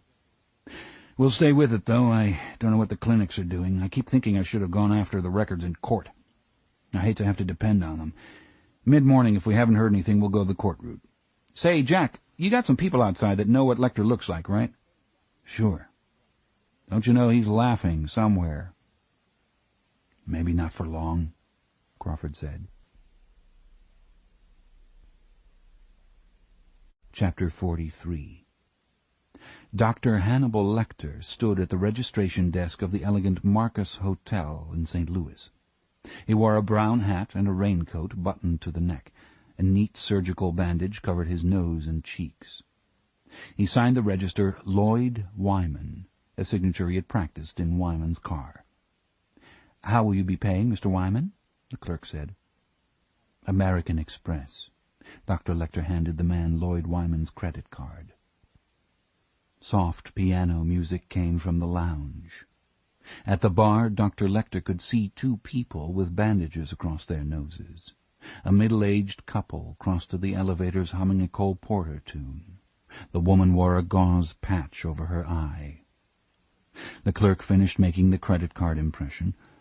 "You do know, Mr. Wyman, you're entitled to use the hospital garage." "Yes, thank you," Dr. Lecter said. He had already parked Wyman's car in the garage, with Wyman in the trunk. The bellman who carried Wyman's bags to the small suite got one of Wyman's $5 bills in compensation. Dr. Lecter ordered a drink and a sandwich and relaxed with a long shower. The suite seemed enormous to Dr. Lecter after his long confinement. He enjoyed going to and fro in his suite and walking up and down in it. From his windows he could see across the street the Myron and Sadie Fleischer Pavilion of the St. Louis City Hospital, housing one of the world's foremost centers for craniofacial surgery. Dr. Lecter's visage was too well known for him to be able to take advantage of the plastic surgeons here, but it was one place in the world where he could walk around with a bandage on his face without exciting interest.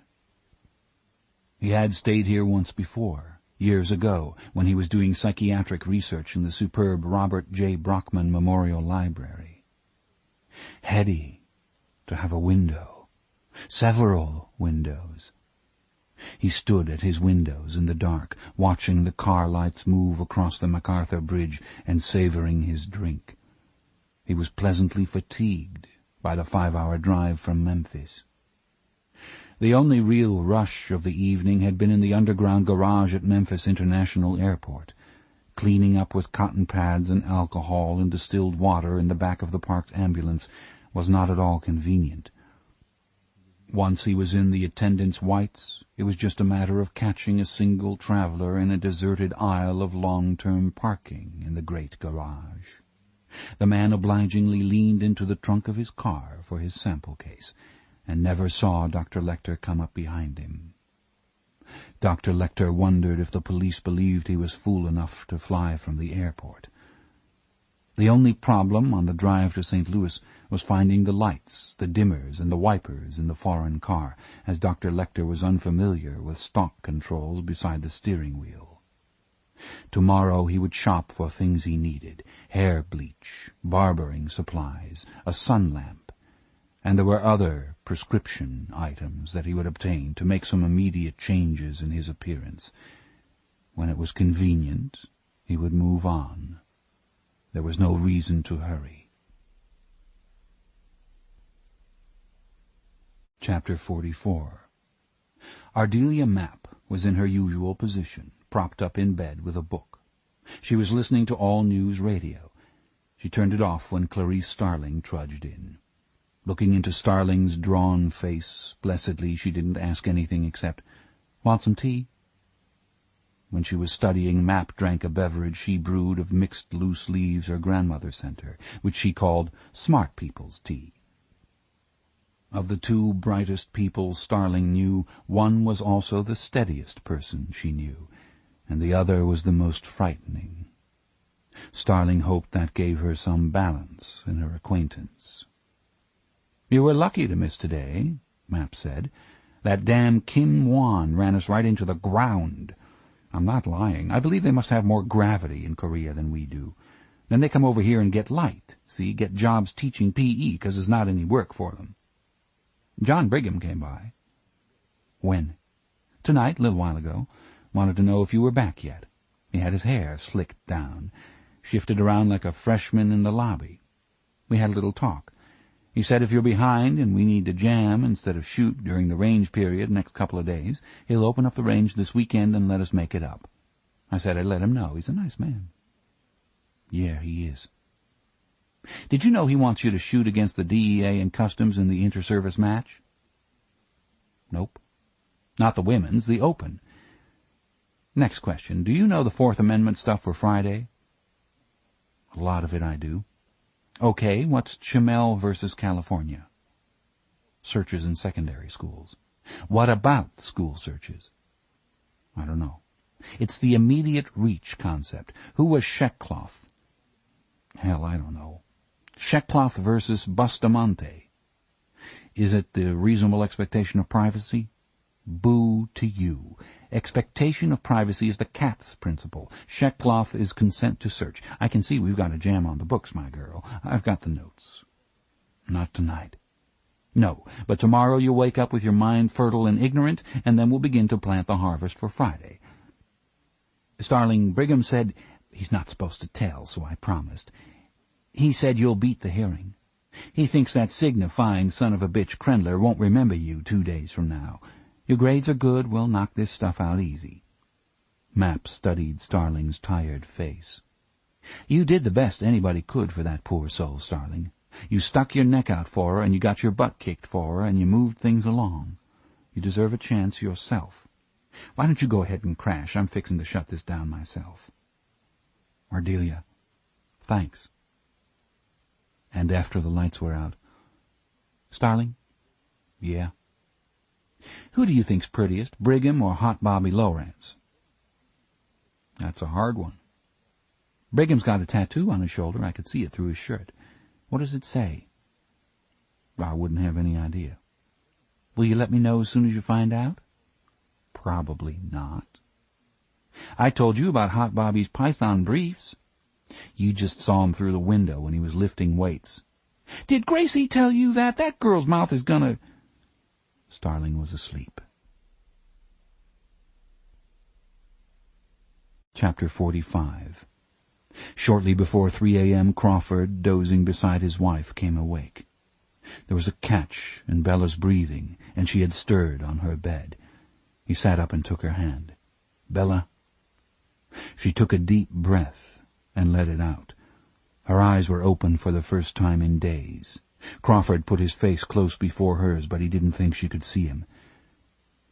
"Bella, I love you, kid," he said, in case she could hear. Fear brushed the walls of his chest, circling inside him like a bat in a house. Then he got hold of it. He wanted to get something for her, anything, but he did not want her to feel him let go of her hand. He put his ear to her chest. He heard a soft beat, a flutter, and then her heart stopped. There was nothing to hear. There was only a curious, cool rushing. He didn't know if the sound was in her chest or only in his ears. "God bless you and keep you with him. And with your folks," Crawford said, words he wanted to be true. He gathered her to him on the bed, sitting against the headboard, held her to his chest while her brain died.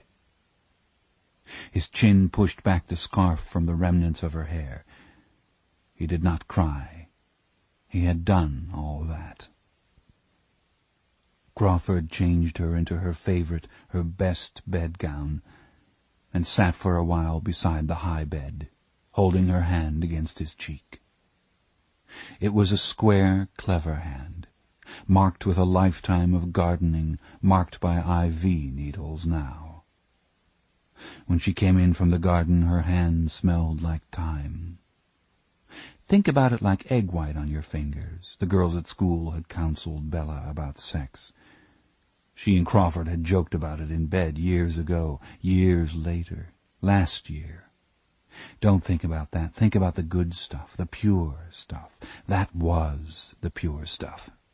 She wore a round hat and white gloves, and going up in the elevator the first time, he whistled a dramatic arrangement of "Begin the Begin." In the room she teased him that he had the cluttered pockets of a boy. Crawford tried going into the next room. He still could turn when he wanted to and see her through the open door, composed in the warm light of the bedside lamp.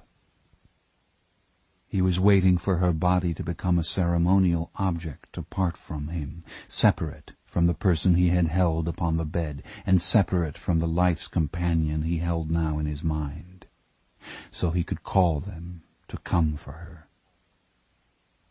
His empty hands hanging, palms forward at his sides, he stood at the window looking to the empty east. He did not look for dawn. East was only the way the window faced. Chapter 46. "Ready, precious?" Jane Gum was propped against the headboard of his bed and very comfortable, the little dog curled up warm on his tummy. Mr. Gum had just washed his hair, and he had a towel wrapped around his head. He rummaged in the sheets, found the remote control for his VCR, and pushed the play button. He had composed his program from 2 pieces of videotape copied onto 1 cassette. He watched it every day when he was making vital preparations, and he always watched it just before he harvested a hide. The first tape was from scratchy film of Movie Tone News, a black-and-white newsreel from 1948.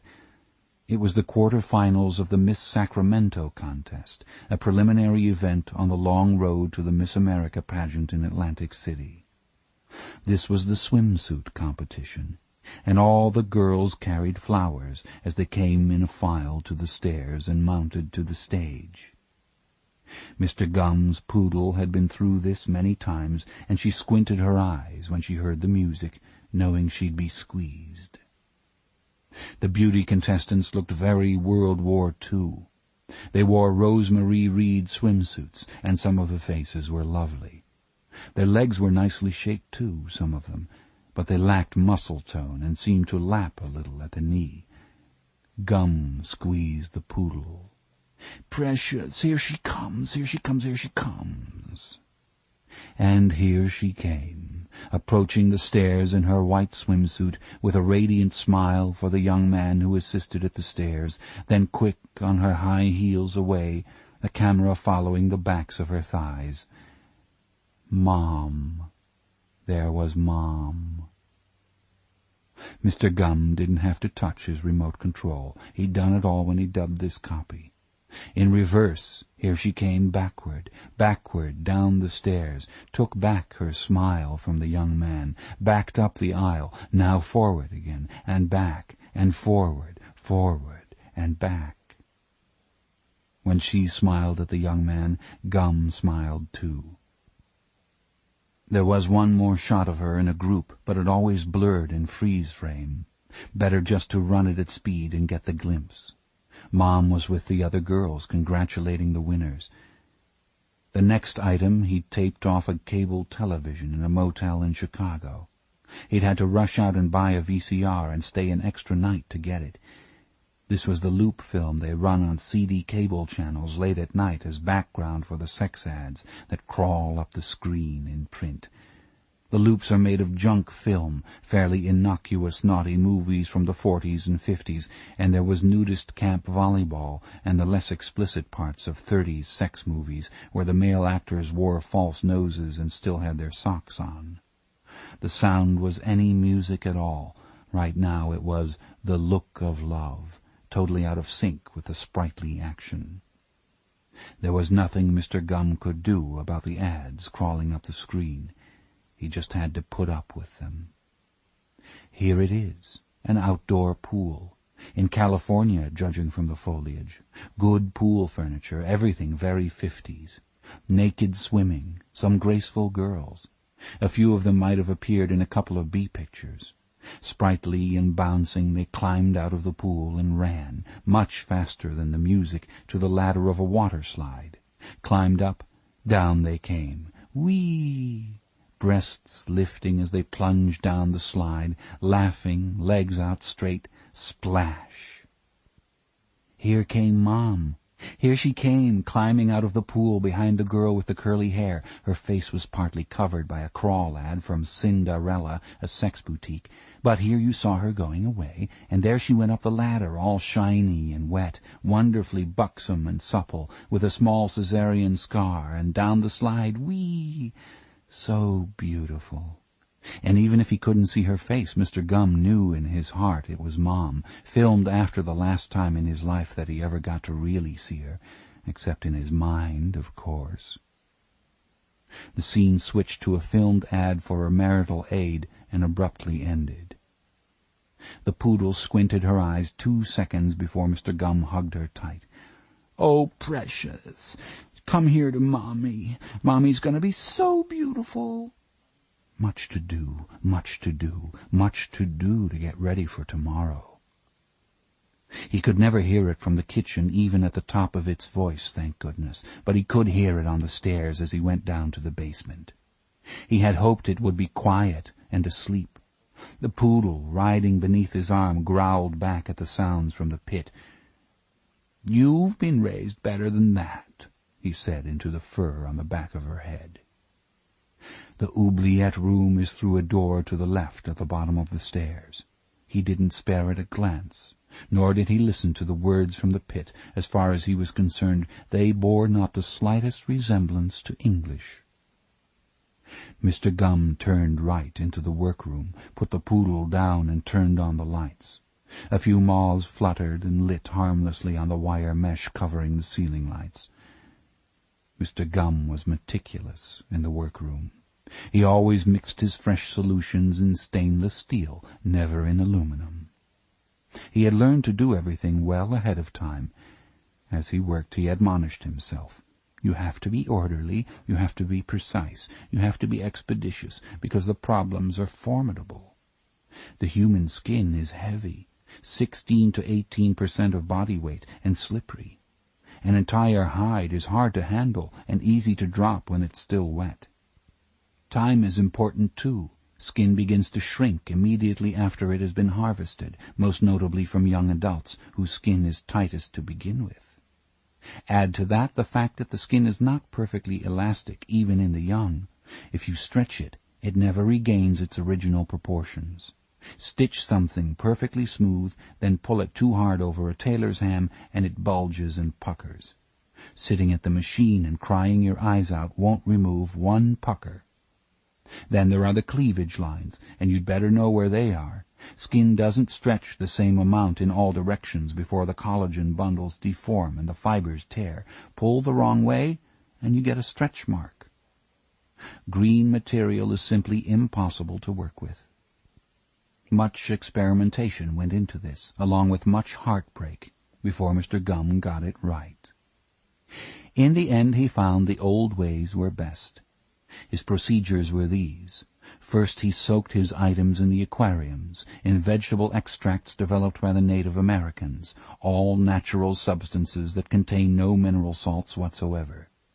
Then he used the method that produced the matchless butter-soft buckskin of the New World, classic brain tanning. The Native Americans believed that each animal has just enough brains to tan its own hide. Mr. Gum knew that this was not true, and long ago had quit trying it, even with the largest-brained primate. He had a freezer full of beef brains now, so he never ran short. The problems of processing the material he could manage. Practice had made him near perfect. Difficult structural problems remained, but he was especially well qualified to solve them, too. The workroom opened into a basement corridor leading to a disused bath, where Mr. Gum stored his hoisting tackle and his timepiece, and on to the studio and the vast black warren beyond. He opened his studio door to brilliant light. Floodlights and incandescent tubes, color-corrected to daylight, were fastened to ceiling beams. Mannequins posed on a raised floor of pickled oak. All were partly clad, some in leather, and some in muslin patterns for leather garments. 8 mannequins were doubled in the 2 mirrored walls. Good plate mirror, too, not tiles. A make-up table held cosmetics, several wig forms, and wigs. This was the brightest of studios, all white and blonde oak. The mannequins wore commercial work in progress, dramatic Armani knockoffs mostly, in fine black cabretta leather, all roll pleats and pointed shoulders and breastplates. The third wall was taken up by a large work table, 2 commercial sewing machines, 2 dressmakers' forms, and a tailor's form cast from the very torso of Jane Gum.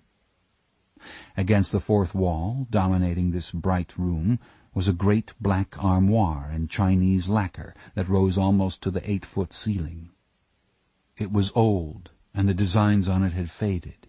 A few gold scales remained where a dragon was, his white eyes still clear and staring, and here was the red tongue of another dragon whose body had faded away. The lacquer beneath them remained intact, though it was crackled. The armoire, immense and deep, had nothing to do with commercial work. It contained, on forms and hangers, the special things, and its doors were closed. The little dog lapped from her water bowl in the corner and lay down between the feet of a mannequin, her eyes on Mr. Gum. He had been working on a leather jacket. He needed to finish it. He'd meant to get everything out of the way, but he was in a creative fever now, and his own muslin fitting garment didn't satisfy him yet. Mr. Gum had progressed in tailoring far beyond what the California Department of Corrections had taught him in his youth. But this was a true challenge. Even working delicate cabretta leather does not prepare you for really fine work. Here he had 2 muslin fitting garments, like white waistcoats, one his exact size, and one he had made from measurements he took while Catherine Baker Martin was still unconscious. When he put the smaller one on his tailor's form, the problems were apparent. She was a big girl and wonderfully proportioned, but she wasn't as big as Mr. Gum, and not nearly so broad across the back. His ideal was a seamless garment. This was not possible. He was determined, though, that the bodice front be absolutely seamless and without blemish. This meant all figure corrections had to be made on the back. Very difficult. He'd already discarded one fitting muslin and started over. With judicious stretching he could get by with 2 underarm darts, not French darts, but vertical inset darts, apexes down. 2 waist darts also, in the back, just inside his kidneys. He was used to working with only a tiny seam allowance. His considerations went beyond the visual aspects to the tactile. It was not inconceivable that an attractive person might be hugged. Mr. Gum sprinkled talc lightly on his hands and embraced the tailor's form of his body in a natural, comfortable hug. "Give me a kiss," he said playfully to the empty air where the head should be. "Not you, silly," he told the little dog when she raised her ears. Gum caressed the back of the form at the natural reach of his arms. Then he walked behind it to consider the powder marks. Nobody wanted to feel a seam. In an embrace, though, the hands lap over the center of the back. Also, he reasoned, we are accustomed to the center line of a spine. It is not as jarring as an asymmetry in our bodies. Shoulder seams were definitely out then. A center dart at the top was the answer, apex a little above the center of the shoulder blades. He could use the same seam to anchor the stout yoke built into the lining to provide support. Lycra panels beneath plackets on both sides, he must remember to get the lycra, and a Velcro closure beneath the placket on the right. He thought about those marvelous Charles James gowns where the seams were staggered to lie perfectly flat. The dart in back would be covered by his hair, or rather the hair he would have soon. Mr. Gum slipped the muslin off the dressmaker's form and started to work. The sewing machine was old and finely made, an ornate foot-treadle machine that had been converted to electricity perhaps 40 years ago. On the arm of the machine was painted in gold-leaf scroll, "I never tire, I serve." The foot-treadle remained operative, and Gum started the machine with it for each series of stitches. For fine stitching he preferred to work barefoot, rocking the treadle delicately with his meaty foot, gripping the front edge of it with his painted toes to prevent overruns. For a while there were only the sounds of the machine, and the little dogs snoring, and the hiss of the steam pipes in the warm basement. When he had finished inserting the darts in the muslin pattern garment, he tried it on in front of the mirrors. The little dog watched from the corner, her head cocked. He needed to ease it a little under the armholes. There were a few remaining problems with facings and interfacings. Otherwise, it was so nice. It was supple, pliant, bouncy. He could see himself just running up the ladder of a water slide as fast as you please. Mr. Gum played with the lights and his wigs for some dramatic effects, and he tried a wonderful choker necklace of shells over the collar line. It would be stunning when he wore a décolleté gown or hostess pajamas over his new thorax. It was so tempting to just go on with it now, to really get busy. But his eyes were tired. He wanted his hands to be absolutely steady, too, and he just wasn't up for the noise. Patiently he picked out the stitches and laid out the pieces. A perfect pattern to cut by. "Tomorrow, precious," he told the little dog as he set the beef brains out to thaw. We'll do it first thing tomorrow. Mommy's going to be so beautiful. Chapter 47. Starling slept hard for 5 hours and woke in the pit of the night, driven awake by fear of the dream. She bit the corner of the sheet and pressed her palms over her ears, waiting to find out if she was truly awake and away from it. Silence, and no lambs screaming. When she knew she was awake, her heart slowed, but her feet would not stay still beneath the covers. In a moment her mind would race, she knew it. It was a relief when a flush of hot anger rather than fear shot through her. "Nuts," she said, and put a foot out in the air. In all the long day, when she had been disrupted by Chilton, insulted by Senator Martin, abandoned and rebuked by Crendler, taunted by Dr. Lecter, and sickened by his bloody escape, and put off the job by Jack Crawford, there was one thing that stung the worst: being called a thief. Senator Martin was a mother under extreme duress, and she was sick of policemen pawing her daughter's things. She hadn't meant it. Still, the accusation stuck in Starling like a hot needle.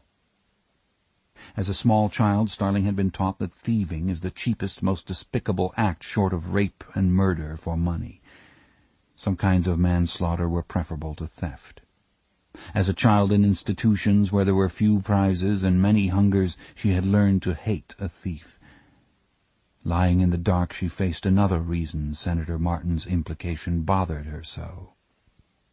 Starling knew what the malicious Dr. Lecter would say, and it was true. She was afraid there was something tacky that Senator Martin saw in her, something cheap, something thief-like that Senator Martin reacted to. That Vanderbilt bitch. Dr. Lecter would relish pointing out that class resentment, the buried anger that comes with mother's milk, was a factor too. Starling gave away nothing to any Martin in education, intelligence, drive, and certainly physical appearance, but still it was there, and she knew it. Starling was an isolated member of a fierce tribe with no formal genealogy but the honours list and the penal register. Dispossessed in Scotland, starved out of Ireland, a lot of them were inclined to the dangerous trades. Many generic Starlings had been used up this way, had thumped on the bottom of narrow holes, or slid off planks with a shot at their feet, or were commended to glory with a cracked taps in the cold when everyone wanted to go home. A few may have been recalled tearily by the officers on regimental mess nights, the way a man in drink remembers a good bird dog. Faded names in a Bible. None of them had been very smart, as far as Starling could tell, except for a great-aunt who wrote wonderfully in her diary until she got brain fever. They didn't steal, though. School was the thing in America, don't you know, and the Starlings caught on to that. One of Starling's uncles had his junior college degree cut on his tombstone. Starling had lived by schools, her weapon, the competitive exam, for all the years when there was no place else for her to go. She knew she could pull out of this. She could be what she had always been, ever since she'd learned how it works. She could be near the top of her class, approved, included, chosen, and not sent away. It was a matter of working hard and being careful. Her grades would be good. The Korean couldn't kill her in P.E. Her name would be engraved on the big plaque in the lobby, the Possible Board for Extraordinary Performance on the Range. In 4 weeks she would be a special agent of the Federal Bureau of Investigation. Would she have to watch out for that fucking Crendler for the rest of her life? In the presence of the senator he had wanted to wash his hands of her. Every time Starling thought about it, it stung. He wasn't positive that he would find evidence in the envelope. That was shocking. Picturing Crendler now in her mind, she saw him wearing navy Oxfords on his feet like the mayor, her father's boss, coming to collect the watchman's clock. Worse, Jack Crawford in her mind seemed diminished. The man was under more strain than anyone should have to bear. He had sent her in to check out Raspail's car with no support or evidence of authority. Okay, she had asked to go under those terms. The trouble was a fluke. But Crawford had to know there'd be trouble when Senator Martin saw her in Memphis. There would have been trouble even if she hadn't found the fuck pictures. Catherine Baker Martin lay in this same darkness that held her now. Starling had forgotten it for a moment while she thought about her own best interests. Pictures of the past few days punished Starling for the lapse, flashed on her in sudden color, too much color, shocking color, the color that leaps out of black when lightning strikes at night. It was Kimberly that haunted her now. Fat, dead Kimberly, who had her ears pierced trying to look pretty and saved to have her legs waxed. Kimberly with her hair gone. Kimberly, her sister. Starling did not think Catherine Baker Martin would have much time for Kimberly. Now they were sisters under the skin, Kimberly lying in a funeral home full of state trooper buckaroos. Starling couldn't look at it any more. She tried to turn her face away as a swimmer turns to breathe. All of Buffalo Bill's victims were women. His obsession was women. He lived to hunt women. Not one woman was hunting him full time. Not one woman investigator had looked at every one of his crimes. Starling wondered if Crawford would have the nerve to use her as a technician when he had to go look at Catherine Martin. Bill would do her tomorrow, Crawford predicted. Do her. Do her. Do her. "Fuck this," Starling said aloud and put her feet on the floor. "You're over there corrupting a moron, aren't you, Starling?" Ardelia Mapp said. "Sneaked him in here while I was asleep, and now you're giving him instructions. Don't think I don't hear you." "Sorry, Ardelia, I didn't—" "You've got to be a lot more specific with him than that, Starling. You can't just say what you said. Corrupting morons is just like journalism. You got to tell them what, when, where, and how. I think why gets self-explanatory as you go along. Have you got any laundry?" "I thought you said, did I have any laundry?" "Yep, I think I'll run a load. What you got?" "Just those sweats on the back of the door." "Okay, shut your eyes. I'm going to turn on the light for just a second." It was not the Fourth Amendment notes for her upcoming exam that she piled on top of the clothes basket and lugged down the hall to the laundry room. She took the Buffalo Bill file, a 4-inch thick pile of hell and pain in a buff cover printed with ink the color of blood. With it was a hotline printout of her report on the death's head moth. She'd have to give the file back tomorrow, and if she wanted this copy to be complete, sooner or later she had to insert her report. In the warm laundry room, in the washing machine's comforting chug, she took off the rubber bands that held the file together. She laid out the papers on the clothes-folding shelf and tried to do the insert without seeing any of the pictures, without thinking of what pictures might be added soon.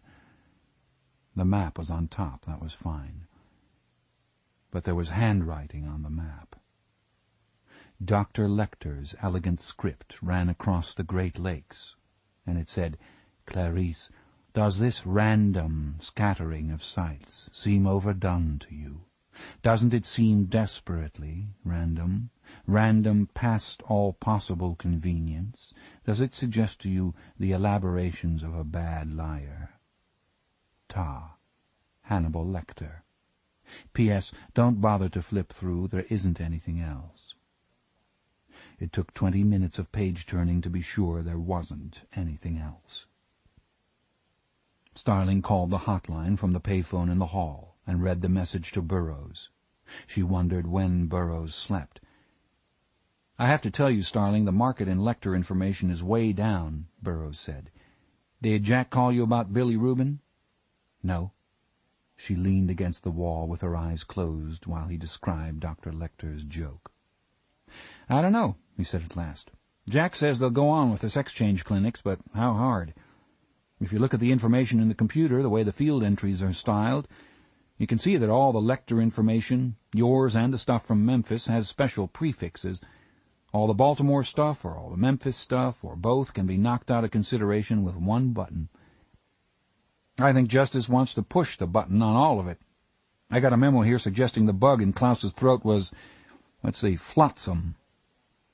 "You'll punch this up for Mr. Crawford, though," Starling said. "Sure, I'll put it on his screen, but we're not calling him right now. You shouldn't either. Bella died a little while ago." "Oh," Starling said. "Listen, on the bright side, our guys in Baltimore took a look at Lecter's cell in the asylum. That orderly, Barney, helped out. They got brass grindings off a bolt head in Lecter's cot where he made his handcuff key. Hang in there, kid. You're going to come out smelling like a rose." "Thank you, Mr. Burroughs.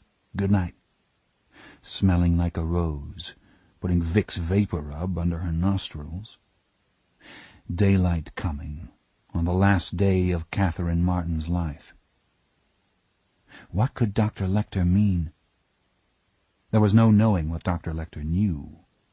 When she first gave him the file, she expected him to enjoy the pictures and use the file as a prop while he told her what he already knew about Buffalo Bill. Maybe he was always lying to her, just as he lied to Senator Martin. Maybe he didn't know or understand anything about Buffalo Bill. "He sees very clearly. He damn sure sees through me." It's hard to accept that someone can understand you without wishing you well. At Starling's age, it hadn't happened to her much. "Desperately random," Dr. Lecter said. Starling and Crawford and everyone else had stared at the map with its dots marking the abductions and body dumps. It had looked to Starling like a black constellation with a date beside each star, and she knew behavioral science had once tried imposing zodiac signs on the map without result. If Dr. Lecter was reading for recreation, why would he fool with the map? She could see him flipping through the report, making fun of the prose style of some of the contributors.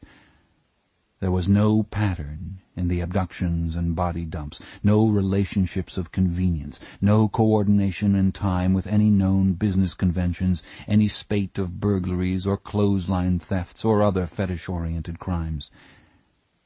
Back in the laundry room with the dryer spinning, Starling walked her fingers over the map.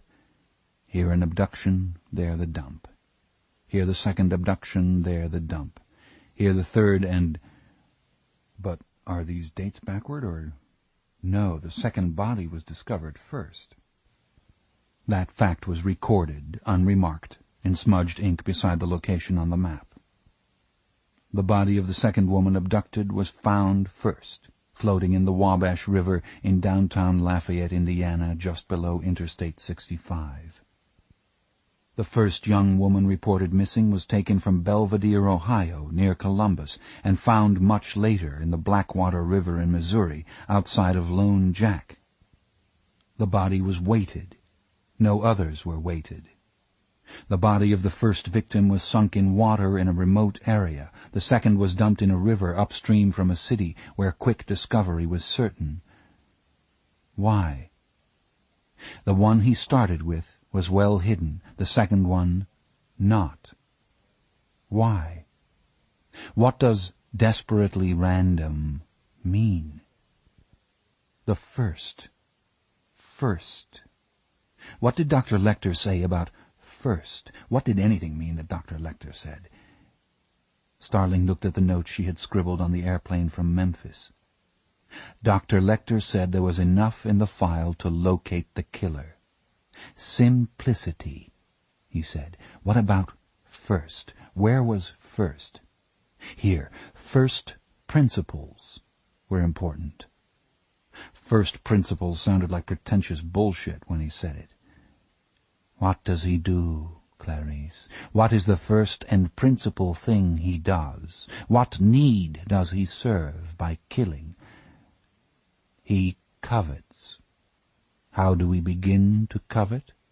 We begin by coveting what we see every day.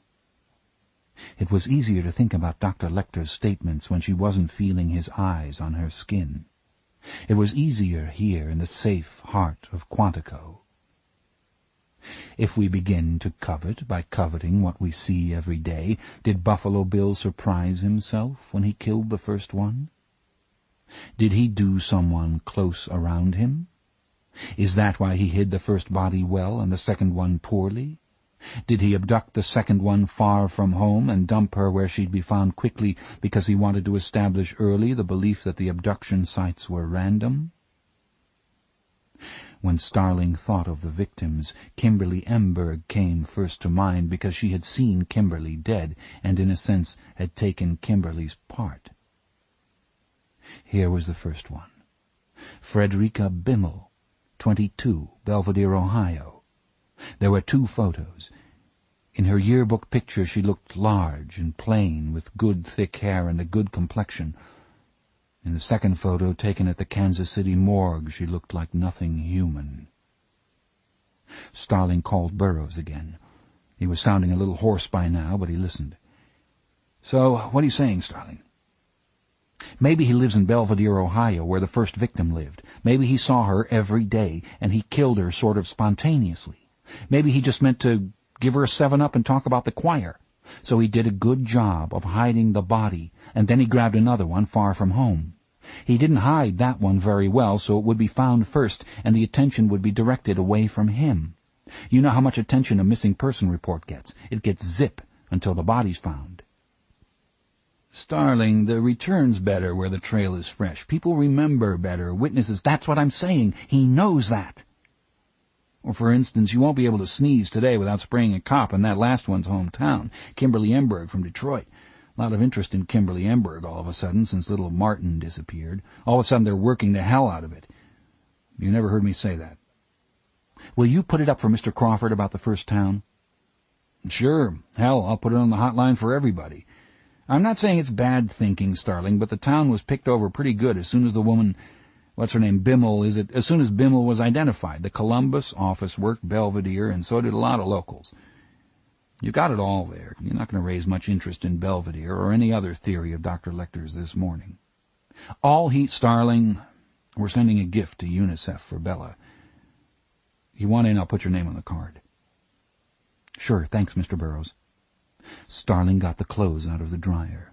The warm laundry felt good and smelled good. She hugged the warm laundry close to her chest. Her mother with an armload of sheets. Today is the last day of Catherine's life. The black and white crows stole from the cart. She couldn't be outside to shoo it, and in the room, too. Today is the last day of Catherine's life. Her father used an arm signal instead of the blinkers when he turned his pickup into the driveway. Playing in the yard, she thought with his big arm he showed the pickup where to turn, grandly directed it to turn. When Starling decided what she would do, a few tears came. She put her face in the warm laundry. Chapter 48. Crawford came out of the funeral home and looked up and down the street for Jeff with the car. Instead, he saw Clarice Starling waiting under the awning, dressed in a dark suit, looking real in the light. "Send me," she said. Crawford had just picked out his wife's coffin, and he carried in a paper sack a pair of her shoes he had mistakenly brought. He collected himself. "Forgive me," Starling said. "I wouldn't come now if there were any other time. Send me." Crawford jammed his hands in his pockets, turned his neck in his collar until it popped. His eyes were bright, maybe dangerous. "Send you where?" "You sent me to get a feel for Catherine Martin. Let me go to the others. All we've got left is to find out how he hunts, how he finds them, how he picks them. I'm as good as anybody you've got at the cop stuff, better at some things. The victims are all women, and there aren't any women working this. I can walk in a woman's room and know 3 times as much about her as a man would know, and you know that's a fact. Send me." "You ready to accept a recycle?" "Yes." 6 months of your life, probably." She didn't say anything. Crawford stubbed at the grass with his toe. He looked up at her, at the prairie distance in her eyes. She had backbone like Bella. "Who would you start with?" "The first one, Frederica Bimmel, Belvedere, Ohio." "Not Kimberly Emberg, the one you saw?" "He didn't start with her." "Mention Lecter? No, he'd see it on the hotline." "Emberg would be the emotional choice, wouldn't she, Starling?" Travels by reimbursement. Got any money? The banks wouldn't open for an hour. I've got some left on my visa. Crawford dug in his pockets. He gave her $300 cash and a personal check. Go, Starling. Just to the first one. Post the hotline. Call me. She raised her hand to him. She didn't touch his face or his hand. There didn't seem to be any place to touch. And she turned and ran for the Pinto. Crawford patted his pockets as she drove away. He had given her the last cent he had with him. "Baby needs a new pair of shoes," he said. "My baby doesn't need any shoes." He was crying in the middle of the sidewalk, sheets of tears on his face, as section chief of the FBI. Silly now. Jeff from the car saw his cheeks shine and backed into an alley where Crawford couldn't see him. Jeff got out of the car. He lit a cigarette and smoked furiously. As his gift to Crawford, he would dawdle until Crawford was dried off and pissed off and justified in chewing him out. Chapter 49. On the morning of the 4th day, Mr. Gumm was ready to harvest the hide. He came in from shopping with the last things he needed, and it was hard to keep from running down the basement stairs.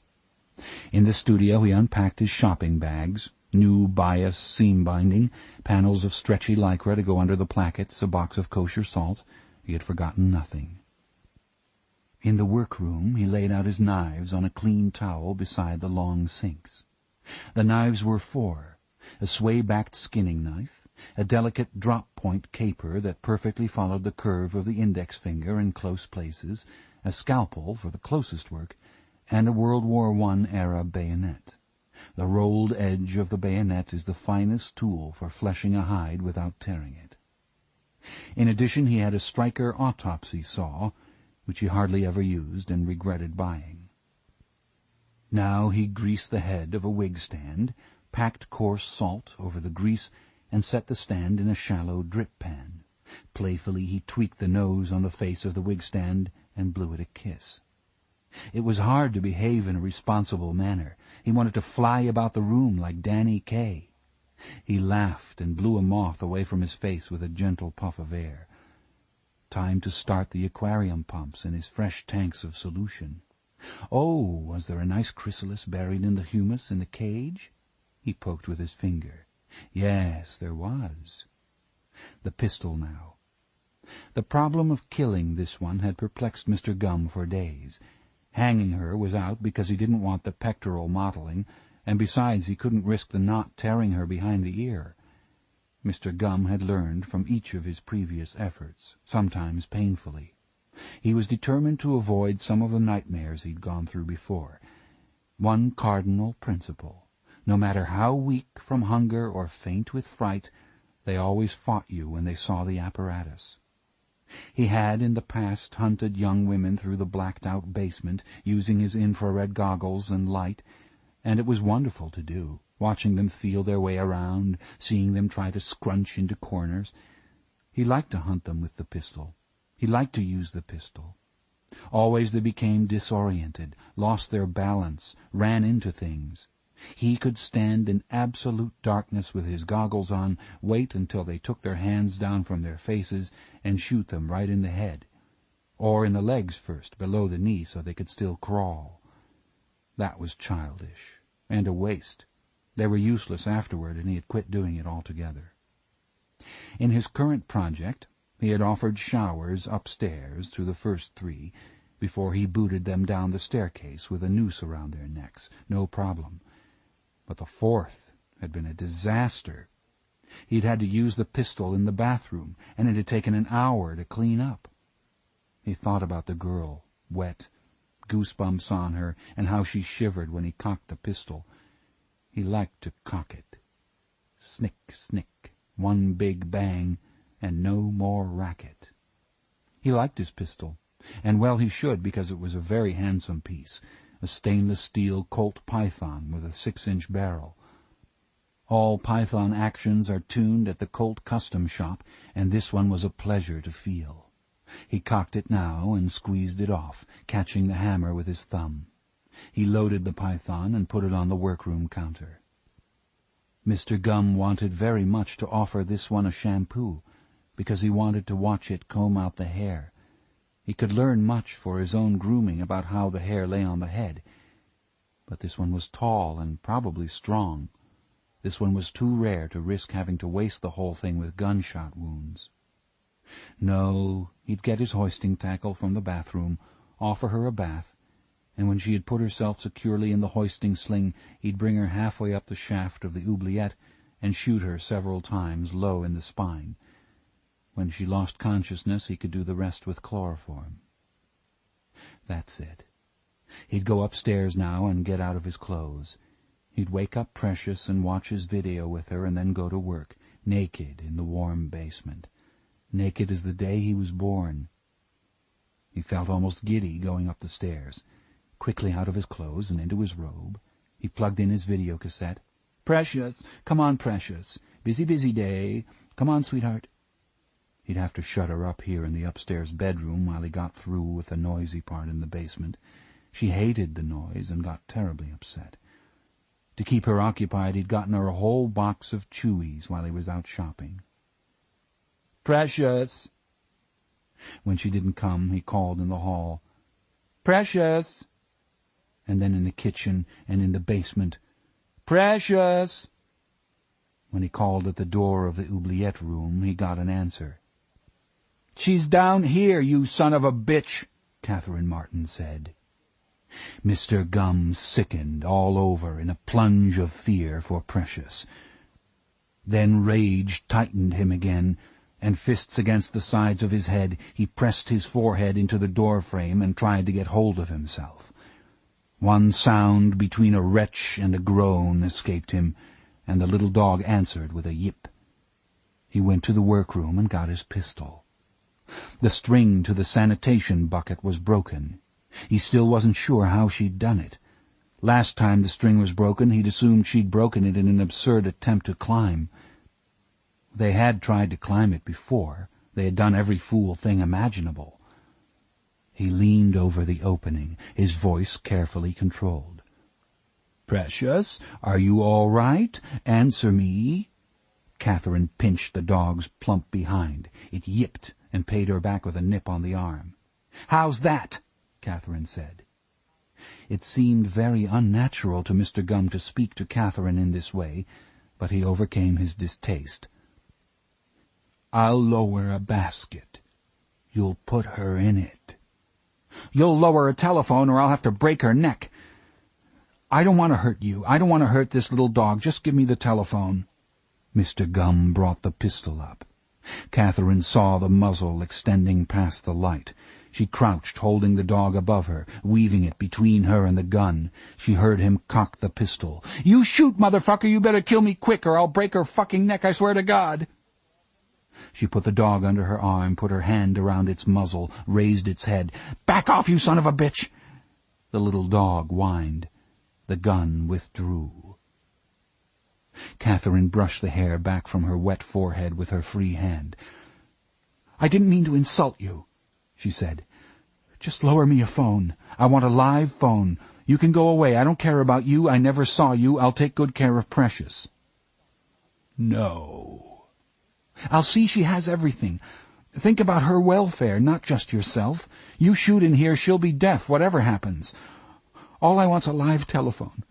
Get a long extension, get 5 or 6, and clip 'em together. They come with the connections on the ends, and lower it down here. I'd air freight you the dog anywhere. My family has dogs. My mother loves dogs. You can run. I don't care what you do." "You won't get any more water. You've had your last water." "She won't get any either, and I won't give her any from my water bottle. I'm sorry to tell you, I think her leg's broken." This was a lie. The little dog, along with the baited bucket, had fallen onto Catherine, and it was Catherine who suffered a scratched cheek from the dog's scrabbling claws. She couldn't put it down, or he'd see it didn't limp. "She's in pain. Her leg's all crooked, and she's trying to lick it. It just makes me sick," Catherine lied. "I've got to get her to a vet." Mr. Gum's groan of rage and anguish made the little dog cry. "You think she's in pain," Mr. Gum said. "You don't know what pain is. You hurt her and I'll scald you." When she heard him pounding up the stairs, Catherine Martin sat down, shaken by gross jerks in her arms and legs. She couldn't hold the dog. She couldn't hold her water. She couldn't hold anything. When the little dog climbed into her lap, she hugged it, grateful for the warmth. Chapter 50. Feathers rode on the thick brown water, curled feathers blown from the coops, carried on breaths of air that shivered the skin of the river. The houses on Fell Street, Frederica Bimmel Street, were termed waterfront on the weathered realtors' signs because their backyards ended at a slough, a backwater of the Licking River in Belvedere, Ohio, a rust-belt town of 112,000 east of Columbus. It was a shabby neighborhood of big, old houses. A few of them had been bought cheap by young couples and renovated with Sears' best enamel, making the rest of the houses look worse. The Bimmel house had not been renovated. Clarice Starling stood for a moment in Frederica's backyard, looking at the feathers on the water, her hands deep in the pockets of her trenchcoat. There was some rotten snow in the reeds, blue beneath the blue sky on this mild winter day. Behind her, Starling could hear Frederica's father hammering in the city of pigeon coops, the Orvieto of pigeon coops, rising from the water's edge and reaching almost to the house. She hadn't seen Mr. Bimmel yet. The neighbors said he was there. Their faces were closed when they said it. Starling was having some trouble with herself. At that moment, in the night when she knew she had to leave the academy to hunt Buffalo Bill, a lot of extraneous noises had stopped. She felt a pure, new silence in the center of her mind, and a calm there. In a different place, down the front of her, she felt in flashes that she was a truant and a fool. The petty annoyances of the morning hadn't touched her. Not the gymnasium stink of the airplane to Columbus, not the confusion and ineptitude at the rental car counter. She'd snapped at the car clerk to make him move, but she hadn't felt anything. Starling had paid a high price for this time, and she meant to use it as she thought best. Her time could be up at any moment, if Crawford was overruled and they pulled her credentials. She should hurry. But to think about why, to dwell on Catherine's plight on this final day, would be to waste the day entirely. To think of her in real time, being processed at this moment as Kimberly Emberg and Frederica Bimmel had been processed, would jam all other thought. The breeze fell off, the water still as death. Near her feet a curled feather spun on the surface tension. "Hang on, Catherine." Starling caught her lip between her teeth. If he shot her, she hoped he'd do a competent job of it. "Teach us to care and not to care. Teach us to be still." She turned to the leaning stack of coops and followed a path of boards laid on the mud between them, toward the sound of hammering. The hundreds of pigeons were of all sizes and colors. There were tall, knock-kneed ones and pouters with their chests stuck out. Eyes bright, heads jerking as they paced, the birds spread their wings in the pale sun and made pleasant sounds as she passed. Frederica's father, Gustav Bimmel, was a tall man, flat and wide-hipped, with red-rimmed eyes of watery blue. A knit cap was pulled down to his eyebrows. He was building another coop on sawhorses in front of his workshed. Starling smelled vodka on his breath as he squinted at her identification. "I don't know nothing new to tell you," he said. "The policeman come back here night before last. They went back over my statement with me again. Read it back to me. Is that right? Is that right? I told him, I said, hell yes. If that wasn't right, I wouldn't have told you in the first place." "I'm trying to get an idea where the kidnapper might have seen Frederica, Mr. Bimmel. Where he might have spotted her and decided to take her away." "She went into Columbus on the bus to see about a job at that store there. The police said she got to the interview all right. She never came home." We don't know where else she went that day. The FBI got her master charge slips, but there wasn't nothing for that day. You know all that, don't you? About the credit card, yes, sir, I do. Mr. Bimmel, do you have Frederica's things? Are they here? Her room's in the top of the house. May I see? It took him a moment to decide where to lay down his hammer. All right, he said. Come along. Chapter 51. Jack Crawford's office in the FBI's Washington headquarters was painted an oppressive gray, but it had big windows. Crawford stood at these windows with his clipboard held to the light, peering at a list off a goddamn fuzzy dot matrix printer that he told him to get rid of. He'd come here from the funeral home and worked all morning, tweaking the Norwegians to hurry with their dental records on the missing seaman named Klaus, jerking San Diego's chain to check Benjamin Raspail's familiars at the conservatory where he had taught, and stirring up customs, which was supposed to be checking for import violations involving living insects. Within 5 minutes of Crawford's arrival, FBI Assistant Director John Golby, head of the new Inter-Service Task Force, stuck his head in the office for a moment to say, "Jack, we're all thinking about you. Everybody appreciates your coming in. Has the service been set yet?" "The wake's tomorrow evening. Service is Saturday at 11 o'clock. Golby nodded. "There's a UNICEF memorial, Jack, a fund. You want it to read Phyllis or Bella? We'll do it any way you like." "Bella, John. Let's make it Bella." "Can I do anything for you, Jack?" Crawford shook his head. "I'm just working. I'm just going to work now." "Right," Golby said. He waited the decent interval. "Frederick Chilton asked for federal protective custody." "Grand. John, is somebody in Baltimore talking to Everett Yao, Raspail's lawyer? I mentioned him to you. He might know something about Raspail's friends." "Yeah, they're on it this morning. I just sent Burroughs my memo on it. The director's putting Lecter on the most wanted. Jack, if you need anything—" Golby raised his eyebrows in his hand and backed out of sight. "If you need anything." Crawford turned to the windows. He had a fine view from his office. There was the handsome old post office building where he'd done some of his training. To the left was the old FBI headquarters. At graduation he'd filed through J. Edgar Hoover's office with the others. Hoover stood on a little box and shook their hands in turn. That was the only time Crawford ever met the man. The next day he married Bella. They had met in Livorno, Italy.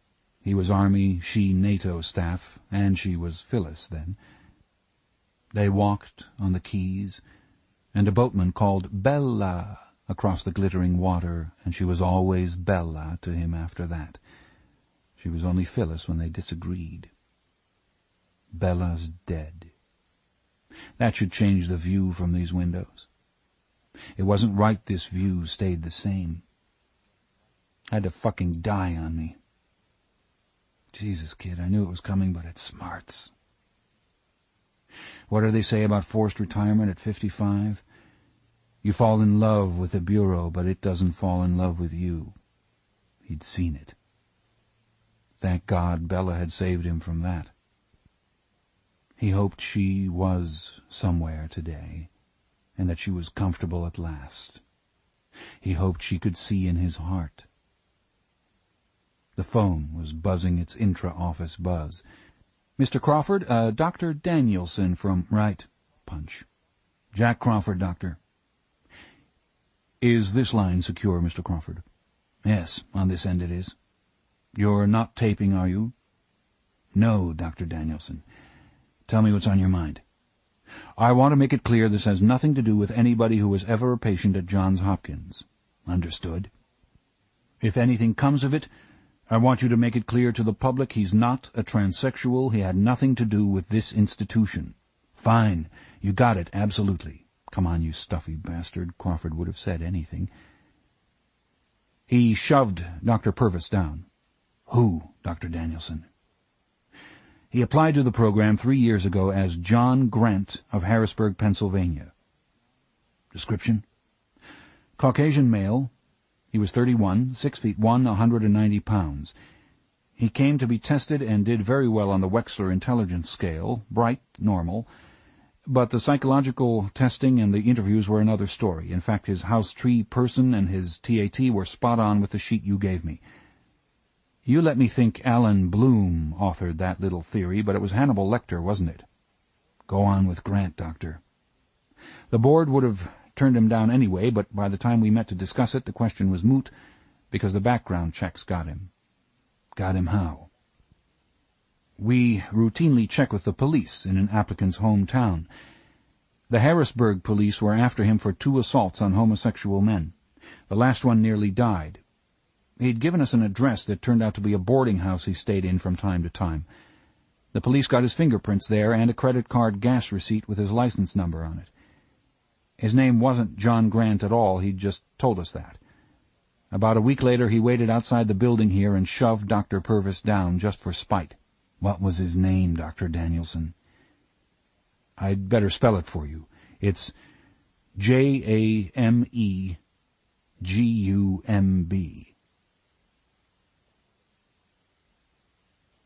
Chapter 52. Fredrika Bimmel's house was 3 stories tall and gaunt, covered with asphalt shingles stained rusty where the gutters had spilled over. Volunteer maples growing in the gutters had stood up to the winter pretty well. The windows on the north side were covered with sheet plastic. In a small parlor, very warm from a space heater, a middle-aged woman sat on a rug playing with an infant. "My wife," Bimmel said as they passed through the room. "We just got married Christmas." "Hello," Starling said. The woman smiled vaguely in her direction. Cold in the hall again, and everywhere boxes stacked waist-high filling the rooms, passageways among them, cardboard cartons filled with lampshades and canning lids, picnic hampers, back numbers of the Reader's Digest and National Geographic, thick old tennis rackets, bed linens, a case of dartboards, fiber car seat covers in a 50s plaid with the intense smell of mouse pee. "We're moving pretty soon," Mr. Bimmel said. The stuff near the windows was bleached by the sun, the boxes stacked for years and bellied with age, the random rugs worn bare in the paths through the rooms.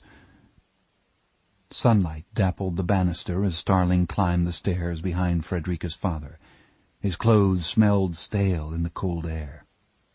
She could see sunlight coming through the sagging ceiling at the top of the stairwell. The cartons stacked on the landing were covered with plastic.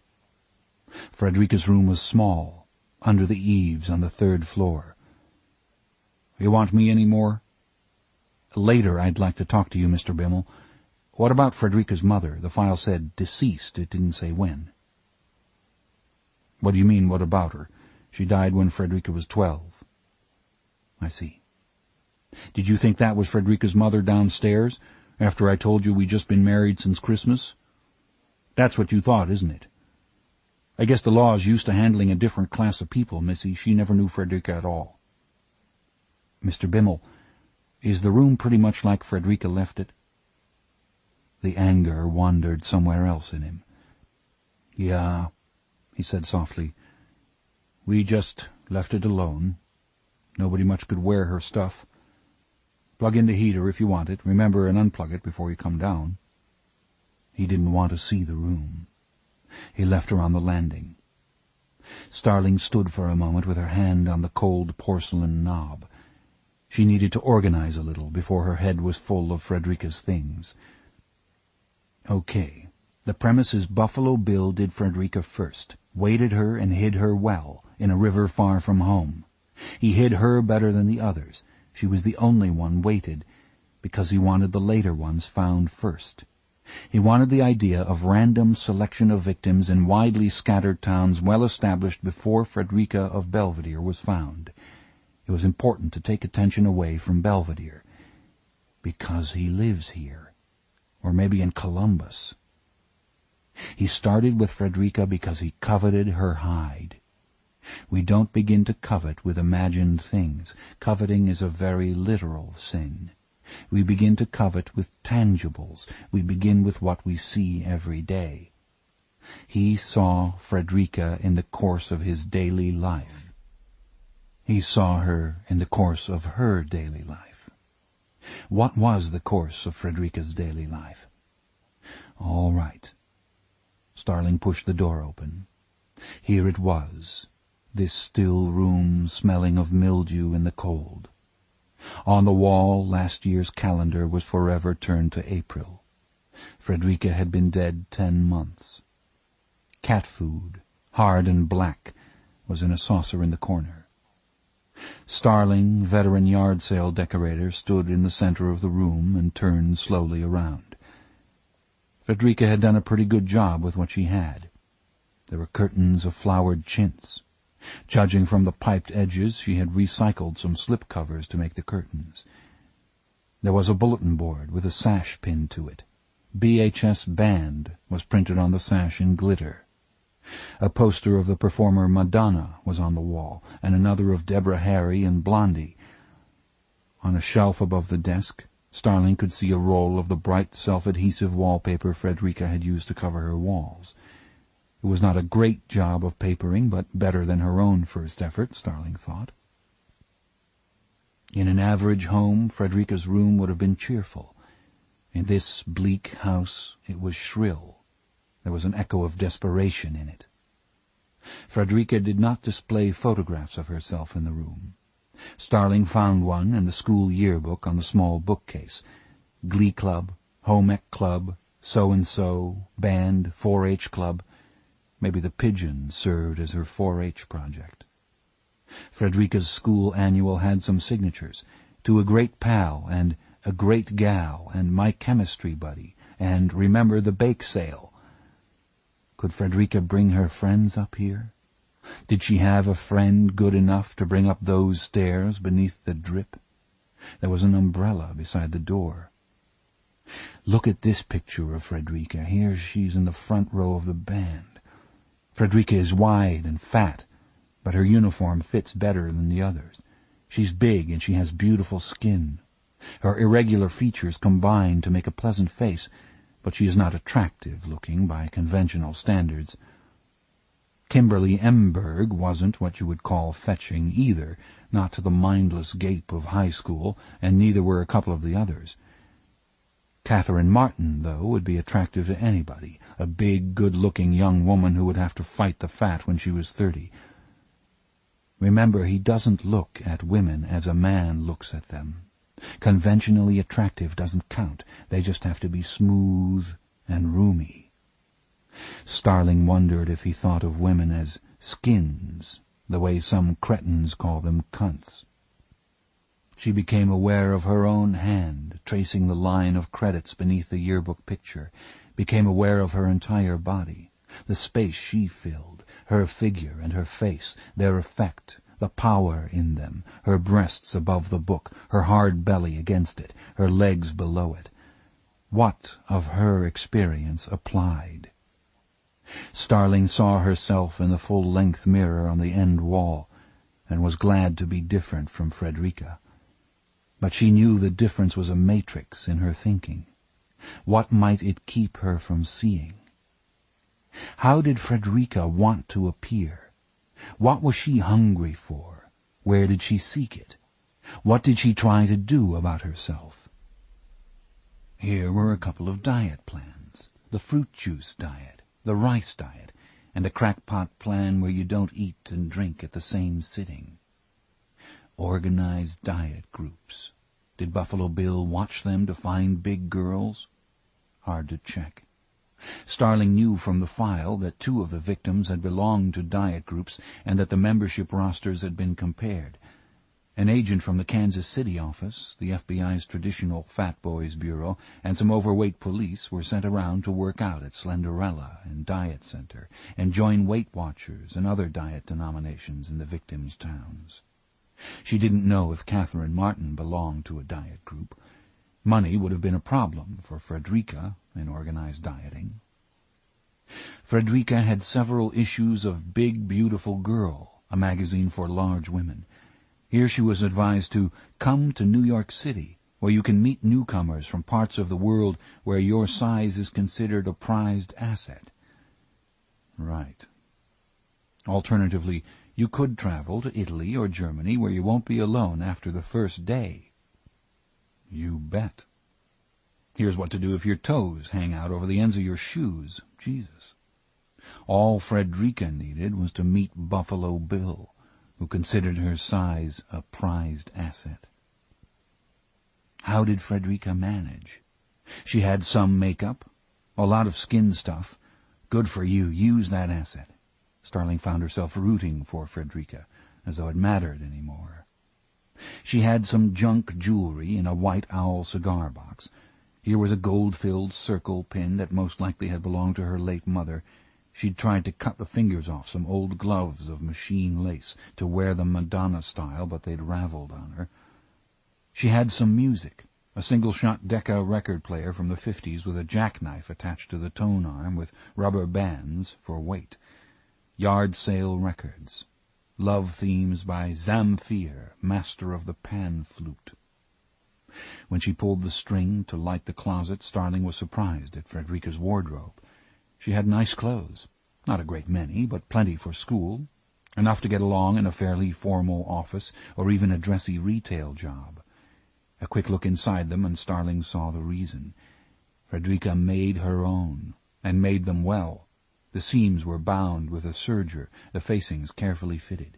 Stacks of patterns were on a shelf at the back of the closet. Most of them were simplicity, but there were a couple of vogues that looked hard.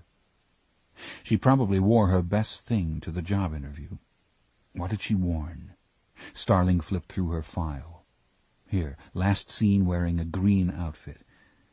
Come on, officer, what the hell is a green outfit? Frederica suffered from the Achilles heel of the budget wardrobe. She was short on shoes, and at her weight she was hard on the shoes she had. Her loafers were strained into ovals. She wore odor eaters in her sandals. The eyelets were stretched in her running shoes. Maybe Frederica exercised a little. She had some outsized warm-ups. They were made by Juno. Catherine Martin also had some fat pants made by Juno. Starling backed out of the closet. She sat on the foot of the bed with her arms folded and stared into the lighted closet. Juno was a common brand, sold in a lot of places that handle outsizes, but it raised the question of clothing. Every town of any size has at least one store specializing in clothes for fat people. Did Buffalo Bill watch fat stores, select a customer and follow her? Did he go into oversized shops in drag and look around? Every oversized shop in a city gets both transvestites and drag queens as customers.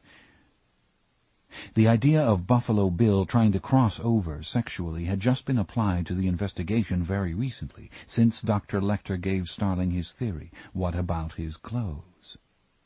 All of the victims must have shopped in fat stores. Catherine Martin would wear a 12, but the others couldn't. And Catherine must have shopped in an oversized store to buy the big Juno sweats. Catherine Martin could wear a 12. She was the smallest of the victims. Frederica, the first victim, was largest. How was Buffalo Bill managing to downsize with the choice of Catherine Martin? Catherine was plenty buxom, but she wasn't that big around. Had he lost weight himself?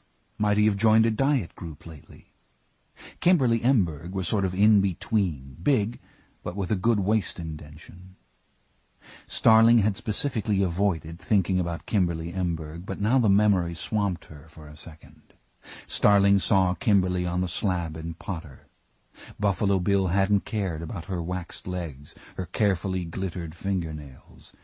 He looked at Kimberly's flat bosom, and it wasn't good enough, and he took his pistol and blew a starfish in her chest. The door to the room pushed open a few inches. Starling felt the movement in her heart before she knew what it was. A cat came in, a large tortoiseshell cat with one eye gold, the other blue.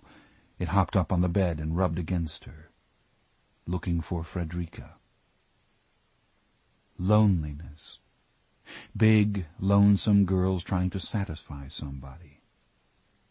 The police had eliminated Lonely Hearts Clubs early. Did Buffalo Bill have another way to take advantage of loneliness? Nothing makes us more vulnerable than loneliness except greed. Loneliness might have permitted Buffalo Bill an opening with Frederica, but not with Catherine. Catherine wasn't lonesome. Kimberly was lonesome. Don't start this. Kimberly, obedient and limp, past rigor mortis, being rolled over on the mortician's table so Starling could fingerprint her. Stop it. Can't stop it. Kimberly, lonesome, anxious to please. Had Kimberly ever rolled over obediently for someone, just to feel his heart beat against her back? She wondered if Kimberly had felt whiskers grating between her shoulder blades. Staring into the lighted closet, Starling remembered Kimberly's plump back, the triangular patches of skin missing from her shoulders. Staring into the lighted closet, Starling saw the triangles on Kimberly's shoulders outlined in the blue dashes of a dressmaking pattern. The idea swam away and circled and came again, came close enough for her to grab it this time, and she did with a fierce pulse of joy. They're darts! He took those triangles to make darts so he could let out her waist. Motherfucker can sew. Buffalo Bill's trained to seriously sew. He's not just picking out ready-to-wear. What did Dr. Lecter say? He's making himself a girl suit out of real girls. What did he say to me? Do you sew, Clarice? Damn straight I do. Starling put her head back, closed her eyes for 1 second.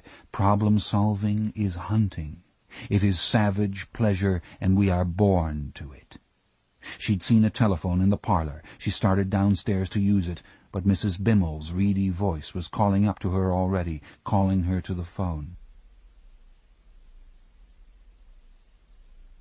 Chapter 53. Mrs. Bimmel gave Starling the telephone and picked up the fretting baby. She didn't leave the parlor. Clarice Starling. Jerry Burroughs, Starling. Good, Jerry. Listen, I think Buffalo Bill can sew. He cut the triangles. Just a sec. Mrs. Bimmel, could I ask you to take the baby in the kitchen? I need to talk here. Thank you. Jerry, he can sew. He took those triangles off of Kimberly Emberg to make darts. Dressmaking darts. Do you know what I'm saying? He's skilled. He's not just making caveman stuff. ID section can search known offenders for tailors, sailmakers, drapers, upholsterers. Run a scan on the distinguishing marks field for a tailor's notch in his teeth. Right. I'm punching up a line now to ID. Now listen up.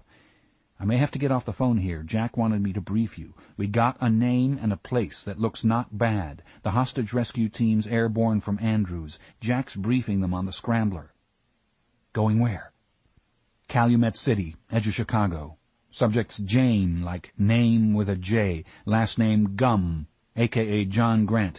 WM 34-190, brown and blue.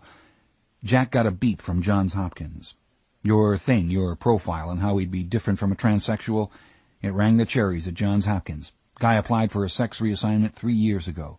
Roughed up a doctor after they turned him down. Hopkins had the Grant alias and a flop address in Harrisburg, Pennsylvania.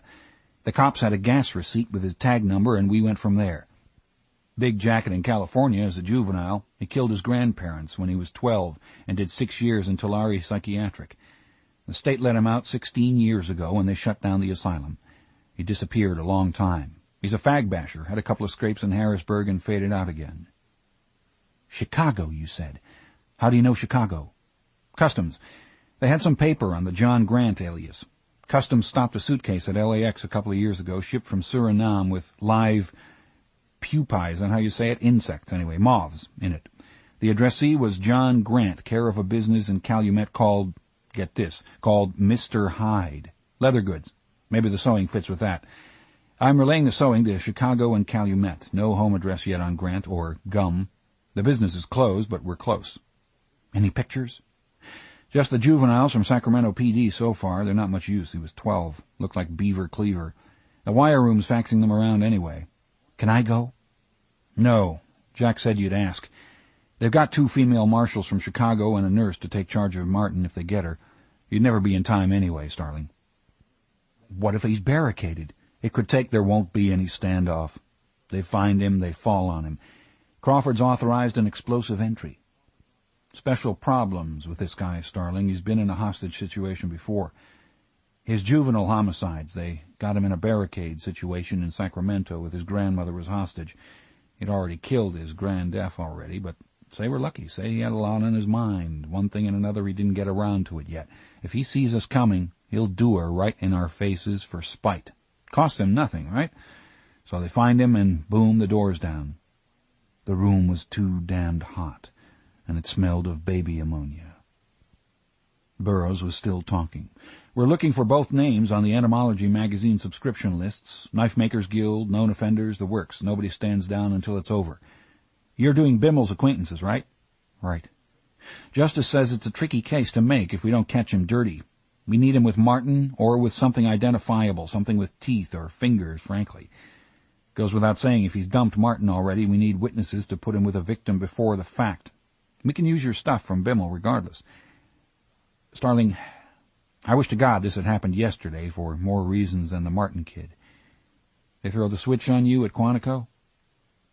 I think so. They put in somebody else that was waiting out a recycle, that's what they tell me. If we get him in Chicago, you made a lot of contribution here.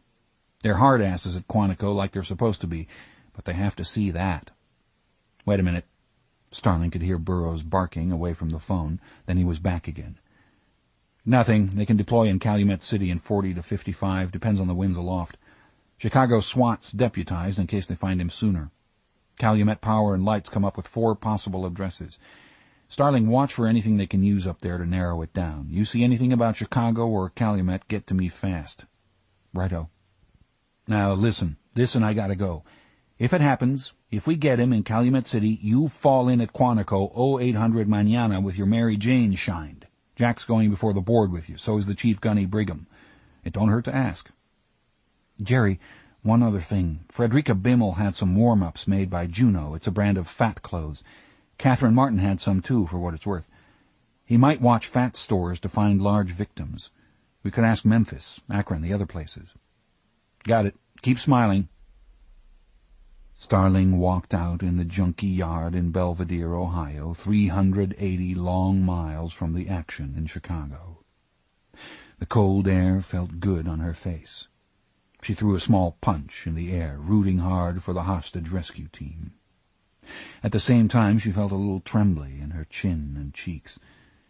What the hell was this? What the hell would she have done if she'd found anything? She'd have called the cavalry, the Cleveland Field Office, and Columbus SWAT, the Belvedere PD, too. Saving the young woman, saving the daughter of Senator Fuck You Martin and the ones that might come after. Truly that was what mattered. If they did it, everybody was right. If they weren't in time, if they found something awful, please God they got Buffett, got James Gum or Mr. Hyde or whatever they wanted to call the damned thing. Still, to be so close. To get a hand on the rump of it, to have a good idea a day late and wind up far from the arrest, busted out of school, it all smacked of losing. Starling had long suspected, guiltily, that the Starlings' luck had been sour for a couple of 100 years now, that all the Starlings had been wandering around, pissed off and confused, back through the mists of time, that if you could find the tracks of the first Starling, they would lead in a circle. This was classic loser thinking, and she was damned if she'd entertain it. If they caught him because of the profile she'd gotten from Dr. Lecter, it had to help her with the Department of Justice. Starling had to think about that a little. Her career hopes were twitching like a phantom limb. Whatever happened, having the flash on the dressmaking pattern had felt nearly as good as anything ever had. There was stuff to keep here. She'd found courage in the memory of her mother as well as her father. She'd earned and kept Crawford's confidence. These were things to keep in her own White Owl cigar box. Her job, her duty, was to think about Frederica and how Gum might have gotten her. A criminal prosecution of Buffalo Bill would require all the facts. Think about Frederica, stuck here all her young life. Where would she look for the exit? Did her longings resonate with Buffalo Bill's? Did that draw them together? Awful thought that he might have understood her out of his own experience, empathized even, and still helped himself to her skin. Starling stood at the edge of the water. Almost every place has a moment of the day, an angle, an intensity of light, in which it looks its best. When you're stuck someplace, you learn that time, and you look forward to it. This mid-afternoon was probably the time for the Licking River behind Fell Street. Was this the Bimmel girl's time to dream? The pale sun raised enough vapor off the water to blur the old refrigerators and ranges dumped in the brush on the far side of the backwater. The northeast wind opposite the light pushed the cattails toward the sun. A piece of white PVC pipe led from Mr. Bimmel's shed toward the river. It gurgled, and a brief rush of bloody water came out, staining the old snow. Bimmel came out into the sun. The front of his trousers was flecked with blood, and he carried some pink and grey lumps in a plastic food bag. "Squab," he said when he saw Starling looking. "Ever eat squab?" "No," Starling said, turning back to the water. "I've eaten doves. Never have to worry about biting on a shot in these." "Mr. Bimmel, did Frederica know anybody from Calumet City or the Chicago area?" He shrugged and shook his head. "Had she ever been to Chicago, to your knowledge?" "What do you mean, to my knowledge? You think a girl of mine's going off to Chicago and I don't know it? She didn't go to Columbus, I didn't know it." "Did she know any men that sew, tailors or sailmakers?" "She sewed for everybody. She could sew like her mother. I don't know of any men. She sewed for stores, for ladies, I don't know who." "Who was her best friend, Mr. Bimmel? Who did she hang out with?" "Didn't mean to say hang." Good, it didn't stick him. He's just pissed off. "She didn't hang out like the good-for-nothings. She always had some work. God didn't make her pretty. He made her busy." "Who would you say was her best friend?" "Stacy Hubka, I guess, since they were little. Frederica's mother used to say Stacy went around with Frederica just to have somebody to wait on her. I don't know." "Do you know where I could get in touch with her?" "Stacy worked at the insurance. I guess she still does. Franklin Insurance." Starling walked to her car across the rutted yard, her head down, hands deep in her pockets. Frederica's cat watched her from the high window. Chapter 54. FBI credentials get a snappier response the farther west you go. Starling's ID, which might have raised one bored eyebrow on a Washington functionary, got the undivided attention of Stacy Hubka's boss at the Franklin Insurance Agency in Belvedere, Ohio. He relieved Stacy Hubka at the counter and the telephones himself, and offered Starling the privacy of his cubicle for the interview. Stacy Hubka had a round, downy face, and stood 5'4" in heels. She wore her hair in frosted wings and used a Cher Bono move to brush them back from her face. She looked Starling up and down whenever Starling wasn't facing her. "Stacy. May I call you Stacy?" "Sure." "I'd like you to tell me, Stacy, how you think this might have happened to Frederica Bimmel, where this man might have spotted Frederica." "Freaked me out. Get your skin peeled off. Is that a bummer? Did you see her? They said she was just like rags, like somebody let the air out of Stacy." "Did she ever mention anybody from Chicago or Calumet City?" Calumet City. The clock above Stacy Hubka's head worried Starling. If the hostage rescue team makes it in 40 minutes, they're just 10 minutes from touchdown. Did they have a hard address? "Tend to your business." "Chicago?" Stacy said. "No. We marched at Chicago one time in a Thanksgiving parade." "When?" "8th grade. That would be, 9 years ago. The band just went there and back on the bus."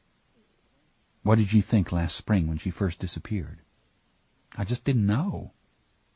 "Remember where you were when you first found it out, when you got the news? What did you think then?"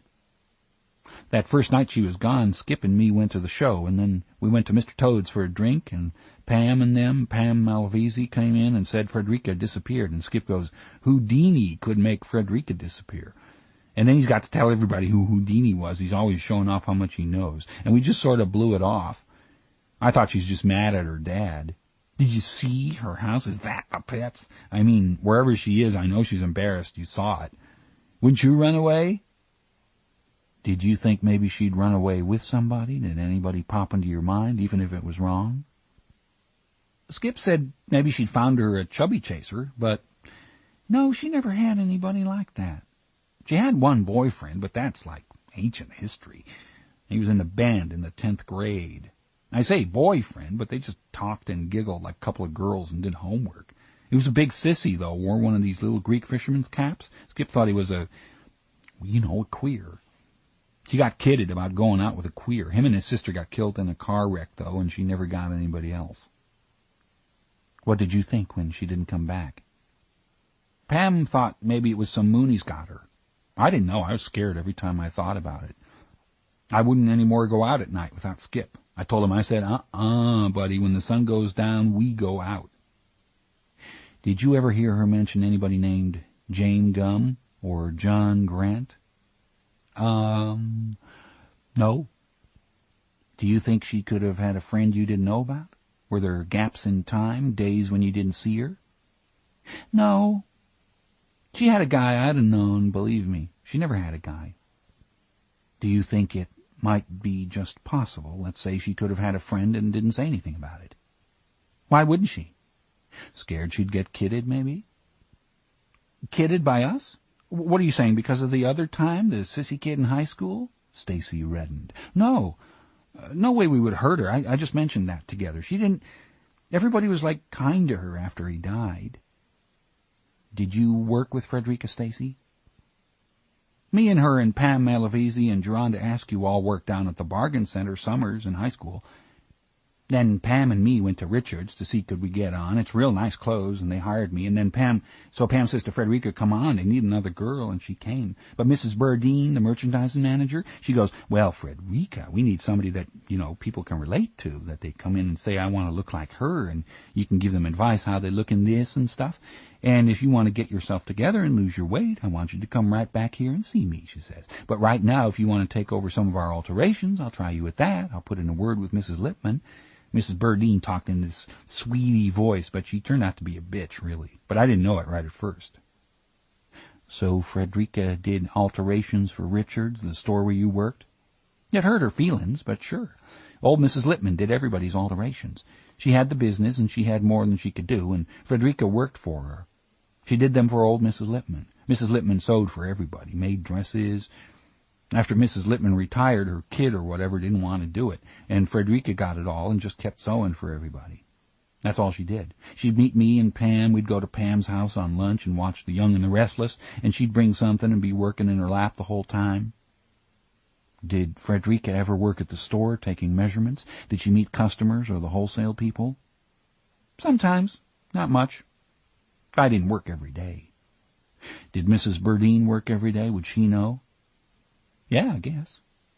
Did Frederica ever mention sewing for a company called Mr. Hyde in Chicago or Calumet City, maybe lining leather goods? I don't know. Mrs. Lippman might have. Did you ever see the Mr. Hyde brand? Did Richards ever carry it or one of the boutiques? No. Do you know where Mrs. Lippman is? I'd like to talk to her. She died. She went to Florida to retire, and she died down there, Frederica said. I never did know her. Me and Skip just picked up Frederica over there sometimes when she had a bunch of clothes. You might could talk to her family or something. I'll write it down for you. This was extremely tedious when what Starling wanted was news from Calumet City. 40 minutes was up. The hostage rescue team ought to be on the ground. She shifted so she didn't have to look at the clock and pressed on. Stacy, where did Frederica buy clothes? Where did she get those oversized Juno workout clothes, the sweats? She made just about everything. I expect she got the sweats at Richards, when everybody started wearing them real big, so they came down over tights like that. A lot of places carried them then. She got a discount at Richards because she sewed for them. Did she ever shop at an oversized store? We went in every place to look. You know how you do. We'd go in Personality Plus, and she'd look for ideas, flattering patterns for big sizes. Did anybody ever come up and bug you around an oversized store, or did Frederica ever feel somebody had his eye on her? Stacy looked at the ceiling for a second and shook her head. Stacy, did transvestites ever come into Richards, or men buying large dresses? Did you ever run into that? No. Me and Skip saw some at a bar in Columbus one time. Was Frederica with you? Not hardly. We'd gone, for the weekend. Would you write down the oversized places you went with Frederica? Do you think you could remember all of them? Just here or here in Columbus? Here and Columbus. And Richards, too. I want to talk to Mrs. Burdine. Okay. Is it a pretty good job being an FBI agent? I think it is. You get to travel around and stuff. Places better than this. Sometimes you do. Got to look good every day, right? Well, yeah. You have to try to look businesslike. How do you get into that, being an FBI agent? You have to go to college first, Stacy. That's tough to pay for. Yeah, it is. Sometimes there are grants and fellowships that help out, though. Would you like me to send you some stuff? Yeah. I was just thinking, Frederica was so happy for me when I got this job. She really got her rocks off. She never had a real office job. She thought this was getting somewhere. This, cardboard files and Barry Manilow on the speakers all day. She thought it was hot shit. What did she know, big dummy? Tears stood in Stacy Hubka's eyes. She opened them wide and held her head back to keep from having to do her eyes over.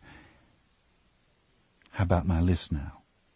I better do it at my desk. I got my word processor and I need my phone book and stuff. She went out with her head back, navigating by the ceiling. It was the telephone that was tantalizing Starling. The moment Stacy Hubka was out of the cubicle, Starling called Washington Collect to get the news. Chapter 55. At that moment, over the southern tip of Lake Michigan, a 24-passenger business jet with civilian markings came off maximum cruise and began the long curve down to Calumet City, Illinois. The 12 men of the hostage rescue team felt the lift in their stomachs. There were a few elaborately casual tension yawns up and down the aisle. Team Commander Joel Randall at the front of the passenger compartment took off the headset and glanced over his notes before he got up to talk. He believed he had the best-trained SWAT team in the world, and he may have been right. Several of them had never been shot at, but as far as simulations and tests could tell, these were the best of the best. Randall had spent a lot of time in airplane aisles and kept his balance easily in the bumpy descent. "Gentlemen, our ground transportation's courtesy of DEA Undercover. They've got a florist's truck and a plumbing van.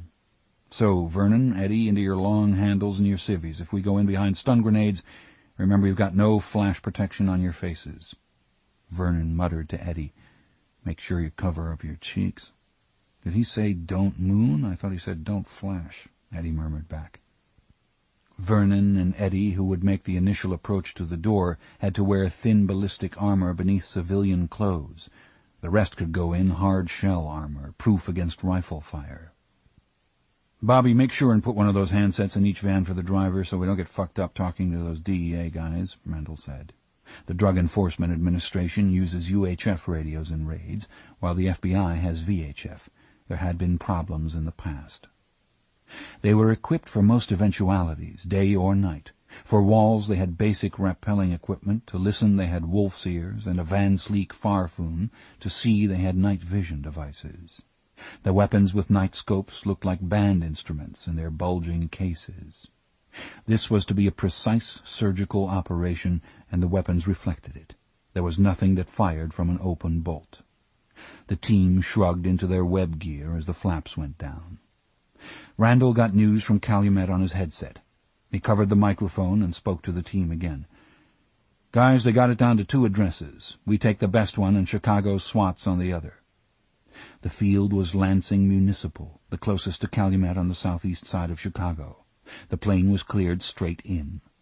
The pilot brought it to a stop in a stink of brakes beside 2 vehicles idling at the end of the field farthest from the terminal. There were quick greetings beside the florist's truck. The DEA commander handed Randall what looked like a tall flower arrangement. It was a 12-pound doorbuster sledgehammer, the head wrapped in colored foil like a flower pot, foliage attached to the handle. "You might want to deliver this," he said. "Welcome to Chicago." Chapter 56. Mr. Gumm went ahead with it in the late afternoon. With dangerous, steady tears standing in his eyes, he'd watched his video again and again and again. On the small screen, Mom climbed the water slide and wee down into the pool, wee down into the pool. Tears blurred James Gumm's vision, as though he were in the pool himself. On his middle a hot water bottle gurgled, as the little dog's stomach had gurgled when she lay on him. He couldn't stand it any longer. What he had in the basement holding Precious prisoner, threatening her. Precious was in pain. He knew she was. He wasn't sure he could kill it before it fatally injured Precious, but he had to try, right now. He took off his clothes and put on the robe. He always finished a harvest naked and bloody as a newborn. From his vast medicine cabinet he took the salve he had used on Precious when the cat scratched her. He got out some little Band-Aids and Q-tips and the plastic Elizabethan collar the vet gave him to keep her from worrying a sore place with her teeth. He had tongue depressors in the basement to use for splints on her little broken leg, and a tube of sting-ease to take the hurt away if the stupid thing scratched her thrashing around before it died. A careful headshot, and he just sacrificed the hair. Precious was worth more to him than the hair. The hair was a sacrifice, an offering for her safety. Quietly down the stairs now, to the kitchen, out of his slippers and down the dark basement stairs, staying close to the wall to keep the stairs from creaking. He didn't turn on the light. At the bottom of the stairs he took a right into the workroom, moving by touch in the familiar dark, feeling the floor change under his feet. His sleeve brushed the cage, and he heard the soft, angry chirp of a brood moth. Here was the cabinet. He found his infrared light and slipped the goggles on his head. Now the world glowed green. He stood for a moment in the comforting burble of the tanks, in the warm hiss of the steam pipes, master of the dark, queen of the dark. Moths free in the air left green trails of fluorescence across his vision, faint breaths across his face as their downy wings brushed the darkness. He checked the python. It was loaded with 38 special lead wad cutters. They would slam into the skull and expand for an instant kill. If it was standing when he shot, if he shot down into the top of the head, the bullet was less likely than a magnum load to exit the lower jaw and tear the bosom. Quiet, quiet, he crept, knees bent, painted toes gripping the old boards. Silent on the sand floor of the oubliette room, quiet, but not too slow. He didn't want his scent to have time to reach the little dog in the bottom of the well. The top of the oubliette glowed green, the stones and mortar distinct, the grain of the wooden cover sharp in his vision. Hold the light and lean over. There they were. It was on its side, like a giant shrimp, perhaps asleep. Precious was curled up close against its body, surely sleeping, oh please not dead. The head was exposed. A neck shot was tempting, save the hair. Too risky. Mr. Gumm leaned over the hole, the stalk eyes of his goggles peering down. The python has a good, muzzle-heavy feel. Wonderfully pointable it is. Have to hold it in the beam of infrared. He lined up the sights on the side of its head, just where the hair was damp against the temple. Noise or smell he never knew, but Precious up and yipping, jumping straight up in the dark, Catherine Baker Martin doubling around the little dog and pulling the futon over them, just lumps moving under the futon. He couldn't tell what was dog and what was Catherine. Looking down in infrared, his depth perception was impaired. He couldn't tell which lumps were Catherine. But he had seen Precious jump. He knew her leg was all right, and at once he knew something more. Catherine Baker Martin wouldn't hurt the dog any more than he would. Oh, sweet relief! Because of their shared feeling, he could shoot her in the goddamned legs, and when she clutched her legs, blow her fucking head off. No caution necessary. He turned on the lights, all the damned lights in the basement, and got the floodlight from the storeroom. He had control of himself. He was reasoning well. On his way through the workroom he remembered to run a little water in the sinks so nothing would clot in the traps. As he hurried past the stairs, ready to go, carrying the floodlight, the doorbell rang. The doorbell, grating, rasping. He had to stop and think about what it was. He hadn't heard it in years. Hadn't even known whether it worked. Mounted in the stairway so it could be heard upstairs and down, clanging now, a black metal tit covered with dust. As he looked at it, it rang again, kept ringing, dust flying off it. Someone was at the front, pushing the old button marked Superintendent. They would go away. He rigged the floodlight. They didn't go away. Down in the well, it said something he paid no attention to. The bell was clanging, grating. They were just leaning on the button. Better go upstairs and peek out the front. The long-barreled python wouldn't go in the pocket of his robe. He put it on the workroom counter. He was halfway up the stairs when the bell stopped ringing. He waited a few moments, halfway up. Silence. He decided to look anyway. As he went through the kitchen, a heavy knock on the back door made him jump. In the pantry near the back door was a pump shotgun. He knew it was loaded. With the door closed to the basement stairs, nobody could hear it yelling down there. Even at the top of its voice, he was sure of that. Banging again. He opened the door a crack on the chain. "I tried the front, but nobody came," Clarice Starling said. "I'm looking for Mrs. Lipman's family. Could you help me?" "They don't live here," Mr. Gumm said, and closed the door. He had started for the stairs again when the banging resumed, louder this time. He opened the door on the chain. The young woman held an ID close to the crack. It said Federal Bureau of Investigation. "Excuse me, but I need to talk to you. I need to find the family of Mrs. Lipman. I know she lived here. I want you to help me, please." "Mrs. Lipman's been dead for ages. She didn't have any relatives that I know of." "What about a lawyer or an accountant? Somebody who would have her business records? Did you know Mrs. Lipman?" "Just briefly. What's the problem?" "I'm investigating the death of Frederica Bimmel. Who are you, please?" "Jack Gordon." "Did you know Frederica Bimmel when she worked for Mrs. Lipman?" "No." "Was she a great fat person?" "I may have seen her. I'm not sure. I didn't mean to be rude. I was sleeping." "Mrs. Lipman had a lawyer. I may have his card somewhere. I'll see if I can find it. Do you mind stepping in? I'm freezing, and my cat will streak through here in a second. She'll be outside like a shot before I can catch her." He went to a roll-top desk in the far corner of the kitchen, raised the top, and looked in a couple of pigeonholes. Starling stepped inside the door and took her notebook out of her purse. "That horrible business," he said, rummaging the desk. "I shiver every time I think about it. Are they close to catching somebody, do you think?" "Not yet, but we're working. Mr. Gordon, did you take over this place after Mrs. Lipman died?" "Yes." Gumm bent over the desk, his back to Starling.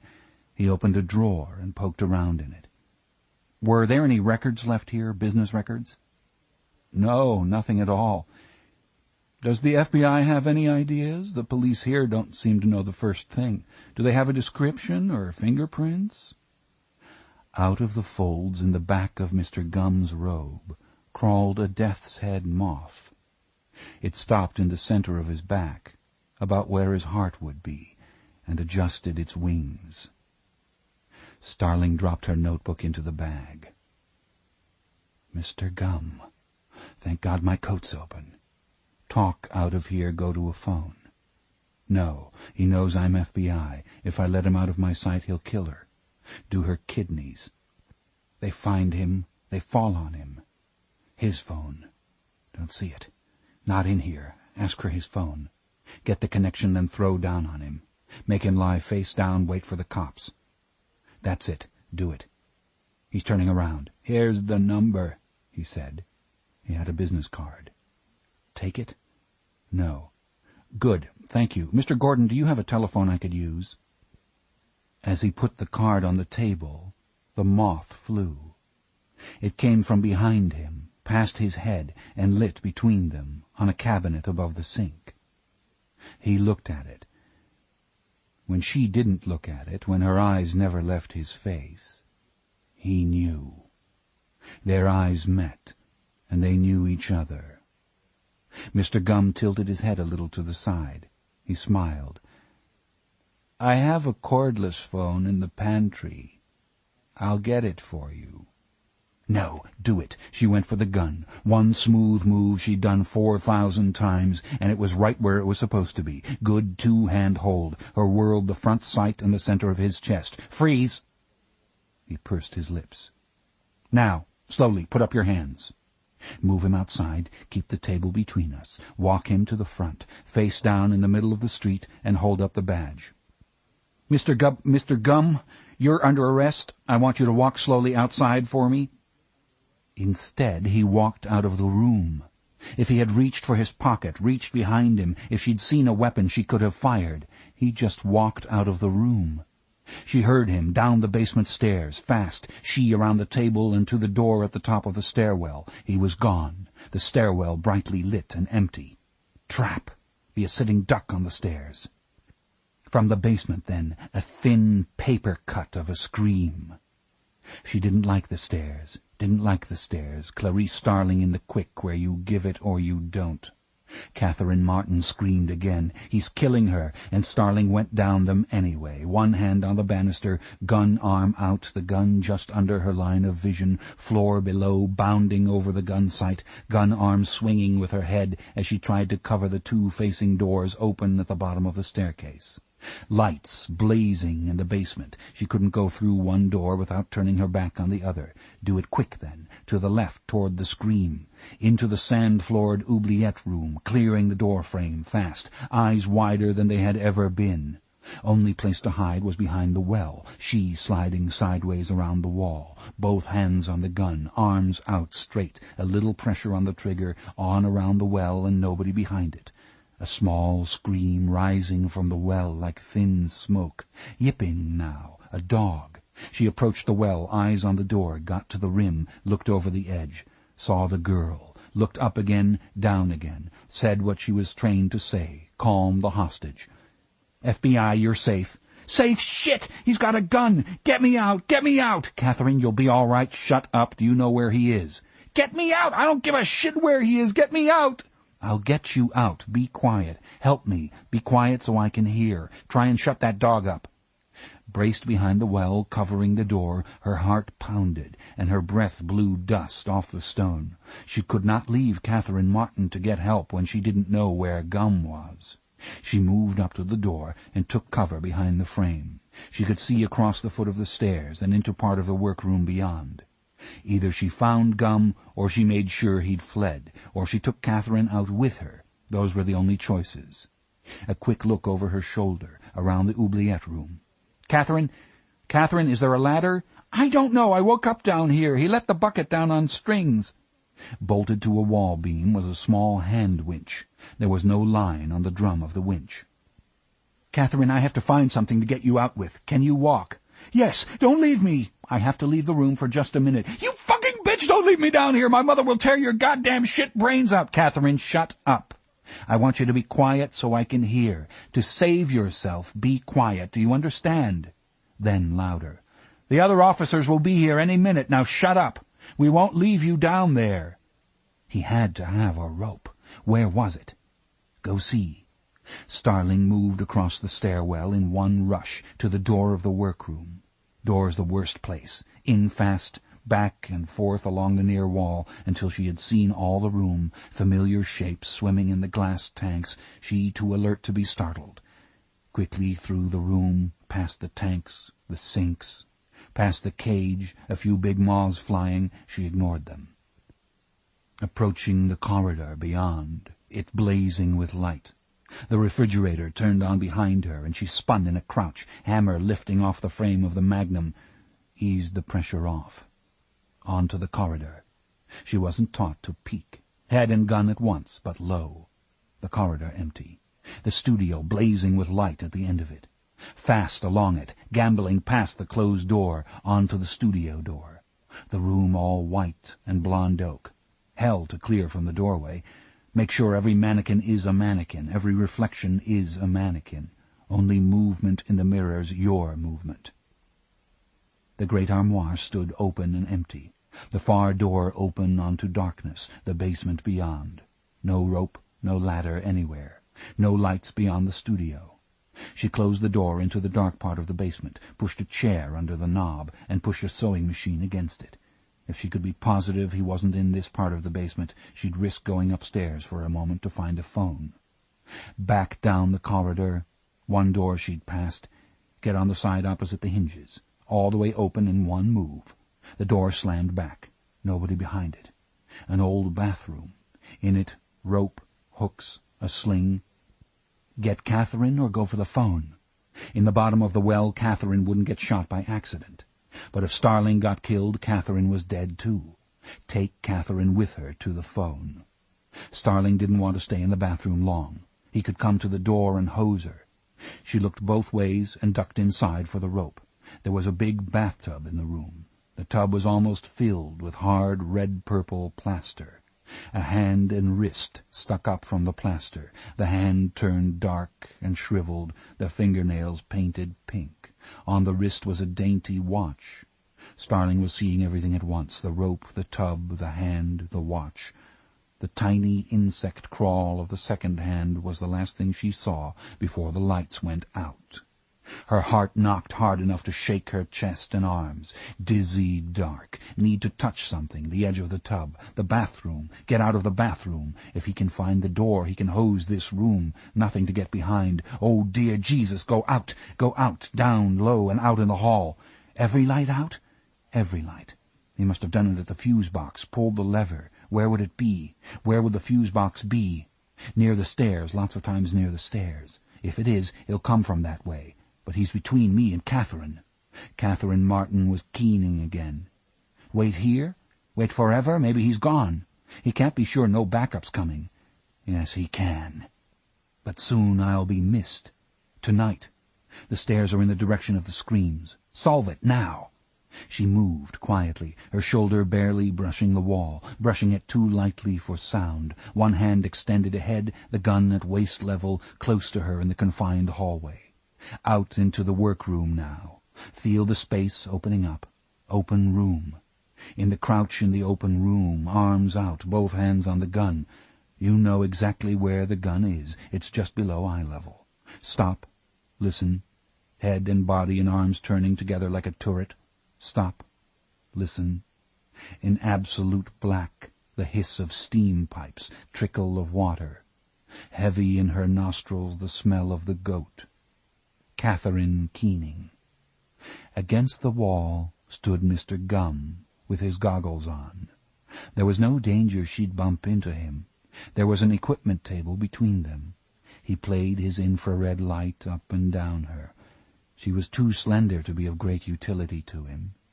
He remembered her hair, though, from the kitchen, and it was glorious. And that would only take a minute.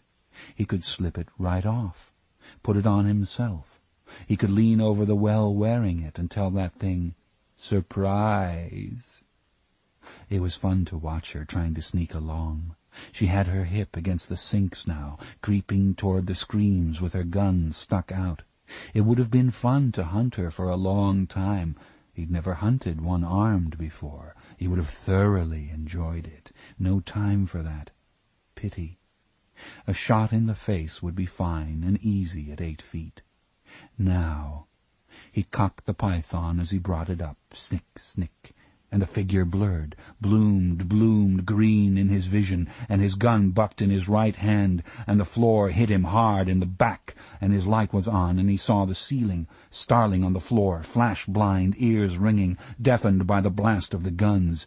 She worked in the dark while neither could hear. Dump the empties, tip it, feel to see they're all out, in with the speed loader, feel it, tip it down, twist, drop it, close the cylinder. She fired 4. 2 shots and 2 shots. He'd fired once. She found the 2 good cartridges she'd dumped. Put them where? In the speed-loader pouch. She lay still. Move before he can hear? The sound of a revolver being cocked is like no other. She'd fired at the sound, seen nothing past the great muzzle flashes of the guns. She hoped he'd fire now in the wrong direction, give her the muzzle flash to shoot at. Her hearing was coming back. Her ears still rang, but she could hear. What was that sound? Whistling? Like a tea kettle, but interrupted. What was it? Like breathing. Is it me? No. Her breath blew warm off the floor, back in her face. Careful, don't get dust, don't sneeze. It's breathing. It's a sucking chest wound. He's hit in the chest. They'd taught her how to seal one, to put something over it, a rain slicker, a plastic bag, something airtight, strap it tight, reinflate the lung. She'd hit him in the chest then. What to do? Wait. Let him stiffen up and bleed. Wait. Starling's cheek stung. She didn't touch it. If it was bleeding, she didn't want her hands slick. The moaning from the well came again, Catherine talking, crying. Starling had to wait. She couldn't answer Catherine. She couldn't say anything or move. Mr. Gumm's invisible light played on the ceiling. He tried to move it, and he couldn't any more than he could move his head. A great Malaysian Luna moth passing close beneath the ceiling picked up the infrared and came down, circled, lit on the light. The pulsing shadows of its wings, enormous on the ceiling, were visible only to Mr. Gumm. Over the sucking in the dark, Starling heard Mr. Gumm's ghastly voice, choking. How does it feel to be so beautiful? And then another sound, a gurgle, a rattle, and the whistling stopped. Starling knew that sound too. She'd heard it once before, at the hospital when her father died. She felt for the edge of the table and got to her feet. Feeling her way along, going toward the sounds of Catherine, she found the stairwell and climbed the stairs in the dark. It seemed to take a long time. There was a candle in the kitchen drawer. With it she found the fuse box beside the stairs, jumped when the lights came on. To get to the fuse box and shut off the lights, he must have left the basement another way and come down again behind her. Starling had to be positive he was dead. She waited until her eyes were well adjusted to the light before she went back in the workroom, and then she was careful. She could see his naked feet and legs sticking out from under the work table. She kept her eyes on the hand beside the gun until she kicked the gun away. His eyes were open. He was dead, shot through the right side of the chest, thick blood under him. He had put on some of his things from the armoire, and she couldn't look at him long. She went to the sink, put the magnum on the drain board, and ran cold water on her wrists, wiped her face with her wet hand. No blood. Moths batted at the mesh around the lights. She had to step around the body to retrieve the python. At the well she said, "Catherine, he's dead. He can't hurt you. I'm going upstairs and call—" "No! Get me out! Get me out! Get me out!" "Look here. He's dead. This is his gun. Remember it? I'm going to call the police and the fire department. I'm afraid to hoist you out myself. You might fall.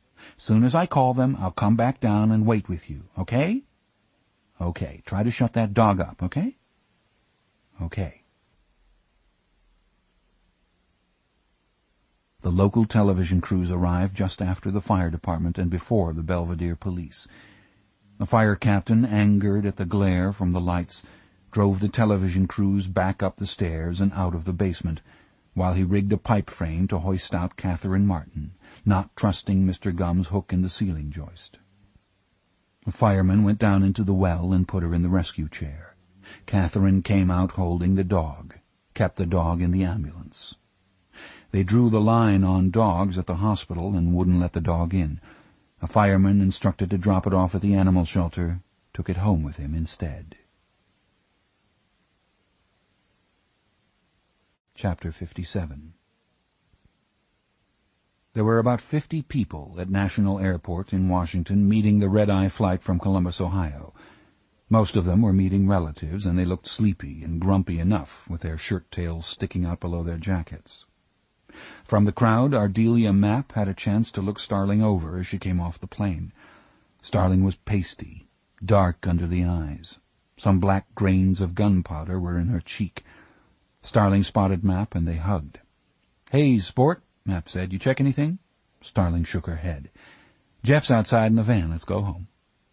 Jack Crawford was outside, too, his car parked behind the van in the limousine lane. He'd had Bella's relatives all night. He started. "You know what you did. You hit a home run, kid." He touched her cheek. "What's this?" "Burnt gunpowder. The doctor said it'll work out by itself in a couple of days. Better than digging for it." Crawford took her to him and held her very tight for a moment, just a moment, and then put her away from him and kissed her on the forehead. "You know what you did," he said again. "Go home. Go to sleep. Sleep in. I'll talk to you tomorrow." The new surveillance van was comfortable, designed for long stakeouts. Starling and Mapp rode in the big chairs in the back. Without Jack Crawford in the van, Jeff drove a little harder. They made good time toward Quantico. Starling rode with her eyes closed. After a couple of miles, Mapp nudged her knee. Mapp had opened 2 short-bottle Cokes. She handed Starling a Coke and took a half-pint of Jack Daniels out of her purse. They each took a swig out of their Cokes and poured in a shot of sour mash. Then they stuck their thumbs in the necks of the bottles, shook them, and shot the foam in their mouths. "Ah," Starling said. "Don't spill that in here," Jeff said. "Don't worry, Jeff," Mapp said, quietly to Starling. "You should have seen my man Jeff waiting for me outside the liquor store. He looked like he was passing peach seeds." When Mapp saw the whiskey start to work a little, when Starling sank a little deeper in her chair, Mapp said, "How you doing, Starling?" "Ardelia, I'm damned if I know." "You don't have to go back, do you?" "Maybe for one day next week, but I hope not. The U.S. attorney came over from Columbus to talk to the Belvedere cops. I did depositions out the wazoo." "Couple of good things," Mapp said. "Senator Martin's been on the phone all evening from Bethesda. You knew they took Catherine to Bethesda. Well, she's okay. He didn't mess her up in any physical way. Emotional damage, they don't know. They have to watch. Don't worry about school. Crawford and Brigham both called. The hearing's canceled. Krendler asked for his memo back. These people have got a heart like a greasy BB, Starling. You get no slack. You don't have to take the search and seizure exam at 0800 tomorrow, but you take it Monday, and the PE test right after. We'll jam over the weekend." They finished the half-pint just north of Quantico and dumped the evidence in a barrel at a roadside park. "That Pilcher, Dr. Pilcher at the Smithsonian, called 3 times. Made me promise to tell you he called. He's not a doctor. You think you might do something about him?" "Maybe, I don't know yet." "He sounds like he's pretty funny." "I've about decided funny's the best thing in men. I'm talking about aside from money and your basic manageability." "Yeah, and manners, too. You can't leave that out." "Right. Give me a son of a bitch with some manners every time." Starling went like a zombie from the shower to the bed. Mapp kept her reading light on for a while until Starling's breathing was regular. Starling jerked in her sleep. A muscle in her cheek twitched, and once her eyes opened wide. Mapp woke sometime before daylight, the room feeling empty. Mapp turned on her light. Starling was not in her bed. Both of their laundry bags were missing, so Mapp knew where to look. She found Starling in the warm laundry room, dozing against the slow rump-rump of a washing machine in the smell of bleach and soap and fabric softener. Starling had the psychology background, Mapp's was law, yet it was Mapp who knew that the washing machine's rhythm was like a great heartbeat, and the rush of its waters was what the unborn hear, our last memory of peace. Chapter 58.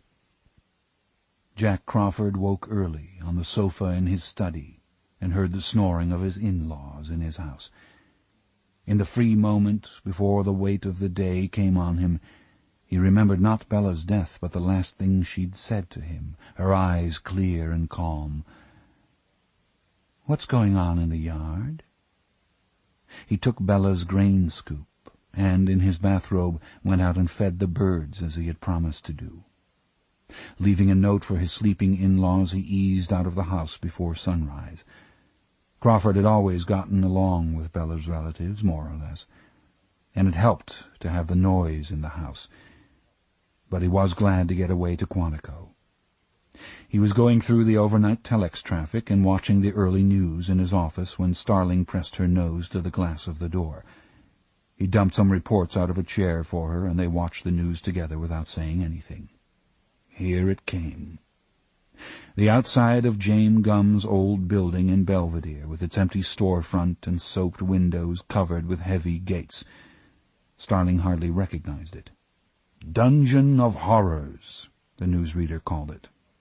Harsh, jostled pictures of the well and the basement, still cameras held up before the television camera, an angry fireman waving the photographer's back, moths crazed by the television lights flying into the lights, a moth on the floor on its back, wings beating down to a final tremor, Catherine Martin refusing a stretcher and walking to the ambulance with a policeman's coat around her, the dog sticking its face out between the lapels. A side view of Starling walking fast to a car, her head down, hands in the pockets of her coat. The film was edited to exclude some of the more grisly objects. In the far reaches of the basement, the cameras could show only the low, lime-sprinkled thresholds of the chambers holding Gumm's tableaus.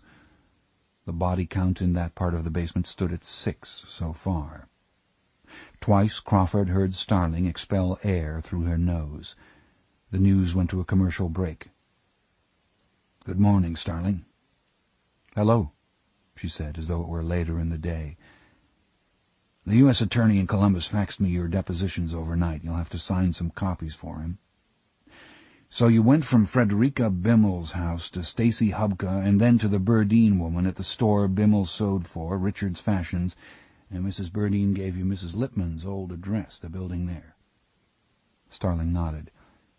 Stacy Hubka had been by the place a couple of times to pick up Frederica, but Stacy's boyfriend was driving and her directions were vague. Mrs. Burdine had the address. "Mrs. Burdine never mentioned a man at Mrs. Lippman's?" "No." The television news had film from Bethesda Naval Hospital, Senator Ruth Martin's face framed in a limousine window. "Catherine was rational last night, yes. She's sleeping. She's sedated right now. We're counting our blessings. No, as I said before, she's suffering from shock, but she's rational, just bruises and her finger is broken, and she's dehydrated as well, thank you." She poked her chauffeur in the back. "Thank you. No, she mentioned the dog to me last night. I don't know what we'll do about it. We already have 2 dogs. The story closed with a nothing quote from a stress specialist who would be talking with Catherine Martin later in the day to assess emotional damage. Crawford shut it off. "How you hitting him, Starling?" "Kinda numb. You too?" Crawford nodded, quickly moved along. "Senator Martin's been on the phone overnight. She wants to come see you. Catherine does, too, as soon as she can travel." "I'm always home?" "Krendler, too. He wants to come down here.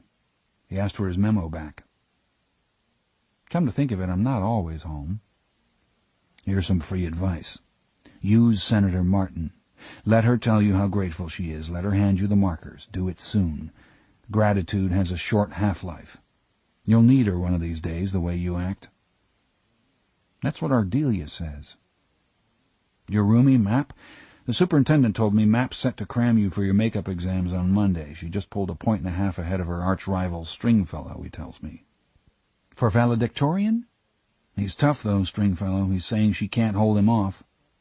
"He'd best bring his lunch." In the clutter on Crawford's desk was the origami chicken Dr. Lecter had folded. Crawford worked the tail up and down. The chicken pecked. "Lecter's gone platinum. He's at the top of everybody's most wanted list," he said. "Still, he could be out for a while.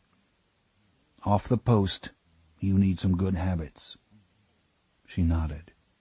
"He's busy now," Crawford said, "but when he's not busy, he'll entertain himself. We need to be clear on this. You know he'd do it to you, just like he'd do anybody else."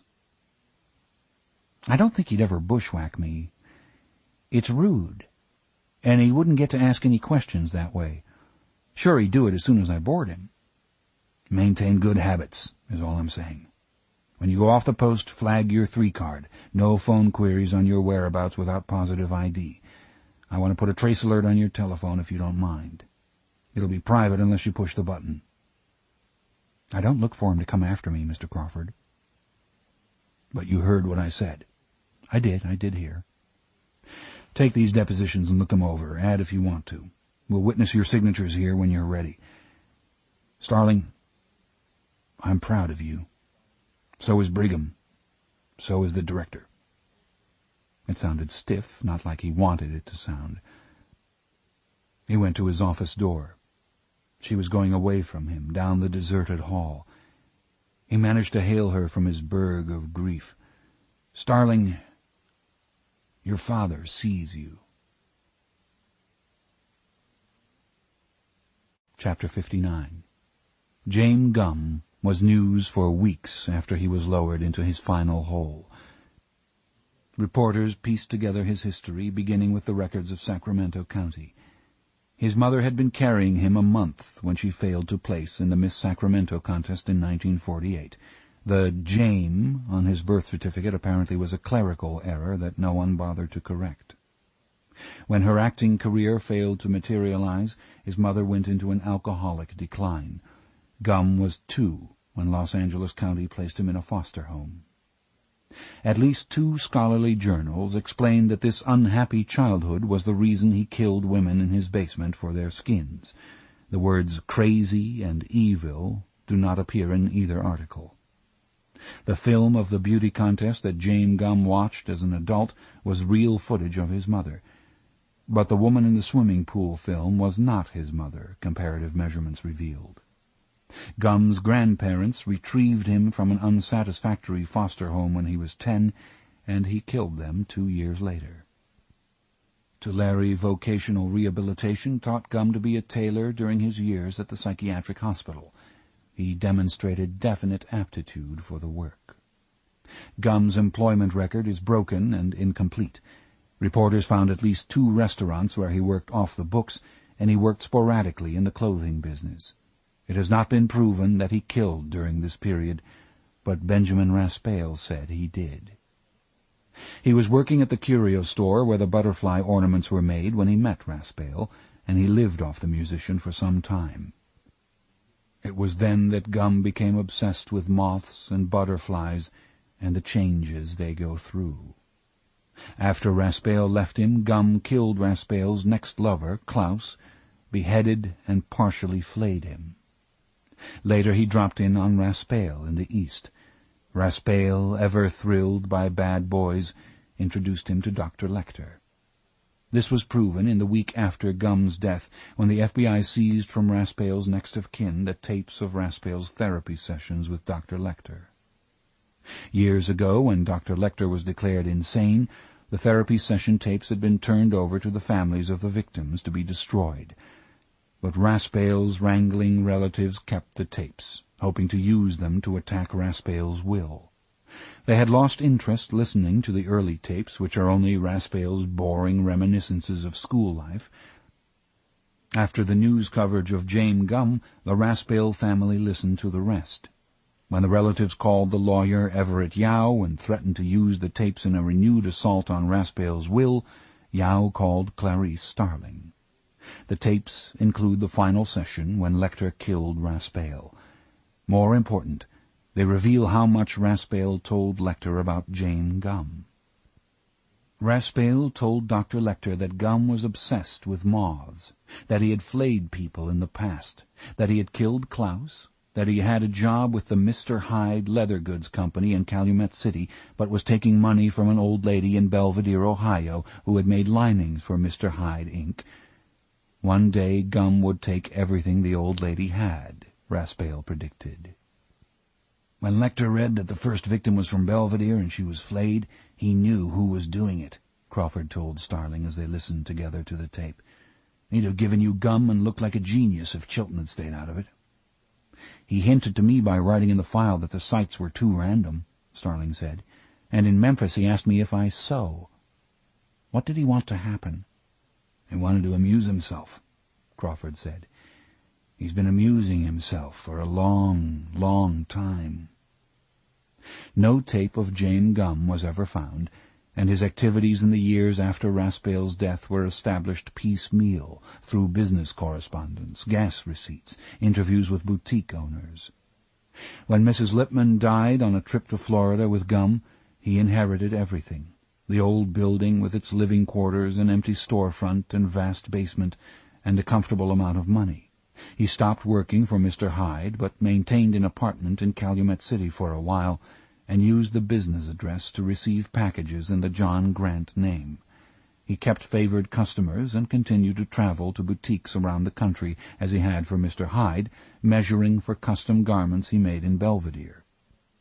He used his trips to scout for victims and to dump them when they were used up, the brown van droning for hours on the interstate, with finished leather garments swaying on racks in the back, above the rubberized body bag on the floor. He had the wonderful freedom of the basement, room to work and play. At first it was only games, hunting young women through the Black Warren, creating amusing tableaus in remote rooms and sealing them up, opening the doors again only to throw in a little lime. Frederica Bimmel began to help Mrs. Lippman in the last year of the old lady's life. Frederica was picking up sewing at Mrs. Lippman's when she met James Gum. Frederica Bimmel was not the first young woman he killed, but she was the first one he killed for her skin. Frederica Bimmel's letters to Gum were found among his things. Starling could hardly read the letters, because of the hope in them, because of the dreadful need in them, because of the endearments from Gum that were implied in her responses. "Dearest secret friend in my breast, I love you. I didn't ever think I'd get to say that, and it is best of all to get to say it back." When did he reveal himself? Had she discovered the basement? How did her face look when he changed? How long did he keep her alive? Worst, Frederica and Gum truly were friends to the last. She wrote him a note from the pit. The tabloids changed Gum's nickname to Mr. Hyde, and, sick because they hadn't thought of the name themselves, virtually started over with the story. Safe in the heart of Quantico, Starling did not have to deal with the press, but the tabloid press dealt with her. From Dr. Frederick Chilton, the National Tatler bought the tapes of Starling's interview with Dr. Hannibal Lecter. The Tatler expanded on their conversations for their Bride of Dracula series, and implied that Starling had made frank sexual revelations to Lecter in exchange for information, spurring an offer to Starling from Velvet Talks, the Journal of Telephone Sex. People magazine did a short, pleasant item on Starling, using yearbook pictures from the University of Virginia and from the Lutheran home at Bozeman. The best picture was of the horse, Hannah, in her later years, drawing a cart full of children. Starling cut out the picture of Hannah and put it in her wallet. It was the only thing she saved. She was healing. Chapter 60. Ardelia Mapp was a great tutor. She could spot a test question in a lecture farther than a leopard can see a limp, but she was not much of a runner. She told Starling it was because she was so weighted with facts. She had fallen behind Starling on the jogging trail and caught up at the old DC-6 the FBI uses for hijack simulations. It was Sunday morning. They had been on the books for 2 days, and the pale sun felt good. "So what did Pilcher say on the phone?" Mapp said, leaning against the landing gear. "He and his sister have this place on the Chesapeake." "Yeah, and?" "His sister's there with her kids and dogs and maybe her husband." "So?" "They're in one end of the house. It's a big old dump on the water they inherited from his grandmother. Cut to the chase! Pilch has the other end of the house. Next weekend he wants us to go. Lots of rooms, he says. As many rooms as anybody might need. I believe is the way he put it. His sister would call and invite me, he said. No kidding. I didn't know people did that anymore. He did this nice scenario. No hassles, bundle up and walk on the beach, come in and there's a fire going, dogs jump all over you with their big sandy paws. Idyllic. Big sandy paws. Go on. It's kind of much, considering we've never had a date, even. He claims it's best to sleep with 2 or 3 big dogs when it gets really cold. He says they've got enough dogs for everybody to have a couple. Pilcher's setting you up for the old dog suit trick. You snapped to that, didn't you? He claims to be a good cook. His sister says he is. Oh, she called already. Yeah. How'd she sound? Okay. Sounded like she was in the other end of the house. What did you tell her? I said, yes, thank you very much, is what I said. Good, Map said. That's very good. Eat some crabs. Grab Pilcher. Smooch him on his face. Go wild. Chapter 61. Down the deep carpet in the corridor of the Marcus Hotel, a room service waiter trundled a cart. At the door of Suite 91 he stopped and rapped softly on the door with his gloved knuckle. He cocked his head and rapped again, to be heard above the music from within. Bach, 2- and 3-part inventions, Glenn Gould at the piano. Come. The gentleman with the bandage across his nose was in a dressing gown, writing at the desk. Put it by the windows. May I see the wine? The waiter brought it. The gentleman held it under the light of his desk lamp, touched the neck to his cheek. Open it, but leave it off the ice, he said, and wrote a generous tip across the bottom of the bill. I won't taste it now. He did not want the waiter handing him wine to taste. He found the smell of the man's watchband objectionable. Dr. Lecter was in an excellent humor. His week had gone well. His appearance was coming right along, and as soon as a few small discolorations cleared, he could take off his bandages and pose for passport photos. The actual work he was doing himself, minor injections of silicone in his nose. The silicone gel was not a prescription item, but the hypodermics and the Novocaine were. He got around this difficulty by pinching a prescription off the counter of a busy pharmacy near the hospital.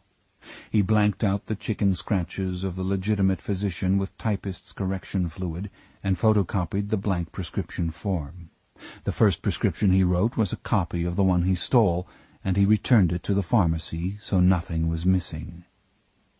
The palooka effect in his fine features was not pleasing, and he knew the silicone would move around if he wasn't careful, but the job would do until he got to Rio. When his hobbies began to absorb him, long before his first arrest, Dr. Lecter had made provisions for a time when he might be a fugitive.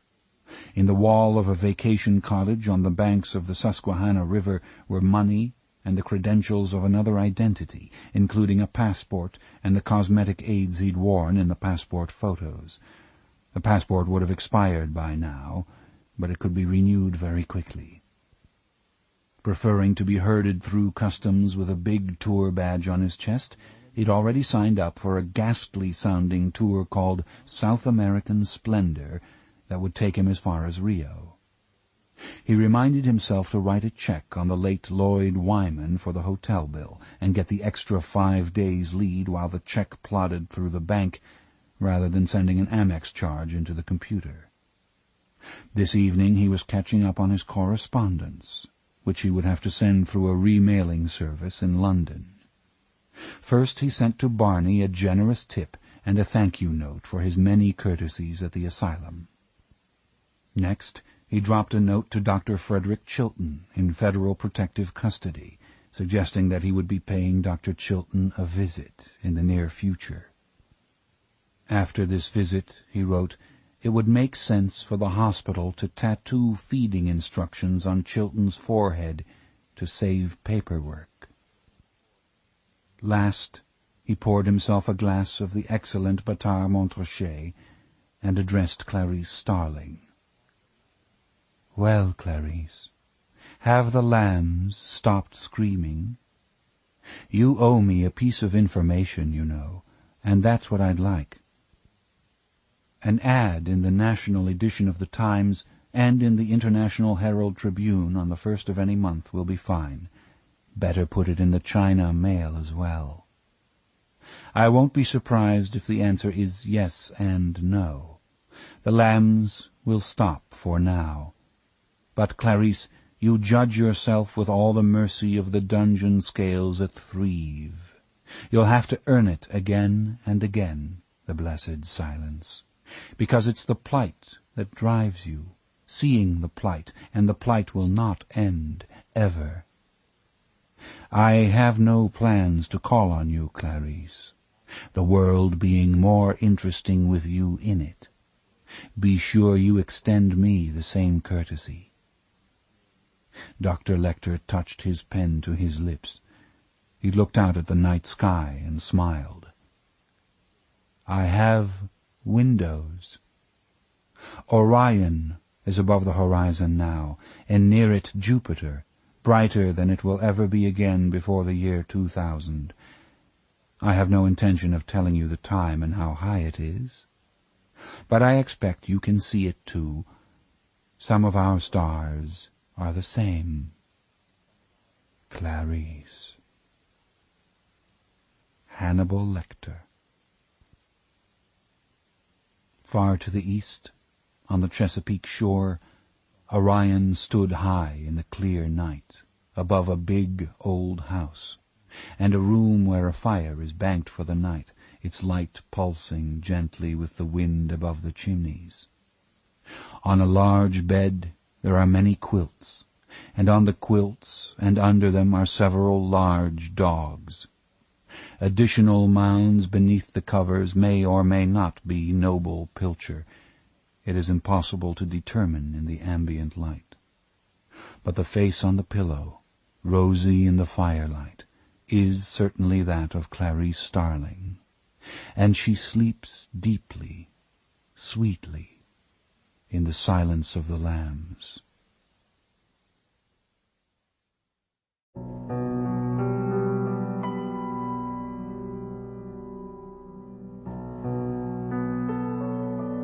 The Silence of the Lambs, the 25th anniversary edition, was written by Thomas Harris and read by Frank Muller, with a new introduction read by Thomas Harris. The introduction was recorded in the summer of 2013 at Monk Music in East Hampton, New York.